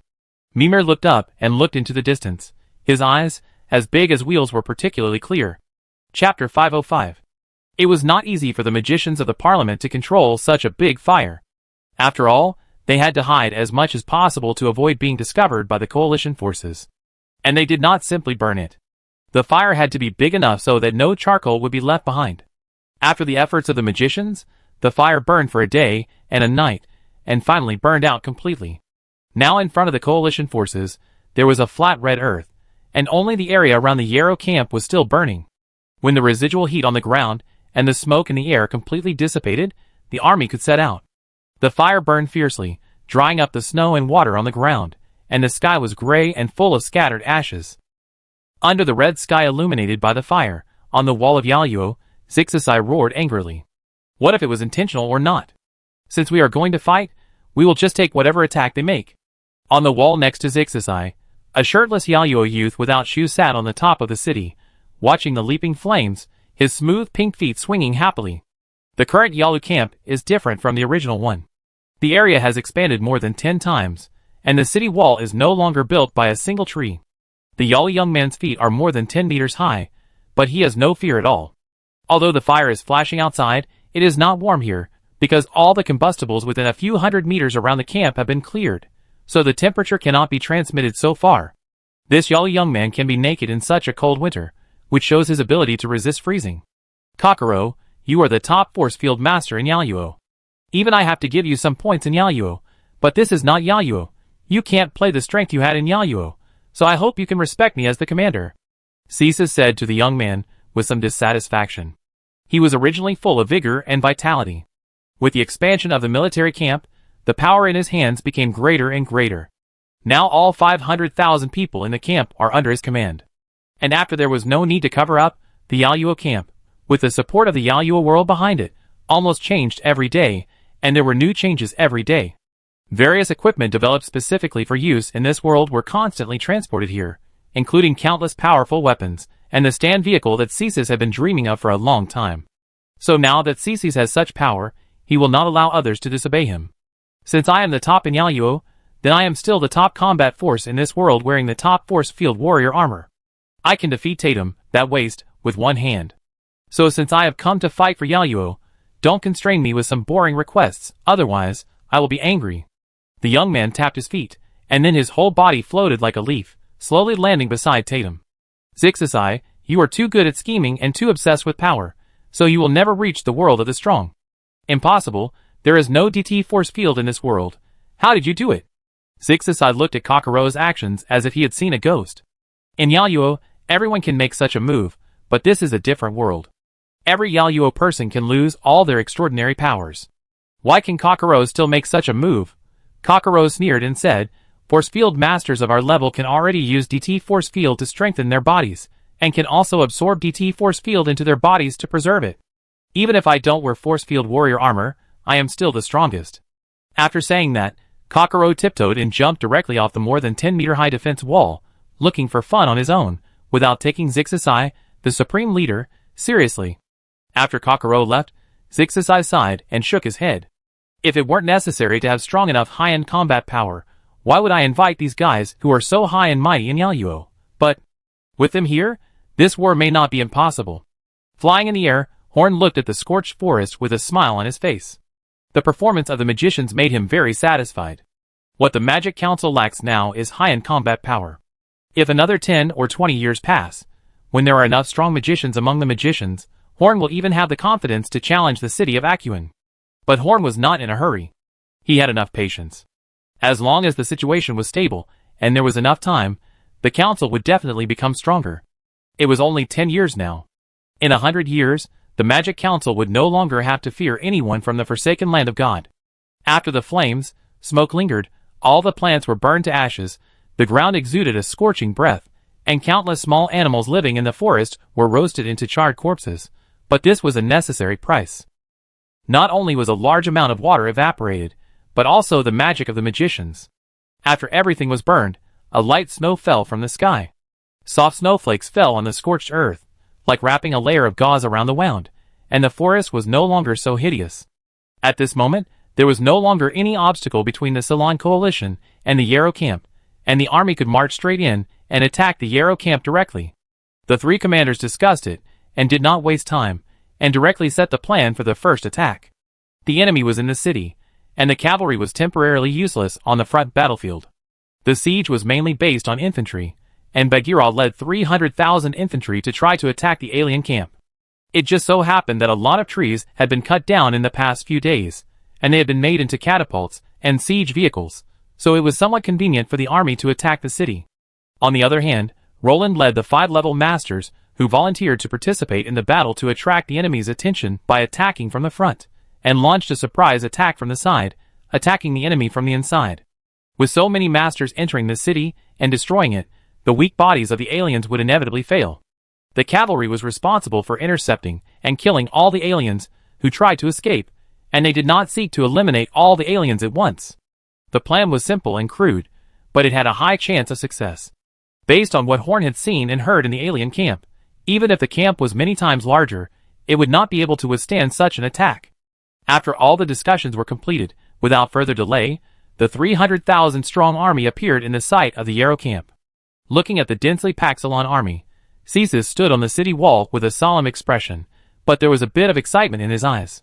All the preparations for more than 10 days depended on today, and he would definitely not lose this time. Chapter 506. Get the catapult ready, let's give these bastards a head start, Bagheera said as he took a sip of strong liquor. He was used to drinking before the battle, which would make him more motivated and more powerful. The normal range of a catapult was only more than 200 meters, at most 300 meters. If such a catapult was used to attack the Yarrow camp, it would probably be shot into sieves by the Yarrow before entering the range of the catapult. So the coalition's catapult was abnormal. The coalition forces had only 10 catapults, each of which was more than 10 times larger than a normal catapult. They were not made or launched by humans, but by giants of the giant tribe. Humans could not use such things at all. This catapult could throw at least 1,500 meters. It was beyond the range of the Yarrow people, but several giants fiddled with the catapult, and after aiming for a long time, they finally launched it. The catapult used the ancient technology of the giant tribe, and it was sprinkled with kerosene. Each stone bullet was 3 or 4 meters long in diameter. Whoosh, whoosh, whoosh, the huge rocks smashed into the Yarrow camp, and wherever they smashed, houses collapsed, the sky fell, and the earth sank. Every huge rock caused heavy losses to the Yarrow people. This kind of thing, was simply not something that human power could resist. Marshal, open the protective shield. An Yarrow officer stood up and said, "Wait." Caesar stared at the direction of the Ceylon army and said, "But if not?" I said, "Wait." There was a hint of reprimand in Caesar's tone, and the officer closed his mouth. Although the catapults made a great noise, the damage was not great. Although they were coated with kerosene, the Yarrow people were very good at arson, so it was not enough to cause a fire in the barracks. Moreover, Caesar did not believe that this catapult was not finished yet. It would not be very profitable to open the protective shield now. Only when it was opened at the right time could the enemy's army be completely destroyed. As Caesar expected, each catapult could not fire any more after firing only 4 rounds. After all, they were made of wood from the forest. Even if they used the craftsmanship of the giants, they could not hold up after firing a few rounds. After the stone throwing, Bagheera drank up the wine, and then pointed the long knife in his hand directly at the Yarrow camp. "My men, gather your fighting spirit and kill the enemy with me." The 300,000-man army was composed of many legions, and the fighting spirit was mixed and chaotic, but under Bagheera's integration, it finally mixed into a chaotic cloud that enveloped the army. At this time, the two armies were 1,000 meters apart, and under the leadership of Bagheera, they attacked the Yarrow camp. Is this the strange power of these natives that the force field warrior, who came back last time, mentioned? When they enter the 500-meter range, start shooting. Only force field emitters are allowed. Caesar ordered. Because they had to push the siege vehicles to attack together, the army was not moving fast, but that didn't mean they were just like targets for the Yarrow army to slaughter. After entering the 500-meter range, tens of thousands of Yarrow soldiers gathered on the city wall kept shooting at the army led by Bagheera with force field rays. But those rays were like a drop in the ocean and had no effect. Seeing that the distance was about the same, Bagheera smiled wildly, drew out his long sword, gathered the fighting spirit of the soldiers behind him, and swung his sword at the Yarrow camp. A red blade light flew horizontally towards the Yarrow camp. If this blade hit the Yarrow camp, the city wall would collapse, and they would be slaughtered by the Ceylon army. At this moment, a golden figure appeared in front of the blade light. It was a golden force field warrior. The force field warrior drew out a colorful long sword, like a fluorescent stick, and slashed it fiercely on the blade light. The blade light shattered in an instant. The scattered energy fragments caused a huge impact on the city wall, but it was not enough to collapse the city wall. The strong wind pressure caused by the violent shaking and the collision of forces made Caesar's hair fly up, and he almost couldn't stand, but he looked very excited. He asked those top force field masters to come over, and it was indeed right. The golden force field warrior was also hit by the huge force and flew backwards, smashing a big hole in the city wall, but he quickly stood up alive. The mask was opened, revealing a young face, officially Cockero, who had mocked Caesar before. Hee, it's quite exciting. This world is really full of hidden talents. I rarely meet masters in Yaluo. It's always the same few people. Now I can finally have a good fight. Wow, there are masters among these aliens. Looking at the lonely golden force field warrior, Bagheera spat, left the army alone and ran towards Cockero.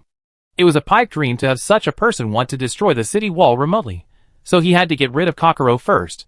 A few hundred meters passed in a flash, and the two masters collided at a distance, and wherever they hit, there was a landslide. Seeing that Bagheera was in a stalemate, the masters led by Roland also began to act, including Horn. As long as they rushed to the bottom of the city wall, the plan would be half done, and the height of the Yaluo city wall was like nothing to them. Unfortunately, their plan was hindered. In front of them, hundreds of force field warriors came out one after another, and blocked their way. Horn's face darkened. These guys were very difficult for warriors to deal with. Even though there were many experts here, it would be difficult to deal with so many force field warriors. Especially when there were at least 20 red force field warriors, which represented at least level 7 strength. The force field warriors rushed over like steel giants. The red force field warrior, who rushed to the front, directly confronted Roland with a sword, and then was directly split in half. This guy's sword is weird. Don't touch his weapon. The information about Roland spread quickly among all the Yarrow people, and soon they all avoided Roland, leaving only one force field warrior, who was also wearing golden armor like Cockero, at the main gate. Roland looked at this force field warrior, and no longer wanted to chase the low-level force field warriors, because this guy in golden armor had at least the strength of level 9, and it was not an ordinary level 9. Like Bagheera, Roland was also entangled by this golden armor warrior, and no one else could intervene in the battle between the two. Without Roland, the other force field warriors would pose a greater threat. The weakest red force field warrior was at level 7, and the strongest could even reach level 9. Although the warriors Roland brought were talented, it was not easy to defeat these force field warriors, so their surprise attack team was blocked. Chapter 507. Ha ha ha, I'm sure to win. Ceases stood on the top of the city wall, constantly moving back and forth, with a crazy look on his face. This is our real strength. How could I, the great Yaluo, not be able to conquer even an indigenous world? He looked at the coalition forces that had already rushed to the city wall 100 meters away, and the corners of his mouth curled up.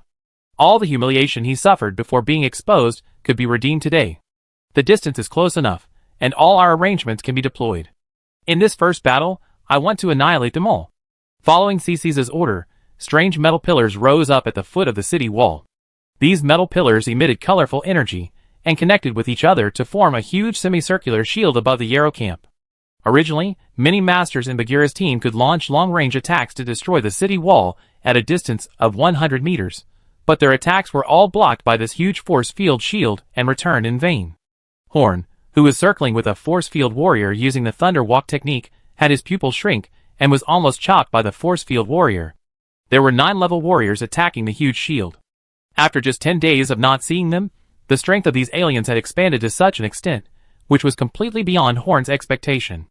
Their energy should be stored in a storage manner. There should not be a shield that can cover the entire camp and block the attacks of so many masters. How did they achieve such a huge amount of energy? Even the maze of the Magic Council has a limit even if it consumes more magic crystals. Horn was always very curious about this kind of thing that was beyond his expectations. He calmly guided the red-armored force field warrior, who was fighting against him, to go deeper. After getting close enough to the shield, Horn instantly burst out with all his strength and killed the force field warrior, who was weaker than Tatum. Killing this force field warrior really took Horn a lot of effort. Originally, fear of lightning was a weakness of these force field warriors, and he was going to use this weakness to kill force field warriors on a large scale. Unexpectedly, this batch of force field warriors have a certain resistance to lightning. It seems that there are also experts on the other side of the alien world. After suffering a loss, they found a way to defend against lightning. Then they began to observe this huge shield. Not to mention whether a shield of this strength and coverage area is possible, Horn couldn't figure out where the energy needed to support such a large shield came from. What Horn didn't know was that inside the Yarrow camp, a huge pipeline half a meter thick led to the underground of the camp to provide energy for various force field devices in the camp. On the other side of the pipe is the entire Yarrow world, where the energy is endless. In fact, this shield is not as invincible as it seems. As long as there is an attack that exceeds the upper limit of the shield's defense, the shield may collapse. But it is obvious that ordinary level 9 masters cannot do it, and the ultimate masters who can do it are all held back. Moreover, this shield can resist the attack of the Salon Coalition from outside, but it does not prevent the attack from inside from attacking the enemy outside. The army led by Bagheera suddenly fell into a passive position, and could only passively defend against the opponent's attack. No matter how strong the fighting spirit was, it could not support it. Speed up the attack, attack the metal pillar. As long as the pillar is destroyed, the energy shield will disappear. Bagheera took the time to roar, and the Salon army continued to advance, but after a few steps, Cece smiled and pressed a button. Countless explosions exploded under the feet of the coalition forces, and countless Salon soldiers were directly blown away. Bagheera was accidentally blown and staggered, and was almost stabbed by Kakaro's sword. The entire coalition forces fell into chaos, and the fighting spirit defense suddenly became weak. Damn, where on earth did these things come from? The 3 commanders who were watching the battle from afar gnashed their teeth, and said that if they only had the abilities described in the intelligence, this attack should have been successful. But no one expected that a shield that even a level 9 warrior could not break would suddenly appear, and a violent explosion that came from nowhere. The power giant Uglanil, who was watching the battle, stood up and was about to join the battle, but was stopped by the Fox tribe leader. The first war has already failed. You and your giant tribe are our trump cards that have not yet been exposed, so don't act rashly again. Mimir also nodded to Uglanil. He sighed, and sat down on the ground again, causing the ground to shake. Looking at the smoke and dust mixed with colorful light, Ceces couldn't stop smiling. This was the force field mine that he ordered the Yarrow army to bury in advance. It was buried while clearing trees, so it was not discovered by the Magic Council. It was originally used to protect the rear when their army attacked, but they didn't expect it to be used in the front battlefield first. The coalition forces stepped into the trap they had prepared long ago. "Natives, the carnival is coming." His sis gave another order. The force field mines alone were not over yet, and countless force field cannons on the city wall began to accumulate energy. Horn's face changed. He still remembered the last attack. He didn't know how powerful this cannon was. The power of level 7 was its bottom line. Dozens of force field cannons fired in unison, and the already thin battle energy cloud was directly broken. The force field light released by the Yarrow force field emitters on the city wall turned into a killing light that was more deadly than a rain of arrows. In an instant, countless Salon soldiers were penetrated. The most threatening commander of the coalition forces, Bagheera, was sniped by 5 force field cannons. After the violent explosion, Bagheera still stood there, but a trickle of blood had already flowed from the corner of his mouth. He spat out 2 words from his teeth. "Retreat!" The coalition forces retreated in various colorful attacks, and the surprise attack team led by Roland was not having a good time. These force field warriors alone were not a big deal, but the most important thing was that there were force field warriors who had never appeared before and were good at long-range attacks on the edge of the city wall. They held force field emitters and shot at the masters brought by Roland one by one. Unlike ordinary force field emitters, these force field warriors' force field emitters had stronger attacks, longer range, faster speed, and higher accuracy. Soon, many unprepared masters were shot and injured. They are like the advanced archers of Ceylon, with great lethality on the battlefield. Even Horn had to hold up the shield and move quickly to avoid the attacks of the force field warriors coming from all directions. At this point in the battle, it was actually a failure. Chapter 508. Compared with the previous Yaluo army, the current Yaluo army seems to have evolved comprehensively. Their various methods are beyond Horn's expectations, and are not equal to the original intelligence at all. Just like those barbarians at the beginning, they were only prepared to fight ordinary cities in the godforsaken land. After the real fight, they found that the opponent was Spark City. After the first battle, Spark City and other 3 cities were waiting for the arrival of reinforcements, stalling for time, thinking that the situation would get better after the arrival of the army. But perhaps these aliens are also stalling for time. The longer they stall, the stronger they become.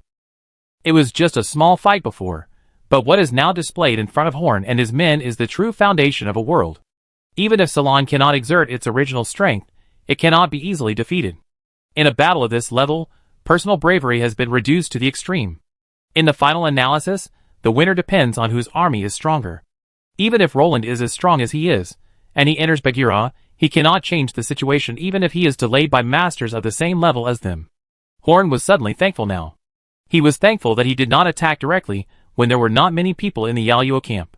If he did, he would have died without knowing how. As long as one golden armored force field warrior came out, they would have been in trouble. He was also thankful that he had the magicians control the fire to burn the forest. If he had not shortened the time, the Yaluo camp would have been more armed in a few days, and their losses would have been greater. Roland's opponent was an agile force field warrior. He was not as slow as ordinary force field warriors. He could dodge every attack of Roland, and his attacks were extremely fierce. Even with Roland's strength, he could not defeat his opponent in a short time, especially under the premise that there were many troublemakers around. Bagheera had already retreated, and it was useless to persist here. Roland thought for a moment, and decided to end the battle. He stretched the king's sword to the sky, and the golden light gathered, and the light spots of light swam in the air. Facing this powerful move, Roland's opponent was very alert. After a long roar, Roland slashed the golden armored warrior with a sword, and the sharp sword energy attacked the golden armored warrior like a golden waterfall. The golden armored warrior held the sword with one hand to stop the torrent of sword energy, and stretched out an arm knife with the other hand to defend against Roland's possible attack. But he didn't expect Roland to turn around and run, and the golden sword energy was like a waterfall, one layer after another, and he couldn't get away from the pursuit in a short time. Roland's long roar was the signal to retreat. The masters who received the signal all used various means to temporarily get rid of the force field warriors and left the battle. These force field warriors are powerful, but their fighting skills are too monotonous, so they are in a mess when facing the various tricks of the Ceylon masters. Because Horn was closer to the inside in order to study the protective shield, and several force field warriors blocked Horn, so it seemed that Horn was trapped. Seeing Horn in trouble, Roland wanted to launch a slash to help Horn, but he soon found that Horn did not need help from others. Horn's face was calm, and his figure was like a ghost, dodging the attacks of several force field warriors, and then the powerful electric energy on the staff was condensed. Strengthened 6-ring lightning magic. Big Thunder Dragon. A twisted and deformed, half-meter-thick snake like lightning flew in the air, and under Horn's control, it moved between several force field warriors, accompanied by thunderous thunder. Countless electric currents scattered, and the several force field warriors around Horn were all fixed in place for a while, unable to move. Taking advantage of this gap, Horn directly launched the third stage of Thunder Walk. Many masters could not even see a shadow, only saw a flash of lightning, and Horn had already caught up with them. Roland was stunned, this guy's speed, hidden. In the direction of the main gate, watching the Bashira army fleeing in panic, Cicis ordered the Yaluo army to start chasing. The gate opened, and countless Yaluo soldiers sat on strange-shaped vehicles to chase the Salon army. Although it is said that you should not chase a desperate enemy, you have to see what kind of desperate enemy it is. In Cicis's opinion, now that the coalition forces in the Forsaken Land have dissipated their fighting spirit, it is a good time to chase them. They will gather their fighting spirit in the next battle, and then the battle will be difficult to fight. The Yarrow people were riding a chariot powered by the DT force field, which was much faster than the Salon army's escape speed. They chased and shot at the same time, and soldiers left corpses every moment.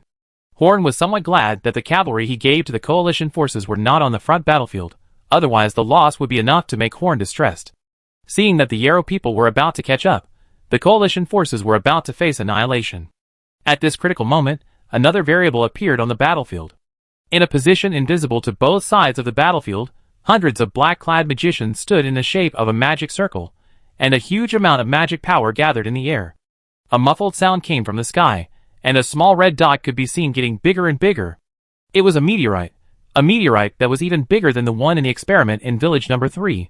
The meteorite fell straight into the middle of the Yaluo army that had just chased out of the camp, causing a huge explosion.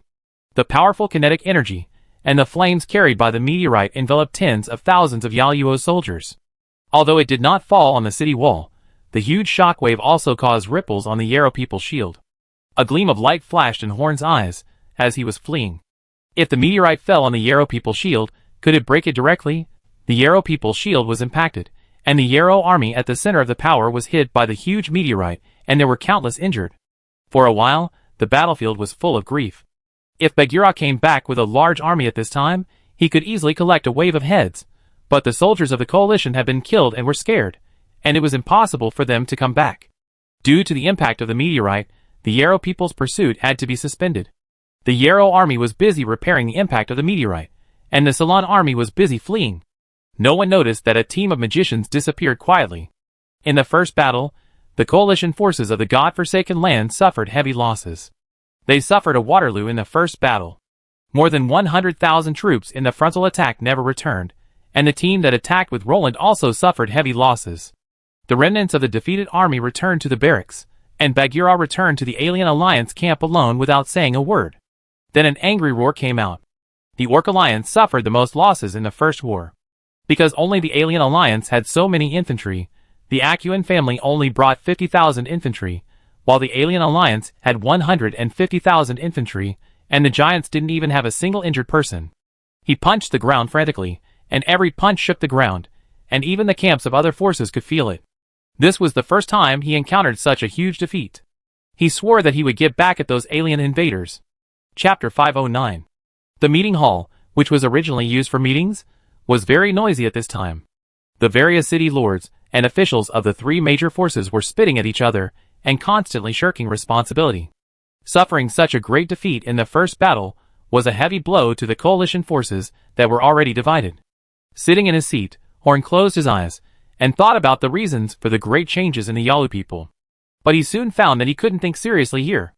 The city lords were barking, and the bald city lord walked towards Horn for some unknown reason.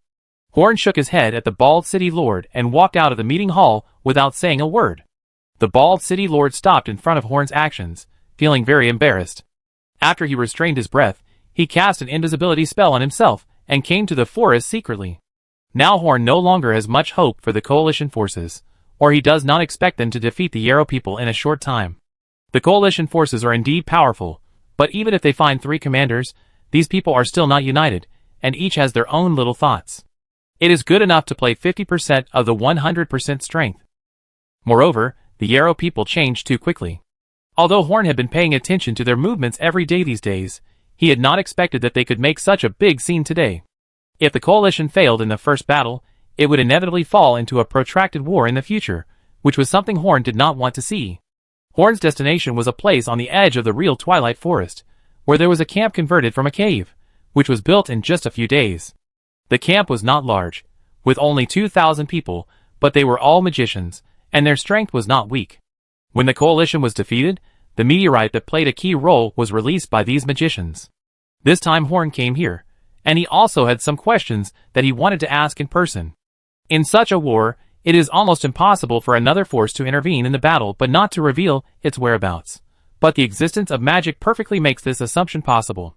Using magic to monitor the whereabouts of both armies at the same time, every action must be remotely cast, or all witnesses must be killed. So this team of 2,000 magicians hid. What can 2,000 magicians do? Except for the lack of top masters that cannot attack two powerful targets, they are almost omnipotent in this war, and the meteorite that stopped the attack of the Yalo people is proof of this. Although the camp will not move, a very powerful maze is arranged around it, hiding the existence of the cave. The maze has a very strong hiding ability, and it is almost impossible to find it without the guidance of a magician. The forest in the Twilight Forest makes people feel depressed just by looking at it.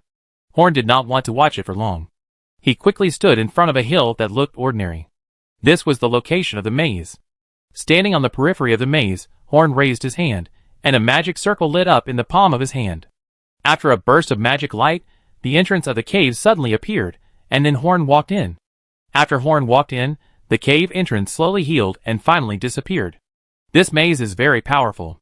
If it is not a magician, even a level 9 warrior will not easily find it. Of course, if the level 9 warrior is nearby and is deliberately looking for it, he will definitely find clues, but as long as the magician inside does not commit suicide, he will basically not face such a situation. As soon as he entered the cave entrance, Horn frowned slightly. There was a strong fishy smell here, and he activated the function of the mask on his face to block the smell. Several magicians gathered around, and when they found out it was Horn, they put their hands on their chests and bowed slightly. A magician led Horn in, and after walking more than 20 meters, the front suddenly opened up to a huge cave. The cave was so big that it hollowed out the entire hill. There was a circular hole on the top of the cave, and the sunlight shone down from it, making the cave not dark at all, and it was an excellent residence. After the war, this cave can be used as a secret base. There are some wooden houses built around the cave, which are temporary residences for magicians. However, there is one thing that is very annoying, which is the corpse of a large snake that is several meters thick and unknown how many meters long. This cave was originally the nest of the large snake. When the magicians of the Parliament came, they not only occupied its home rudely, but also killed it and preserved it with the magic of preservation, and used it as food for the magicians. The fishy smell that Horn smelled before came from the body of this large snake. But Horn certainly didn't feel sorry for the monster. After greeting the magicians, he walked into a small house in the center. At this time, Yan and several other parliamentarians were all here. The meteorite today was very well done, Horn said to Terry as soon as he entered the room. Hee hee, my job, my job. Terry laughed and said that this meteorite spell was almost the most damaging magic that could be cast in a joint spell. He was of course happy that this magic could play a role on the battlefield. Speaking of it, the prototype of the meteorite spell was a spell that was called the most useless combat magic by combat mages for a period of time. The name of this magic was Meteor Spell. The level of this magic was the 3rd ring, and it would finally fall after a few minutes after casting, and the general opponent would never wait for a few minutes in place. The most embarrassing thing was that the power of this magic was not stronger than the lethality of the 3rd ring magic of the same level. Until one day, when practicing joint spell casting, Terry suddenly had the idea to use this magic for joint spell casting. The huge power shocked him. Only then did the meteorite spell become the most favored magic by the joint spell casting group. Let's not talk about the meteorite spell first. After the greetings, Horn said, I came here today to ask why these aliens suddenly became so powerful. Haven't we been keeping an eye on them before? Annie stood up. She was mainly responsible for monitoring the aliens. We have indeed been keeping an eye on them, but apart from the increase in their numbers, we have not found any obvious changes. I think they have become wary of our surveillance. Warning? How? Horn raised his eyebrows. These aliens are really not easy to deal with. From a few days ago, they began to eliminate all non-Yarrow creatures and all abnormal points in their camp, which made our surveillance inside their camp have a lot of omissions. And many of their actions are meaningless. Even if we are monitoring them, we don't know what they are doing. Chapter 510. Annie said a lot in one breath, and to sum it up, this battle is no longer under their control as before. Horn rubbed his hair. The strengthening of the Yarrow people is not a good thing for anyone. It is estimated that the war with the Yarrow people will become a tug-of-war in the future. Your future action mode will not change.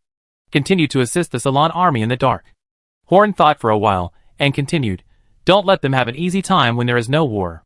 Give them some small troubles every once in a while, and don't even let them sleep peacefully. What little trouble? Terry asked excitedly. Do I need to tell you what little trouble it is? As long as you are not discovered by them, you can do whatever you want to make them uncomfortable, including natural disasters such as tornadoes and hail. Under the mask, Horn smiled happily, like a child before doing a prank, but he was wearing a mask so no one saw it, which would not affect his image. He wanted to let those aliens feel the power of magic, which can do more than just kill enemies. Okay, I understand, Terry responded. He was very interested in this kind of funny things. By the way, is the snake meat delicious? Horn suddenly asked. It tastes good. If you want to eat it, I will make it every day and send it to you. And answered first. No, we should contact each other less during this period to reduce the possibility of exposure. The food in the coalition camp is too bad. After Horn finished speaking, he cut a piece of meat from the big snake and returned to the camp. For a period of time, the battle between the coalition forces and the Yarrow army fell into a stalemate. The Yarrow camp was stronger than the most defensive turtle. In more than 10 days, the coalition forces used various methods, but could not penetrate the Yarrow camp. If you fly into the sky, you will be beaten into a sieve by the force field rays that appear from nowhere. If you go underground, you will find that there is also an annoying shield underground, and because of the soil, this shield is much more difficult to break than on the ground. After the shield appeared, the Magic Council surveillance of the Yarrow people was completely abolished, and they had no idea about what was going on inside them. But the Yarrow people were not all smooth sailing. In order to save energy, this shield only responded to power and speed to a certain extent, as well as high-energy reactions and living creatures. It was not like a glass cover covering the top, and it had no shielding effect on some natural phenomena. This was also the reason why they suffered. On the first day after Horn left the magician's camp, a tornado occurred in the Yarrow camp. Wind magicians are familiar with the properties of wind. After some guidance, a tornado blew up in the Yarrow camp. Because it started inside the camp, the shield did not react. The next day, there was hail the size of walnuts.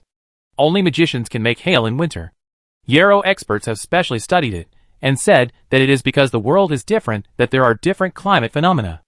On the third day, a foul smell came from nowhere, and many Yarrow people were about to vomit gastric juice. The success of the stench made Mr. Nicholas Showers, the chief pharmacist of the Parliament, excited to start researching poison gas, hoping that it would work one day. In short, the lives of these Yarrow people are very exciting every day. If they don't feel abnormal one day, they will be more worried because they don't know what will happen that they hate. And the magicians also spent some time thinking, because they don't want the excitement that the Yarrow people feel to be repeated. The magicians' pranks were not just pranks, of course. They also had a positive effect on the war situation. Many Yaluo troops became tired of war, and they didn't eat or sleep well every day. They were always worried about what strange situation might happen, and they were even listless when they went out to fight. Facing the Yaluo people, the coalition forces of the Forsaken Land of Gods were not without achievements. Under the supervision of the Magic Council, the coalition forces knew the routes of every Yaluo attack, and the clashes with the Yaluo army were more wins than losses. As the territory of the Yarrow army is relatively small, many battle plans cannot be carried out. Just as Ceases worried at the beginning, their strength is not weaker than the coalition forces, but because the territory is too small, their strategic depth is too small, so they fall into a disadvantage. It is very difficult to rise again. Horn has not left the station these days, claiming to be practicing and hiding in the tent all day, but in fact, he is coordinating and commanding the actions of the magicians on the entire battlefield, which is not much easier than the three commanders. The armies that often fought against the Yarrow army had more or less noticed that they were assisted by unknown forces in every battle. Although they tried their best to pretend that it was an accident, some people still discovered it. However, no one investigated it deeply, and no one knew that the one who assisted was the Magic Council. Spark City. This place seemed to be unaffected by the war. Although it was under war control, and everyone entering and leaving the city had to be strictly checked, the residents of Spark City still lived a decent life, at least much better than the other two cities. During this war, Even unto city is now full of bandits, not to mention Bigma City. Bandits and some people who do illegal things don't care whether it is a matter of life and death, or whether the front army is defeated, and they will all be slaughtered by aliens. They only know that the city managers are too busy to deal with them, so they start to act recklessly, killing, setting fire, blocking the road, and doing all kinds of evil. But this situation did not happen in Xingho City. On the one hand, the original evil forces in Xingho City had been cleared out long ago. On the other hand, there were only 15,000 soldiers supporting the war in Xingho City. The remaining troops in Xingho City could even easily defeat several ordinary cities. At this time, a carriage drove into Xingho City. They were checked by the guards at the city gate and confirmed that they were not allowed in by aliens. It is very rare that the city is so peaceful right next to the invasion of the alien world. The man in the red dress said with a smile on his face. How about it, do you want to give extra points? Ilya said while lying in the carriage in a nasty state. Not enough. Whether he can join us depends on his personality, not his power. Although power is also a criterion for evaluation, it is not enough. The man shook his head and said with a smile. He was Iloniel, the one who had assessed Horn.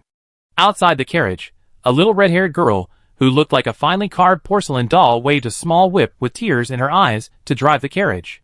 Big bad guy, you two grown men enjoy it, and let me, a little girl, drive the carriage. You are too bad. Chapter 511. Ilonir and his party actually arrived very early, but when they found that the two sides of the war were in a stalemate, and no major changes would occur in the short term, they drove a carriage to play. In Ilonir's view, this alien invasion war was like a child playing house, boring, childish, and without nutrition. Although there were many people, they were just a bunch of scattered sand. But he liked war. He was a blood clan, a vampire in Ceylon folklore. Although he can control his bloodthirstiness as a top-level vampire, he feeds on blood after all. So for him, the war between humans is a top-level banquet, with the fragrance of food everywhere. Although it is a bit of a waste of food, as long as the most basic order in this world is still there, their blood race will never lack food. Spark City makes Iloniel feel a little novel. It is the first time he has seen such a city. This place is different from any city he has visited on the mainland. He has also used products from the Magic Council outside the God-forsaken land, but after all, he has never seen it directly in Spark City. Food, wine, beauties. After staying for a while, Ilonir decided to spend some time here when he had time. His life was too long, so he had seen most of the things in Ceylon. He was very happy to have a place like Spark City that made him feel new. After walking around, the three of them walked to the outside of the wall of the central area of Spark City. No outsiders were allowed to enter. Ilonir put his hand on the wall and felt it a little, with a shocked expression on his face. There are many extraordinary people here. The dense crowds of first-level extraordinary people on the street have already shocked me. Although the number of extraordinary people here is not as many as outside, the quality is much higher than outside. As a high-level vampire, he is very sensitive to the energy hidden in the human body, so he knows very well how amazing the power inside the parliament is. In order to prevent the attack on Spark City, Horn still kept a small part of the force stationed in Spark City. Then let's go in and take a look. Seeing that Iloniel seemed very interested, Ilya bent his knees slightly and jumped into the interior of the Magic Council. You can go in and take a look. Iloniel flashed and appeared inside the wall. The defense system of the Magic Council, which was enough to make the 8th-level thief helpless, had no reaction to the invasion of the two people, but only a slight vibration. The magician guarding the control room of the defense system of Spark City looked at it curiously, but found nothing, so he did not investigate further. It is common for mazes to vibrate. If they must find the cause every time, then they must be similar. Great, did you feel it, Ilya? Ilonir's scarlet eyes scanned everywhere. Of course I felt it. The defense here is not of high quality. Anyone above level 3 can break in, but it's easy to get in, but if it weren't for us, others would want to come in silently and without a trace. Even a level 9 warrior would hardly be able to do it. Ilya raised his eyebrows and said in surprise. The last time he saw Horn was in the canyon ruins. It was also his first time to come to Spark City, but in his impression, this city should be no different from other cities. He didn't expect that this visit would give him such a big surprise. Horn had only been in control of this city for more than 10 years, which means that in just 10 years, this city had developed from a mediocre city like other cities to a unique city in Ceylon. Especially the huge headquarters of the Magic Council and the towering Mage Tower behind it, which actually gave Elijah a sense of shock which had to shock him. The two of them moved around the Magic Council headquarters, as if they were in an empty space. As long as no one saw them directly, they would not be discovered. After visiting all the special places, Iloniel nodded with satisfaction. Not bad, not bad. When we go to the battlefield, if that kid has considerable power there, then his power can add 1 point to him. TSK, it's really not easy to get you to add 1 point, Ilya said teasingly. Suddenly, Ilonir's eyes fixed on a wizard tower. Most of the wizard towers in the central area of Xingho City are strange and bizarre, and this one is no exception. It is a wizard tower with a gloomy shape that can be directly used in horror movie sets. The aesthetics of this wizard tower unexpectedly coincides with his, so he went to take a look. If nothing unexpected happens, he may transform the family castle into this shape after returning. Sleeping in a coffin in such a castle is comfortable just thinking about it. As he looked, Iloniel saw a girl sitting in a small garden outside the mage tower fiddling with soil, and then he smiled knowingly. This girl was Daisy. Iloniel could feel the power attribute in Daisy's body. The vampires were also considered dark creatures, so he had a good impression of Daisy, who was full of dark power. He took out his notebook, tore off a small piece of paper, and wrote a sentence. When your life is about to come to an end, I can give you eternal life. The note gently fell on Daisy's shoulder. Daisy looked around blankly, but did not find a figure. After a general tour of Spark City, Ilonir and the other three left Spark City and headed for the battlefield of the alien invasion. After all, they came this time to see Horn and to prevent the invasion from expanding, not to really travel. It was still peaceful and harmonious within the scope of Spark City, but when they crossed a certain line, the situation became completely different. Ilya frowned. The ground was full of gullies cut by blades, deep pits shot by force field rays, scorched earth left by the flames, and the broken flags and broken armor that appeared from time to time told him that there had just been a fierce war here. What Ilonir was concerned about was the pungent smell of blood in the air. This battlefield had been here for a few days, and the smell of blood was not new. To him, it was the smell of expired food, which was a bit disgusting. The war was fierce. Was it because the coalition forces of the Forsaken Land were too weak, or were the invading aliens too strong? I hope it's the latter. If it's the former, I'd be very disappointed. Ilya waved the sheathed sword in his hand in the air, and his expression was a little excited. He was a warrior, and the battlefield was the most suitable place for him. Chapter 512. Looking at Ilya, who was eager to try, Ilonir shook his head and asked, Ilya, do you know why we chose the Free Federation as our headquarters instead of the God-forsaken land where the gods are completely isolated as our headquarters? Because it's none of my business, I'm only responsible for killing people, Ilya said bluntly. Ilonir sighed. Ilya was actually very smart, but he was too superstitious about warriors, so he often acted like those muscle guys. Of course, the warriors' faith made Ilya stronger. This was their way of survival, just as Ilya would not understand him. The God-forsaken land is too comfortable, and the environment is too good. It is easy for people to lose their fighting spirit here. Although it is not affected by the gods, the power of those false gods cannot be seen, so naturally there is no sense of crisis about them. Look at the God-forsaken land now. It has vainly controlled the territory of 2 or 3 small churches in the outside world, but it is still a mess, and can't even handle a mere alien invasion. That's how we fight against those false gods. Ilya rolled his eyes. The Free Federation can't fight against those guys. Let's just be each other. Don't talk too much. Iloniel glanced at Ilya and continued. Our mission is to fight against false gods, and this is a safe haven. Although it is warm, it is not a place for people like us to stay. And unless the Forsaken Land of God is unified, it will never pose a threat to those false gods. But those stupid old guys in the Forsaken Land of God have always insisted on maintaining the current structure of the Forsaken Land of God, otherwise this place can still be somewhat useful. Tell me what you think, Ilonir said to Ilya. Didn't you ask me to be quiet? Ilya said aggrievedly. Ilonir, Sai rode on a sturdy third-level leader hexagonal beast, and led 5,000 hexagonal beast cavalrymen to slowly walk in the flat forest. This was a routine patrol. Now more than half a month has passed since the war began. As time goes by, the Magic Council's monitoring of the Yarrow people has become increasingly powerless. This is the method that the Yarrow people have created with human lives.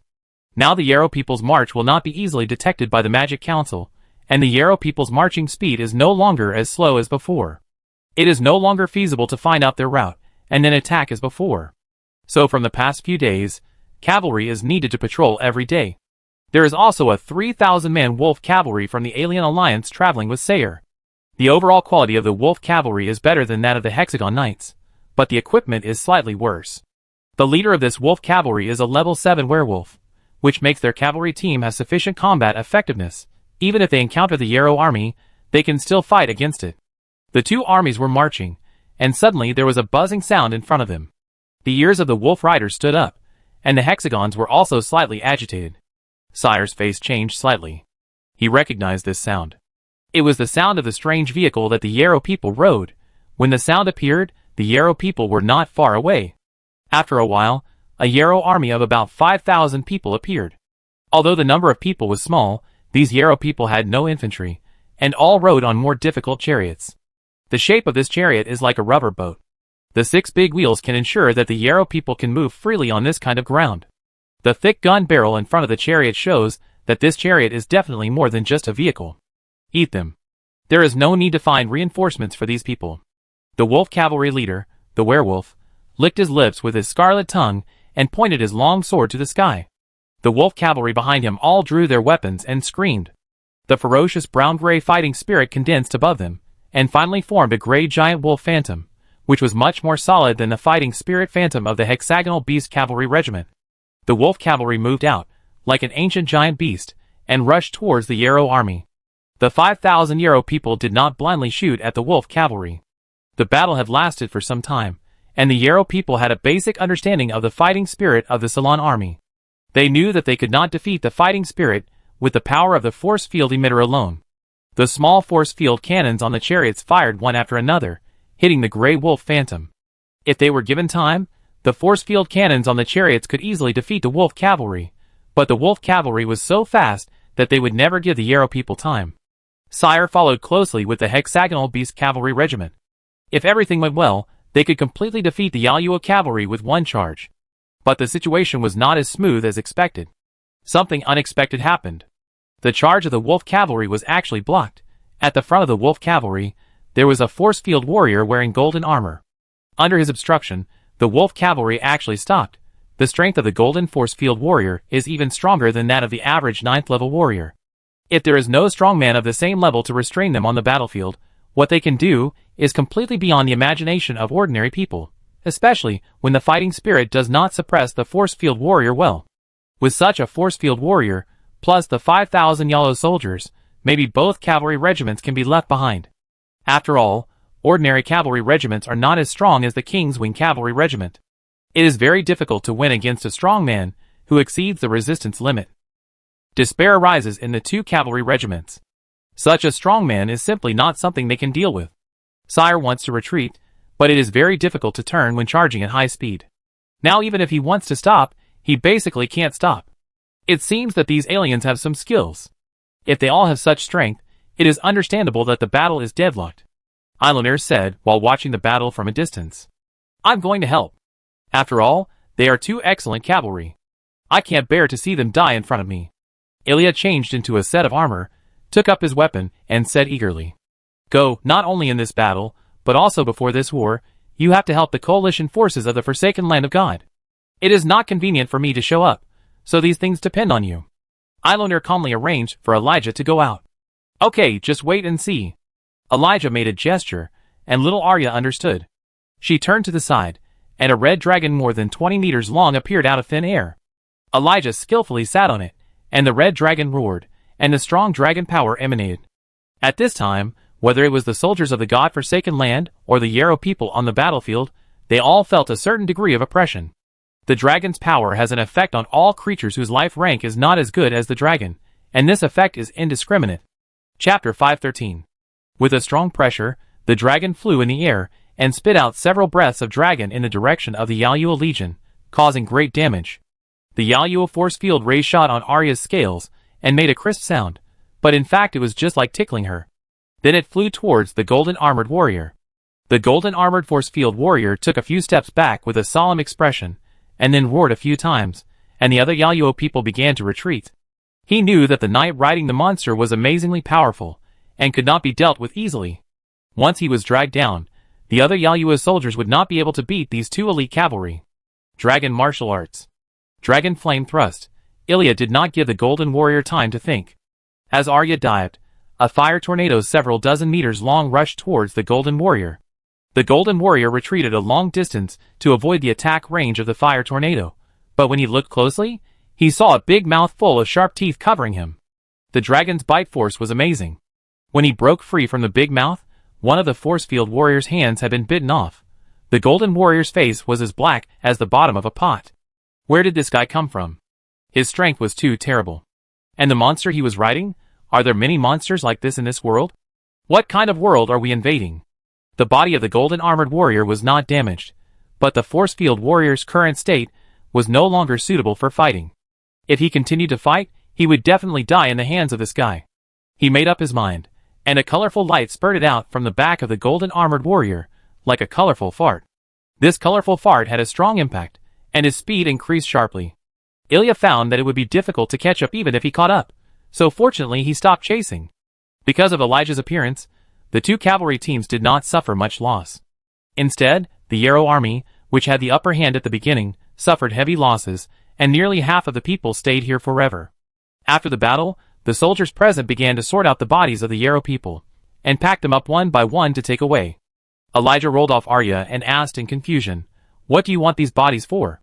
Reporting to the Lord, the magicians in our Spark City can use the bodies of aliens to make shields, which can effectively block the attacks of aliens. So now all the enemies defeated by the coalition forces will eventually be sent to the Magic Council. Are you from the Magic Council? Ilya was a little surprised. He thought the Magic Council only had powerful spellcasters, but he didn't expect that there was such an excellent cavalry. Yes, sir. Sire was curious about Ilya. There should be few people around who didn't know the strength of the Magic Council. Ilya became interested. After asking about all the matters related to the council, he rode on Arya again and flew away with a flap of wings. In the forest, the force field warrior, who was fleeing in panic, took a deep breath. It was a big burden even for him to let the force field warrior run at super high speed in this way. He was a top expert in Yaluo, a force field master at the same level as Kokoro. He originally thought that Roland and Bagheera in the previous battle were the top combat forces of Ceylon, but he didn't expect that such a dragon knight would appear out of nowhere.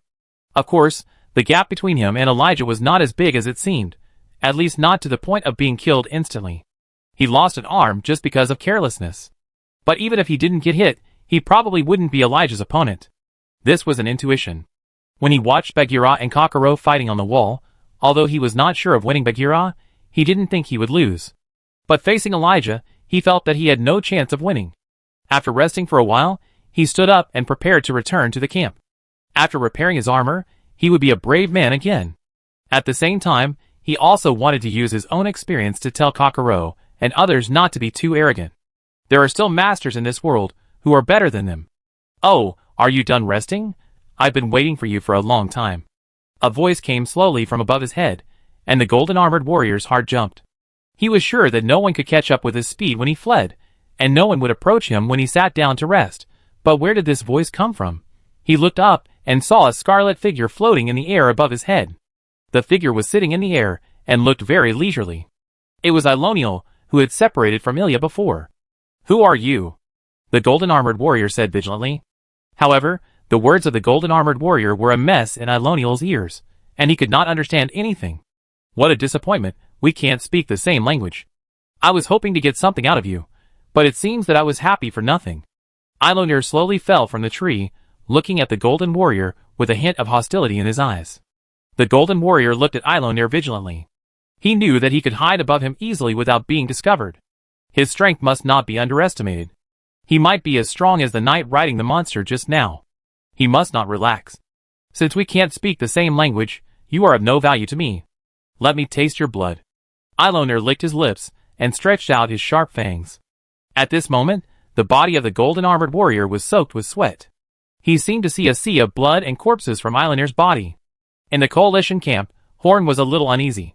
Could it be that something happened to Sire and the others? It was just a patrol mission. With their strength, nothing should happen.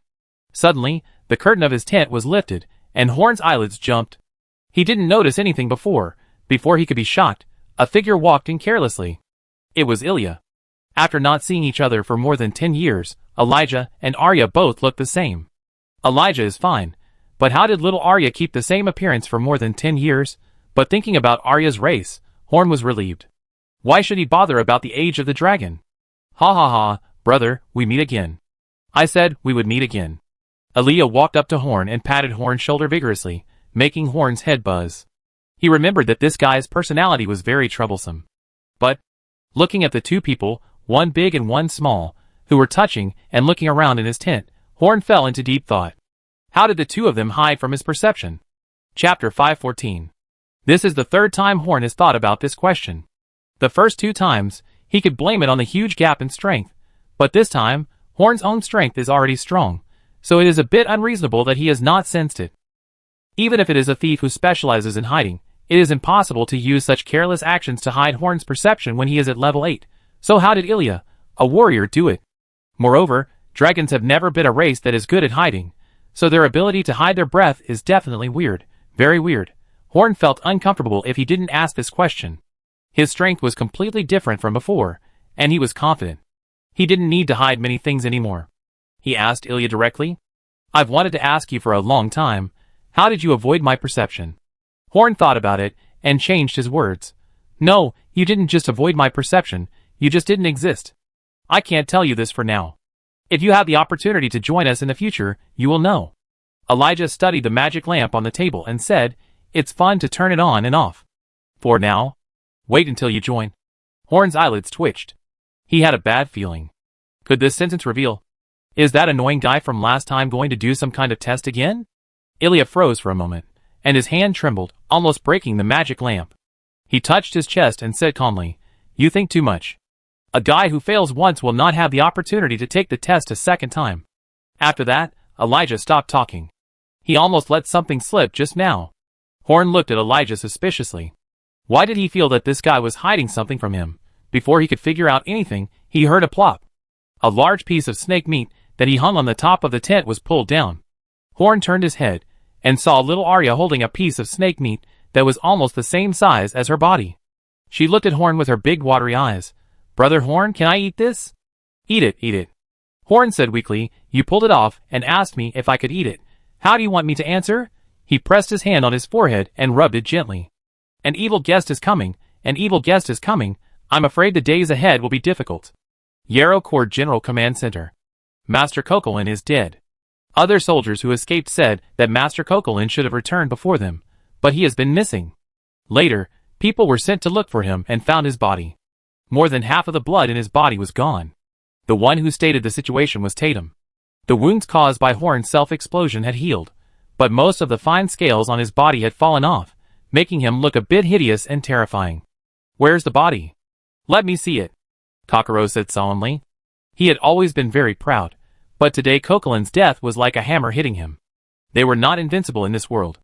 According to the soldiers who escaped back, Kokolin was defeated by a knight riding a giant monster before he escaped, and died strangely after escaping.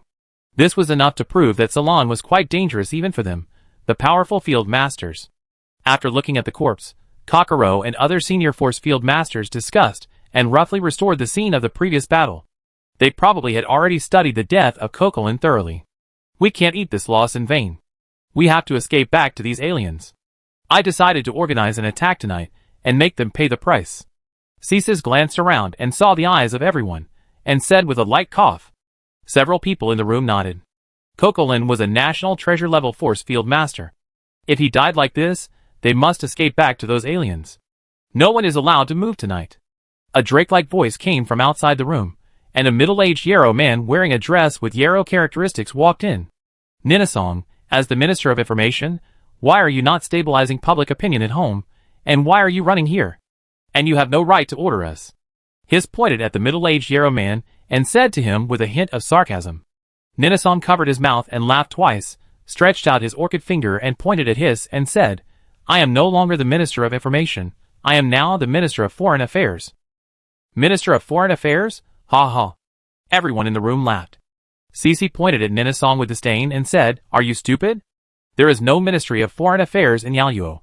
Unless the top leaders want to negotiate with the natives, there is no diplomacy in Yaluo. Yes, the top leaders want to negotiate with those natives. The laughter in the room stopped abruptly. Cece opened his mouth wide, a little bit unbelievable. Ninasong laughed twice and took out an appointment document and slapped it in front of several people. In the past month of fighting, more than 200,000 Yalu people have died on this land. A large amount of resources have been consumed here, which has exceeded the budget of the top leaders for this war. So the top leaders want to make peace with these natives and seek development together. Tatum took a step forward. He was full of hatred for Horn, and was the one who could not accept the truce the most.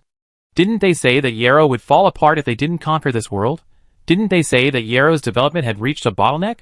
What would Yarrow do if they stopped fighting? Ninasong laughed twice again. This time he was laughing at Tatum's stupidity. If I didn't tell you this, how could I fight with all my heart? Let's put it this way. This battle had to be fought before, because domestic public opinion was about to bring the country down. But now, thanks to this war, public opinion has stabilized, so there is no need to continue the war in the short term.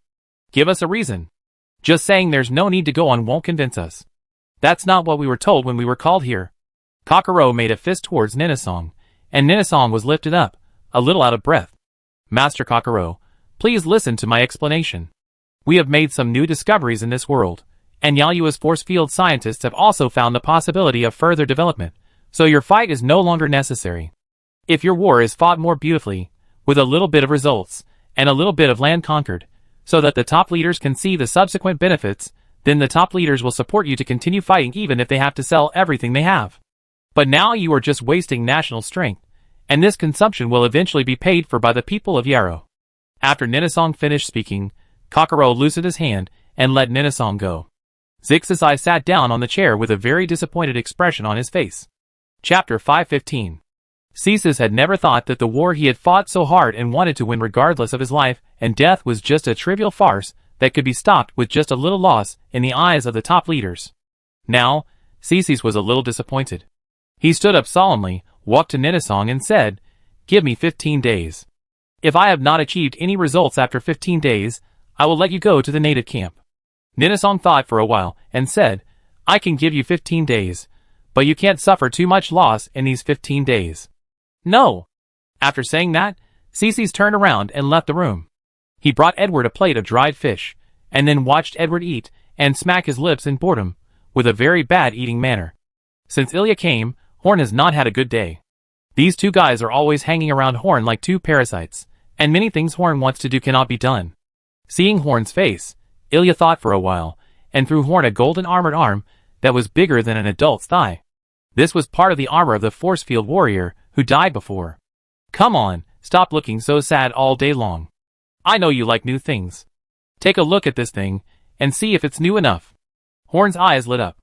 This color and this shape were definitely right. Isn't this the armor worn by the force field warriors who fought against Roland and Bagheera that day? So far, the coalition forces had not seized such advanced things. Did you do this? Who else could it be except me? But if that guy hadn't been careless, I might not have won so easily. I ran quite fast in the end. Elijah said indifferently. The expression on Elijah's face softened when Horn looked at him. This guy was like a treasure boy, who brought him a lot of good things every time he came. But just a moment later, Horn's face darkened again. He actually drank a bottle of high-end fruit wine that was sent by Xingho City 2 days ago, which was enough for Horn to drink for several days. Well, he is still a troublemaker. After sending Elijah away, Horn came to a heavily guarded camp, which was the residence of the magicians of the Magic Council, and outsiders were not allowed to enter. It is said to be a place for making shields and finding ways to fight against the Yarrow people, so no one is allowed to come in. In fact, the mages here don't need to do it to make shields. Only a few low-level magicians are enough. There are more than just a few low-level magicians stationed here. Many research magicians from the 3 towers of casting, mystery, and wisdom are now here, studying everything related to the Yarrow people. Under the pretext of making shields and studying the flaws of the Yarrow people, they asked for most of the things seized by the coalition from the Yarrow people, from small daily necessities to large red force field warriors. As long as it was seized by the coalition, even if a different piece of cloth was found, it would be sent here. Since the Magic Council was indeed of great help to this war, and no one knew what was going on, no one objected to the Council's special request. A large number of magicians studied a large number of comprehensive alien items together. Although the knowledge system was different, there were a lot of new gains every day. When the war was over, the Magic Council should be able to make a leap forward after digesting the content of this war. After Horn came in, He stood in a conspicuous place to attract people's attention, but except for the magician, who was resting and greeted him, most of the other magicians ignored Horn. Different things were delivered every day, and they couldn't study them all, so how could they have time to chat with Horn? Horn curled his lips, then raised his mouth and said loudly, "Ahem, I have the armor of a 9th-level master of the Yarrow people here. Does anyone want to study it? No one wants me to study it myself. I want it! I want it!" The originally very quiet place suddenly boiled, and the magicians gathered around Horn. "I think this should belong to our casting tower. By studying the structure and composition of this armor, we will definitely gain something." Daniel said very seriously that he was in charge of the entire casting tower, so he wanted this thing very much. "Nonsense, this should belong to our Tower of Wisdom. Those aliens are extremely weak. They can exert such strong power through this armor. It must be the application of very profound knowledge. It is most appropriate to give it to us," Shirley said coldly, and at the same time glared at Daniel, asking him not to compete with her. "Actually, I want it too."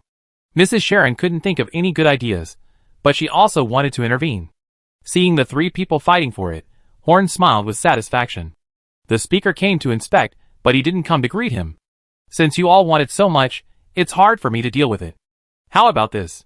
You 3 towers take turns to study it. As for who comes first, you should discuss it among yourselves." Horn threw the severed hand in the middle of the 3 people, watching them fight for it and smiling. He liked this atmosphere in the parliament very much. Although the invasion of aliens delayed many things, it was really a good opportunity. At this moment, a small magic wave spread among the crowd, and all the magicians became alert, put aside the projects in their hands, and began to make the wooden shield in a fake manner. This magic wave was a signal, telling everyone that someone was coming to inspect.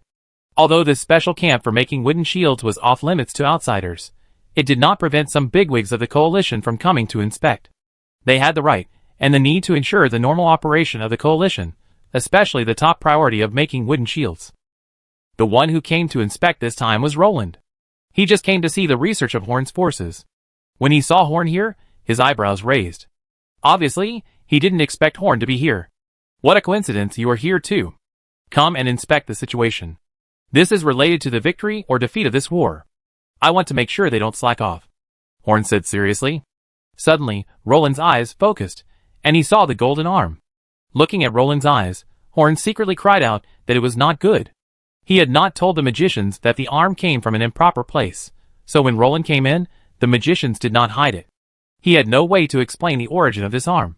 He couldn't leak Elijah's identity. Chapter 516.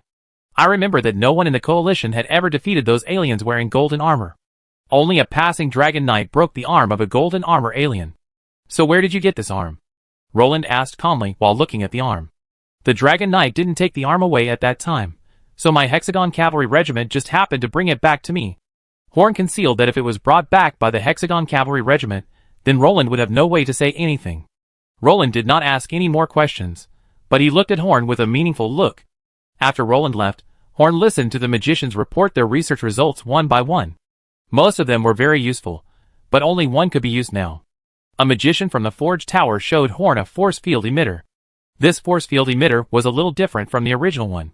It was more suitable for handheld, and could be easily fired with the fingers of the Salon people.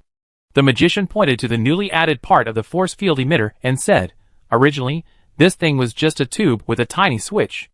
With the body structure of those aliens, they can use this thing very easily, but we Selenese cannot use it. After I added this auxiliary device, every Selenese can use this weapon against the enemy, and the accuracy is much higher than that of the aliens." Horn took a look and felt that it was not bad. If it was used well, it could play a big role in this war.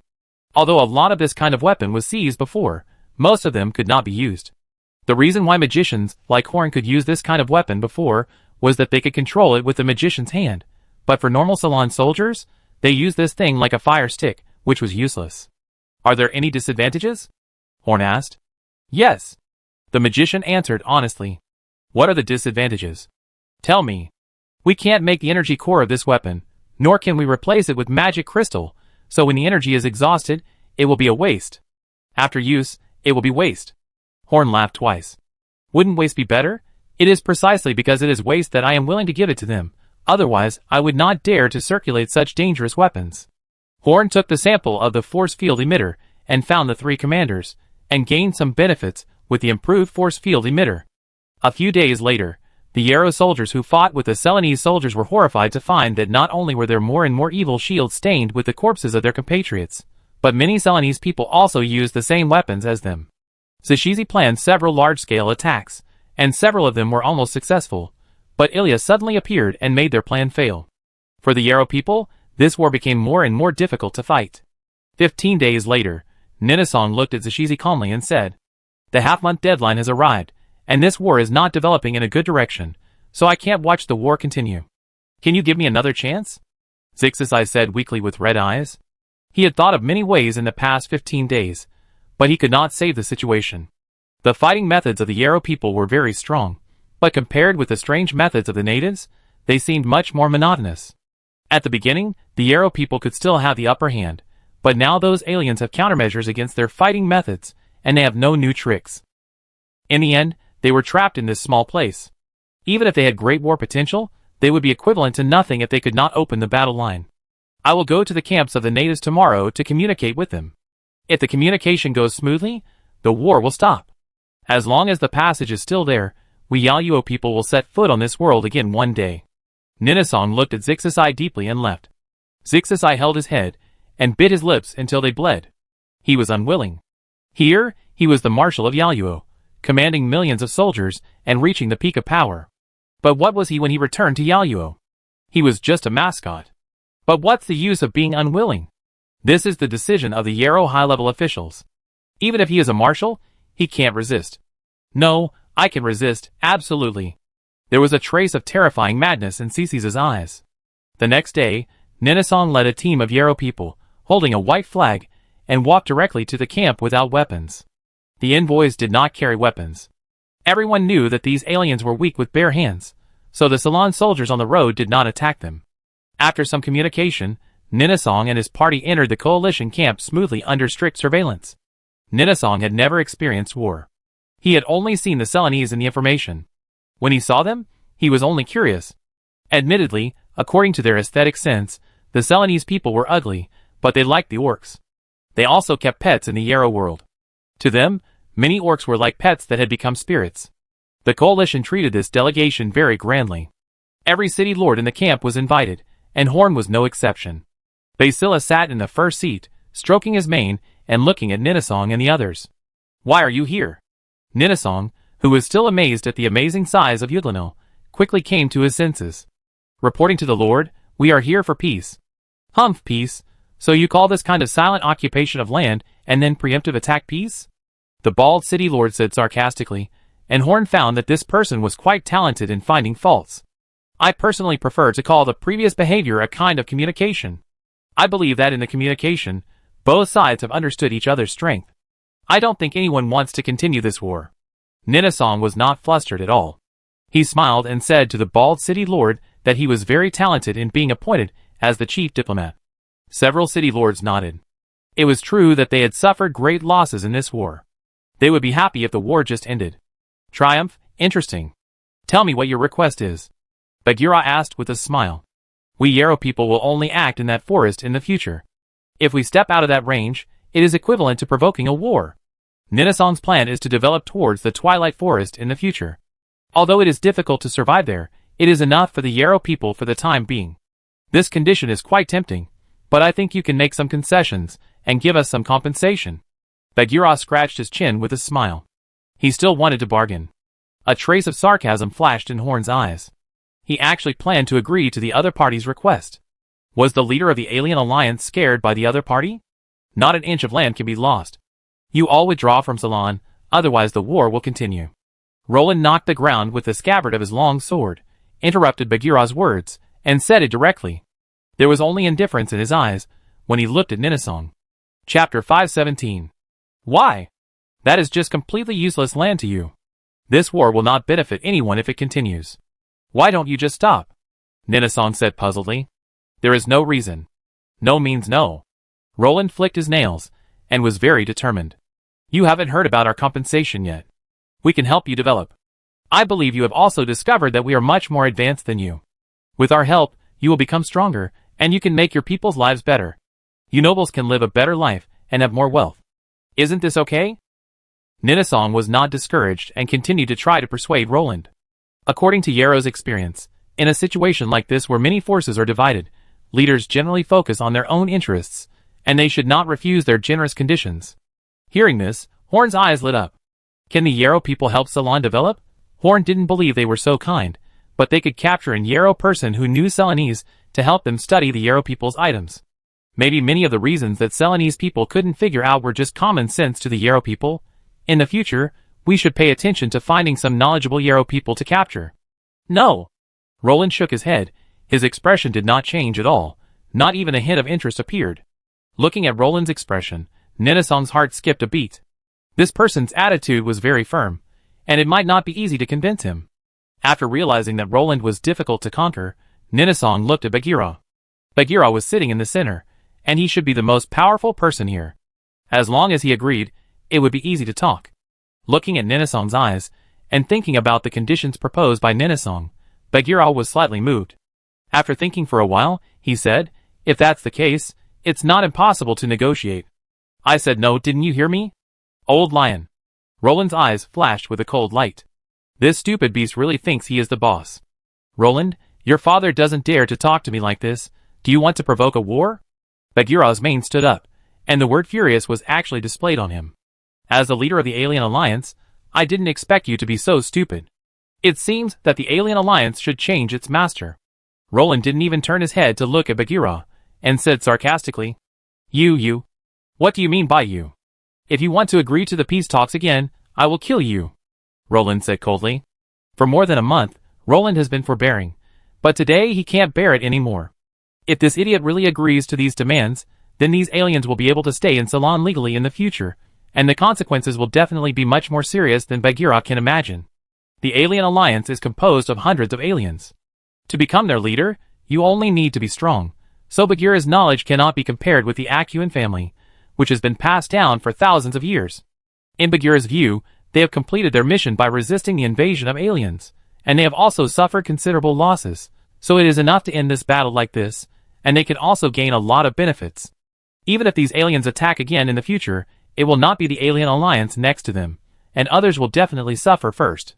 But he obviously didn't expect that Roland's attitude towards the invasion of the alien world was so firm that he couldn't even negotiate peace. Even though he was a level 9 master, he didn't understand the consequences of allowing aliens to stay permanently. Maybe he understood, but it was far away from their territory, so he didn't care and didn't care. "Little guy, I want to duel with you." Basira, who was almost mad with anger, pointed at Roland and wanted to fight Roland. Ninasong laughed secretly below. Even if the reconciliation was not reached, if this negotiation really provoked a dispute between the two major forces, his trip would not be in vain. "After the war, I will duel with you, don't worry." Roland didn't even look at Bagheera, and everyone present could see the contempt in his expression. Bagheera was furious, and he gathered his fighting spirit and punched Roland. He was confident that this punch could destroy everything in the front 10 meters, but he didn't expect that it didn't even cause a ripple. Blocking him was just a finger, and that finger was extremely huge. It was the leader of the giants, the power giant Igulaniel. "Leader Bagheera, in this situation, it's better for us not to start a fight among ourselves, and I also think that we can't give them any land," Yuglanil said indifferently. Bagheera looked at Yuglanil in shock. This guy has been invisible for more than a month. He agreed with everything. Why did he suddenly stand up and oppose Roland at this time? Taking a deep breath, Bagheera calmed down. Now that both forces firmly disagreed with concessions, it was meaningless for him to insist. He dared to yell at Roland, but he didn't dare to yell at Yuglanil. "Humph, since Chief Uglanil is here to persuade me this time, I won't argue with you. Don't talk to me like that next time." Bagheera snorted coldly and left here directly. He didn't care about this matter. Besides, the giant was standing next to Roland, so there was no need to fight this duel. It was just right to go down the slope. He didn't see that Roland's eyes were even more disdainful. Horn also shook his head helplessly. Looking at Bagheera's performance, he had less and less confidence in him. After the war, this person will suffer a great loss. Horn originally thought that even if Roland had some strange thoughts, the masters of the other two major forces would not be vegetarians, and Roland would not succeed so easily. But now it seems that this leader is afraid that he can't defend against Roland's methods. He was even unprepared. "Messenger from another world, I give you 10 days to end the battle and withdraw from Ceylon without leaving anyone behind. Otherwise we will completely kill all of you in Ceylon. He flashed and instantly appeared in front of Ninasong, looking straight into his eyes. Did you understand what I said? Ninasong swallowed his saliva. I think we can still discuss. Swish, without seeing how Roland moved, a golden sword energy passed through Ninasong's side, and his arm instantly fell down, and blood spurted out directly. We will not agree to any of your conditions. Withdrawing from Ceylon is your only way to survive. That's all. When two armies fight, they will not kill the envoys, but if you bargain with me again, I will make you live a life worse than death. Chapter 518. After saying that, Roland snorted coldly and turned away. His bright red cape fluttered, making his back look majestic. Roland and Bagheera both left, and the meeting ended. The city lords, who had gathered, left one after another. Ninasong covered his arm, picked up the broken arm from the ground, and then uttered a few words from his teeth. Let's go. After everyone left, Horn took a deep breath. He knew that this war would probably not last long. The Yarrow people were the first to prepare for peace, which meant that they could no longer hold on. Therefore, some arrangements should be launched now. He was a little hesitant before, but after seeing the appearance of the leader Bagheera today, he became firm. The arrangements he made were not gambles, because if Roland did not win in the end, then nothing would happen, and those arrangements would be equivalent to non-existence, and the Magic Council would not suffer any loss. But if Roland succeeded, then those arrangements would be the key to making the power of Spark City further. They will become even stronger. Ninasong returned to Yarrow with the envoys. He wanted to pass the news of the results of the negotiation to Yarrow's top leaders. Although the Celanese's demands were unreasonable, even such demands were actually within the bottom line that Yarrow's top leaders had said in advance. As he had said to Ceces before, for Yarrow, there was no benefit in continuing this battle, so it would be beneficial for Yarrow to end it early. For every soldier who died in this world, the Yarrow government had to pay a pension, so there was no need to continue this war. As long as the passage is there, they will have a chance to conquer Ceylon or get what they want from Ceylon one day. When they were about to return to the camp, they found two people waiting for them in the moonlight, one wearing a red force field warrior armor, and the other wearing a military uniform. The two people were Xixis and Tatum. From your looks, the negotiations don't seem to be going well. Xixis looked at Ninasong's broken arm, and said with a smile. They asked us to withdraw from Ceylon, and only gave us 10 days. Ninasong said with gritted teeth. Damn it, they don't take us seriously at all. Don't tell me you agreed to this condition? Of course I agreed. As long as the passage is still there, there will be no problem. Ninasong said, as a matter of course. As long as the war can be stopped, my arm is not broken in vain. Humph, since we have given up this place, we can just go back directly. Why do we need to negotiate with them? Ceces said sarcastically. If we don't negotiate, who would know that their attitude is so firm? Moreover, withdrawing through negotiations can ease our relationship with them, and it will be easier to make any plans in the future. After saying goodbye to Ceces, Ninasong continued to move forward. He wanted to quickly tell the Yarrow leaders about this news. Tatum stood in front of him with an expressionless face. Ninasong frowned. You are blocking my way. Please make way. It is dangerous for only the two of you to leave the barracks. You hold important positions. If something happens by accident, the consequences will be very serious. Yes, you hold an important position. If something happens by accident, the consequences will be very serious. Behind them, Ceces's voice became gloomy, and it carried a hint of cold murderous intent. What do you mean? Ninasong suddenly realized that something seemed wrong. These two people came out so late to wait for them, and there were only two of them. I'm afraid there might be some conspiracy. Don't have any extraordinary ideas, otherwise you can't afford the consequences. That's what we mean. As for the consequences, you don't need to worry about them. Ceces stretched out his arms, covered his eyes, and made an expression that he couldn't bear to see. Tatum coldly pulled out a Ceylon iron sword. In his hand, wearing the force field warrior armor, the long sword looked like a dagger. Without waiting for Ninasong to speak again, Tatum moved through the envoys like a ghost. When he stopped, everyone fell down. In front of him with the 7th level strength, the envoys without weapons were as fragile as ants. Ninasong did not bring a large army to show his friendliness, but he did not expect that this would become their death warrant. Tatum rolled the iron sword into a ball of scrap iron and threw it far away. When it was daybreak, they sent their personal soldiers to find Ninasong and the others, and the matter was half successful. Tatum used Ceylon's weapons, and no one would associate the matter with them. Their goal was not to stop the war, but to keep it going. Ceces wanted to avoid losing his current power. Only when the war continued would he be valuable, and the Yarrow high-level officials would not deprive him of his power. Tatum was out for revenge. Half of his scales had fallen off. According to Yarrow's aesthetics, he was already disfigured. And Yarrow's doctor said that the power that hurt him was very harmful to the Yarrow people. The roots of his scales had completely died and would not grow back. So he wanted to get back what he had lost from Salon. TSK, you are really brave. A thin figure sat on a stone, crossed his legs and said to the two, Kokoro, when did you come? Cease's body was instantly soaked with cold sweat. Did they see everything they did? When did I come? Of course I was here from the beginning, but you just didn't notice it. Kokoro stood up from the bed and pouted at the corpses. It's so pitiful that they died. I can't stand this bloody scene. Then he jumped over the corpses lightly and walked towards the camp. Aren't you going to say anything? Hiss said with a dead look on his face. Kokoro saw this, and his fate would be to go to the Supreme Court of Yarrow. What is there to say? I didn't see anything, so what can I say? I couldn't sleep at night, and went out for a walk and ran into you too. It's really disappointing. After Kokoro disappeared, Hiss and Tatum looked at each other, and then showed ecstasy on their faces. Kokoro's performance meant that he was not going to report them, so the plan could continue.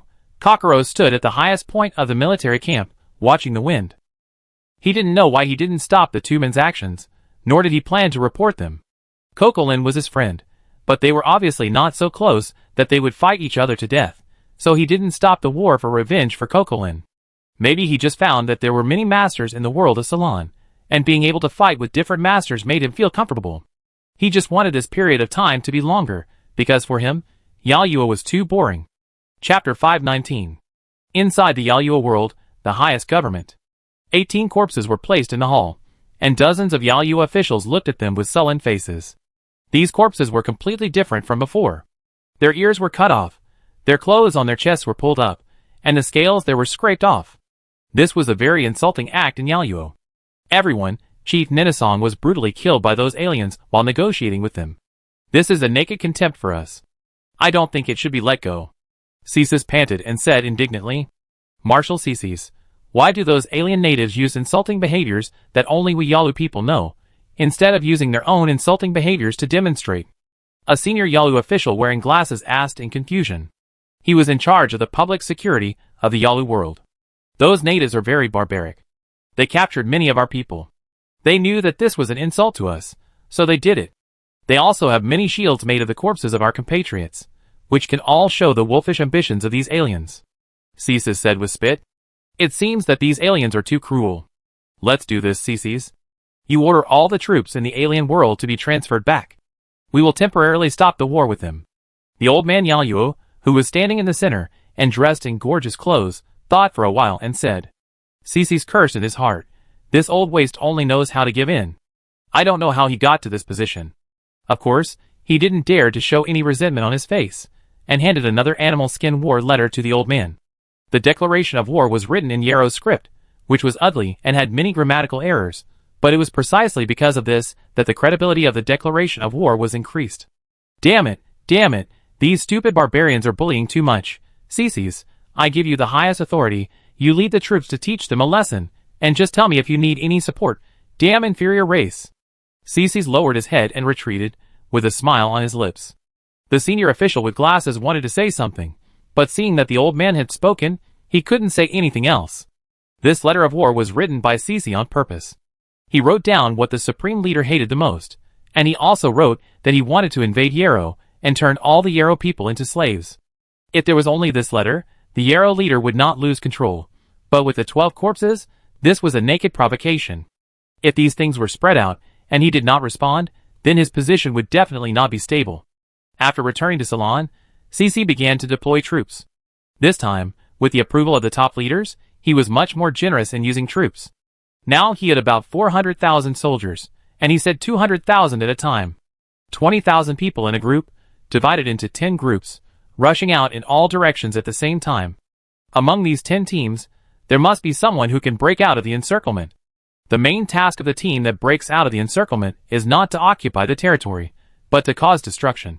Ceases' requirement is to kill anyone you see, attack the city you see, not to fight, maintain mobility, and destroy the local order as much as possible. After a certain degree of destruction, This team assembled by multiple forces will definitely fall apart. At least it can also separate a large part of their strength. In this way, CCs can easily open up the situation. After the situation is opened up, it will be much easier for those troops who have gone out to come back. CC should have done this before, but he had no right to do so.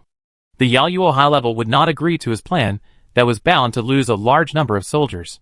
Now that CC has full authority to handle everything about this war, he can naturally implement this slightly cruel plan. 10 teams, each with at least one level 7 master, will definitely be a disaster if they rush out. Such a large-scale march could not be concealed from the Magic Council, but they attacked suddenly and in 10 directions. In a hurry, the coalition forces only stopped 5 teams. After a long battle, they beat back these 5 teams. The situation had just stabilized when the bad news came. A large number of Yaluo troops had entered their rear area to destroy them. Bigma City and Unta City were destroyed at the first time. Even though the troops left in the city fought bravely, they still suffered heavy losses.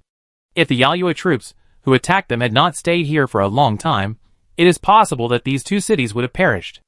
Ozma immediately spat out a mouthful of blood.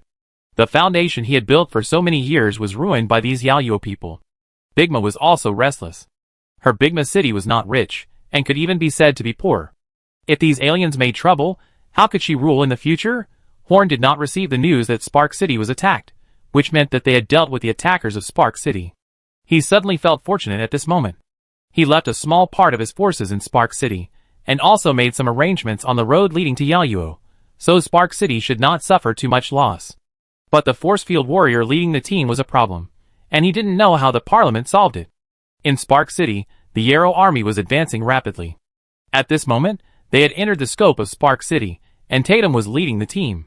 He had already investigated clearly that the Salon man who blew him into this state was a magician, and only Spark City had magicians nearby, so he aimed his revenge at Spark City. Now there were not many of them left, only a few thousand people, and they were attacked by various attacks along the way, including drugs, poisons, strange traps, and extremely bad weather that came from nowhere. These attacks caused them heavy losses, but they still found a large town. Tatum wanted to use the blood of the people in this town to commemorate his dead soldiers. They are coming. On a roof at the edge of the circle, Ivan looked into the distance with a magic telescope, and his wide wizard robe fluttered in the wind. He was the person with the highest status in the parliament. Come if you want. Anyway, they can't hurt anyone in the town, and no one can escape. Colin said confidently that he was Ivan's deputy, responsible for making plans. Many of the layouts of the parliament were made by Colin. He was always not affected by emotions when thinking about things. He was extremely rational.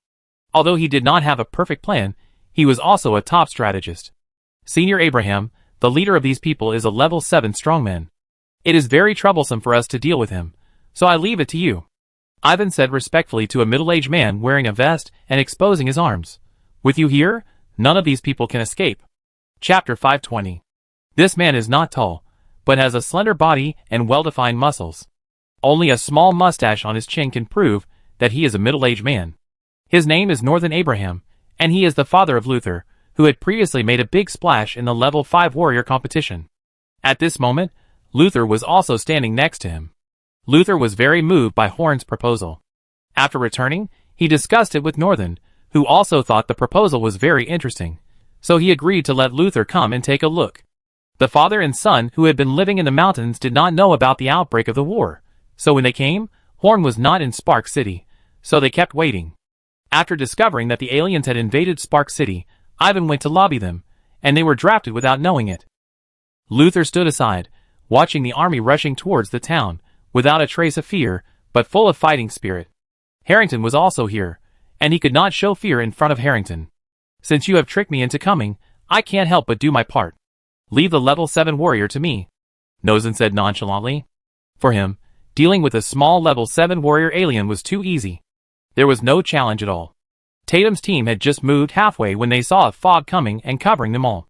Damn, these guys are not done yet, are they? Tatum knew that he had fallen into the trap of these damn natives again. They encountered many similar things along the way, and suffered heavy losses. Force field warriors are not warriors. They don't have fighting spirit, but pure strength and speed, so they can't use fighting spirit to dispel the fog like warriors. However, this time it's not the magic traps that were unattended or controlled by only a few people on the road before. This time it's an annihilation war against this team by nearly 1,000 magicians. The fog is very thick, and the visibility is only 2 or 3 meters. From time to time, people in the team are dragged away by invisible hands that come from nowhere, and occasionally there are terrifying screams. Fear spreads among the Yaoyuo army. But the Yaoyuo soldiers did not dare to shoot blindly, because their comrades were right beside them.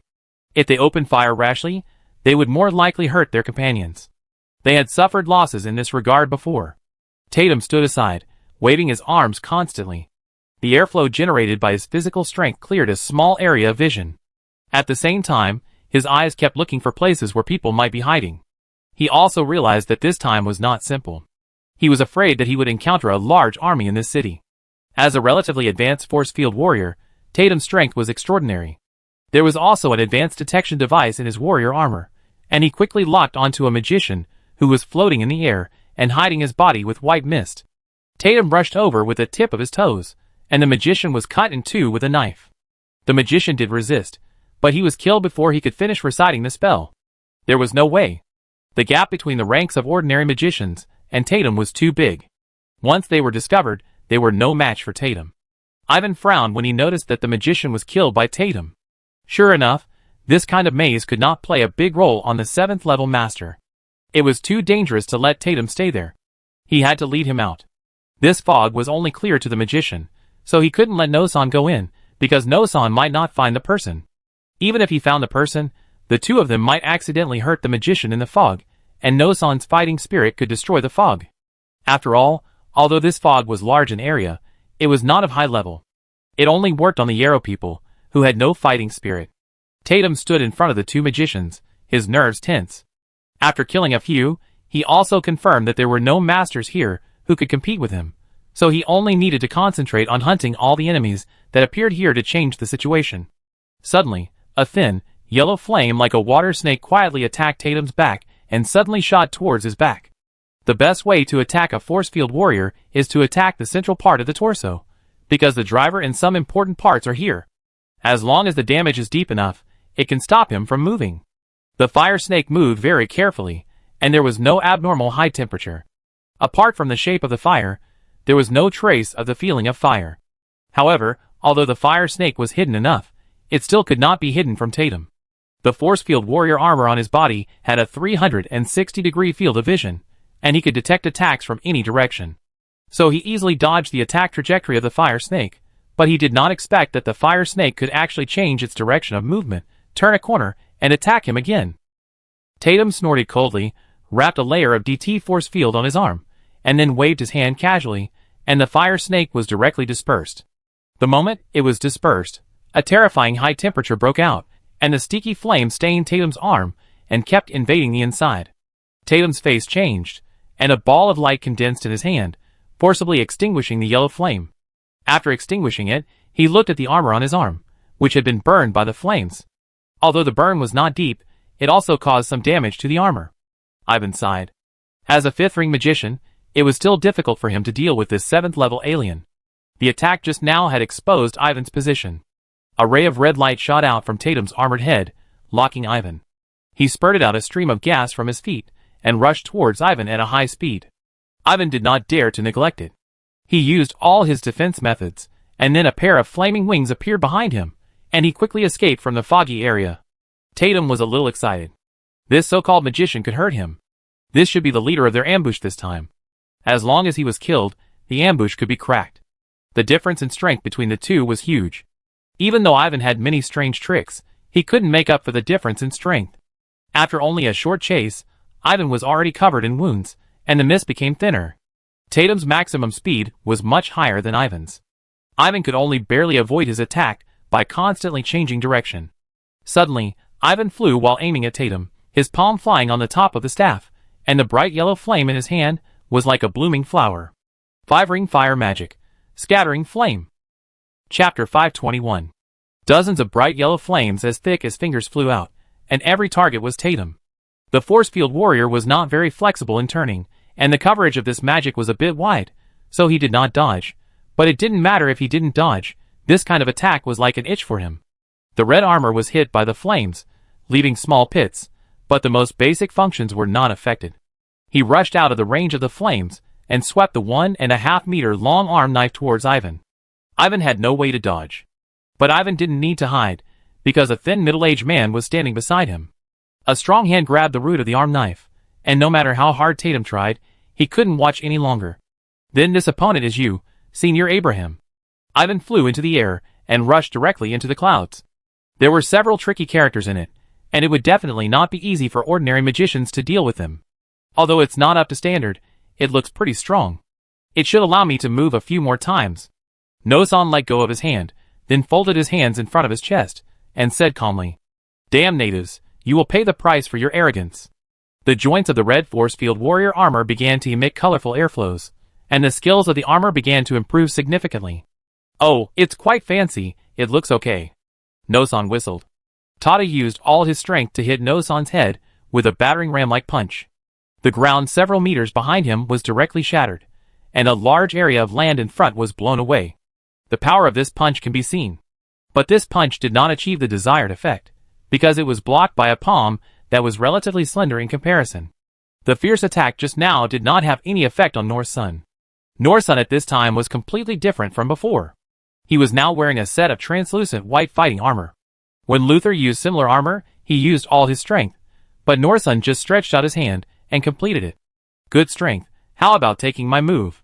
Nosan slashed with his hand knife, and the translucent Do-Chi flow slashed at Tatum's body like a sword more than 10 meters long, and his hard armor was immediately cut with a deep knife mark. This was the Do-Soul secret art Do-Chi slash palm that Luther had used before. The same move was used by different people with different power. But Tatum did not fall down.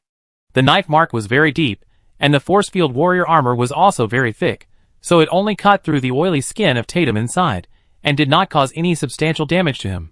Feeling the chill on his chest, Tatum suddenly felt a little scared. This middle-aged man was too powerful. He definitely couldn't deal with him.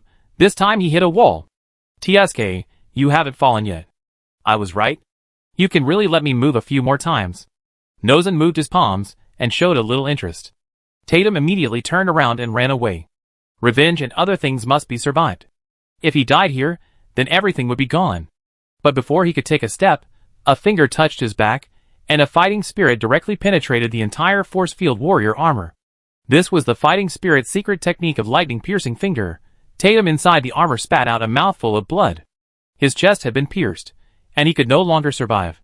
"Since we can't survive, let's die together."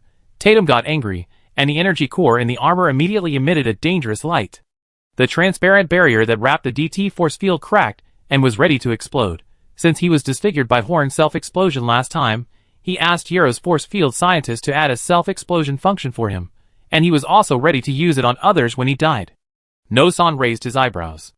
Even though he didn't understand the operating mechanism of the force field warrior armor, he knew that Tatum was not doing anything fun now. He raised his toes, and the fighting spirit wrapped Tatum, and sent him directly into the sky.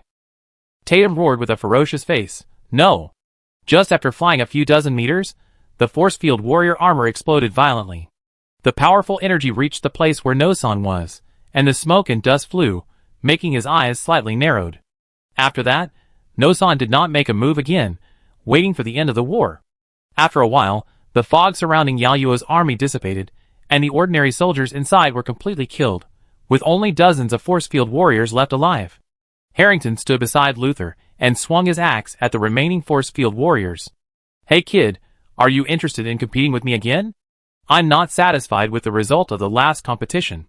This time our target is these guys in armor. Whoever kills more and is stronger will win. How about it?" Luther was silent for a moment, and then rushed out like an arrow. "Deal." "Hey, you ran away first, you're cheating." Harrington also hurriedly ran towards the remaining force field warriors. This kind of competition should be fought against time. Nosan looked at the two people who ran away and laughed. "Is that the warrior who defeated Nord? He really has some strange skills." Nord didn't lose unfairly. The attacks on Bigma and Unta touched the nerves of the city lords in the coalition. They all knew that when they received the news of the attack on these two cities, the next city had already been attacked. Horn and Samuel, who were relatively calm here, were left. Moonlight City was behind Spark City. Tatum and his men were wiped out by Horn, so naturally the cities behind were not implicated. Many city lords said they wanted to go back to protect their own cities. Faced with such a request, The coalition could not stop them, but once they left, the coalition would disperse. Bagheera sat in a chair without saying a word, with a sneer on his face. Roland, you are awesome, aren't you? Since you are so powerful, I leave this to you. Roland stood up, and the scabbard of the king's sword gently knocked to the ground. The golden fighting spirit ripples filled the whole place, and all the noisy city lords calmed down. I know that you are all worried about your city, and I understand this, but the most important thing we should do now is not to go back, but to take advantage of the opportunity when their army is dispatched to completely destroy these aliens to stop their attack. From the intelligence, everyone should also know their battle strategy. They never stay in one place for a long time, so they are very fast. Even if we rush back now, we may have been attacked. Your Highness Roland, what you said makes sense, but they have that huge protective shield. Even if there are no troops inside, we can't do anything to them. A city lord stood up and said, Chapter 522. If I say I have a way to break the shield, would you be willing to bet with me? The city lords below started to discuss. Some believed and some did not, and it was very chaotic for a while. Basira looked at Roland in surprise. When did this kid have such a way? Horn took a step back. He also knew how to break the shield, but he just didn't say it. Are you sure you can break it? A city lord asked tentatively. If I can say it, I can certainly do it. I swear on the honor of the Akuan family that if I can't do it, I will definitely give you corresponding compensation, Roland said confidently. The city lords discussed it. Except for a few city lords, who insisted on going back, most of the remaining city lords wanted to fight with Roland. After seeing the fighting style of the aliens, they all understood that instead of rushing back and not necessarily catching up with the alien army, it would be better to cut off the source of the alien invasion now, so that the alien army outside would not be able to cause any trouble. The army was preparing. Roland took the time to walk up to Horn and said to him, After I give the signal, use the maximum power of the meteorite from last time. Horn's mouth was dry. What meteorite? Don't play dumb with me. It's the meteorite that blocked the retreat last time. Roland waved his hand and said impatiently. Horn laughed dryly. It seemed that Roland knew a lot now. There was no point in pretending. What do you want the meteorite for?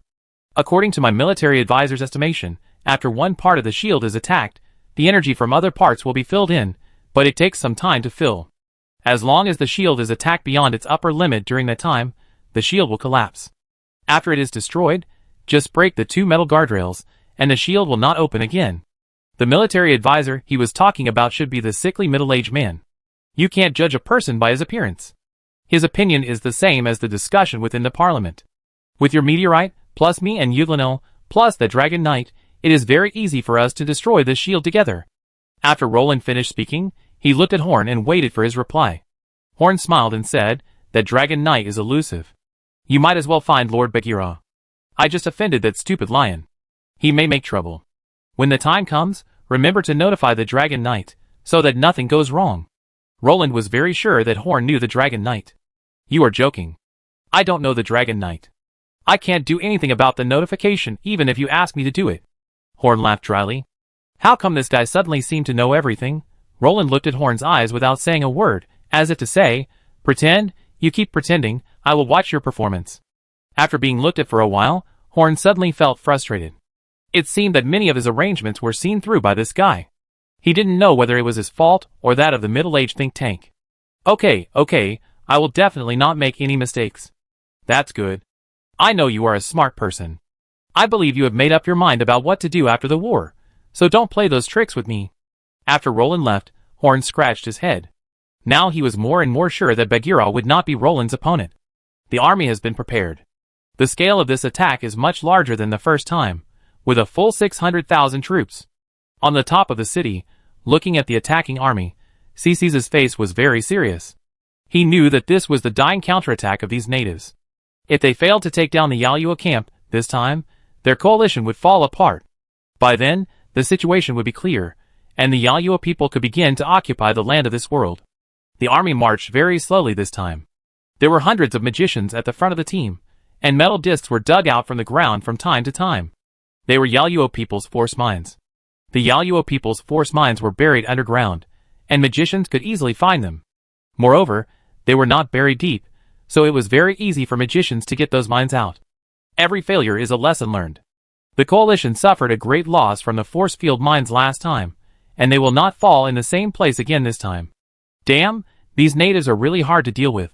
But as long as they can't break the shield, they will lose.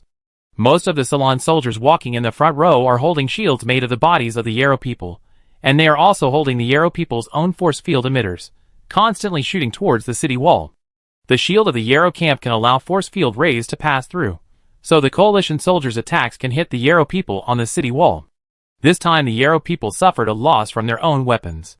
When the distance was close enough, Roland looked at Horn, and Horn helplessly sent a signal. After a while, a muffled sound was heard again in the sky. Cece's face changed, and he looked up at the sky suddenly. The last time such a muffled sound was heard, he lost a lot of his men. What will happen this time? Unlike last time, the magicians put all their efforts into it, so this meteorite is more than one circle larger than the previous one. Wrapped in scorching flames, the meteorite hit the shield of the Yarrow people, causing a violent explosion. The meteorite carried extremely powerful kinetic energy. The huge shield that the 9th level strongman's attack only caused ripples was actually cracked by this attack. This power is much stronger than that of a normal 9th level strongman. If this move could only be used for fixed point attacks, and could not be used against strongmen, the Magic Council would have been free in the God-forsaken land. The cracks reflected colorful light, and spread all the way to the bottom of the shield. It looked very beautiful, but in Cece's opinion, it was a fatal pattern. Once the shield is broken, what will happen? Every Yarrow knows. This is impossible. Hexus yelled, but he soon calmed down, because although the shield had cracks, it was not broken, and the cracks began to disappear from the bottom of the shield. After a short period of time, the shield will be restored to its original state. But at this moment, the sunlight above Hexus's head was suddenly blocked, and a huge figure jumped to the top of the shield, the part that had just been hit by the meteorite. It was the giant of strength, Ugula Neal. He wielded a huge hammer. The size of the hammer head was like a van. The sharp cone head smashed the shield with great force. The crack suddenly deepened, and the entire shield was like a soap bubble blown by the wind, shaking constantly. This was not over yet. Standing on Ugula Neal's shoulder was a young man, wearing golden armor, and a bright red cloak. He was Roland. Chapter 523. After Ugula Neal's hammer was deflected, Roland jumped off his shoulder, and the king's sword shone with dazzling golden light. He stabbed the most densely popped cracks. From a distance, it looked like a huge golden arrow drilling into the shield. Gradually, the cracks in the force field shield stopped recovering, but covered the entire huge protective shield. Then, there was no place for the cracks to spread, and the huge shield made a clear popping sound and broke directly. Colorful shield fragments fell, and under the refraction of the sun, they showed a dreamy brilliance, as if they had suddenly entered a fairy tale country. However, the people inside the shield didn't think so. They knew that they were about to face hell. Restart the shield now! Cece screamed like crazy. The two golden armored force field warriors rushed towards Roland and Ugula quickly, even making a sonic boom. They knew that if they didn't hold back the two intruders, who had already entered the camp, their camp would be completely finished. Bagheera, who was commanding, opened his mouth wide, and looked at the colorful light spots falling like rain in surprise. He didn't expect Roland to actually break the powerful shield. He thought it was just Roland's youthful and arrogant talk. However, he had been in a high position for many years, so he would not miss this opportunity. He pointed his sword forward, and the coalition army advanced towards the Yarrow camp. This opportunity is rare. If he didn't take this opportunity to attack the alien camp, Bagheera would not forgive himself. Elijah rode little Arya in the air and whistled. Cool, it seems they are quite capable. He was originally going to take over after Roland's attack, but now it seems that it is not necessary. So he flew to the city wall, stabbed a few times, and then Arya spit out a large mouthful of blazing dragon fire, and several metal pillars that were indestructible when the shield was there were directly broken, and even that part of the city wall was abandoned and destroyed. Now the shield can no longer be restarted. Eilonir stood behind Terry, and several hundred other magicians, took out a small notebook and wrote something on it. His subordinates can actually launch such a strong attack, so he can get 1 point. The Yarrow soldiers on the city wall kept firing with force field emitters, and the force field cannons kept making deafening roars. It seemed that the fight was very fierce, but Cece's knew that they had no chance to save the situation. The mobility and close combat capabilities of the Ceylon soldiers far exceeded those of the Yarrow soldiers. Under the premise that the city wall had been broken, it was easy for them to rush into the city. Once they rushed into the city, the Yarrow soldiers were as fragile as lambs in front of the wolf-like coalition forces of the forsaken land of God. The difference between Yarrow soldiers and Ceylon soldiers is comprehensive. Although Yarrow also has force field warriors to make up for the lack of high-end combat power, it is impossible to save the situation with just hundreds or thousands of force field warriors. Moreover, Ceases has sent most of his forces out, resulting in the camp being very empty now. Ceases sat on the ground with a dead look on his face, full of despair. It's over, everything is over. Why did he kill Ninasong in the first place? If he returned to Yarrow, at least he would still be alive. Going back would not necessarily deprive him of his power. Go back, yes, there is still a chance now. You can go back through the passage. As long as you can go back, at least you won't die, and if you don't die, you still have a chance to come back. Thinking of this, Ceases gave the order to defend to the death, and immediately climbed down the city wall, and took the advanced force field vehicle to the space passage. He is a high-level talent, he is the marshal of the Yaoyuo army, he will not die with those ordinary soldiers in this barbaric world. But when Ceases arrived at the entrance of the space passage, it was already overcrowded, and countless Yaoyuo officers of high or low rank squeezed into the passage. Get out of the way, I'm the supreme commander, let me go in first and report the situation to the higher-ups. Ceases pushed through the crowd, and easily squeezed to the entrance of the space passage with his power. He showed a look of joy on his face, it worked, he could survive. Just then, a huge foot fell from the sky and crushed Ceases into a meat pie. Woo, I seem to have stepped on something. A sound like a war drum came from the sky, and when he looked up, he saw a 20-meter-tall armored giant, the power giant Yuglano. He lifted his foot, tore off the half-squashed Ceases from the sole of his shoe, and brought it up to his eyes for a closer look. It seems to be the commander of the aliens. It's better to keep the body. Roland identified it and said. He couldn't tell the face of the Yarrow people, but he recognized Ceases' clothes. This one has the highest status, so these two are useless. Uglanil swung his hand, and threw the two metal lumps into the crowd of Yarrow people on the ground, creating two large pits. The two metal lumps were shining gold.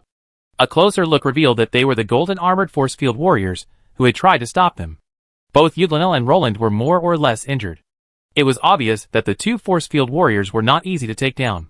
He casually put the tattered Ceases into the pocket on his waist, then Uglanil took a deep breath and roared. Your leader is dead. Those who laid down their weapons will not die. His roar was louder than thunder. Roland on his shoulder could not help but cover his ears, and many of the Yarrow people under his feet were killed by the huge sound waves. This sentence was learned by Uglanil from a captured Yarrow who could speak Ceylon. He only knew this one sentence in Yarrow. Accompanied by Uglanil's roar, Bagheera successfully led the army into the military camp. With the influx of a large number of troops, the invasion of the alien world was officially declared a failure from this moment on. The city was breached, and Ceases was dead. There was no point in continuing to resist, so most of the Yarrow soldiers chose to surrender, and the few who resisted stubbornly were all ruthlessly killed by the coalition forces. The camp was in chaos. When the coalition forces were dealing with the captives, a large number of magicians were mixed in the entire coalition camp. They said that they were looking for hidden aliens, but in fact they were here to loot the good stuff. Horn was very clear about the Aquan family's looting methods. As long as it might be useful, they might even dig up the land. When exploring the ruins 11 years ago, the Aquan family even pried off the murals on the wall and transported them away as a whole. Horn still remembered it clearly. So Horn asked the magicians to find the good stuff and take it away before Aquan took action, otherwise when Roland collected the spoils, Horn would get nothing. Chapter 524. At this moment, almost all the Yaoyuo people have been dealt with, and only one person is still fighting. That is Kokoro, who stands opposite Bagheera, without fear or frustration, and even a little bit of happiness. He looks at Bagheera and others in front of him with a little excitement, and his whole body is in a state of boiling blood. Now Yaoyuo's plan is over, and it is no use to regret that he should not have turned a blind eye to Ceases' behavior. All he can do now is to enjoy the battle. Unfortunately, Bagheera was not prepared to fight him in a one-on-one duel. He waved his hand to several masters of the alien alliance around him, and several level 9 masters rushed towards Kokoro, who was fighting alone. Kokoro was very strong, very strong. He could even block Bagheera's long-range slash, with the help of the fighting spirit of 300,000 troops, without any damage. In Yaoyuo, he was at the top, and could not find an opponent who could fight him. For him, there was no one in the whole Yaoyuo who could fight him. If he was in Yaoyuo, he could crush himself, who was fully armed even with his bare hands, but this was not Yaoyuo. However, only in the other world without the DT force field could he find an opponent who would let him fight to his heart's content. Come on! Kokoro didn't care if there were one or several opponents, Or if he could come back alive from this battle, he just wanted to fight. The battle scene between several level 9 masters was earth-shattering. No one dared to stay within 100 meters. Kakarot showed superb fighting skills and fighting will, and in a short period of time, several level 9 masters together could not suppress him. Bashira watched for a while and joined the battle. If he didn't join the battle, he even felt that several level 9 masters together could not take down Kakarot. After a fierce battle that destroyed half of the Yarrow camp, Kakarot was finally defeated. He was pierced through the body by several weapons. He stood on the ground with the support of these weapons. He was dead, but his body did not fall down. He also dragged a scapegoat, a troll chieftain, and several other level 9 warriors were also injured to varying degrees. Looking at Kakarot lying on the ground with a satisfied smile on his face, Bagheera and several alien masters looked at each other for a few times, and their faces showed expressions of lingering fear. This guy is too strong, and he is like a madman. All the Yellow people have been captured or surrendered. All the top leaders of the coalition gathered around the space channel. Roland sat on the body of a golden armored force field warrior, his red cloak fluttering in the wind, like a king. He walked to the space channel, waved his hand to call over a group of craftsmen, and asked them to start preparing potions on the spot. "What are they doing, do you know?" and asked curiously beside Horn. Now there is no one in the secret base in the Twilight Forest.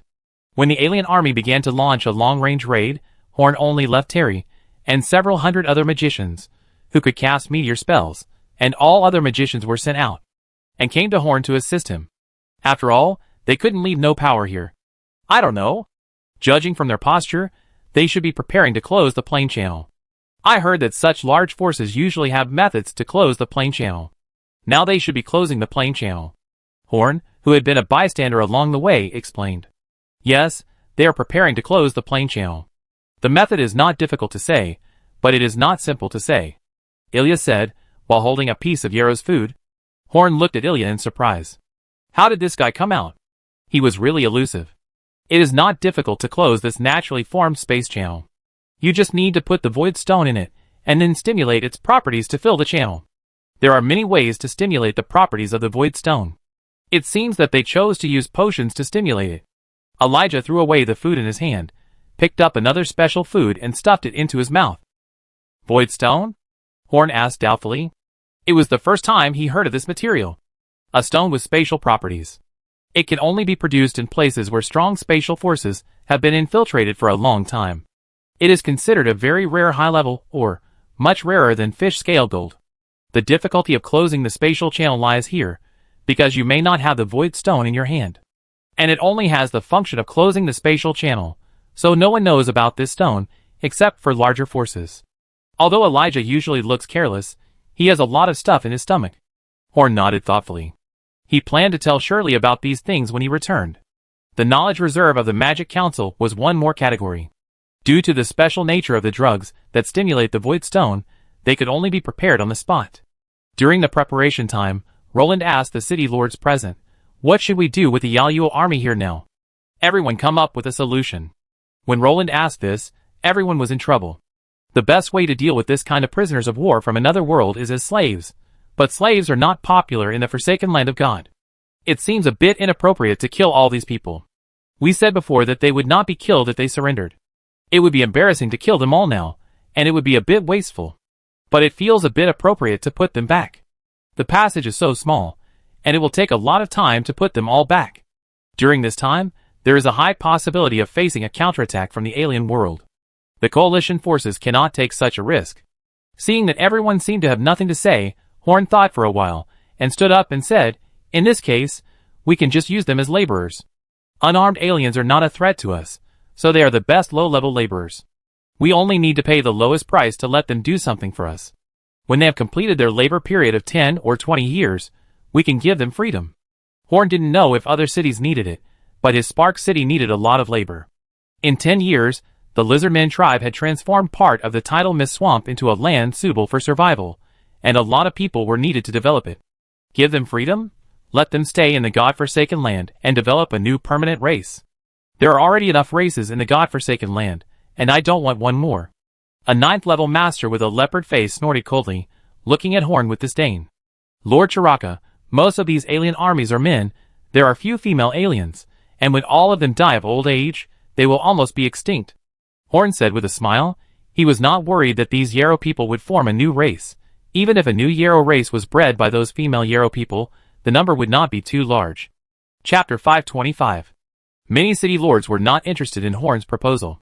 Only some city lords, who were short of labor, wanted to ask for some Yarrow people to go there to do hard labor.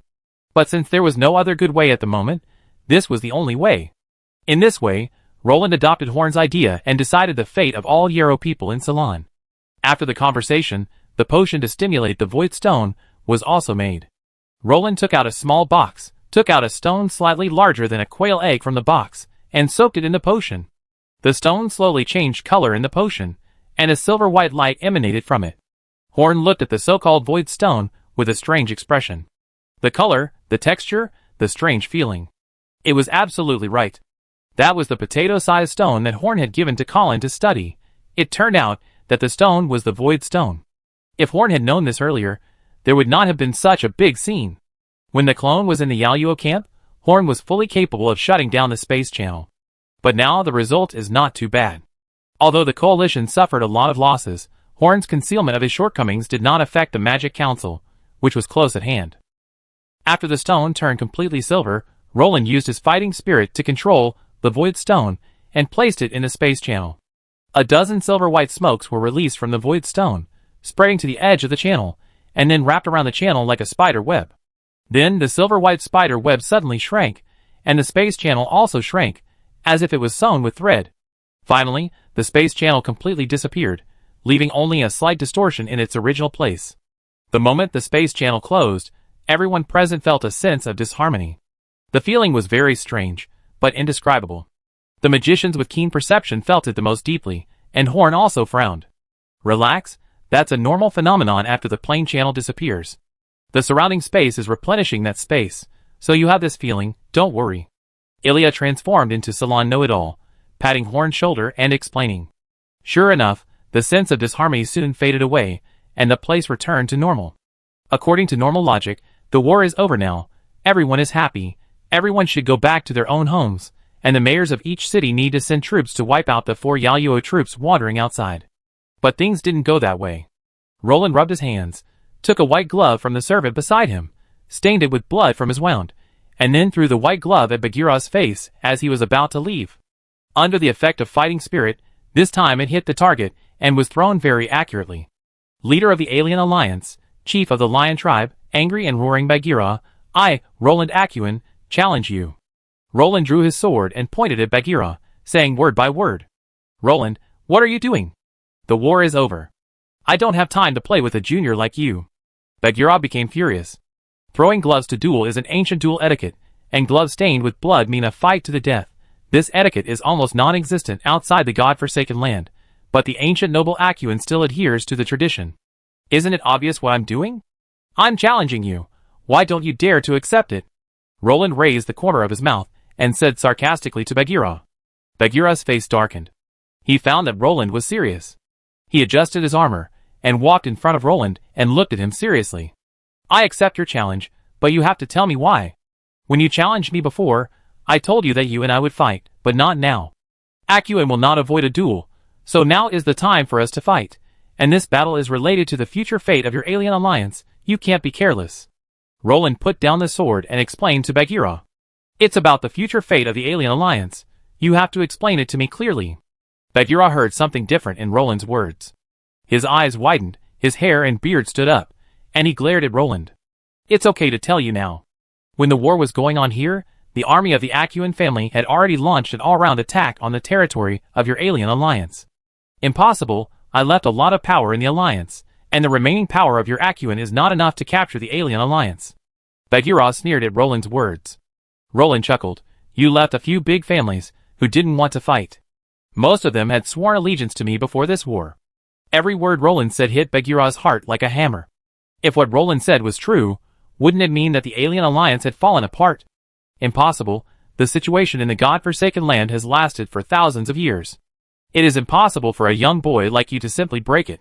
Moreover, the giants will not sit idly by. You are making an enemy of the entire god-forsaken land by doing this. Bagheera had lost his composure. He had tasted the joys and sorrows of life. He heard such bad news just after the victory of the war. If he was not in his prime, He might even faint. The fox elder with Bagheera spat out a mouthful of blood and fainted on the ground, looking very miserable. But his heart was not as exaggerated as it seemed on the surface, because Roland's plan to attack the alien alliance, their fox tribe also contributed. Not only Bagheera was shocked, but dozens of city lords here were all in an uproar. Roland's move was equivalent to using the power of the Acuan family to challenge the thousands of years of structure of the God-forsaken land. This kind of thing was even more unacceptable to them than the invasion of the alien world. Horn and Ilya were both very calm. Horn had known that Roland would do this, but he just didn't know how Roland would unfold it. Ilya didn't care about the disputes in the God-forsaken land at all. He was just a little surprised. Before, Ilonir said that they looked down on the God-forsaken land because it was a mess. Now Roland wants to unify the God-forsaken land. After the unification, will it become more important? Be an enemy of the entire God-forsaken land?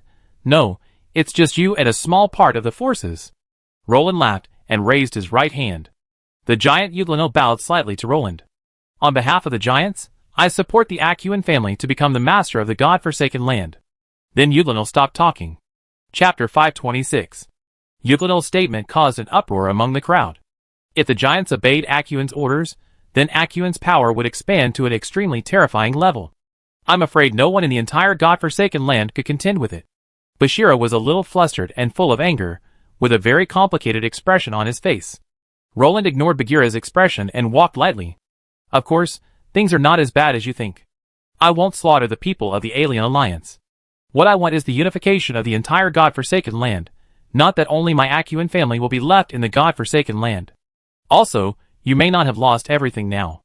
This duel between us is of great importance. If I win, I will be the master of the God-forsaken land in the future. If you win, then the Alien Alliance will return to your hands. Are you so confident that you can win me? Bagheera's hair trembled, and a low roar came from his throat, like the sound of a small engine. This is the sound of a cat when it is angry. Now he is already extremely angry. Confidence? Roland smiled and shook his head. I don't have much confidence. He pointed at Bagheera, then at himself and said, You are wearing a treasured armor that has been passed down in the Alien Alliance for thousands of years, and I am wearing a gift from a city lord. You have fought hundreds of battles, and climbed to your current position through mountains of corpses and seas of blood, and I am just a young man who has the qualification to fight you because of the advantage of blood. Compared to you, you have fought more battles than I have walked, you have more combat experience than me, and you are better at risking your life than me. I don't deny this. After listening to Roland's flattery, Bagheera's face looked better, but he immediately said sarcastically, Since you have no confidence, why don't you take this opportunity to team up with the old immortal Uglano to kill me? He is a lion man who believes in being straightforward in life. He hates conspiracy, and some hypocritical and dark things. For me, this is a test. Roland stood still, and explained to Bagheera. Trial? Bagheera asked doubtfully. Yes, this is a test to see if I am qualified to be the king. Roland opened his arms, and said proudly, This is a test I gave myself. If I can't beat you, then everything is in vain, which means I am not qualified to unify the forsaken land of God. If I win, I will unify the entire forsaken land of God, rebuild the glory of my ancestors, and build an empire. And one day, I will walk out of the forsaken land of God, and then, I will be the king. After saying this, Roland threw the scabbard aside, held the hilt with both hands, and took a fighting stance. No point in talking more. Only one person can survive today. Bagheera laughed at himself.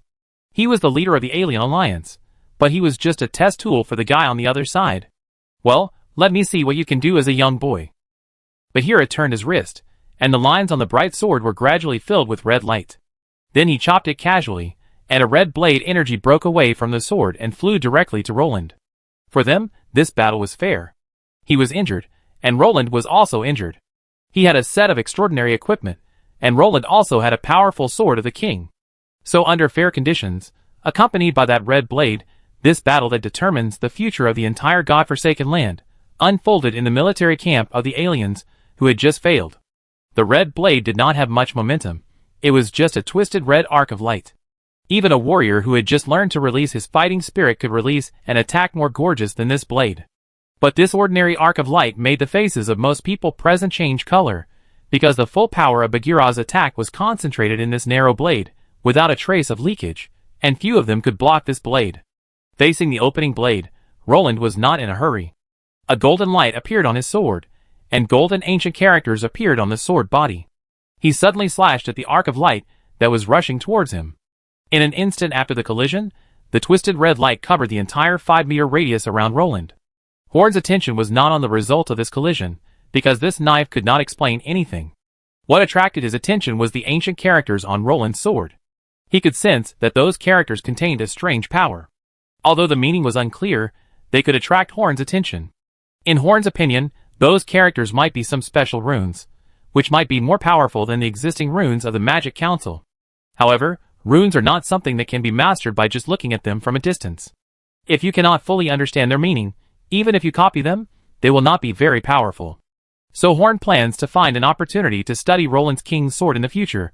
Maybe there will be some gains. Anyway, after this duel, when the situation in the Forsaken Land of Gods is stabilized, the relationship between the Magic Council and Roland will not be very bad, and maybe there will be a chance to get close to the sword in the future. Horn has always been very sensitive to things that can enhance the overall strength of the Magic Council. While Horn was thinking, the red light had dissipated, and everything within the direction where Roland had just stood, including the ground, was cut into small pieces. The cuts were extremely neat, showing how sharp the arc of light was. But Roland himself was unscathed. He floated in the air, and the golden armor on his body emitted a faint golden light. This light made Roland look extraordinary and otherworldly, like a god, but not exaggerated or vulgar. Everything was just right. Horn added special materials to this armor, which is why Roland had such a strange phenomenon when he poured his fighting spirit into it. Roland looked down at the intact armor and nodded with satisfaction. The armor Horn gave him was not only good-looking but also very useful. It was probably not inferior to the armor worn by Bagheera. It was really a thing that was made with great care. Roland, who had escaped from the attack, flashed, and his long sword emitted golden light like a fluorescent stick. He stabbed Bagheera's neck with one sword. Bagheera was not to be outdone. His long sword full of bloody fighting spirit directly chopped the king's sword. The collision between the two produced substantial fluctuations. Some spectators with unstable strength could not help but step back 2 steps, and the battle instantly entered a white-hot stage. All the spectators began to retreat to avoid being accidentally injured. Even watching a battle of this level could kill people. Who do you think will win? Elijah asked, holding a large bag in his hand. The bag contained all kinds of food that he and little Arya had looted in the Yarrow camp. Of course it's Roland. Bagheera has no chance of winning, Horn said confidently. Why? Elijah asked curiously. Because of intuition. Horn answered without blinking. Intuition is not a reason. Elijah snatched a piece of food from little Arya, who was stuffing food into her mouth, and said vaguely, "But sometimes intuition is very accurate," Horn said confidently. Chapter 527. After answering Elijah's words, Horn began to watch the duel attentively. Although the two duelists were not spellcasters, the life and death battle between level 9 masters was also very beneficial to him. No matter what type of masters they were, in the end it was just the application of energy. Although they were not in the same system, their application of energy could also benefit Horn. Horn's 2 slightly different eyeballs moved rapidly. Roland and Bagheera moved very fast. They could change places in just a blink of an eye. However, in a moment, there was no good place in the range of their battle. In a breath, the two of them had fought hundreds of times. If Horn had not developed strong dynamic vision due to his ability to move at high speed, he, a spellcaster, might not be able to see the whole picture of this battle.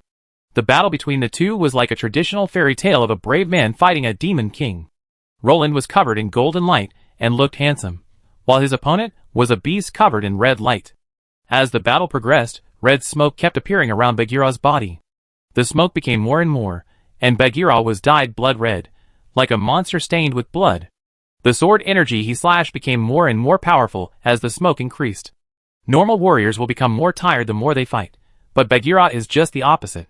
The more he fights, the stronger he becomes, and the more pressure he brings to Roland. This is a secret martial art of the Lionmen. Only the clan leader and his successor are qualified to practice the blood lion fighting method. The blood energy dissipated in the battle will not disappear, but will stay around, and every attack will be attached to the power of this blood energy. However, although this blood lion fighting method is amazingly powerful, it will have serious sequelae after the battle, which is somewhat similar to the frenzy of the barbarians. So Bagheera generally does not use it unless it is absolutely necessary. Now this battle involves too many things, his life and death, the survival of the alien alliance, and the dignity of the lion people, so now is the time to do it. Bagheera can now cut out several sword chi with one sword. So Roland not only has to avoid Bagheera's skilled martial arts, but also has to avoid the sword chi that comes with the long sword. But Roland did not panic, his rhythm was still the same as at the beginning, and he fought in a regular manner. There was no big result but no omissions.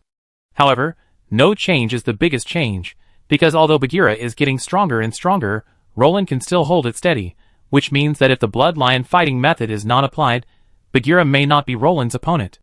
Although the Sword of the King played a big role in this, it is undeniable that Roland has a good foundation and strong strength.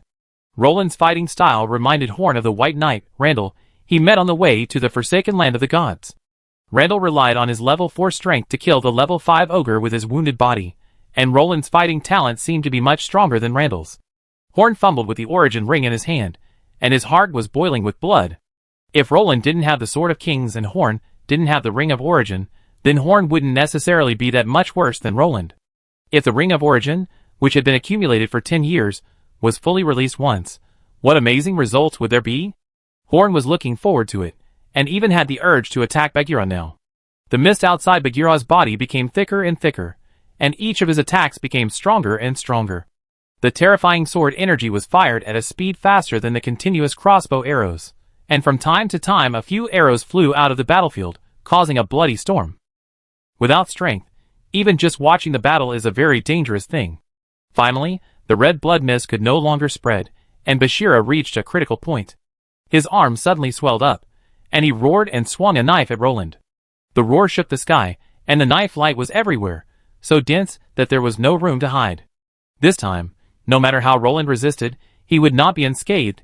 Each of these knife lights was powerful enough to be worth Roland's concentrated response, and as long as one was missed, it would be enough to cause fatal damage to Roland. After the strike, Bagheera stood on the ground, panting, and then he couldn't help but spit out a large mouthful of blood. Lion King Slashing Torrents is one of the special skills of the Lion Clan leader. It is very taxing on the body, and he hasn't used it for many years. The red smoke on his body was about to dissipate, but he took a deep breath, and blew out a low roar of fighting spirit, trying to fix the smoke around his body, because this attack might not necessarily kill Roland. Those blade lights did not disappear after one attack, but formed a huge red sphere with a radius of 10 meters. Roland was in the center of the sphere, fighting with the blade lights that kept coming back and forth from all directions. If you want to get out, you have to break up every blade light that Bagheera slashed out at once. Hundreds of blade lights, each of which is an attack that can only be launched by a 9th level strongman. These blade lights are entangled together, and the aura they emit makes everyone present feel chilled. Bagheera can sit firmly in the position of the leader of the alien alliance, and his strength is unquestionable. Now it depends on whether Roland can get out. But even if he can get out, he will definitely be seriously injured. The city lords watched the battle nervously. Except for the alien city lords on the side of the Orc Alliance, the human city lords generally have a good relationship with the Akuan family. They are usually closer to the Akuan family, because the Akuan family is very disciplined and rarely harasses them.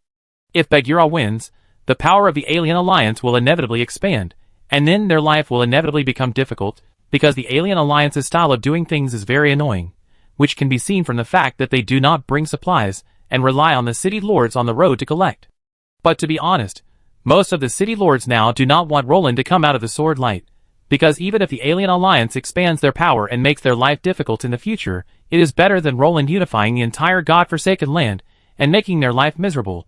They were originally the local tyrants of their own territory. As long as it was not a major event like the invasion of the alien world, they did not have to look at other people's faces. If Roland won, it would mean that they might lose their current status in the future, and could no longer maintain their independence, and even have to obey Akuan's orders. It was still good to obey others. If the Akuan family was more ruthless, they might even lose their lives directly, so most of the city lords would not want Roland to unify the Forsaken Land. The knife lights lasted for a full minute. After they dissipated, there was nothing in the area covered. Even the soil had disappeared, and there was only smoke and dust floating in the air. But Roland did not die. Chapter 528. Bright red blood with a faint golden sheen slid from his fingertips and dripped onto the ground. Roland floated in the air, and the damaged red cape fluttered gently behind him. Roland was injured, but that was all. Roland was injured only by a few drops of blood, and the rest was fine. The armor on his body was not seriously damaged. The armor carefully made by the Magic Council had extremely strong defensive power.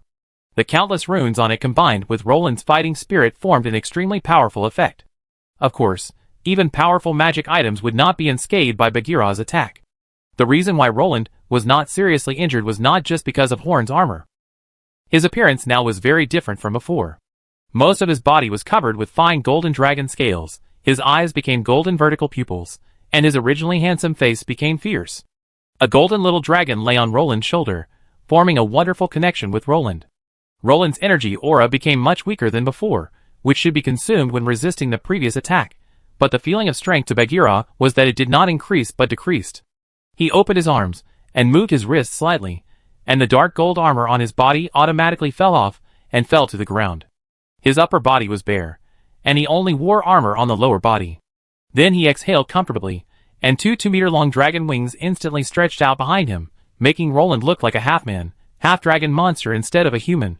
Horn looked at the little dragon on Roland's shoulder and nodded. Just like Edward's ability to blend lightning and fire with Horn greatly improved Horn's strength, the golden little dragon should also give Roland the ability to transform, greatly increasing Roland's combat effectiveness. The food in little Arya's mouth fell to the ground, and she stared at Roland now. It turned out that she had not made a mistake in her perception 10 years ago. Roland really had the unique aura of the dragon race, and he was not a simple mixed-blood race like the dragon blood sorcerer. Roland's existence was very special. The dragon blood did not destroy his original human bloodline, but improved it as a whole. And Roland looked so handsome now. Arya looked at Roland with little stars in her eyes. When Elijah found out, she quickly covered her eyes. What's so good about this half-human, half-dragon creature? Besides, exposing his body in public is immoral. Children are not allowed to watch. It was mentioned before that the dragon race has a unique aesthetic ability, so in the eyes of little Arya, Roland is extremely handsome, a little more handsome than Elijah. The dragon blood sorcerer Landoya, who was following Bigma, trembled slightly. He felt the pressure on his blood. Roland's dragon blood was purer and nobler than his. Ilonial, who had never shown up, and was only observing in secret, bit the tip of his pen and said, "Well, at this age, with such strength, and the power he controls, it seems that it is okay to invite him to join the organization." In the past, people from the Forsaken Land were basically not within their consideration range, but now it seems that Roland is quite qualified. But this time we are here to test Horn. It has nothing to do with this guy, and he is about to become the master of the Forsaken Land, with great power, and he may not be willing to join our organization, so let's put him aside for now. And Bagheera, who was opposite Roland, did not feel as complicated as others. What he felt was very simple, that is, Roland was very powerful now, even more powerful than at the beginning, and he might lose. No, it's not that he might lose, but that he must lose. The previous series of attacks had made him exhausted. Now he had no ability to compete with Roland, but Bagheera was unwilling to lose so easily. The red mist on his body suddenly became thicker, and he slashed out twice in a row, with more red blades than before hitting Roland. After these 2 slashes, the red mist on Bagheera's body dissipated at a speed visible to the naked eye, and there were some traces of whitening on the mane on his head. This move was an attack that overdrew his life. Moreover, anyone with a discerning eye could see that, although this attack was powerful, it was far less powerful than the previous one. Roland's golden pupils flashed red, which was the color of the red sword energy that was coming towards him. This time, he wanted to defeat Bagheera head-on, so that he would be qualified to become the king of the entire god-forsaken land above Bagheera. He raised the king's sword in his hand, and a strong golden light spurted out from the blade, forming a huge golden light column. A huge golden dragon phantom that was exactly the same as the golden dragon on his shoulder flew up and down around Roland, and finally attached to the golden light column. The golden light column was very conspicuous. It could be clearly seen from hundreds of meters away, and everyone could feel the kingly aura of the sword light. Many ordinary soldiers and Yaoyuo captives could not help but kneel down. They could not see the battle, but only the light column that seemed like a miracle. Then, facing the sword light that was coming towards him, Roland's hand fell gently. The golden light column collided with the red sword energy. There was no violent explosion or harsh sound, but only the sword energy melted in the golden light. The sword chi bombarded the golden light column one by one, and although it weakened some of the power of the golden light column, it did not completely offset the power of the golden light column until the last sword chi disappeared. Finally, the light column, which had its power reduced by half, passed through Bagheera. The armor that had been passed down for thousands of years on Bagheera's body radiated a strong brilliance, but in the end, it was unable to compete with the golden light column, and turned into pieces of debris that fell to the ground. At this point, the armor that symbolized the status of the leader of the alien alliance was officially declared scrapped. Plop! Bagheera fell to his knees.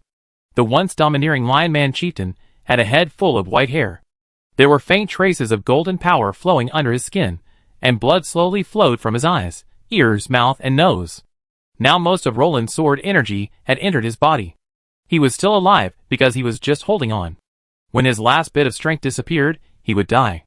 Roland flew in front of him and looked at his old face. He had always had a very calm expression, but a trace of sadness flashed in his eyes.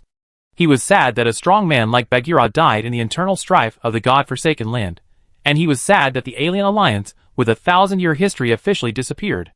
But soon, this trace of sadness was replaced by strong excitement. He won. He defeated the leader of the alien alliance, and conquering the alien alliance will become easy. The leader of the giant tribe has chosen to support him. At most, it will take a few years for him to conquer the entire God-forsaken land. Moreover, from this moment on, he is the most powerful person in the entire God-forsaken land, no one else. Chapter 529. Roland stood in front of Bagheera, with no intention of talking to him one last time. He disdained to ridicule his opponent. He only wanted victory, and now Bagheera could not speak. Then the sword flashed, and Bagheera's head fell down. Roland held Bagheera's head and howled to the sky. The members of the alien alliance left in disgrace, and Roland did not stop them. After Bagheera's death, the threat of the alien alliance was not as great as before. In fact, there were also Roland's undercovers among these people, and Roland could not force them to stay. Before leaving, Chakala, the chief of the leopard tribe, looked back, his small eyes full of hatred. He was a fanatical supporter of Bagheera. Now that Bagheera died in Roland's hands, he must find a chance to take revenge. After venting his emotions, Roland put Bagheera's head aside, flapped his wings behind him, and flew to Horn and other city lords who were watching the battle. Bagheera has been killed by me. In the future, there will only be one big force in the Forsaken Land of God, Akuan. By then, all the city lords in the Forsaken Land of God will either choose to submit to me, and I will continue to let you control most of the power in the city, or be defeated by Akuan's army and conquered by our force. You only have these two choices. Roland was still half man, half dragon, and his body was stained with Bagheera's blood. Just standing here gave most of the city lords a strong sense of oppression. The scene fell into a strange silence. The city lords said nothing. They didn't dare not to submit to Roland, but they were unwilling to submit. Looking at the silent city lords, Roland laughed contemptuously and continued, "You don't have to rush to give me an answer. I will give you a day to consider. Tomorrow I want to see your attitude. Of course, you can choose to reject me now, because even if you reject me tomorrow, I will not take action against you now, but when I completely conquer the alien alliance, those who reject me will be my enemies." Roland spoke in a very calm voice, without much momentum, but most city lords didn't even dare to breathe, because Roland had just killed the strongest man in the alien alliance, Bagheera, who was originally known as the strongest man in the God-forsaken land. But Horn knew very well that Roland was just a spent force now, just an empty shell that looked scary. The reason why he came to express his position right after killing Bagheera was actually to show a bit of toughness, so as not to let others see his weakness, and he didn't dare to cancel his transformation, fearing that it was already a mess inside. As the leader of the alien alliance, Bagheera was a little short-sighted, but his strength was real. Roland's victory over Bagheera was actually a narrow victory. Of course, Horn was not bored enough to point out Roland's state. He was still planning to build a good relationship with Roland. Thinking of this, Horn smiled secretly, took a step forward, and bowed to Roland. "I am Horn, the Lord of Spark City. I have something to say." Seeing Horn stand up, Roland smiled. He knew that Horn was going to take the lead in submitting to him. With Horn taking the lead, the psychological defenses of other lords would be easier to collapse. "Go ahead, Speaker Horn." Looking at the two men's expressions as if they were in sync, the city lords all showed contemptuous looks. It was obvious that there was some kind of deal between the two guys. Horn coughed lightly, and looked at the city lords a few times, showing that he was very embarrassed. "You have already done, traitors. Why are you pretending to be pure?" the bald city lord said in a very low voice. In his opinion, Horn was a traitor. The city lords should unanimously oppose Roland's seizure of their cities, but this guy betrayed the city lords himself. Horn glared at the bald city lord. His mask had enhanced all 5 senses, so he could hear what he wanted to hear even in the smallest of voices. That, on behalf of Xingho City, Unta City, Bigma City, Black Mountain City, and other 11 cities, I express my willingness to belong to the Acuan family, accept His Highness Roland's dispatch, and support His Highness Roland in unifying the Forsaken Land. The specific matters will be discussed with His Highness. Horn's voice was not loud, and he was a little embarrassed when he said it, but what he said was enough to stir up a storm here. Roland nodded subconsciously, then suddenly widened his eyes, and looked at Horn in disbelief. Did he hear wrong? He expected Horn would not oppose him, but would directly stand in the same camp with him. But what about the 11 cities?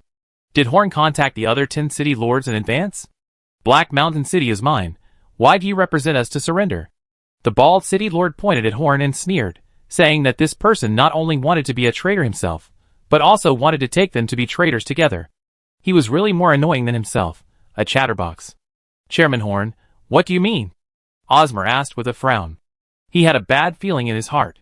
He quickly said to Roland, Your Highness Roland, Horn cannot represent my Unta City. Are you crazy? Bigma didn't give Horn any face at all, and directly belittled him. The 10 city lords mentioned also condemned Horn, while the other city lords, who were not involved, looked at Horn as if they were looking at a clown. Roland stared at Horn with deep pupils. It seemed that Horn was speaking on his own initiative on behalf of the 11 city lords, but according to his understanding, the Magic Council has always been very calm since its establishment, and has never done anything high profile. All their actions, except for the time when they were forced to take action by the Lord of Genua, rarely took risks. So was there really any deep meaning behind his speaking on behalf of the 11 cities this time? Roland thought about it for a while, but didn't come to a conclusion, so he decided to keep watching.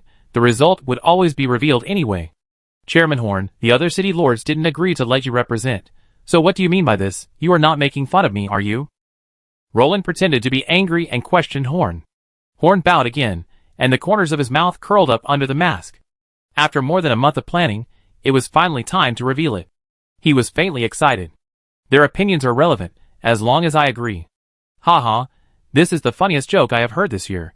Can't we make decisions about our own cities? Your Highness Roland, I am not disrespecting you, but this guy is too unreasonable. The bald city lord couldn't help but say that in his opinion, Horn was just like a fool. Why? Horn took a breath, and then said indifferently, Because those cities are now mine. Chapter 530. Is it yours? Are you not afraid that the wind will blow your tongue away? If you say it's yours, it's yours. I also said that your Spark City is mine. The hot-tempered Bigma directly cursed at Horn. We have left enough forces in the city. Even your Spark City can't capture so many cities at once. Osmer has guessed something. He knows Horn's strength. But does Spark City really have the ability to occupy so many cities without taking action? A city can't have such a strong power. Horn raised his lips and tilted his head to say to the 10 city lords with solemn faces, at the beginning of the war, what the bald man said was actually right. Our Magic Council did not contribute enough in this war because we sent most of our forces to other places. See, I said that the Magic Council was slacking off in the war. The bald city lord sneered. Whether they were slacking off or not, His Highness Roland knows that our Magic Council contributed more in this war than the 10 of you combined, but I don't want to say this. Most of our Magic Council's forces were sent to your cities. It took about a month to prepare. The official occupation began when His Highness Roland dueled with Bagheera. Now several cities have been successfully occupied, and the progress of other cities is also very smooth. Basically, they are almost certain to be captured. Theoretically, these cities are no longer in your hands, but in my hands, so I am free to do what I want. Horn explained calmly, but the 10 main listeners felt like the sky was falling. Horn continued to add, Originally, I was not prepared to attack 10 cities at the same time, but the alien army destroyed them along the way, and the defenses of the cities were a little insufficient, so I expanded the target a little bit. Am I lying? You all should have long-distance communication methods for your own cities. I believe you will receive the news in a while. Horn said calmly that the Yarrow army had completed half of the task of capturing the city, so it would be much easier for the Magic Council to do it. Unta City. After the Yarrow attack, Unta City is now in a nearly scrapped state. A handsome middle-aged man is commanding the craftsmen to rebuild the city in an orderly manner. His name is Art Untu, and he is the current patriarch of the Unta family. 10 years ago, he visited Xingho City on behalf of Unta City. At that time, he also fell in love with a female magician from Xingho City. But that female magician has almost faded from his memory. In the end, he still married a woman from another family. For people of their status, marriage cannot be arranged by themselves. After Osmer left, he became the highest administrator of this city, but now he is busy and exhausted. When the alien army attacked before, he also sent people to block it, but it was useless. Osmer left 20,000 troops, 2 level 6 masters, and a large number of low-level warriors in Unta City. If it was an ordinary alien army, it would be enough to deal with it, but they were facing a high-level army with level 7 warriors. So even though they paid a painful price, and the city was ruined beyond recognition, they still did not leave that army. The elite alien army led by the level 7 force field warriors was beyond their scope of dealing with. One level 6 warrior died, and the other one was not dead, but was also seriously injured. Now their strength is already very much used to suppress the large-scale resurgence of bandits and horse bandits caused by the invasion of the alien world. However, Art is still very fortunate. If it weren't for that army that hit and ran, their Unta City might not exist now. This can only be said to be a blessing in disguise. The intelligence said that the decisive battle with those aliens has begun now. After the battle is completely won, the situation will improve. Standing on the top of the city wall, Art felt better. Suddenly, he saw a figure wearing a black robe and a black hood walking towards him from outside the city gate. There were strange purple patterns on his clothes. Art recognized that it was the uniform of the Magic Council, and it was not low level. A person on guard outside said to this person, "Recently, Unta City is forbidden to enter and leave. If you have no place to stay, go to the town below and find a hotel to live in." However, this person ignored the soldier, and did not even mess up his steps. The soldier wanted to go over to stop him, but suddenly his legs went weak, and he fell to the ground unconscious. I am familiar with this man. Isn't he the vice president of the Magic Council? Why did he come to Unta City instead of staying in Xingho City? Close the city gates, and be vigilant to prevent him from coming in. Also, invite my teacher over. Art ordered. His teacher was the injured 6th level warrior. He was asked to come over to prevent a breakdown in the talks with Yan. He needed combat power. If Yan came normally, he would definitely welcome him. But he came at this very awkward time in Unta City, and he didn't even communicate, and directly knocked out a soldier who tried to stop him, which basically means that Yan has no good intentions. But after waiting for a while, Art felt something was wrong. There was no response at the city gate. He hurried down the city wall. His heart was beating wildly, as if it was hit by a hammer. Now guarding the city gate are several magicians in black robes. They are waiting for Yan's arrival, and the original guards are lying on the ground, and it is unknown whether they are dead or alive. He quickly led a large number of people to block the city gate, while the magicians just watched them coldly. After the arrangement was completed, Art looked around, and his heart sank to the bottom of the valley. There were many magicians standing sparsely on the roofs nearby. Although the number was far less than the number of people Art brought with him, it made Art feel a little chilled. Since Horn liked to see the scenery from the top of his own magic tower, many magicians also began to like high places. I didn't know that the deputy speaker was coming, so I didn't go out to greet him. Please forgive me. What are you doing here this time? Art asked in a formulaic way. I will take the last step to take over Unta City. Yan said with a smile. His eyes were like amethysts, and his whole body revealed an evil aura. The last step to take over Unta City? Art asked doubtfully. Yes, because the 6 auxiliary cities of Unta City have been taken down by our Magic Council, and only your Unta City is left. Yan's tone was not very strong, but it made Art's legs tremble, and he stumbled and almost fell. The other 6 cities have fallen? How could he not know? Chapter 531. During the conversation, a figure fell to the ground, causing cracks on the ground. He was Art's teacher, and the only level 6 warrior in Unta City. Seeing this warrior coming in front of him, Art was obviously relieved. Having a level 6 warrior would at least make things more stable. Unexpectedly, Yan showed a disappointed look. Is there only one injured level 6 warrior left in Unta City? It seems that I still overestimated you. I can take you down without me coming here in person, but this is also good. At least it means that the tasks in other cities will be much easier. Unta City is the most powerful city nearby, so Yan took action personally, because no one else was sure to take down Unta City. Isn't a level 6 warrior enough? He alone is enough to take you down. With someone backing him up, Art's tone was obviously much tougher. No, it's not enough, even if there are more. Yan said calmly. He didn't take an ordinary level 6 warrior seriously at all. The level 6 warrior disappeared behind Art, then quickly ran behind Yan, holding the big sword with both hands and slashing at Yan's head. Spark City has been rising for more than 10 years, so they also know roughly what to do when dealing with magicians. Magicians are very strong in long-range attacks, and some can even beat warriors of the same level, but they are not very advantageous in close combat, so if you want to quickly deal with a magician, the best way is to get close to him and get rid of him before he reacts, and don't give him time to use magic.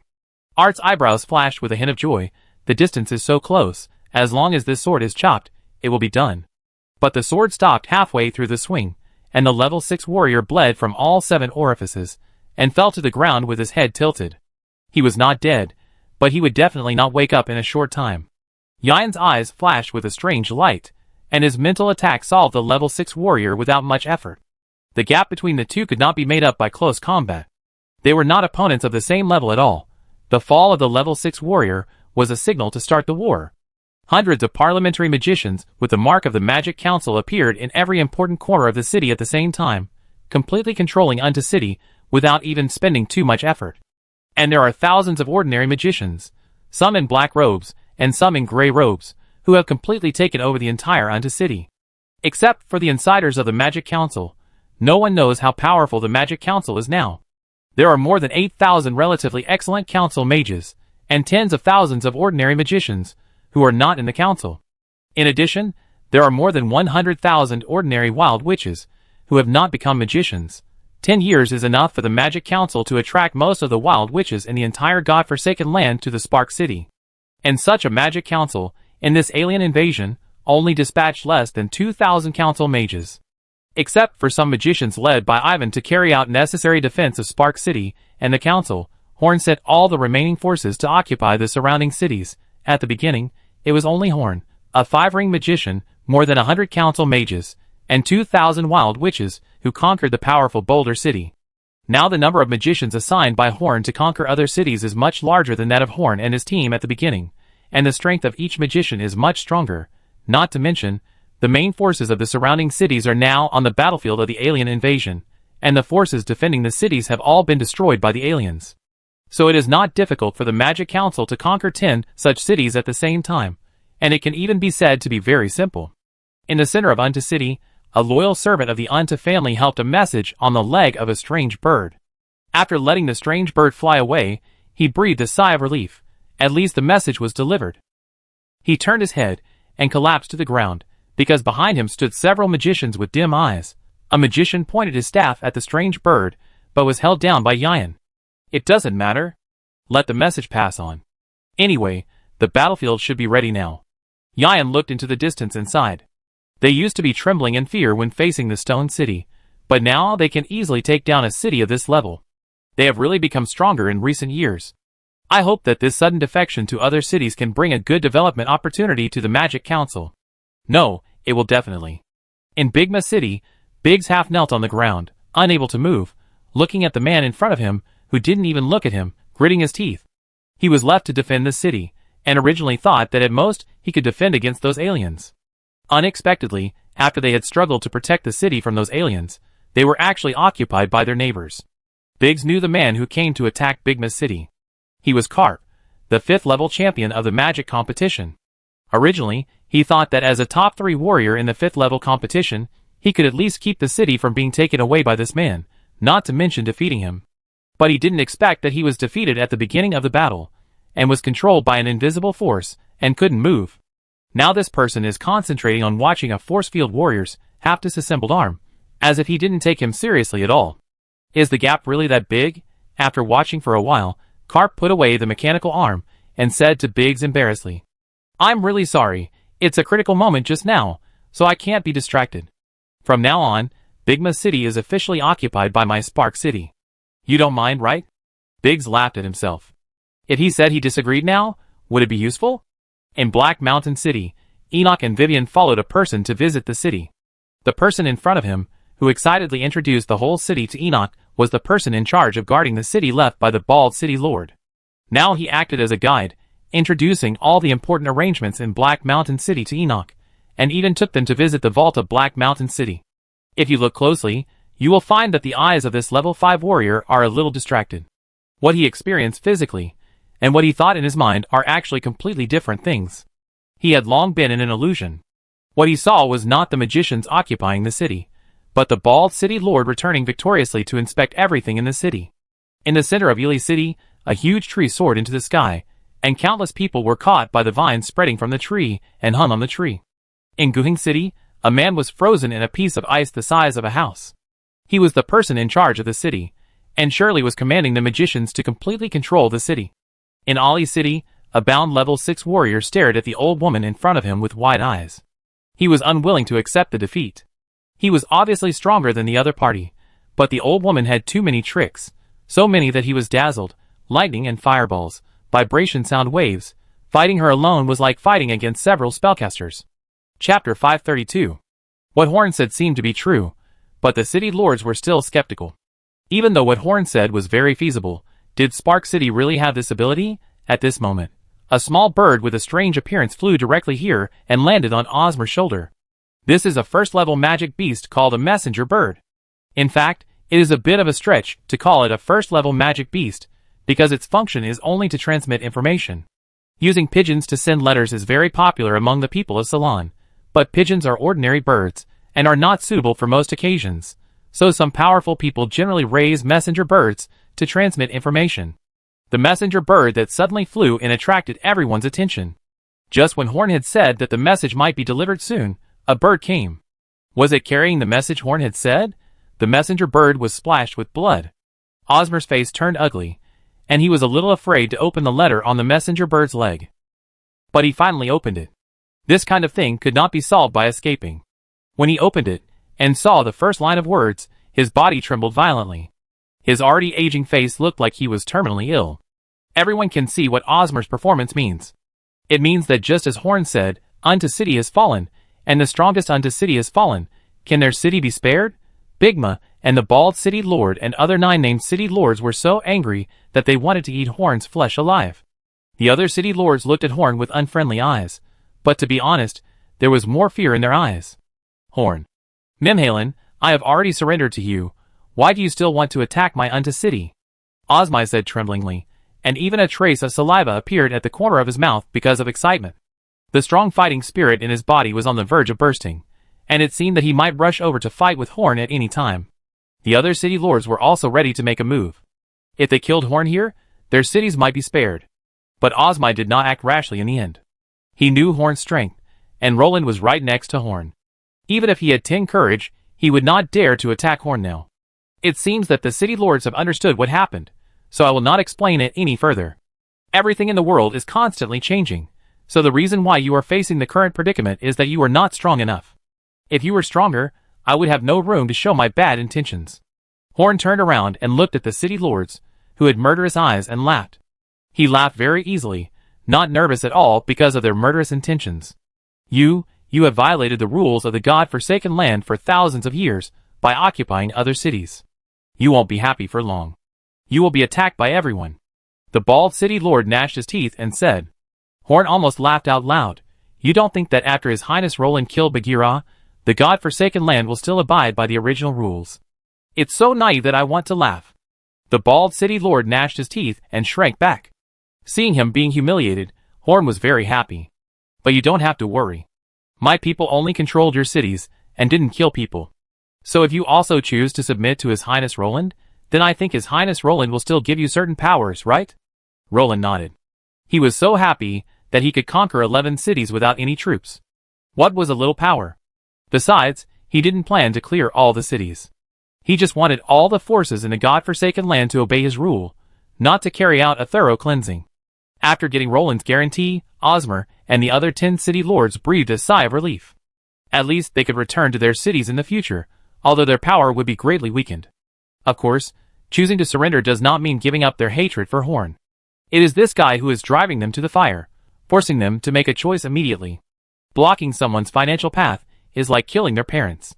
What Horn did is more than just blocking someone's financial path. However, Horn chose to do this because he was forced to do so. He had guessed that Roland was going to make trouble in advance, and after Roland gave such an obvious hint, he only had 2 choices. Either help Roland unify the Forsaken Land and contribute to Roland's unification cause this time, or completely break with Roland and stand with the majority of the mob of city lords to resist Roland, who will be much stronger than now. Horn saw the gap between the two more clearly than most people. It was almost inevitable that Roland would eventually unify the Forsaken Land. The Magic Council was very powerful.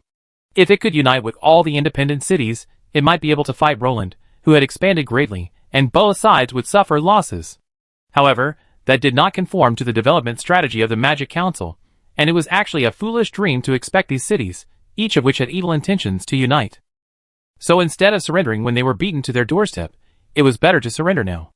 Anyway, the relationship between Spark City and the Acuin family was pretty good. In order to increase his bargaining chips for surrender, Horn chose to surrender with the surrounding cities. Otherwise, if only Spark City surrendered, Roland would definitely have many conditions, and might even ask Horn to hand over the dominance of Spark City.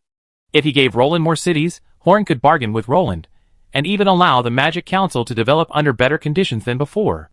The most important thing is that if only Spark City surrendered to Roland, it might be besieged by the surrounding forces. If he surrendered with the surrounding cities, even if he was attacked by everyone, Spark City would not be the first to be attacked. Spark City is not afraid of war.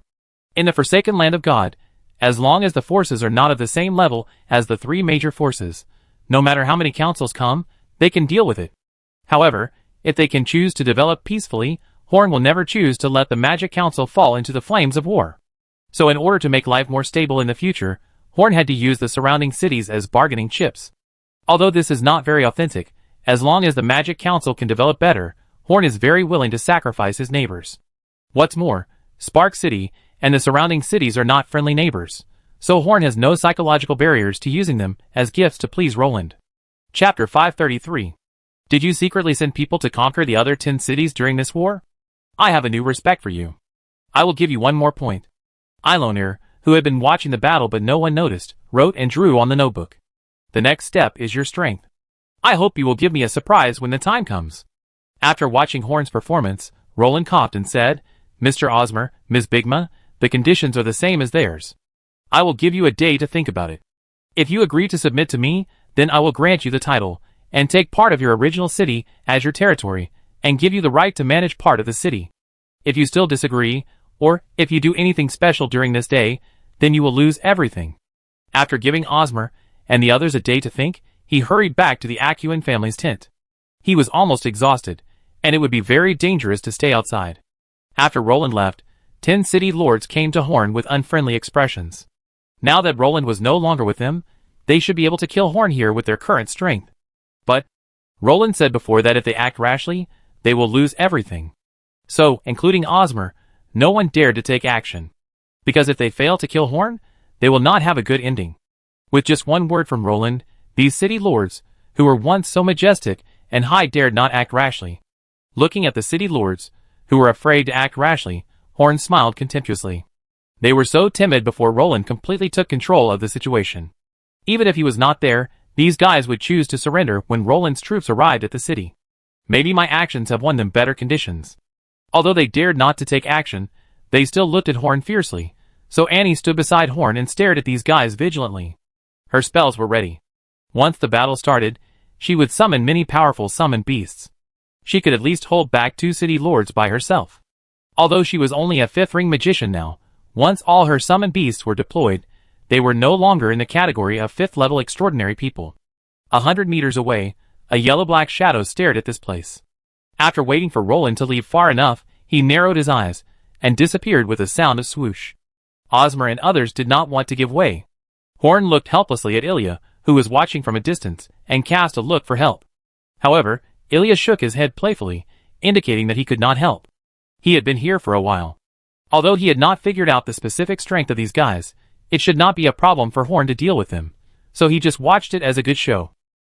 Suddenly, a yellow and black shadow suddenly appeared in the center of the crowd. Many people didn't even see how this figure appeared. Horn became alert. He recognized this guy. He was Chikala, the leader of the leopard tribe, a 9th level strongman. It turned out that he didn't escape, but had been lurking nearby. He was unwilling to escape like a stray dog, so he wanted to take revenge on Roland before leaving, at least to cause him great losses.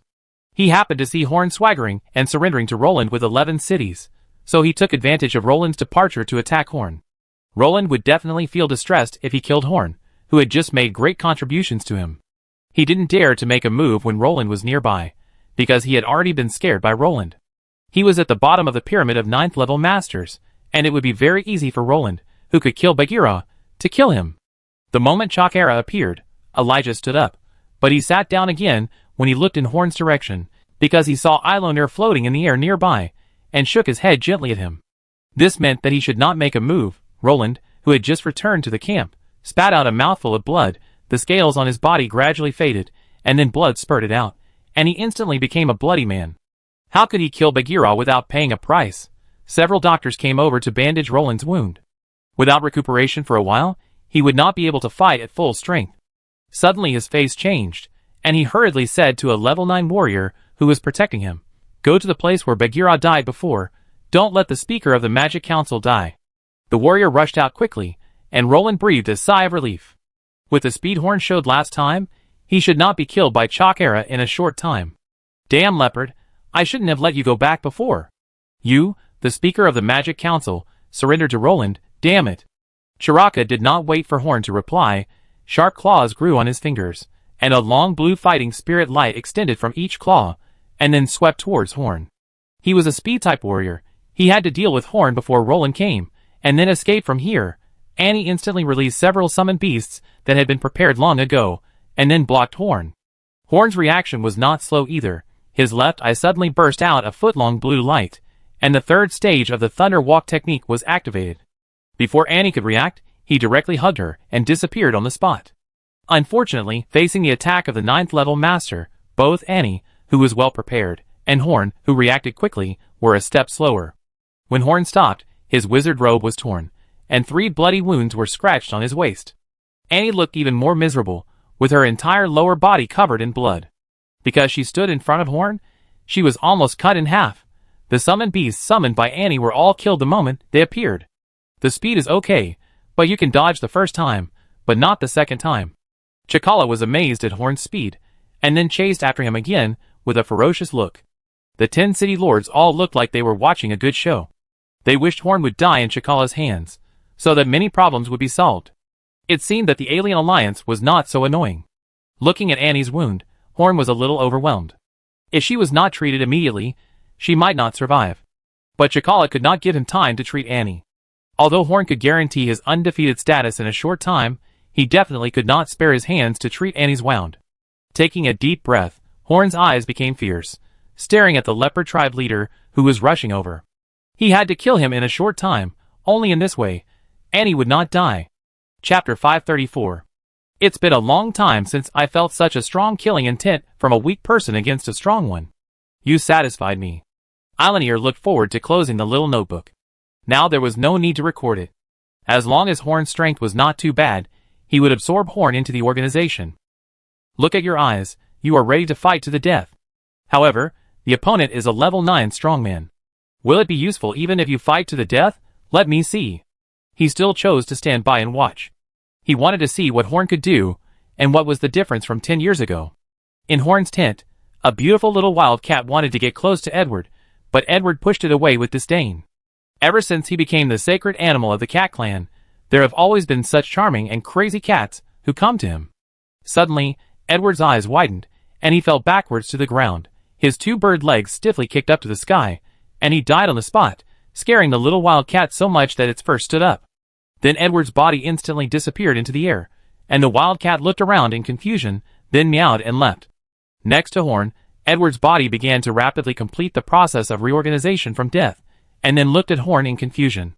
He was playing hard to get. How did he suddenly come here? However, Horn did not explain to him, but directly put his hand on him. A flash of light appeared, and a horn covered with black mist appeared out of thin air. Horn performed the clone technique. Since the first clone technique created a naked Horn and caused embarrassment, Horn's body was covered with a layer of black mist when he performed the clone technique.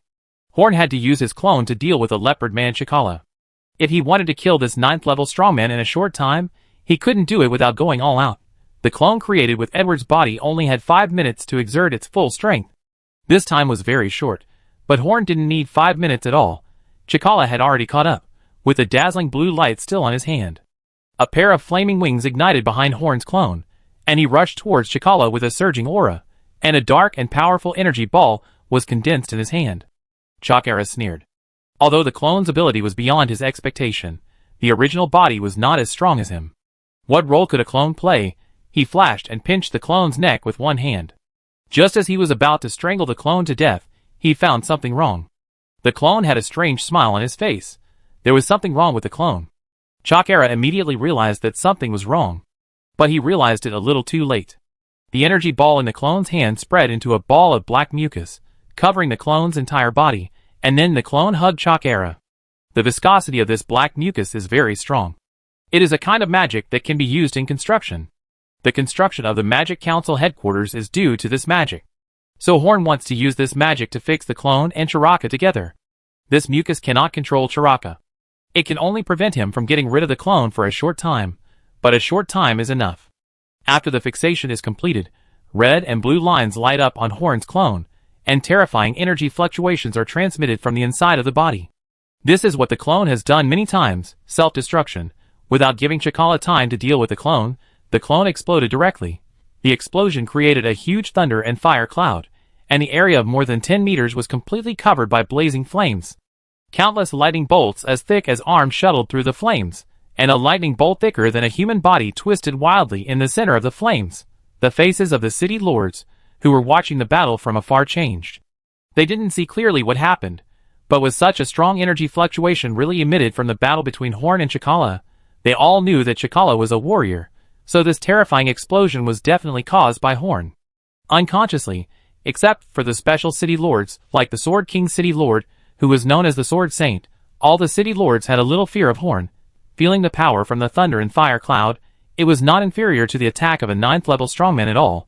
No, it was even slightly more powerful in terms of destructive power. After all, it was an attack by a caster close to the 8th level. So it was not surprising that it had such power. The power was so strong that even a 9th level strongman like Chakra could not withstand it. The huge force blew Chakra up into the sky and flew far away. Most of his skin was destroyed by the power of the self-explosion, revealing his red muscles. His right arm, which was fixed by Horn's clone, was completely blown off. He looked extremely miserable.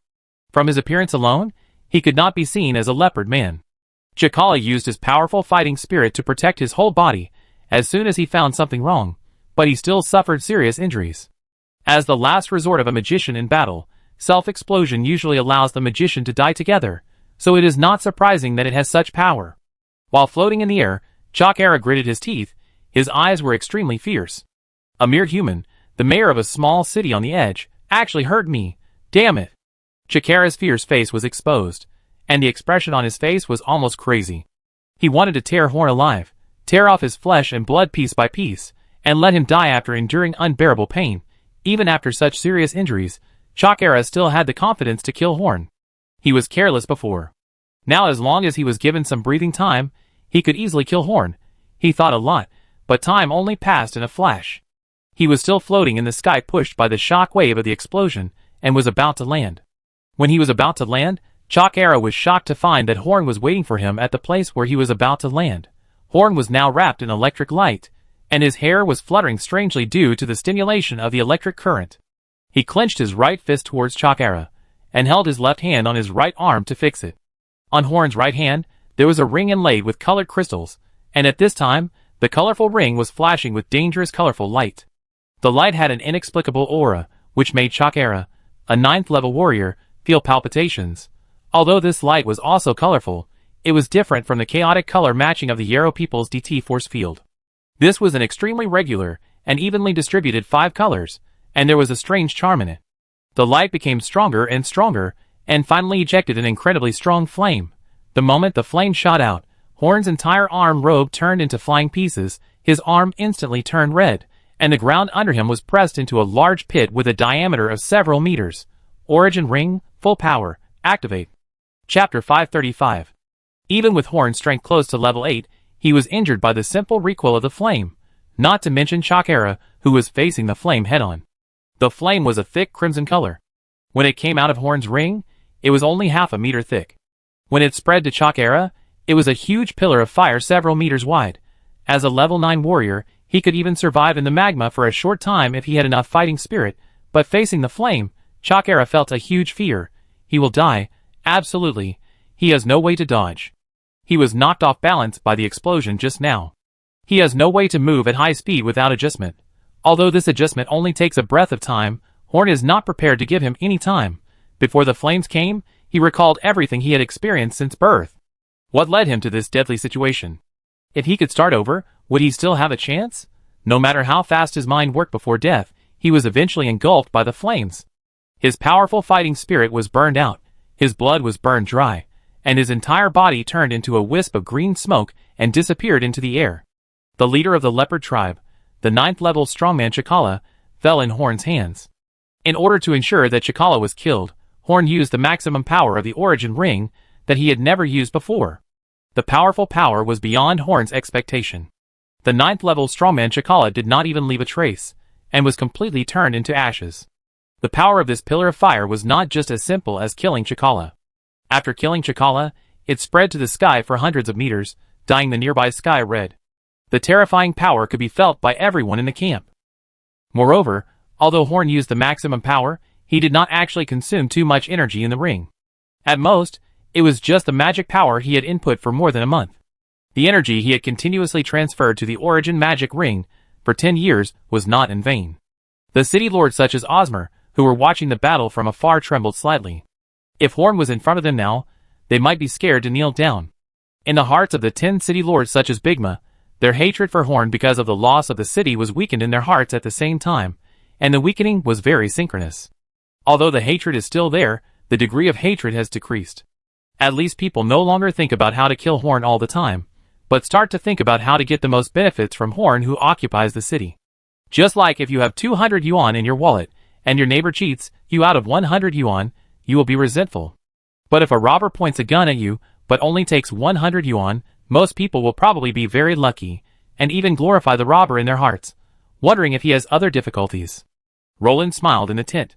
He didn't expect that Horn had already dealt with Chiraka before the warriors he had eliminated arrived, and the power of this pillar of fire was even comparable to the sword he used to kill Bagheera. No, in terms of energy alone, it was even more powerful than that sword. If Horn could concentrate some of that power and release it, he would master an extremely terrifying attack method. He always knew that Horn had hidden means, but he didn't expect that when Horn really showed his strength, it would be so amazing. Maybe the attitude towards him should change in the future. Before the flames in the sky disappeared, Eilonir inserted his finger into the flames, waited for a moment, and slowly pulled it out. The finger had been burnt, emitting an unpleasant burnt smell and green smoke. Looking at the finger that was constantly healing, Eilonir nodded with satisfaction. This strength had completely met the requirements for joining their organization. If nothing unexpected happened, Horn would be their man from today on. Of course, Horn didn't care about all the above things and didn't want to care about them. After killing Chikala, he quickly carried Annie to the magician's research base without stopping for a moment. Where is the healing magician? Come quickly. Several healing magicians in the base ran over and cast various magics on Annie. These magics were very effective. Annie's complexion improved a little, but the wound on her waist showed no signs of improvement. At most, the magic stopped her from bleeding. Horn was extremely anxious watching from the side, but there was nothing he could do. The most outstanding healing magician in the parliament was Yan, but Yan was not here now. Ironically, although he was the strongest magician at present, he could not do anything about this matter. He could only watch Annie temporarily stabilize the situation under magic, which made Horn feel powerless. Time passed little by little, and Horn waited more and more anxiously. According to common sense, these healing magics were even enough to cure dozens of dying people, but Annie showed no signs of improvement at all. The magician's magic could not heal the wound, but only temporarily suppress the bleeding. This made Horn's violent emotions spread continuously. Thinking of Annie's subconscious action of blocking in front of him when the attack came just now, Horn felt a nameless anger rising, and had the urge to destroy something. When Horn's emotions were about to reach the critical point, a familiar voice suddenly came from behind Horn. This won't work. She has the residual power of the leopard man's attack. There is no way to treat it with this low-level healing spell. Residual energy? I was also attacked. Why is there residual energy on her, but not on me? Horn asked doubtfully. He didn't care who the person was. He just regarded the person as a life-saving straw. You are strong enough to digest the energy, but she is not strong enough to remove the highly attached power. The man said indifferently. He was naturally Eilonir. Then can I help her remove this power, and then he can treat her? Horn asked anxiously. Although these energies are her death warrant, they are also stabilizing her wounds. The moment you disperse this energy, her wounds will burst completely, and she will definitely die. Eiloniel said calmly. Then what do you say we should do? We can't just wait like this. Horn said angrily that Yian should be able to save people, but by the time Yian arrived, Annie would have died. I can save her, but there is a condition. Eiloniel smiled with satisfaction, stretched out a finger, and shook it in front of Horn. What condition, you tell me? Horn asked solemnly. Join us, it's that simple. Chapter 536. Join you? Who are you? What is your purpose? Horn's brain, which had been a little heated because of Annie, quickly cooled down, and then his light blue eyes looked at Eiloniel deeply. I don't even know what kind of organization you are, and you just let me join you. This is a bit inappropriate. Eiloniel smiled and nodded. Very good, he did not lose his due judgment because of the injury of this little girl. Don't worry, we won't make too many demands on you after joining us. You can choose to do or not do everything, and I think we should be very helpful to you. Horn still shook his head. What Eiloniel said was not enough to impress him. It was not that he was cold-blooded and didn't care about Annie's life or death, but that he was the chairman of the entire Magic Council, and every major decision was related to the fate of the entire Magic Council. And joining an organization would bring the entire Magic Council into an uncertain future, which would have a great impact on the entire council. He couldn't just join an unclear organization just because of Annie, because it would be irresponsible to the entire council. Eiloniel did not comment on Horn's choice. He just said to Horn after a moment's silence, It seems that you have made up your mind. Then I will not be a bad person. When you have time and are willing to listen to me talk about our organization, we can discuss it again. Ilya and your teacher are both members of our organization. I think you will not refuse. At least based on my understanding of you, you will not refuse. So I'd better save her first, otherwise she will be dead when we negotiate the terms. Eiloniel pointed at Annie and shrugged his shoulders. Horn breathed a sigh of relief. Eiloniel did not associate saving people with forcing him to join the organization, which made him feel much more relaxed. His eyes became solemn, and he bowed to Eiloniel seriously. Don't thank me in a hurry. I do have the ability to bring her back to life, but you need to decide how to bring her back to life. Eiloniel said after Horn bowed. How to bring her back to life is up to me. Horn didn't quite understand what Eiloniel meant.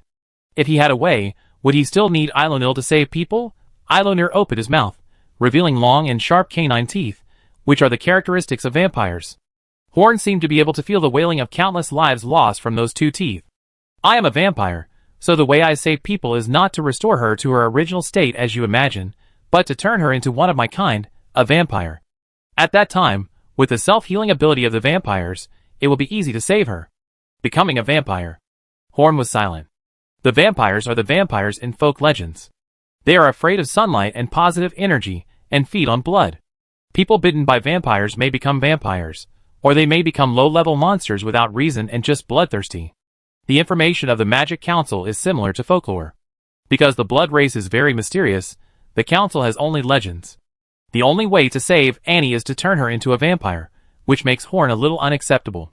But if this is the only way, does Horn have any choice, death or turning into a vampire? Then Horn chooses to turn Annie into a vampire first. Then I leave it to you. Oh, don't you mind her turning into a bloodthirsty monster? Eiloniel teased that human extraordinary people always like to fight and kill dark creatures like blood races. If she really becomes an irrational monster, I will bury her myself. Horn said with a firm look in his eyes. Eiloniel nodded, and then said to Horn, Now you have two choices. The first is that I bite her now, and give her my energy. In this way, she will become my servant, and will not lose her mind. But in the end, she is just a pure low-level vampire.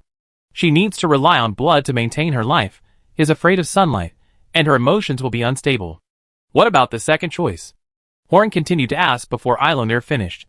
The second choice is that I grant her the first embrace, so that she will be transformed into my direct descendant, retaining her current abilities, and possessing many other abilities, and being able to control her bloodlust very well. Blood is a necessity for her, but it will not become her staple food. To put it simply, she will become more perfect and more powerful than she is now. Horn nodded without hesitation and said, Choose the second one. You haven't heard the price of the second one yet. Eiloniel said to Horn, I will take the second one back to my castle, and it will take 5 years for the transformation device to be completely completed, and the first one will stand in front of you in a while. The second one again, just tell me what the conditions are. Horn's attitude was firm. If Anne hadn't subconsciously blocked in front of him, she wouldn't have become what she is now, so Horn would not let her become a low-level monster. Seeing that Horn had made up his mind, Eiloniel said no more. Since you have made up your mind, let everyone leave, including you. This method will consume a lot of energy for me, and I hope you will not let me down. After Horn and other magicians left the room, Eiloniel stood in front of Annie. Even for a top vampire like him, the consumption of the first embrace is not small. The reason why he was willing to help Annie with the first embrace was not only because of Horn, but also because he really had high hopes for Annie. The first embrace is not a treatment that everyone can get. It must be special enough. In his opinion, Anne's method of summoning alien creatures and driving them to fight is very special, so he is willing to give Anne the first embrace. Otherwise, turning Anne into a vampire is already a great mercy. The so-called first embrace is the way that the vampires first developed direct blood descendants. Later, the vampires gradually became able to reproduce, and the first embrace became an ability that only high-level vampires could master. Eiloniel took a deep breath, cut his fingertips, and opened Anne's mouth. A strand of deep red blood that seemed to have its own will flew out from his fingers, and automatically drilled into Anne's mouth. He used his other hand to cut Annie's neck, and then a large amount of Annie's blood flew into his throat to replenish the blood he consumed. Annie frowned in her coma. This feeling was actually very painful, even more painful than the huge tear in her abdomen. Half an hour later, Horn, who was guarding outside the tent, raised his eyebrows and rushed into the tent. Eiloniel was no longer there. Annie lay quietly on the bed. The wound on her abdomen had healed. There was no trace of blood on her little face. Her heartbeat was slow, as if she was not a human being. The blood-red energy shield covered her body, so Horn could only watch but could not approach. He could feel that Annie had changed. For this change, Horn did not know whether it was good or bad. Chapter 537. When did they meet for the first time? Oh yes, it was 11 years ago, when she was about to be bullied by a black-clad butler of the church, and it was Horn who saved her. Horn laughed at himself. It was a cliched story of a hero saving a beauty, except that the beauty had always been interested in the hero, and he had always pretended not to know. He had known more or less what, and was thinking over the past decade, but he had chosen to turn a blind eye. He had thought it was right to do so before, as he had a great responsibility, and could not be tied down by love affairs. He had decided to use his life to achieve the rise of magic, and did not want to add any more things that were important to him. His heart could not accommodate too many things. But now that I think about it, he was really a jerk. Horn sat in front of the bed, looking at Anne, and sat there for the whole afternoon. No one knew what he was thinking. In the evening, a magician opened the door curtain and walked in. After bowing slightly, he said to Horn, "Chairman Horn, His Highness Roland invites you to discuss matters with him about the 11 cities." Horn closed his eyes, took a long breath, and then said to the magician, "After I leave, take good care of this place. No one except me is allowed to come in. If an outsider wants to break in, kill him without mercy." "Yes." After Horn finished speaking, he stood up and found a note on the table, which was left by Eiloniel. The general content was that Annie was now kept by Horn, and when Eiloniel returned, he would bring Annie back to his territory, and he would find him at the right time, and then join the organization with him. After putting the note away, Horn returned to his room, changed into a high-level wizard robe, and was about to give the torn robe to Annie to repair, but then he realized that Annie was still lying there. His body trembled slightly, and then he sighed deeply. Arriving at Horn's territory, Horn calmed down his emotions and adjusted himself to the mentality of the chairman of the Magic Council, and then followed Roland's guards into Roland's tent. Roland sat on a chair with a table in front of him, on which were plates of exquisite dishes, and he was eating a lot. He was wrapped in bandages, and had a strong smell of medicine. He did not hide his injuries in front of Horn, because there was no need. There was also a similar table on his side, which was prepared for Horn. Horn gave him a slight signal and sat down. After Roland gave some meaningless praises about the battle between him and Chikala, he got to the point. "You said that you would give me those 11 cities without any conditions, right? Tell me your conditions." "Your Highness, I want to give you 10 of them. As long as you send someone to take over, those cities will be yours. As for my Spark City, please allow me to govern myself." "You mean, you want to use those 10 cities in exchange for the independence of one of your cities? But have you ever thought that even if I agree with you, the entire godforsaken land will be unified in the future, with only your Spark City as an exception? One day, you will still become a thorn in my side, and you won't feel at ease yourself." Roland took a bite of meat, and said nonchalantly, "You misunderstood me. The autonomy I mentioned is still managed by our Magic Council. Taxes will be paid like ordinary cities. If there is a war, Spark City will also send troops. You will always be the king. You can think of Spark City as a noble fiefdom. I think my request is not excessive. Horn explained that if Roland could not get back one city with 11 cities, he would not be worthy of support. Judging from his previous performance, he should not do so. Your proposal is not bad, but I don't agree, Roland said lightly. Horn's eyes narrowed, and a dangerous signal flashed in his eyes. If this is true, then Roland is not worthy of his support. Should he consider killing him directly while Roland is seriously injured? Because of Anne's injury, Horn's way of thinking is a bit extreme now. Don't be so nervous. What I mean is that only one Spark City is not enough. Roland smiled and raised his glass to Horn, then drank it all in one gulp. Unto City, Bigma City, I will give you both of these cities. As long as you are willing to go to Acuin City to accept my canonization, then these 3 cities will become your fiefdoms. Of course, you must also travel in accordance with the responsibilities of your title, and this responsibility should not be more demanding than the conditions you just mentioned. Horn was stunned. This condition was beyond his expectations. It was not too harsh, but too good. He was originally only prepared to keep Xingho City stable in this major change, but he did not expect that it could actually expand his power. Consecration. You mean, you want to be king? Yes, you just said that I will be king sooner or later. Since I will be king sooner or later, I might as well conquer the alien alliance and then be king. Roland laughed proudly. It must be said that if Horn was asked to choose someone who was qualified to unify the entire godforsaken land, it would only be Roland now. After the unification, I want to find an opportunity to see the outside world. You will help me then, Roland said with some longing. There are churches and gods in the outside world. Even if we integrate the power of the entire godforsaken land, it may be difficult. Horn thought for a while and said, can we go out and fight first? Besides, with this natural barrier, we shouldn't be so restrained.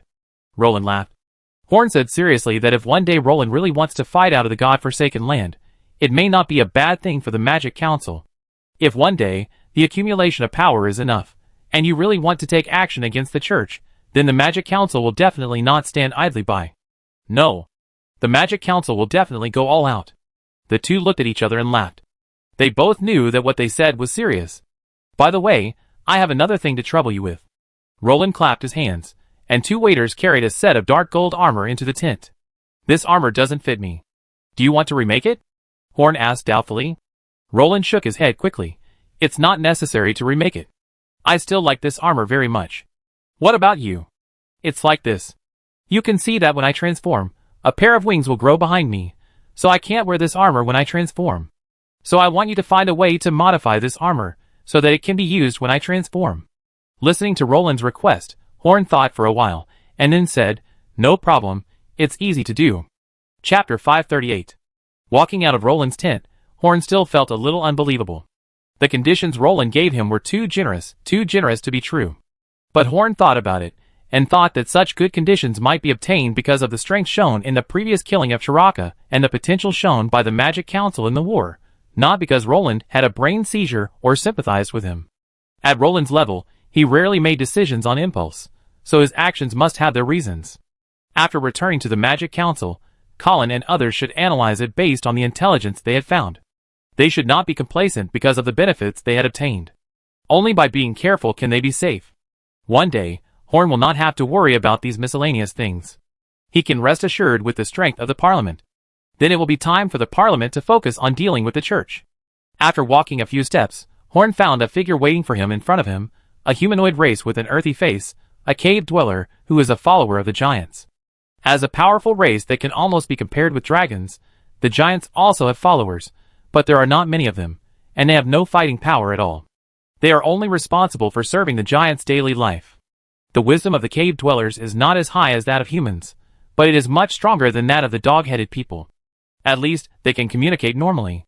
After performing an ancient etiquette to Horn, he said, "Respected human spellcaster, the noble and wise giant Emer wants to talk to you."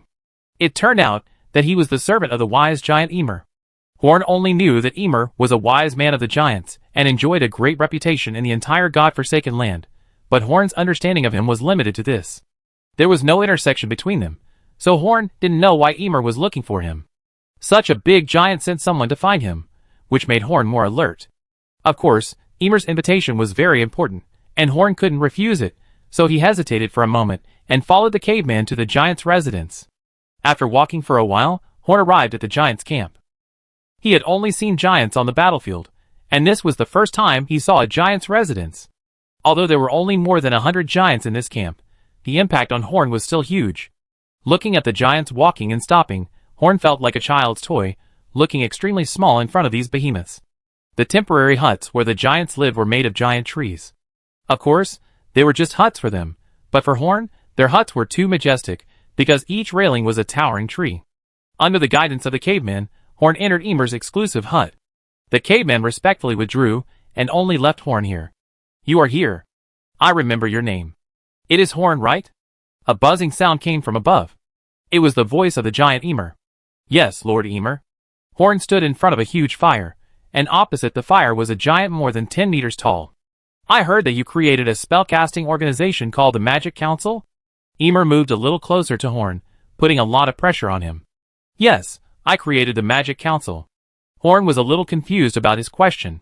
Why was he interested in the council? Did the giant also want to learn magic? Ymir nodded and continued to ask, "Then do you know a human named Douglas?"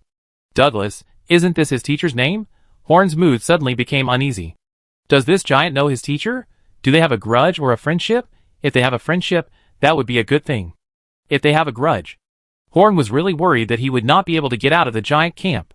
Killing Chiraka had already put a great burden on his body. If he released his full power again, Horn might be the first to die. Moreover, it would not be possible to kill his way out of here with just one full power release. However, Ymir knew from Horn's expression that Horn and Douglas were related, so she continued without waiting for Horn to reply. "I met Douglas more than 10 years ago. He was a young man with great talent at that time. He came here to discuss with me the creation of a new power system for spellcasters.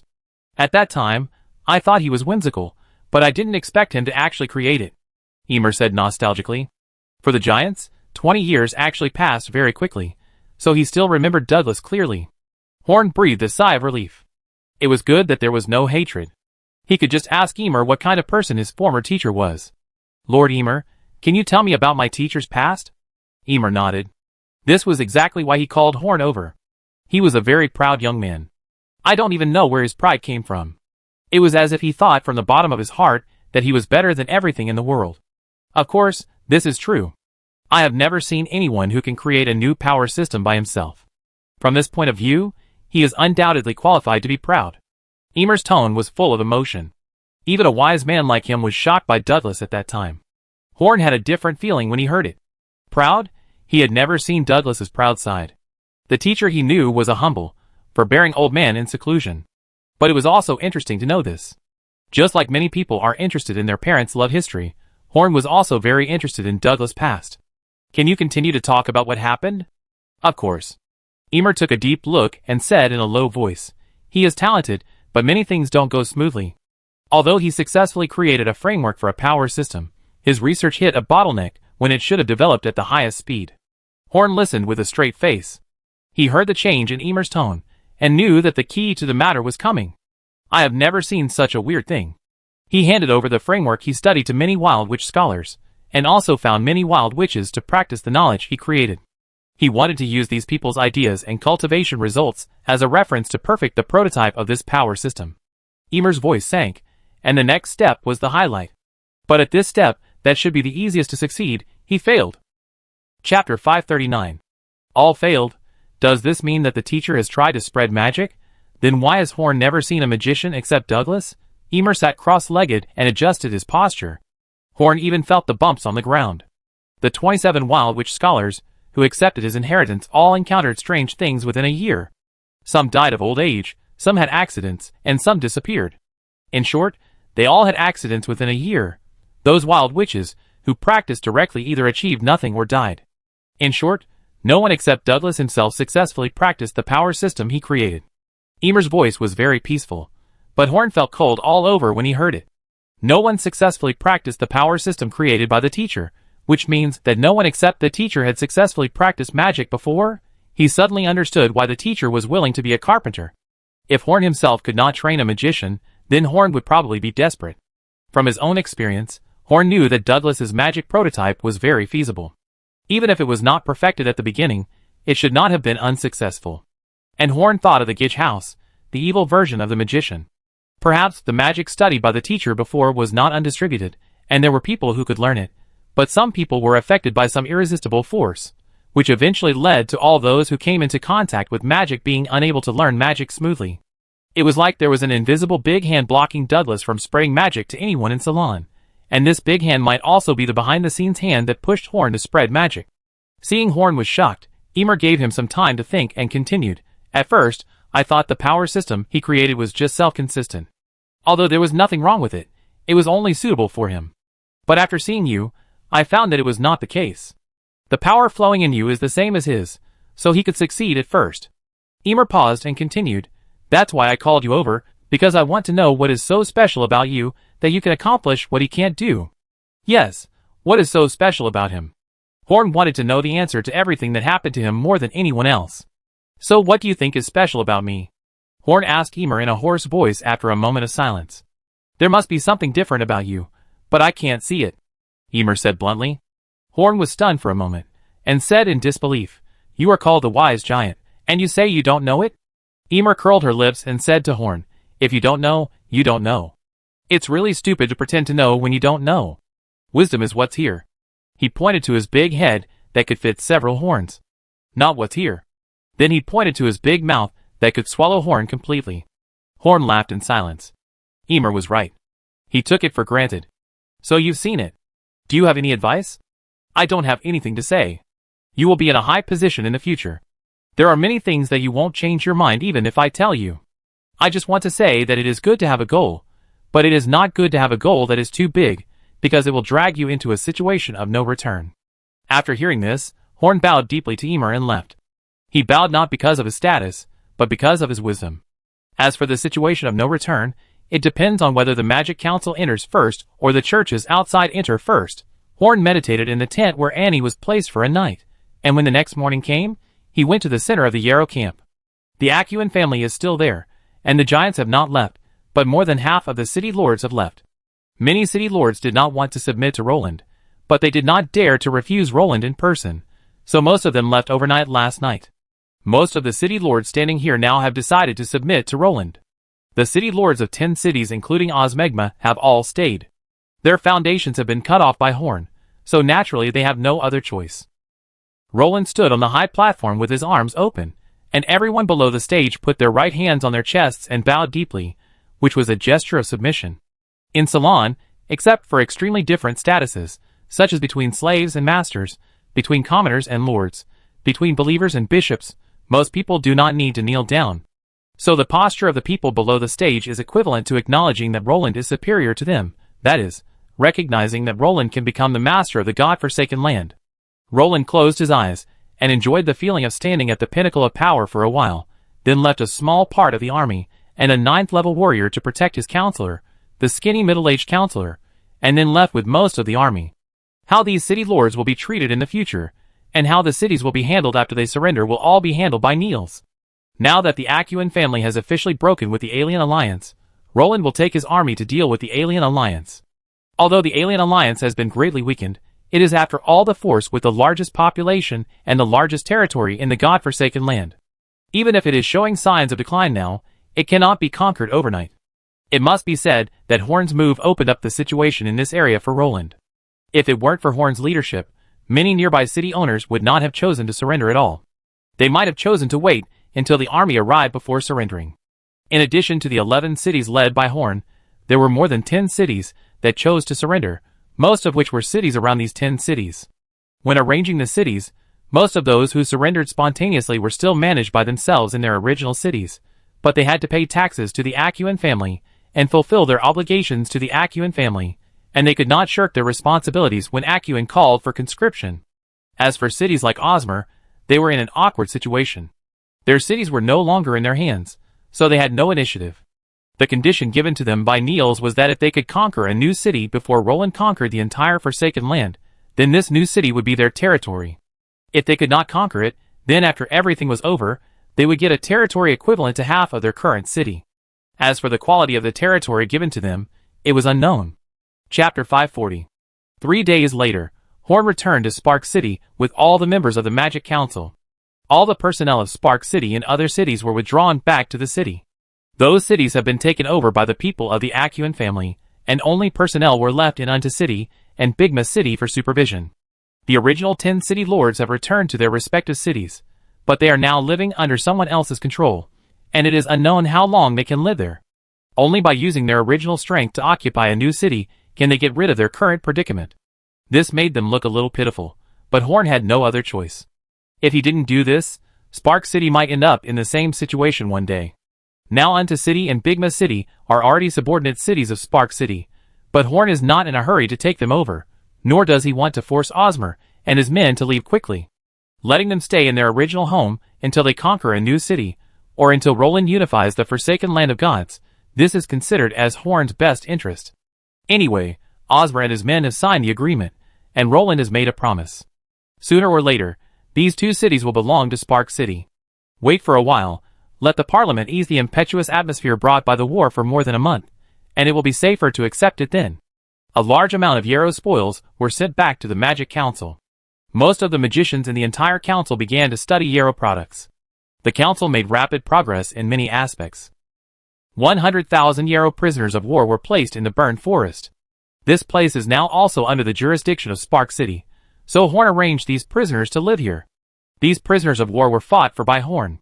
They were a burden to others, but they were a great resource for him.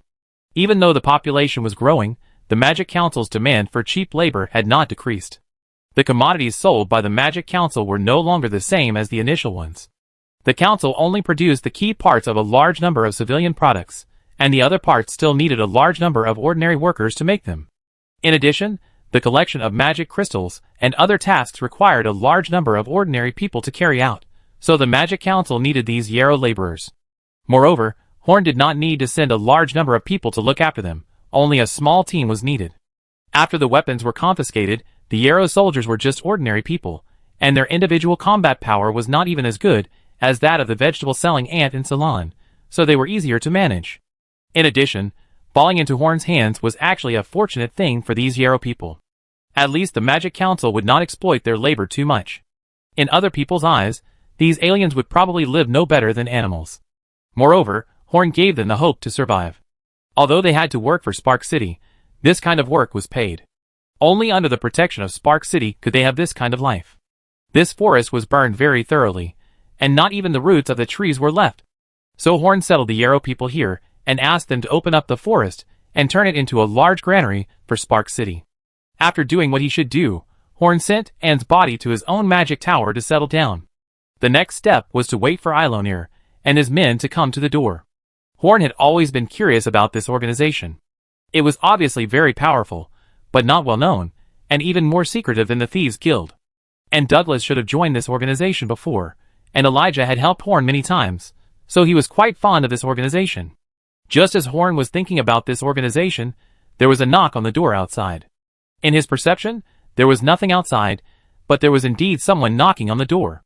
There was only one possibility. It was Eilonir and his friends knocking on the door. Horn waved his hand and opened the door of the Mage Tower. Sure enough, Elijah and little Arya, as well as Eilonir who saved Annie, were standing outside the door. Apart from them, Horn had never seen anyone who could completely deceive his perception. What was supposed to come would always come. Horn had been waiting for them for several days, and today they finally came, which was a relief. Eilonir actually didn't want to wait until so late, but giving Annie the first embrace was unexpectedly exhausting, and he actually entered a period of weakness. Although he was confident that there was no one who could kill him in the God-forsaken land even in his weak state, he still carefully recuperated for a few days before going out. If he did not pay attention to his own safety, how could he continue to cause trouble in front of the gods, and have not died for thousands of years? Please come in, I have been waiting for you for a long time. Horn welcomed the three people in and entered the reception room together. Horn's magic tower was very large, so the reception room was also very grand, and it would not be embarrassing to receive Eilonir and others. You should know that I came here to invite you to join our organization. You can decide whether to join or not after you get to know us. Eilonir went straight to the point. Horn nodded. This was as it should be. He would not rashly join an organization he didn't know at all. Eilonir said word by word, "Our organization is called Salon Will." When Horn heard the word Salon Will, he felt a surge of air from the bottom of his heart, rushing straight to the top of his head, making him feel numb all over. It was not because of the meaning of these 4 words, but because these 4 words themselves had magical power. Ceylon will, that is, the world will of Ceylon world. These 4 words can be said and used by ordinary people at will, and there will be no abnormal situation. But when Eilonir said it, these 4 words gave Horn great throbbing, which seemed to indicate that this organization called Ceylon will was really related to the world will, and it was not just a seemingly high-sounding name. It seems that you have noticed that our organization is not just a few people secretly united together, but was established under the instruction of the world's will, and is the agent of the world's will in the world. While Horn was still in shock, Eilonir dropped another bombshell. Whether the world will exists or not is still undetermined in the whole of Ceylon, because it has never been substantially manifested. But Horn is different. He is sure that the world will exists. Everything he has experienced has an inexplicable driving force behind it. If that driving force is someone, then the strength is too amazing, so he is more inclined to believe that it is a higher level existence than mortals. Horn believes in the existence of the world will, and even Horn may have witnessed the world will with his own eyes. Chapter 541. 10 years ago, when the Origin sacred artifact became complete, Horn had witnessed an inexplicable existence, and according to his speculation, it was the will of the world. After knowing that the Eilonir organization was related to the will of the world, Horn felt a little dry in the mouth, but he pondered for a while, and said, "Even if you are the agent of the will of the world, I can't join rashly. This is not enough to impress me." Eilonir laughed. "I don't expect you to join based on this. There are many conditions in the world that are enough to impress people, but I am not so naive that people will work hard for a false name. What can make you join us is naturally the benefits that can be brought to you after joining us." He was right. If Horn wants to join their organization, it will only be of great benefit to Horn and the Magic Council. In general, our organization does not have any rigid requirements for each member. You can choose to accept or not accept the tasks issued. In fact, we don't have any tasks. At most, we share some information and deal with it if you are interested. So you don't have to worry about being restricted after joining our organization. You can get great support from us. Several people in our organization are important figures in large organizations outside the church. Having connections with them can make your council develop more smoothly. And when you encounter troubles, there may be masters at least at the level of Elijah to help you. Of course, when others encounter troubles, you also have the obligation to help. Eilonir didn't exaggerate deliberately, he just stated the facts in a serious manner, and this alone was enough to attract Horn. Ilya rolled his eyes. Eilonir's words seemed to say that he was the weakest person in the organization, but if you think about it carefully, Horn was a little tempted. He didn't have to be too restricted, and there were many benefits. No one would refuse such conditions. However, he still had to ask clearly what he needed to do after joining this organization. There is no free lunch in the world. Strong power is usually followed by important obligations. After joining your organization, what is my main task? This shouldn't just be a mutual aid organization among elites. Of course not. A cold light flashed in Eilonir's scarlet eyes. We are the agents of Ceylon's will, so we must naturally make the will of the world's will come true. What is the will of the world's will? Of course it's to kill gods, Eilonir said with narrowed eyes. Kill gods? Why kill gods? Horn's eyes lit up. If the goal of this organization is really to kill gods, then it coincides with the ultimate goal of the Magic Council. In this case, it is not a bad idea to join this organization. Eilonir coughed lightly, indicating that his mouth was dry from talking. Horn tactfully handed him a glass of juice. It seemed that he was about to start a long speech. Eilonir frowned at the juice. Horn knew that he liked to drink blood, but Horn had no blood for him to drink. Do you know what the gods of Ceylon are? Eilonir took a sip of the juice and nodded. The taste was surprisingly good. The gods worked together to create Ceylon. Each god holds a certain authority in Ceylon, and is the supreme existence. What Horn said was what the church said to its followers, but he was not naive enough to believe the church's lies. But I have read the records of the ruins of the ancient human empire. Based on the above content, it is speculated that these gods are more like alien powers, who stole the power of Ceylon during the civil strife in Ceylon. Eilonir nodded. Horn's knowledge was not too poor. At least the information did not all come from the church, but also from the ancient human empire. Speaking of the ancient human empire, Eilonir showed a nostalgic look on his face. That should have been the most powerful time for Ceylon. After thinking for a while, Eilonir came back to his senses. What the church said is bullshit. Although what the ancient empire said is correct, it is too one-sided. What I will say next is the truth of history. Horn raised his eyebrows. His words were too full of confidence. How can you guarantee that what you said is the truth? Eilonir's mouth cracked, and a strange breath emerged from his body, ancient and stale, as if it had been washed away by countless times.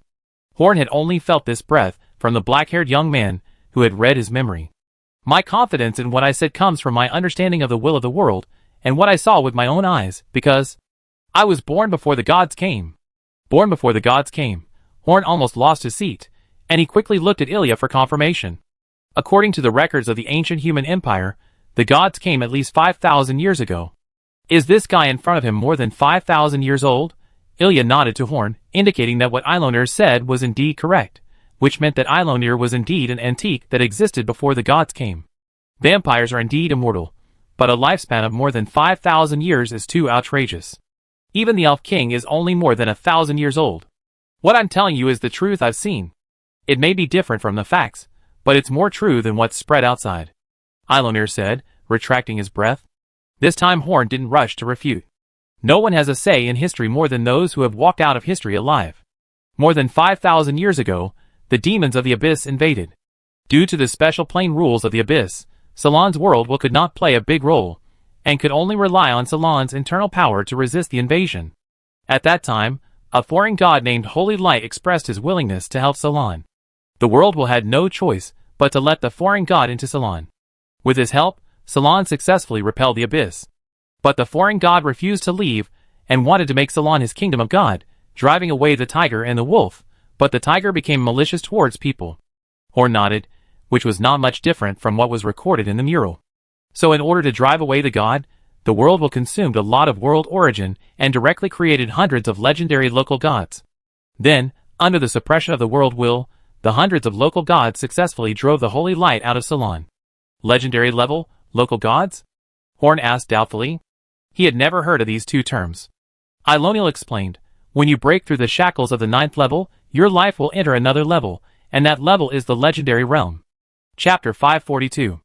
And now the gods of Salon are essentially legendary strongmen, but they are called gods because they have certain powers of Salon. However, there is a huge gap between their strength and that of the foreign gods, and even their essence is completely different, Eilonir said disdainfully.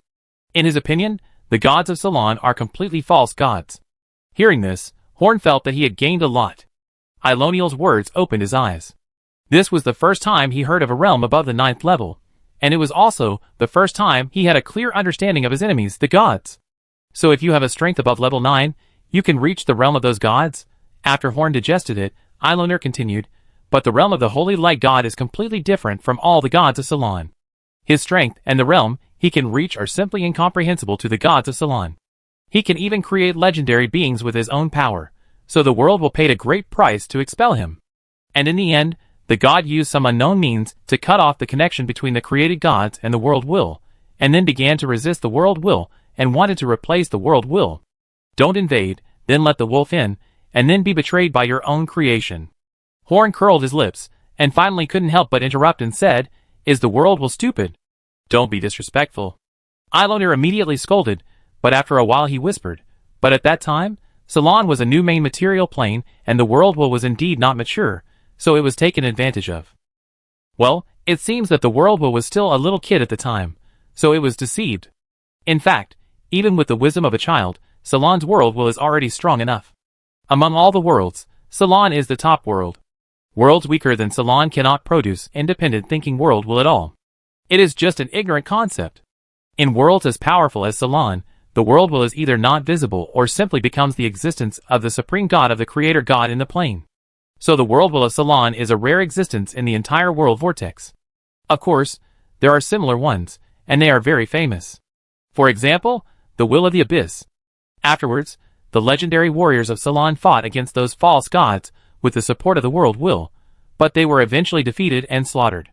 However, at this time, the number of false gods had reached a level that the world could handle, so the world will mobilize the power of the entire world to start expelling these false gods. Although they could not be squeezed out of this world, they could only stay in the affiliated small world outside Salon, their kingdom of God, but their true bodies could not descend on Salon, protecting all intelligent creatures in Salon. Therefore, the main task of our Salon organization is to greatly weaken the power of the church, and it is best to successfully complete the god killing. As long as we only need to kill one god, the power comparison between the world will and those false gods will change, and our situation will get better and better. Eilonir talked for a long time, and Horn probably understood it. If everything he said was true, then Horn could accept joining this organization. Because the purpose of this organization is the same as the ultimate goal of Horn's Magic Council, joining Salon will can be regarded as finding a group of powerful comrades for himself. After observing Horn's expression, Eilonir asked, I have said everything I need to say. What is your decision? Horn waited carefully and held out his hand to Eilonir. I choose to join. Very good, this is a wise choice. Eilonir wanted to laugh and took out a black ring with a gold border from his pocket. The number on the ring was 6. This is Douglas' ring, which is the certificate of our organization's identity. Ilya will tell you other things about our organization and how to use this ring. Horn looked at it briefly and put the ring into his pocket. Now, he was considered a member of the Will of Salon. Since you have joined, I will not bother you anymore. There should be opportunities for cooperation in the future. Come to me with the ring in 5 years, pick up your girlfriend, and then establish contact with the Will of the World at the headquarters. Only then can you officially become a member of the organization. Eilonir waved his hand, and N's body floated up and flew out of Horn's mage tower with him. After he was sure that Horn had joined, he didn't want to stay with Horn anymore. Looking at Eilonir, who suddenly broke out of the door, Horn said blankly, Is this his style of doing things? Yes, he likes to show up at the critical moment and leave when you least expect it. After all, he has lived so long, it is normal to have some quirks. Ilya shrugged. Horn smiled bitterly and said, Tell me about what he asked you to introduce.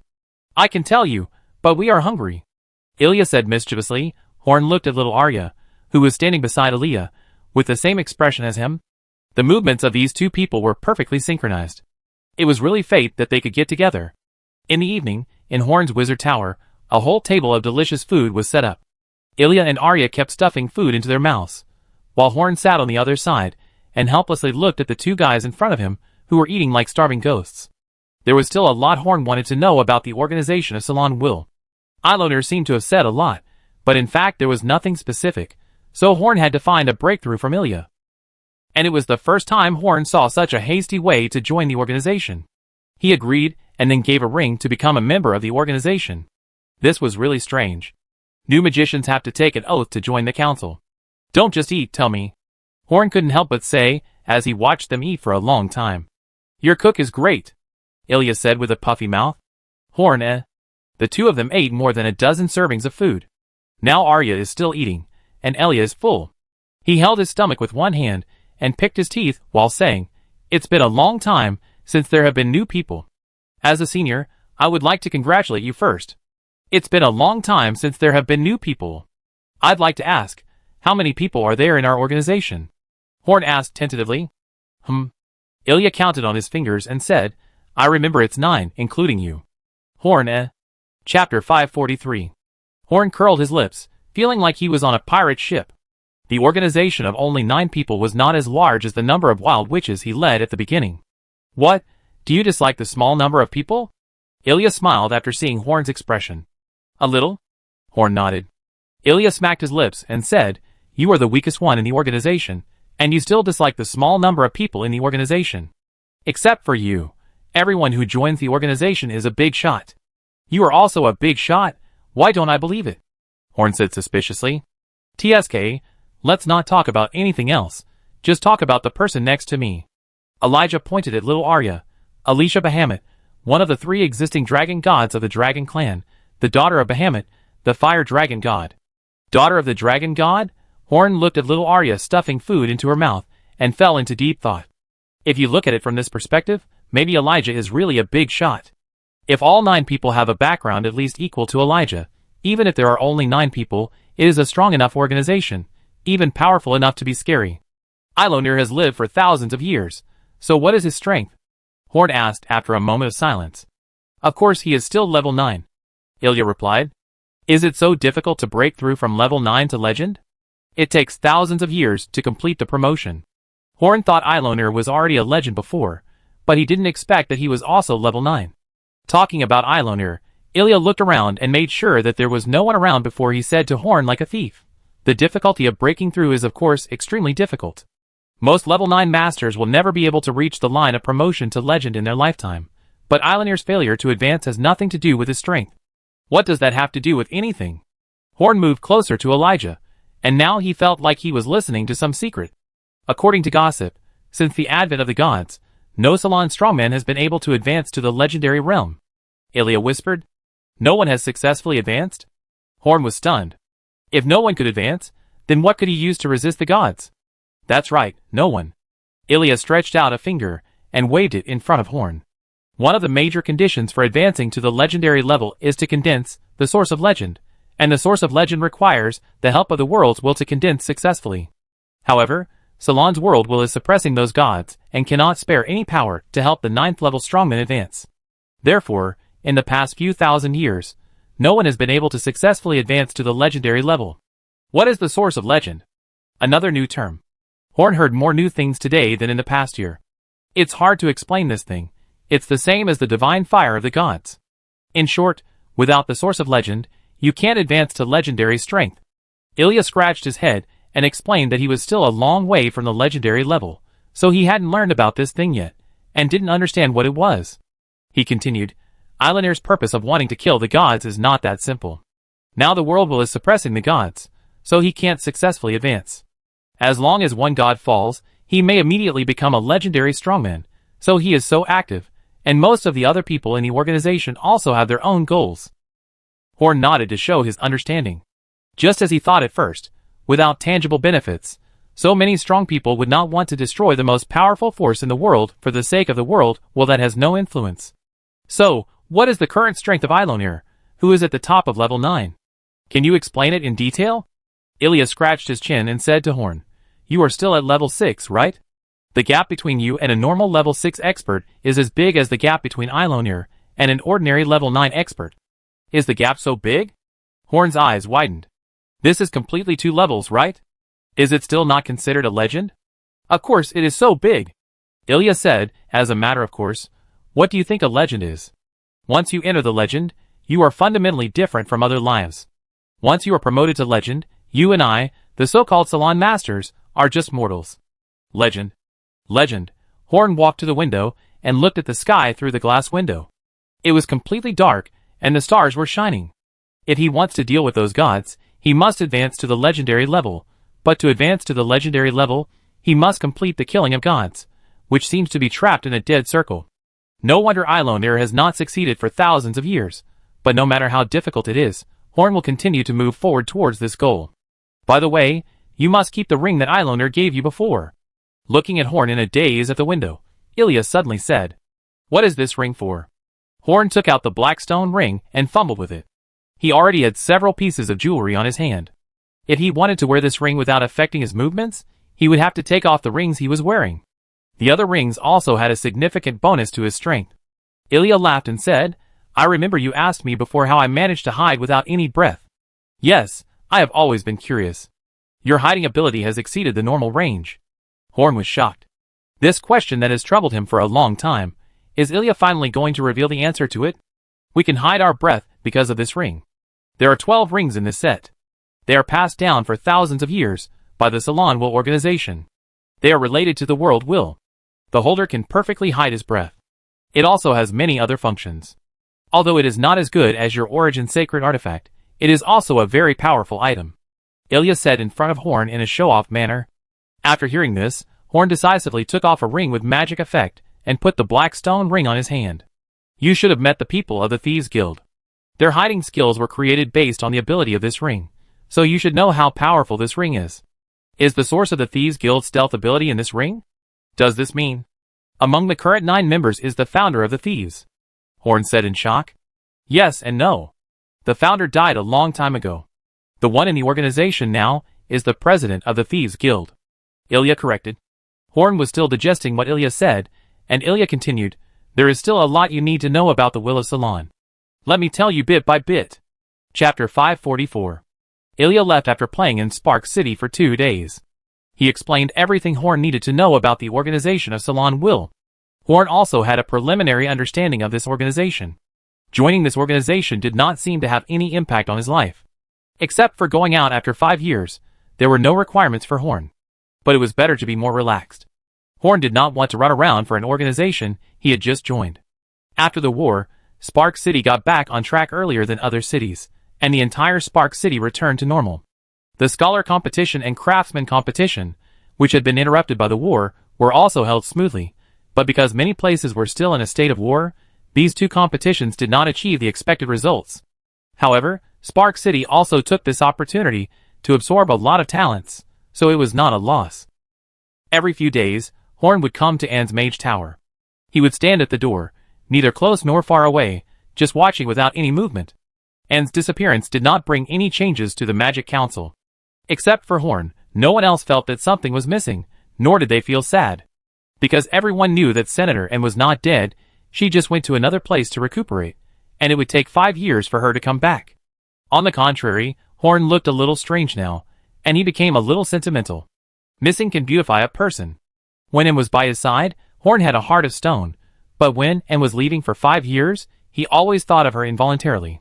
This is the 5th time I've seen you standing here. This is not good. The scene in front of Horn suddenly broke, the sky became dim, and it was already night.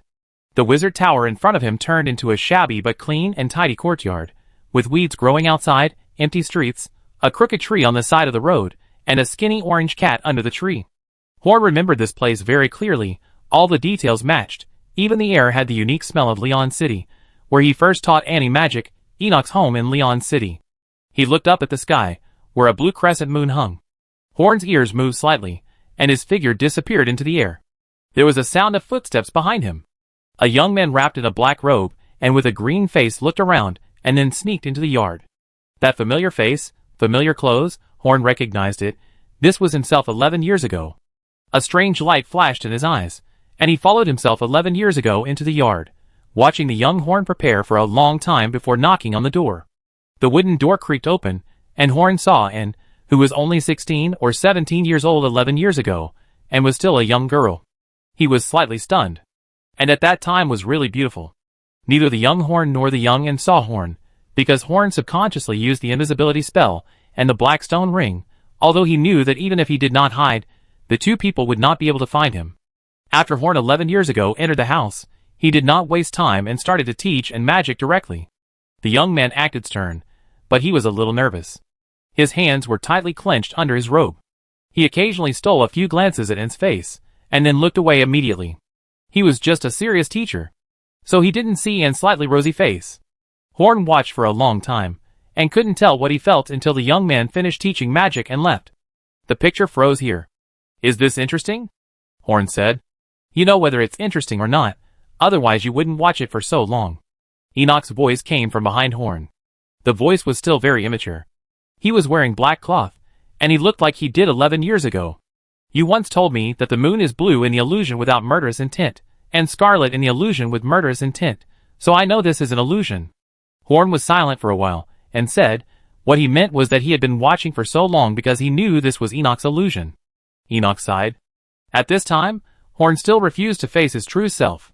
"If you hadn't lost your mind, my illusion wouldn't have affected you so easily, and this illusion wasn't created by me, but by your subconscious mind." Horn remained silent. "I know you don't want to say it, and I know what you're worried about, but in my opinion, what you're worried about is completely unnecessary."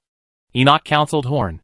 Just like when Enoch was studying the printing press, and forgot to eat and sleep, Horn went to force him to correct him. In Enoch's opinion, Horn was now in a dead end, and needed someone to pull him out, and that person was him. "I have a lot of things to do, and I can't be distracted by love," Horn explained to Enoch. "It won't take up too much of your time to admit that Annie is here. At least the time you spend standing in front of her door is enough." Enoch interrupted Horn. "I am always ready to sacrifice myself for the cause of magic, and I don't want to implicate her," Horn said after a moment of silence. Enoch sneered. "Even now, Annie will accompany you if you die." "Behind me." "Stop." Enoch put his hand in front of Horn, stopping him from talking any more. "As long as you want, no matter how many reasons you have, you can't be stopped. On the contrary, if you don't want to, you can come up with countless reasons. What you need to do is not to consider this or that, but to face your heart and think about what you want to do, and what you should do, as you are now. Even if you take her back in 5 years, the situation will not change at all. You will only hurt her." After saying this, Enoch disappeared into the illusion, leaving only Horn here. If Horn wanted to, he could break free at any time. Standing there, Looking at the lights in the house, Horn thought for a long time, then shook his head and chuckled. The whole space collapsed, and he appeared in front of Anne's mage tower again.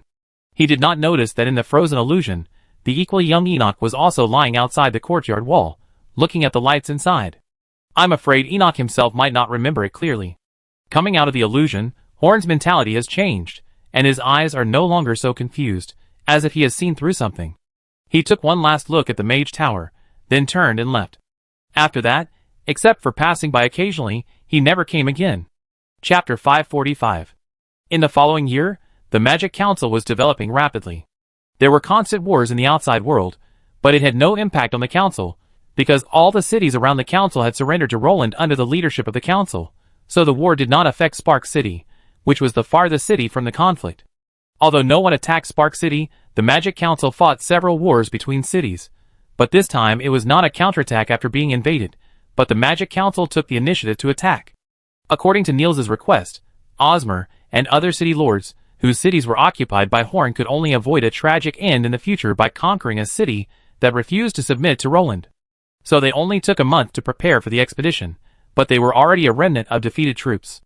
Except for Osmer's forces, other cities simply did not have the ability to occupy another city. After all, most of the cities in the surrounding marginal area surrendered, and the remaining cities they could attack were either slightly closer to the center or farther away. So in order to avoid being assigned to a barren land that no one wants, these city lords all came to the Magic Council. After signing some treaties that were very beneficial to Spark City, the Magic Council sent a large number of magicians, who were not satisfied with the war, to help these poor city lords solve their livelihood problems. The magicians have various abilities, and their fighting enthusiasm is very high, so they easily conquered several cities. Of course, the magicians only cast spells at a distance, not in close combat, so there are few injuries. In this way, before Roland completely conquered the Alien Alliance, the Magic Council helped Roland unify the entire eastern region of the God-forsaken land. The unification of the eastern region also led to the surrender of many fence-sitting city lords, so the Magic Council also helped the Acuan family relieve a lot of pressure. Now only Moonlight Castle is still relatively independent in the entire eastern region. Although they express support for Roland's unification, they are not under Roland's management. In fact, even if Moonlight Castle expressed its willingness to join, Roland would not agree. Samuel is the son of the Elf King. Just based on this identity, Roland would not agree to include Moonlight Castle in the territory. The elves who could fight head-on, with several surrounding churches, were considered giants in the entire God-forsaken land. Roland was not stupid enough to openly accept the son of the Elf King as his subordinate. After all, relying on the geographical advantages of the God-forsaken land, Roland dared not take the churches outside seriously, but the elves were not affected by the terrain of the God-forsaken land. After the border was stabilized, the war between the Acuan family and the Alien Alliance was also going smoothly. Nearly half of the key figures in the Alien Alliance were Roland's undercover agents. This war was naturally one-sided, so it took less than a year for the Acuan family to successfully conquer this giant that had been confronting Acuan for 1,000 years. After conquering the Alien Alliance, Roland's army began to sweep across the entire God-forsaken land. It took less than a month for almost all the city lords, who still wanted to maintain their independence, to either surrender or be eliminated. The treatment of these surrendered city lords was not as good as that of the first batch of city lords who surrendered. They were all sent to the edge of the God-forsaken land, and some were even sent to the territory of the Alien Alliance, and their territories became much smaller. Many city lords, who were forced to surrender by Horn at the beginning, actually began to think well of Horn. In the center of the forsaken land of God, a flying boat was moving faster than a horse galloping. On the side of the flying boat, there were more than 20 black-robed magicians sitting on flying carpets to escort it. The shape of this flying boat was somewhat similar to the chariot of the Yarrow people, but it was much more comfortable. This was a magic flying boat created by the forging tower based on the chariot of the Yarrow people. Due to its size and weight, the magic flying boat could not fly high into the sky like a magic flying carpet or a broom.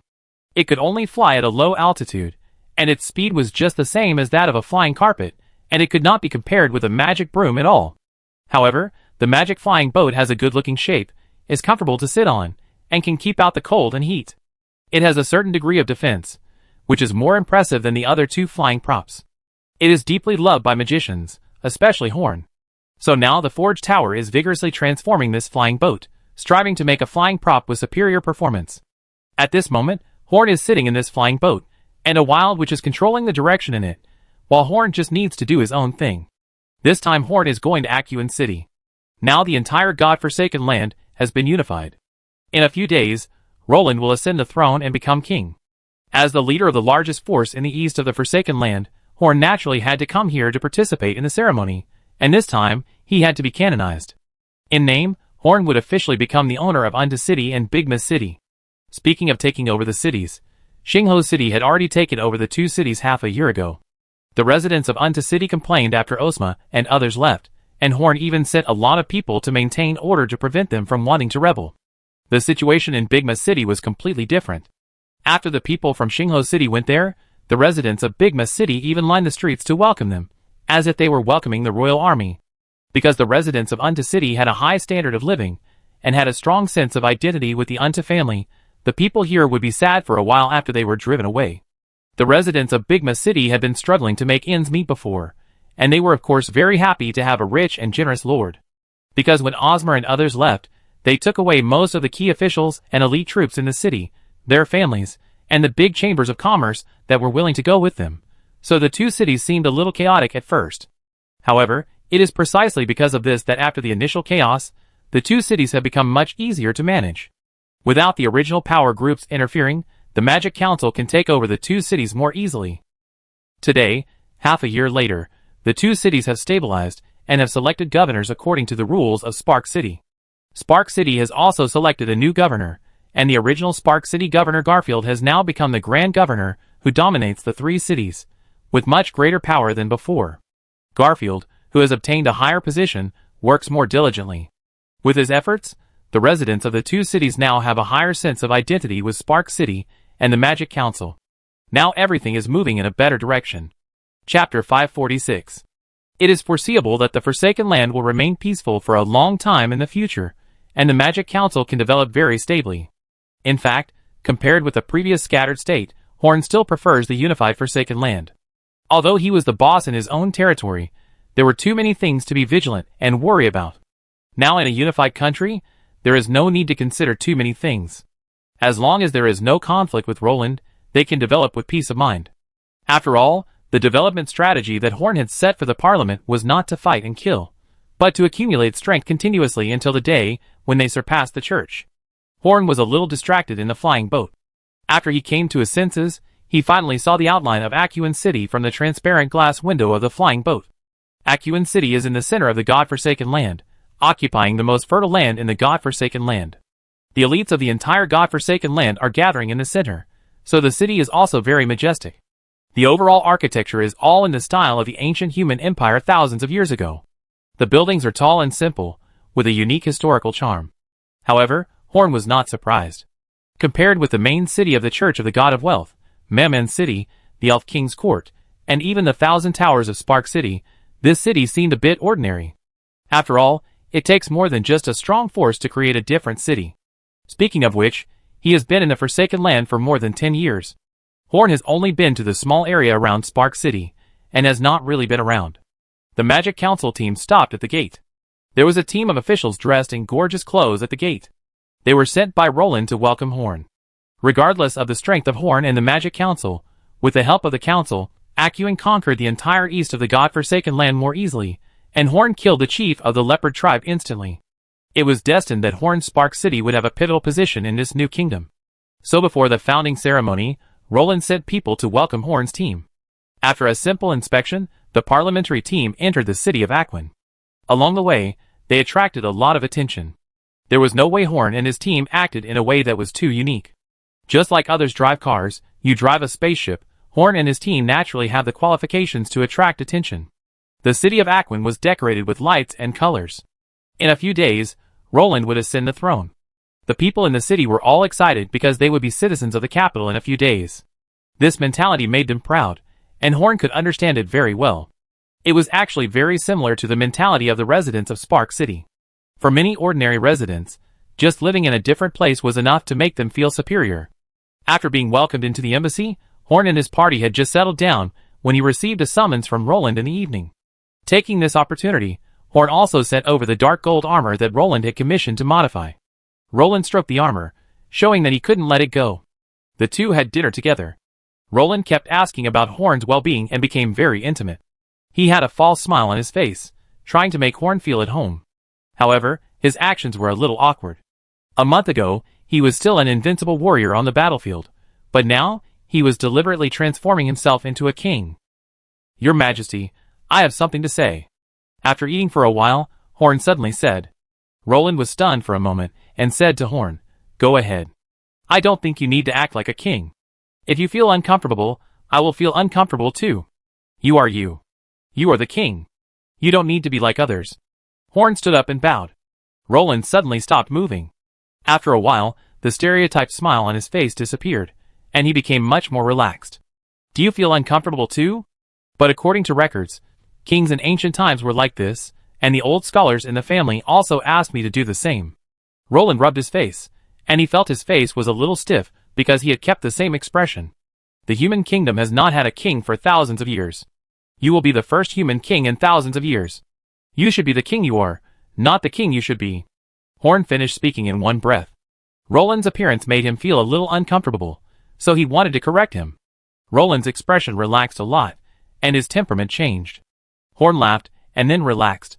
It was easier to communicate with Roland like this. Horn had felt like he was facing a conspirator before, so he naturally didn't want the future king to be a gloomy guy. It wasn't that Horn's words changed Roland's attitude, but Roland had been struggling with this for a long time, and Horn's words were more like an excuse for Roland to make a choice. And the change was not just about the attitude when dealing with people, which was just a superficial external performance. Inwardly, this change was about what kind of country Roland would create in the future. If Roland chooses to become a king in the records of their family, then the country will be full of power and conspiracy in the future, and Horn's life may not be easy. If he chooses to be himself, then according to Horn's understanding of Roland, the new country will be full of vitality and hope. At least when Roland is alive, the country will strive to make progress, and the parliament will have a much better life. Which of the two is the most suitable choice for the new country, Horn does not know. After all, Horn has never created a country. It is enough for him to choose the most effective one for the parliament. After talking things over, the conversation between the two became much more normal. They clarified some things between Acuin and the Magic Council, and this meeting was a great success for both the host and the guest. When Horn left, Roland even stood up and saw him to the door. Those who didn't know would think that they were old friends who had been together for a long time. However, Horn was not fooled by the surface of harmony. The core of their relationship was still interests. As long as the interests of both parties were not damaged, they would love each other. However, once Roland wanted to damage the interests of the council, or the council threatened Roland's position, it was estimated that both sides would not look good. For Horn, the best situation was to maintain the status quo. He was not interested in royal power or wealth, because his goal was much greater than Roland's. Chapter 547. Roland will be crowned king in 3 days, so Horn took advantage of these days to walk out of the embassy alone and stroll around the city. Although there is nothing particularly eye-catching about the architecture, there are still many new things here that Horn finds interesting. After all, this is the center of the entire God-forsaken land, where you can always see some strange people and things. Warriors above level 6 can be seen everywhere, and there are many extraordinary people in Spark City, but most of them are spellcasters, and their overall strength is still far behind here. After all, it is a city that is about to become a royal city, and the heritage here is still deeper than that of Spark City. Moreover, compared with looking at the scenery, Horn prefers to look at people. Everyone seems to have a different story, and a different life. They are the protagonists in their lives. After Annie left, Horn also became a little sentimental. Horn did not bring any followers with him. He walked alone in the streets and alleys, watching the performances of street artists from time to time, and occasionally stopped in front of snack stalls. He spent most of his time in the past year practicing and researching. It would be nice to take advantage of the opportunity to come to Acuin City to relax. After walking around for a while, Horn was a little disappointed. No one came to trouble him.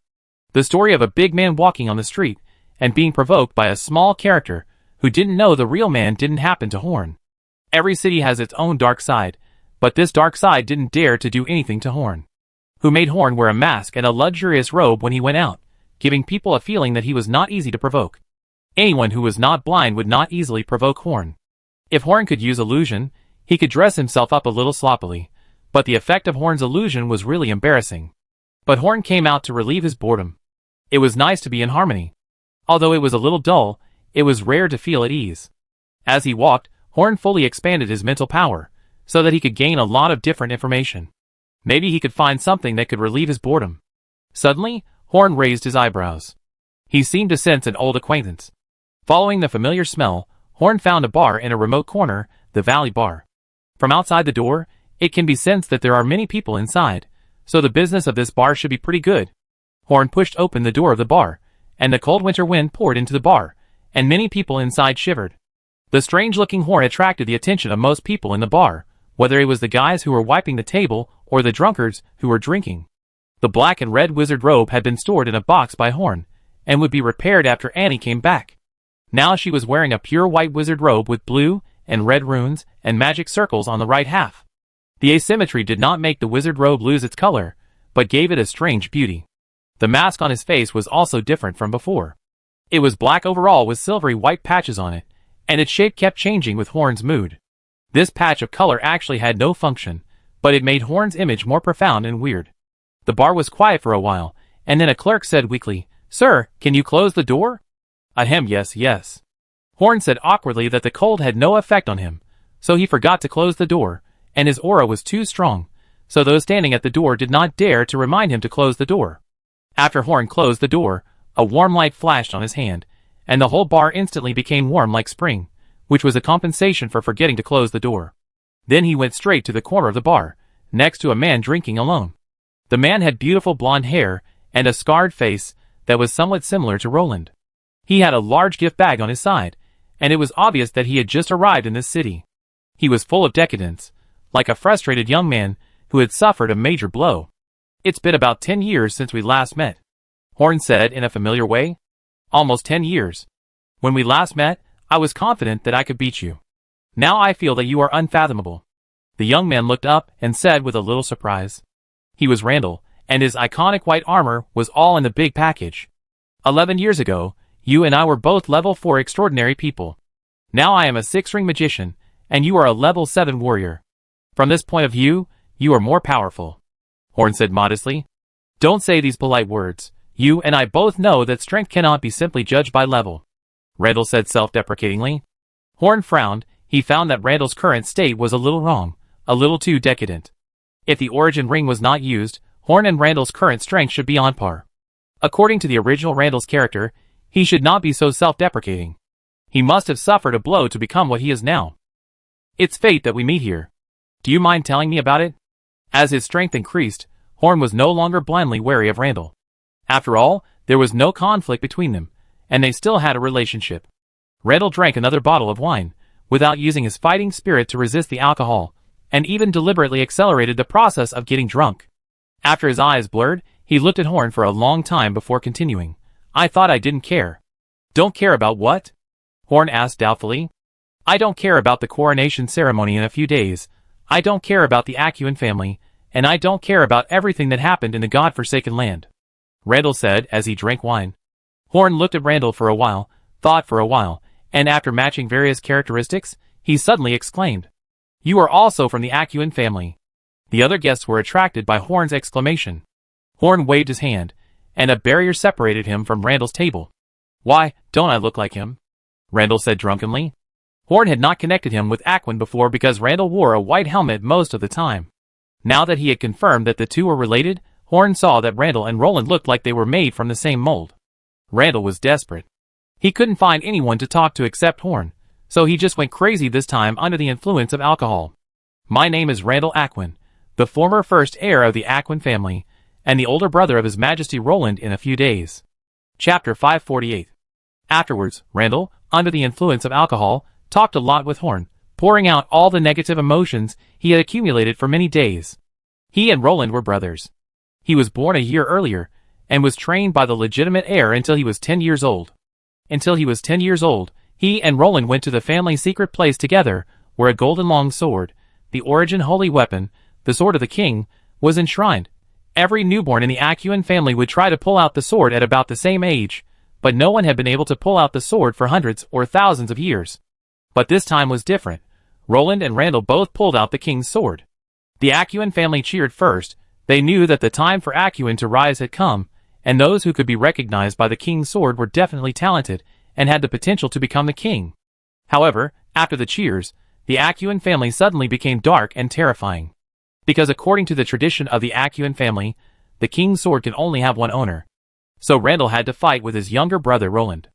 After all, Randall had the advantage of age, and his education was a little better than Roland, so he had all the advantages. But when he was about to kill, he couldn't bear to do it, and then he was pierced by a sword. Speaking of this, Randall turned his head and lifted his hair. There was a scar on the back of his head that was the same as the wound on his face. Horn widened his eyes and looked at the scar. Only then did he realize that the scar on Randall's face was a penetrating wound. "How did you survive?" Horn asked in shock. "How did you survive? I don't know either," Randall said with a wry smile. He said he didn't know, but he just didn't want to tell Horn. After that, his body was stolen by the Holy Light Church, and then he was resurrected by the ninth Holy Spirit Albemus himself, and became the most loyal knight of the Holy Light Church. Randall sighed and lay on the table. "I thought I had lost contact with everything, but when I heard that Roland was about to ascend the throne, I still wanted to come and see." Horn didn't know what to say about Randall's situation. All he could do was to be a good listener. Randall muttered for an hour before he finally finished the story. Of course, Randall did not tell Horn about the Holy Light Kingdom, but he did not hide the rest. Playing with the wine glass in his hand, Horn's impression of Randall changed. He originally thought that Randall was just a talented warrior, but now it seems that he is a tragic prince. After finishing speaking, a trace of fighting spirit flashed across Randall's body, and the whole person sobered up instantly. "I shouldn't tell you about what happened today, but I really want to find someone to talk to, so I hope you don't spread it," Randall said solemnly. "Don't worry, I won't say anything nonsense." "Do you need my help?" Horn said concernedly. "No help or sympathy, I just came to see you, that's all." After that, Randall left a small pile of gold coins on the table, and left the bar with a huge bag in one hand. Horn sat there for a while, then chuckled. Randall's story was enough to entertain him. Royal gossip was the favorite of the nobles. Although Horn did not regard himself as a noble, he was still very touched when he heard it. He had a very fulfilling day. He was naturally not interested in spreading other people's scandals like a gossip monger, but Horn felt that this royal secret was quite valuable, and even felt that it was more meaningful than the coronation ceremony he was about to attend. 3 days later, a pure gold throne was placed on the high platform in the square in front of the palace. The residents of the entire Acuin city, as well as the dignitaries, who came from other places, crowded into the square, and even the roofs of the houses on the street were full of people. It can be said that the streets were empty. Roland's grandfather, a trembling old man leaning on a cane, followed by 2 maids, one holding a crown and the other holding a scepter. Horn, who was standing in the front of the stage, showed a surprised expression on his face. The old man seemed to be in his twilight years, but his body contained an incomparable surge of power. Horn didn't know how he compared to Eilonir, but he was definitely much stronger than Bagheera. The old man put the crown on Roland's head and handed the scepter to him. Roland straightened the crown, then looked at the exquisite scepter in his hand and shook his head gently, then stood the scepter on the ground, then drew the king's sword and pointed it straight at the sky. The sword radiated a dazzling brilliance, and Roland seemed to be covered with a layer of golden clouds. At this moment, everyone except Roland knelt down, the common people knelt on both knees, and the nobles knelt on one knee, cheering incessantly, and the roar of the mountains and the sea lasted for a long time. In this way, Roland officially became the king of the God-forsaken land, and the kingdom of Keen was officially established. This year is also called the first year of Keen. The next step should be to reward the heroes who have made contributions in this war, but before that, I want to do another thing first, Roland suddenly said halfway through the process. No one objected to his words. He was now the king of the God-forsaken land, so he could do whatever he wanted. You may not know that I have a biological brother. He left me when I was 9 years old. Today, I will appoint him as the Prince of the North in the name of Roland Acuin.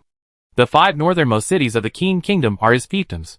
As long as he is willing to come back, that position will be his, Roland said solemnly. When Roland mentioned that he had a biological brother, some elders of the Acuin family changed their expressions. They had always known that Roland was dissatisfied with them because of Randall, but they did not expect that he would bring it up on the table. However, they were relieved when they heard the latter part. Now it seems that he was just remembering his brother. After all, the man was dead, and the prince and the fiefdom were just a formality. However, Two people in the audience understood that this should not be just a formality, because Randall was still alive. Far away from the stage, Randall, who was hiding in the crowd, smiled knowingly, and his frown relaxed. All the resentment in his heart disappeared, and then he picked up his bag and disappeared in the crowd. Maybe Roland was just pretending to remember himself, or maybe he did this just to give himself a good reputation, but for Randall, this was enough. Horn, who had been paying attention to Randall with his mental power, also smiled. This should be a better ending. The story a few days ago, it's not bad to end like this. Chapter 549. After that, Roland began to reward people according to their merits. Niels was appointed as the Prime Minister of the kingdom, and several 9th-level warriors of the Acuin family were appointed as generals. At the same time, a large number of city lords were given titles. Horn was named the Grand Duke of Spark, with the 3 cities of Spark, Antu, and Bigma as his territories. Horn had absolute power within the territories. The city lord of the Sword Saint was also granted the title of Duke. After a complicated ceremony, Horn finally came down from the high platform. After he came down, many city lords and nobles approached Horn, or expressed their goodwill with words.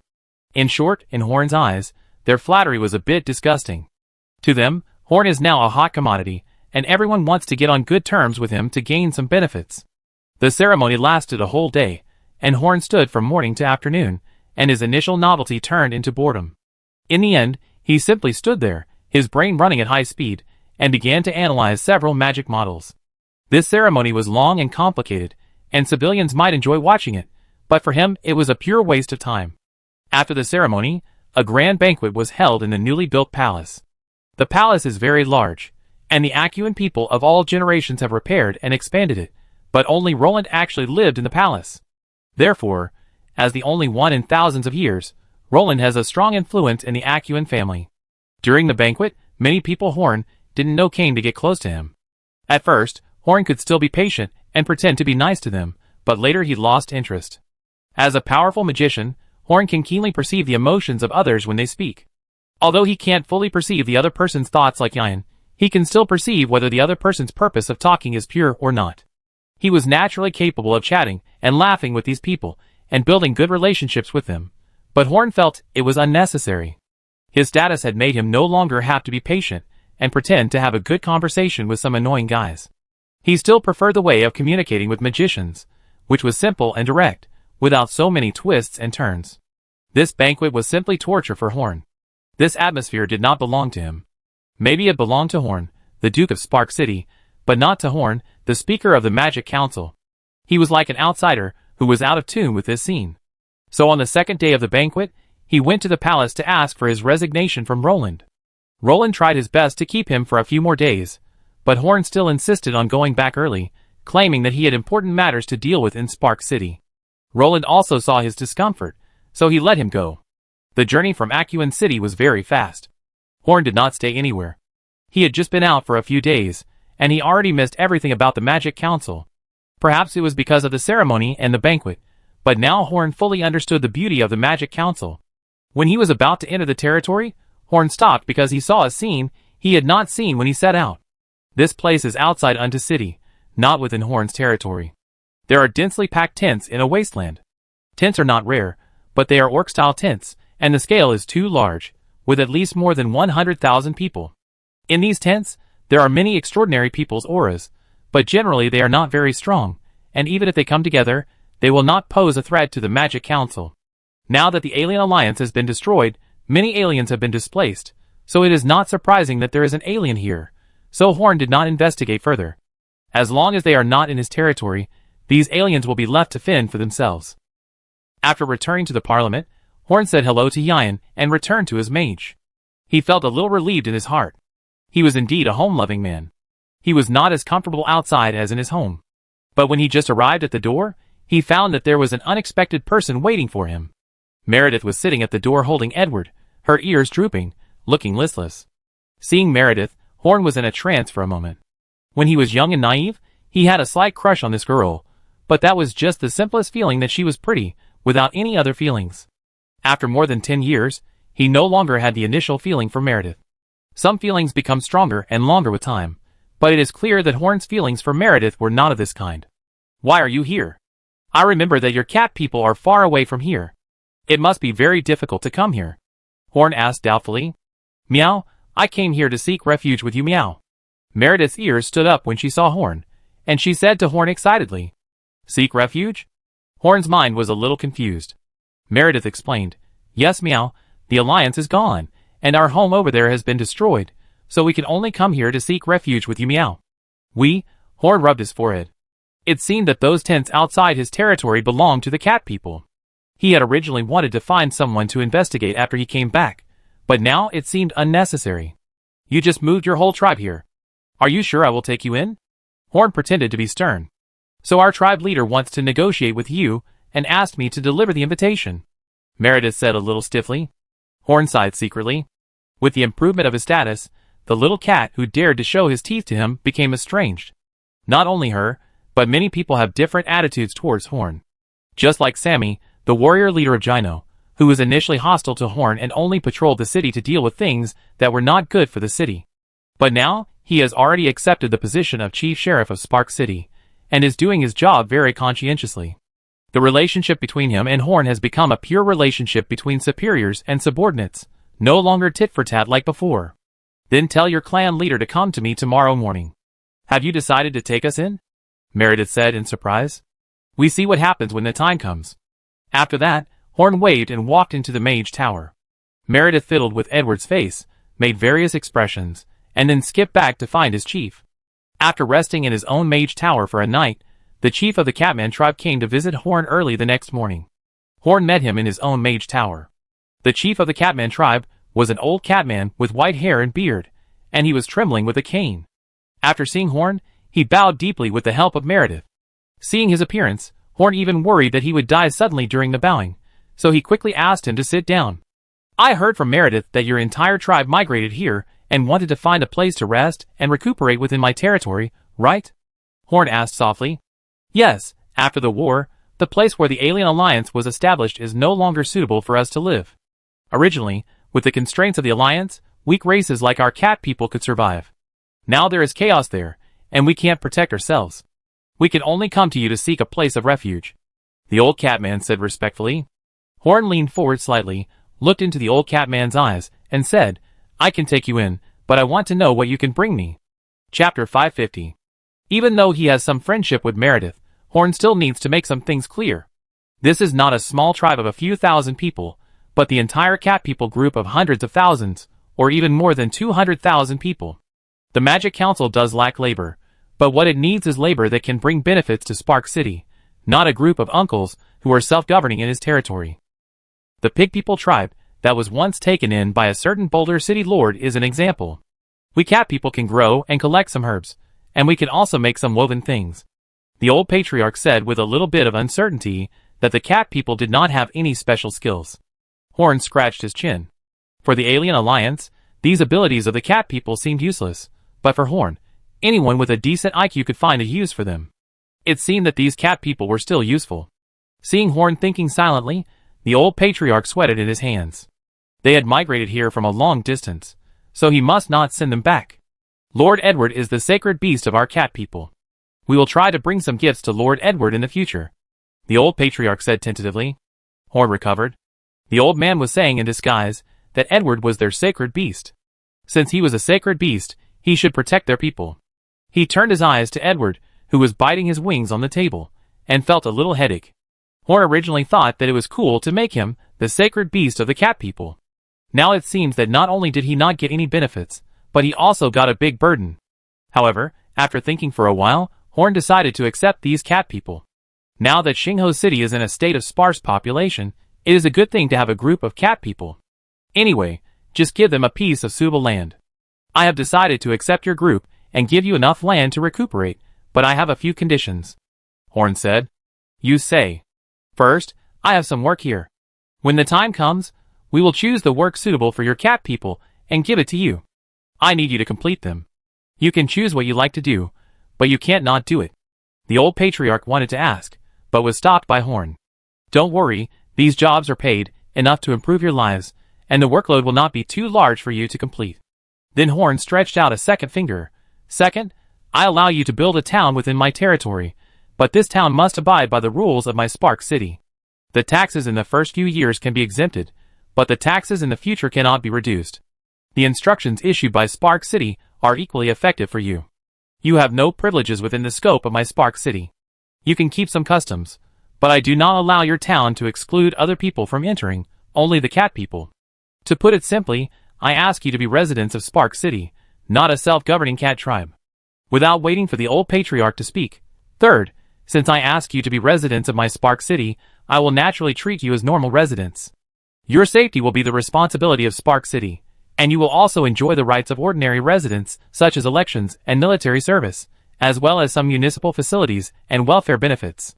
After stating the three conditions, Horn revealed a trace of majesty, with magic power surging on his body, and the whole person seemed unfathomable. These are all my conditions.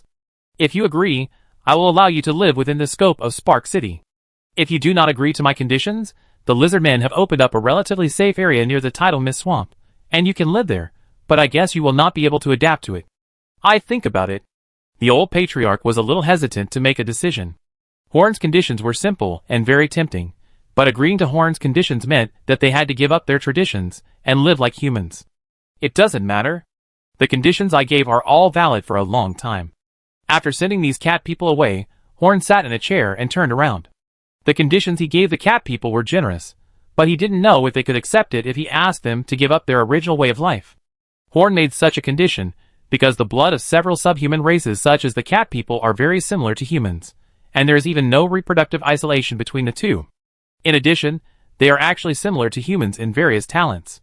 They appear to be weaker in the alien alliance because they are close to humans. In the human side, they are actually similar to normal people, or even slightly stronger. They can perfectly integrate into human society. The offspring of humans and cat people can only be cat people or humans. There will be no half-cat people or other races, so they will not pollute the human bloodline or cause the cat people to die out. Therefore, accepting this catman race is like having hundreds of thousands of more people out of thin air. As for whether discrimination or not, at least within his own territory, Horn can guarantee that there will not be too many problems. A few days later, the Catman chief came again, and as Horn expected, he finally agreed to Horn's conditions. Because there are not many places where their tribe can survive safely, in Horn they can at least get normal human treatment, while in other places they can only be exploited. Horn handed over all matters concerning the cat people to Garfield. He had been the governor for more than 10 years, and was much more skilled than Horn in handling such matters. Moreover, he could always make things better and more in line with his own wishes. He was also old now, but with the nourishment of many magic health products of the Magic Council, he still looked very young. In any case, as long as he did not make too many mistakes during his term, his name as the first governor of Spark City would probably be written into the history books. After finishing his chores, Horn entered a normal state of cultivation. The title of Grand Duke did not have a big impact on his life. It just gave him an extra name that sounded more intimidating when he reported his name. Many newly appointed nobles came to Xingho City to visit Horn, but they were all turned away before they saw Horn. With the establishment of the Kingdom of Qin, the nobles, a class that had withdrawn from the stage of history thousands of years ago, revived again. They all enjoyed privileges in the forsaken land of God. However, these nobles are only of noble status now. The power of the nobles is now greatly limited, and there are not many nobles who have their own fiefdoms. Therefore, in the Kingdom of Qin, the relationship between the nobles and the common people is still quite harmonious.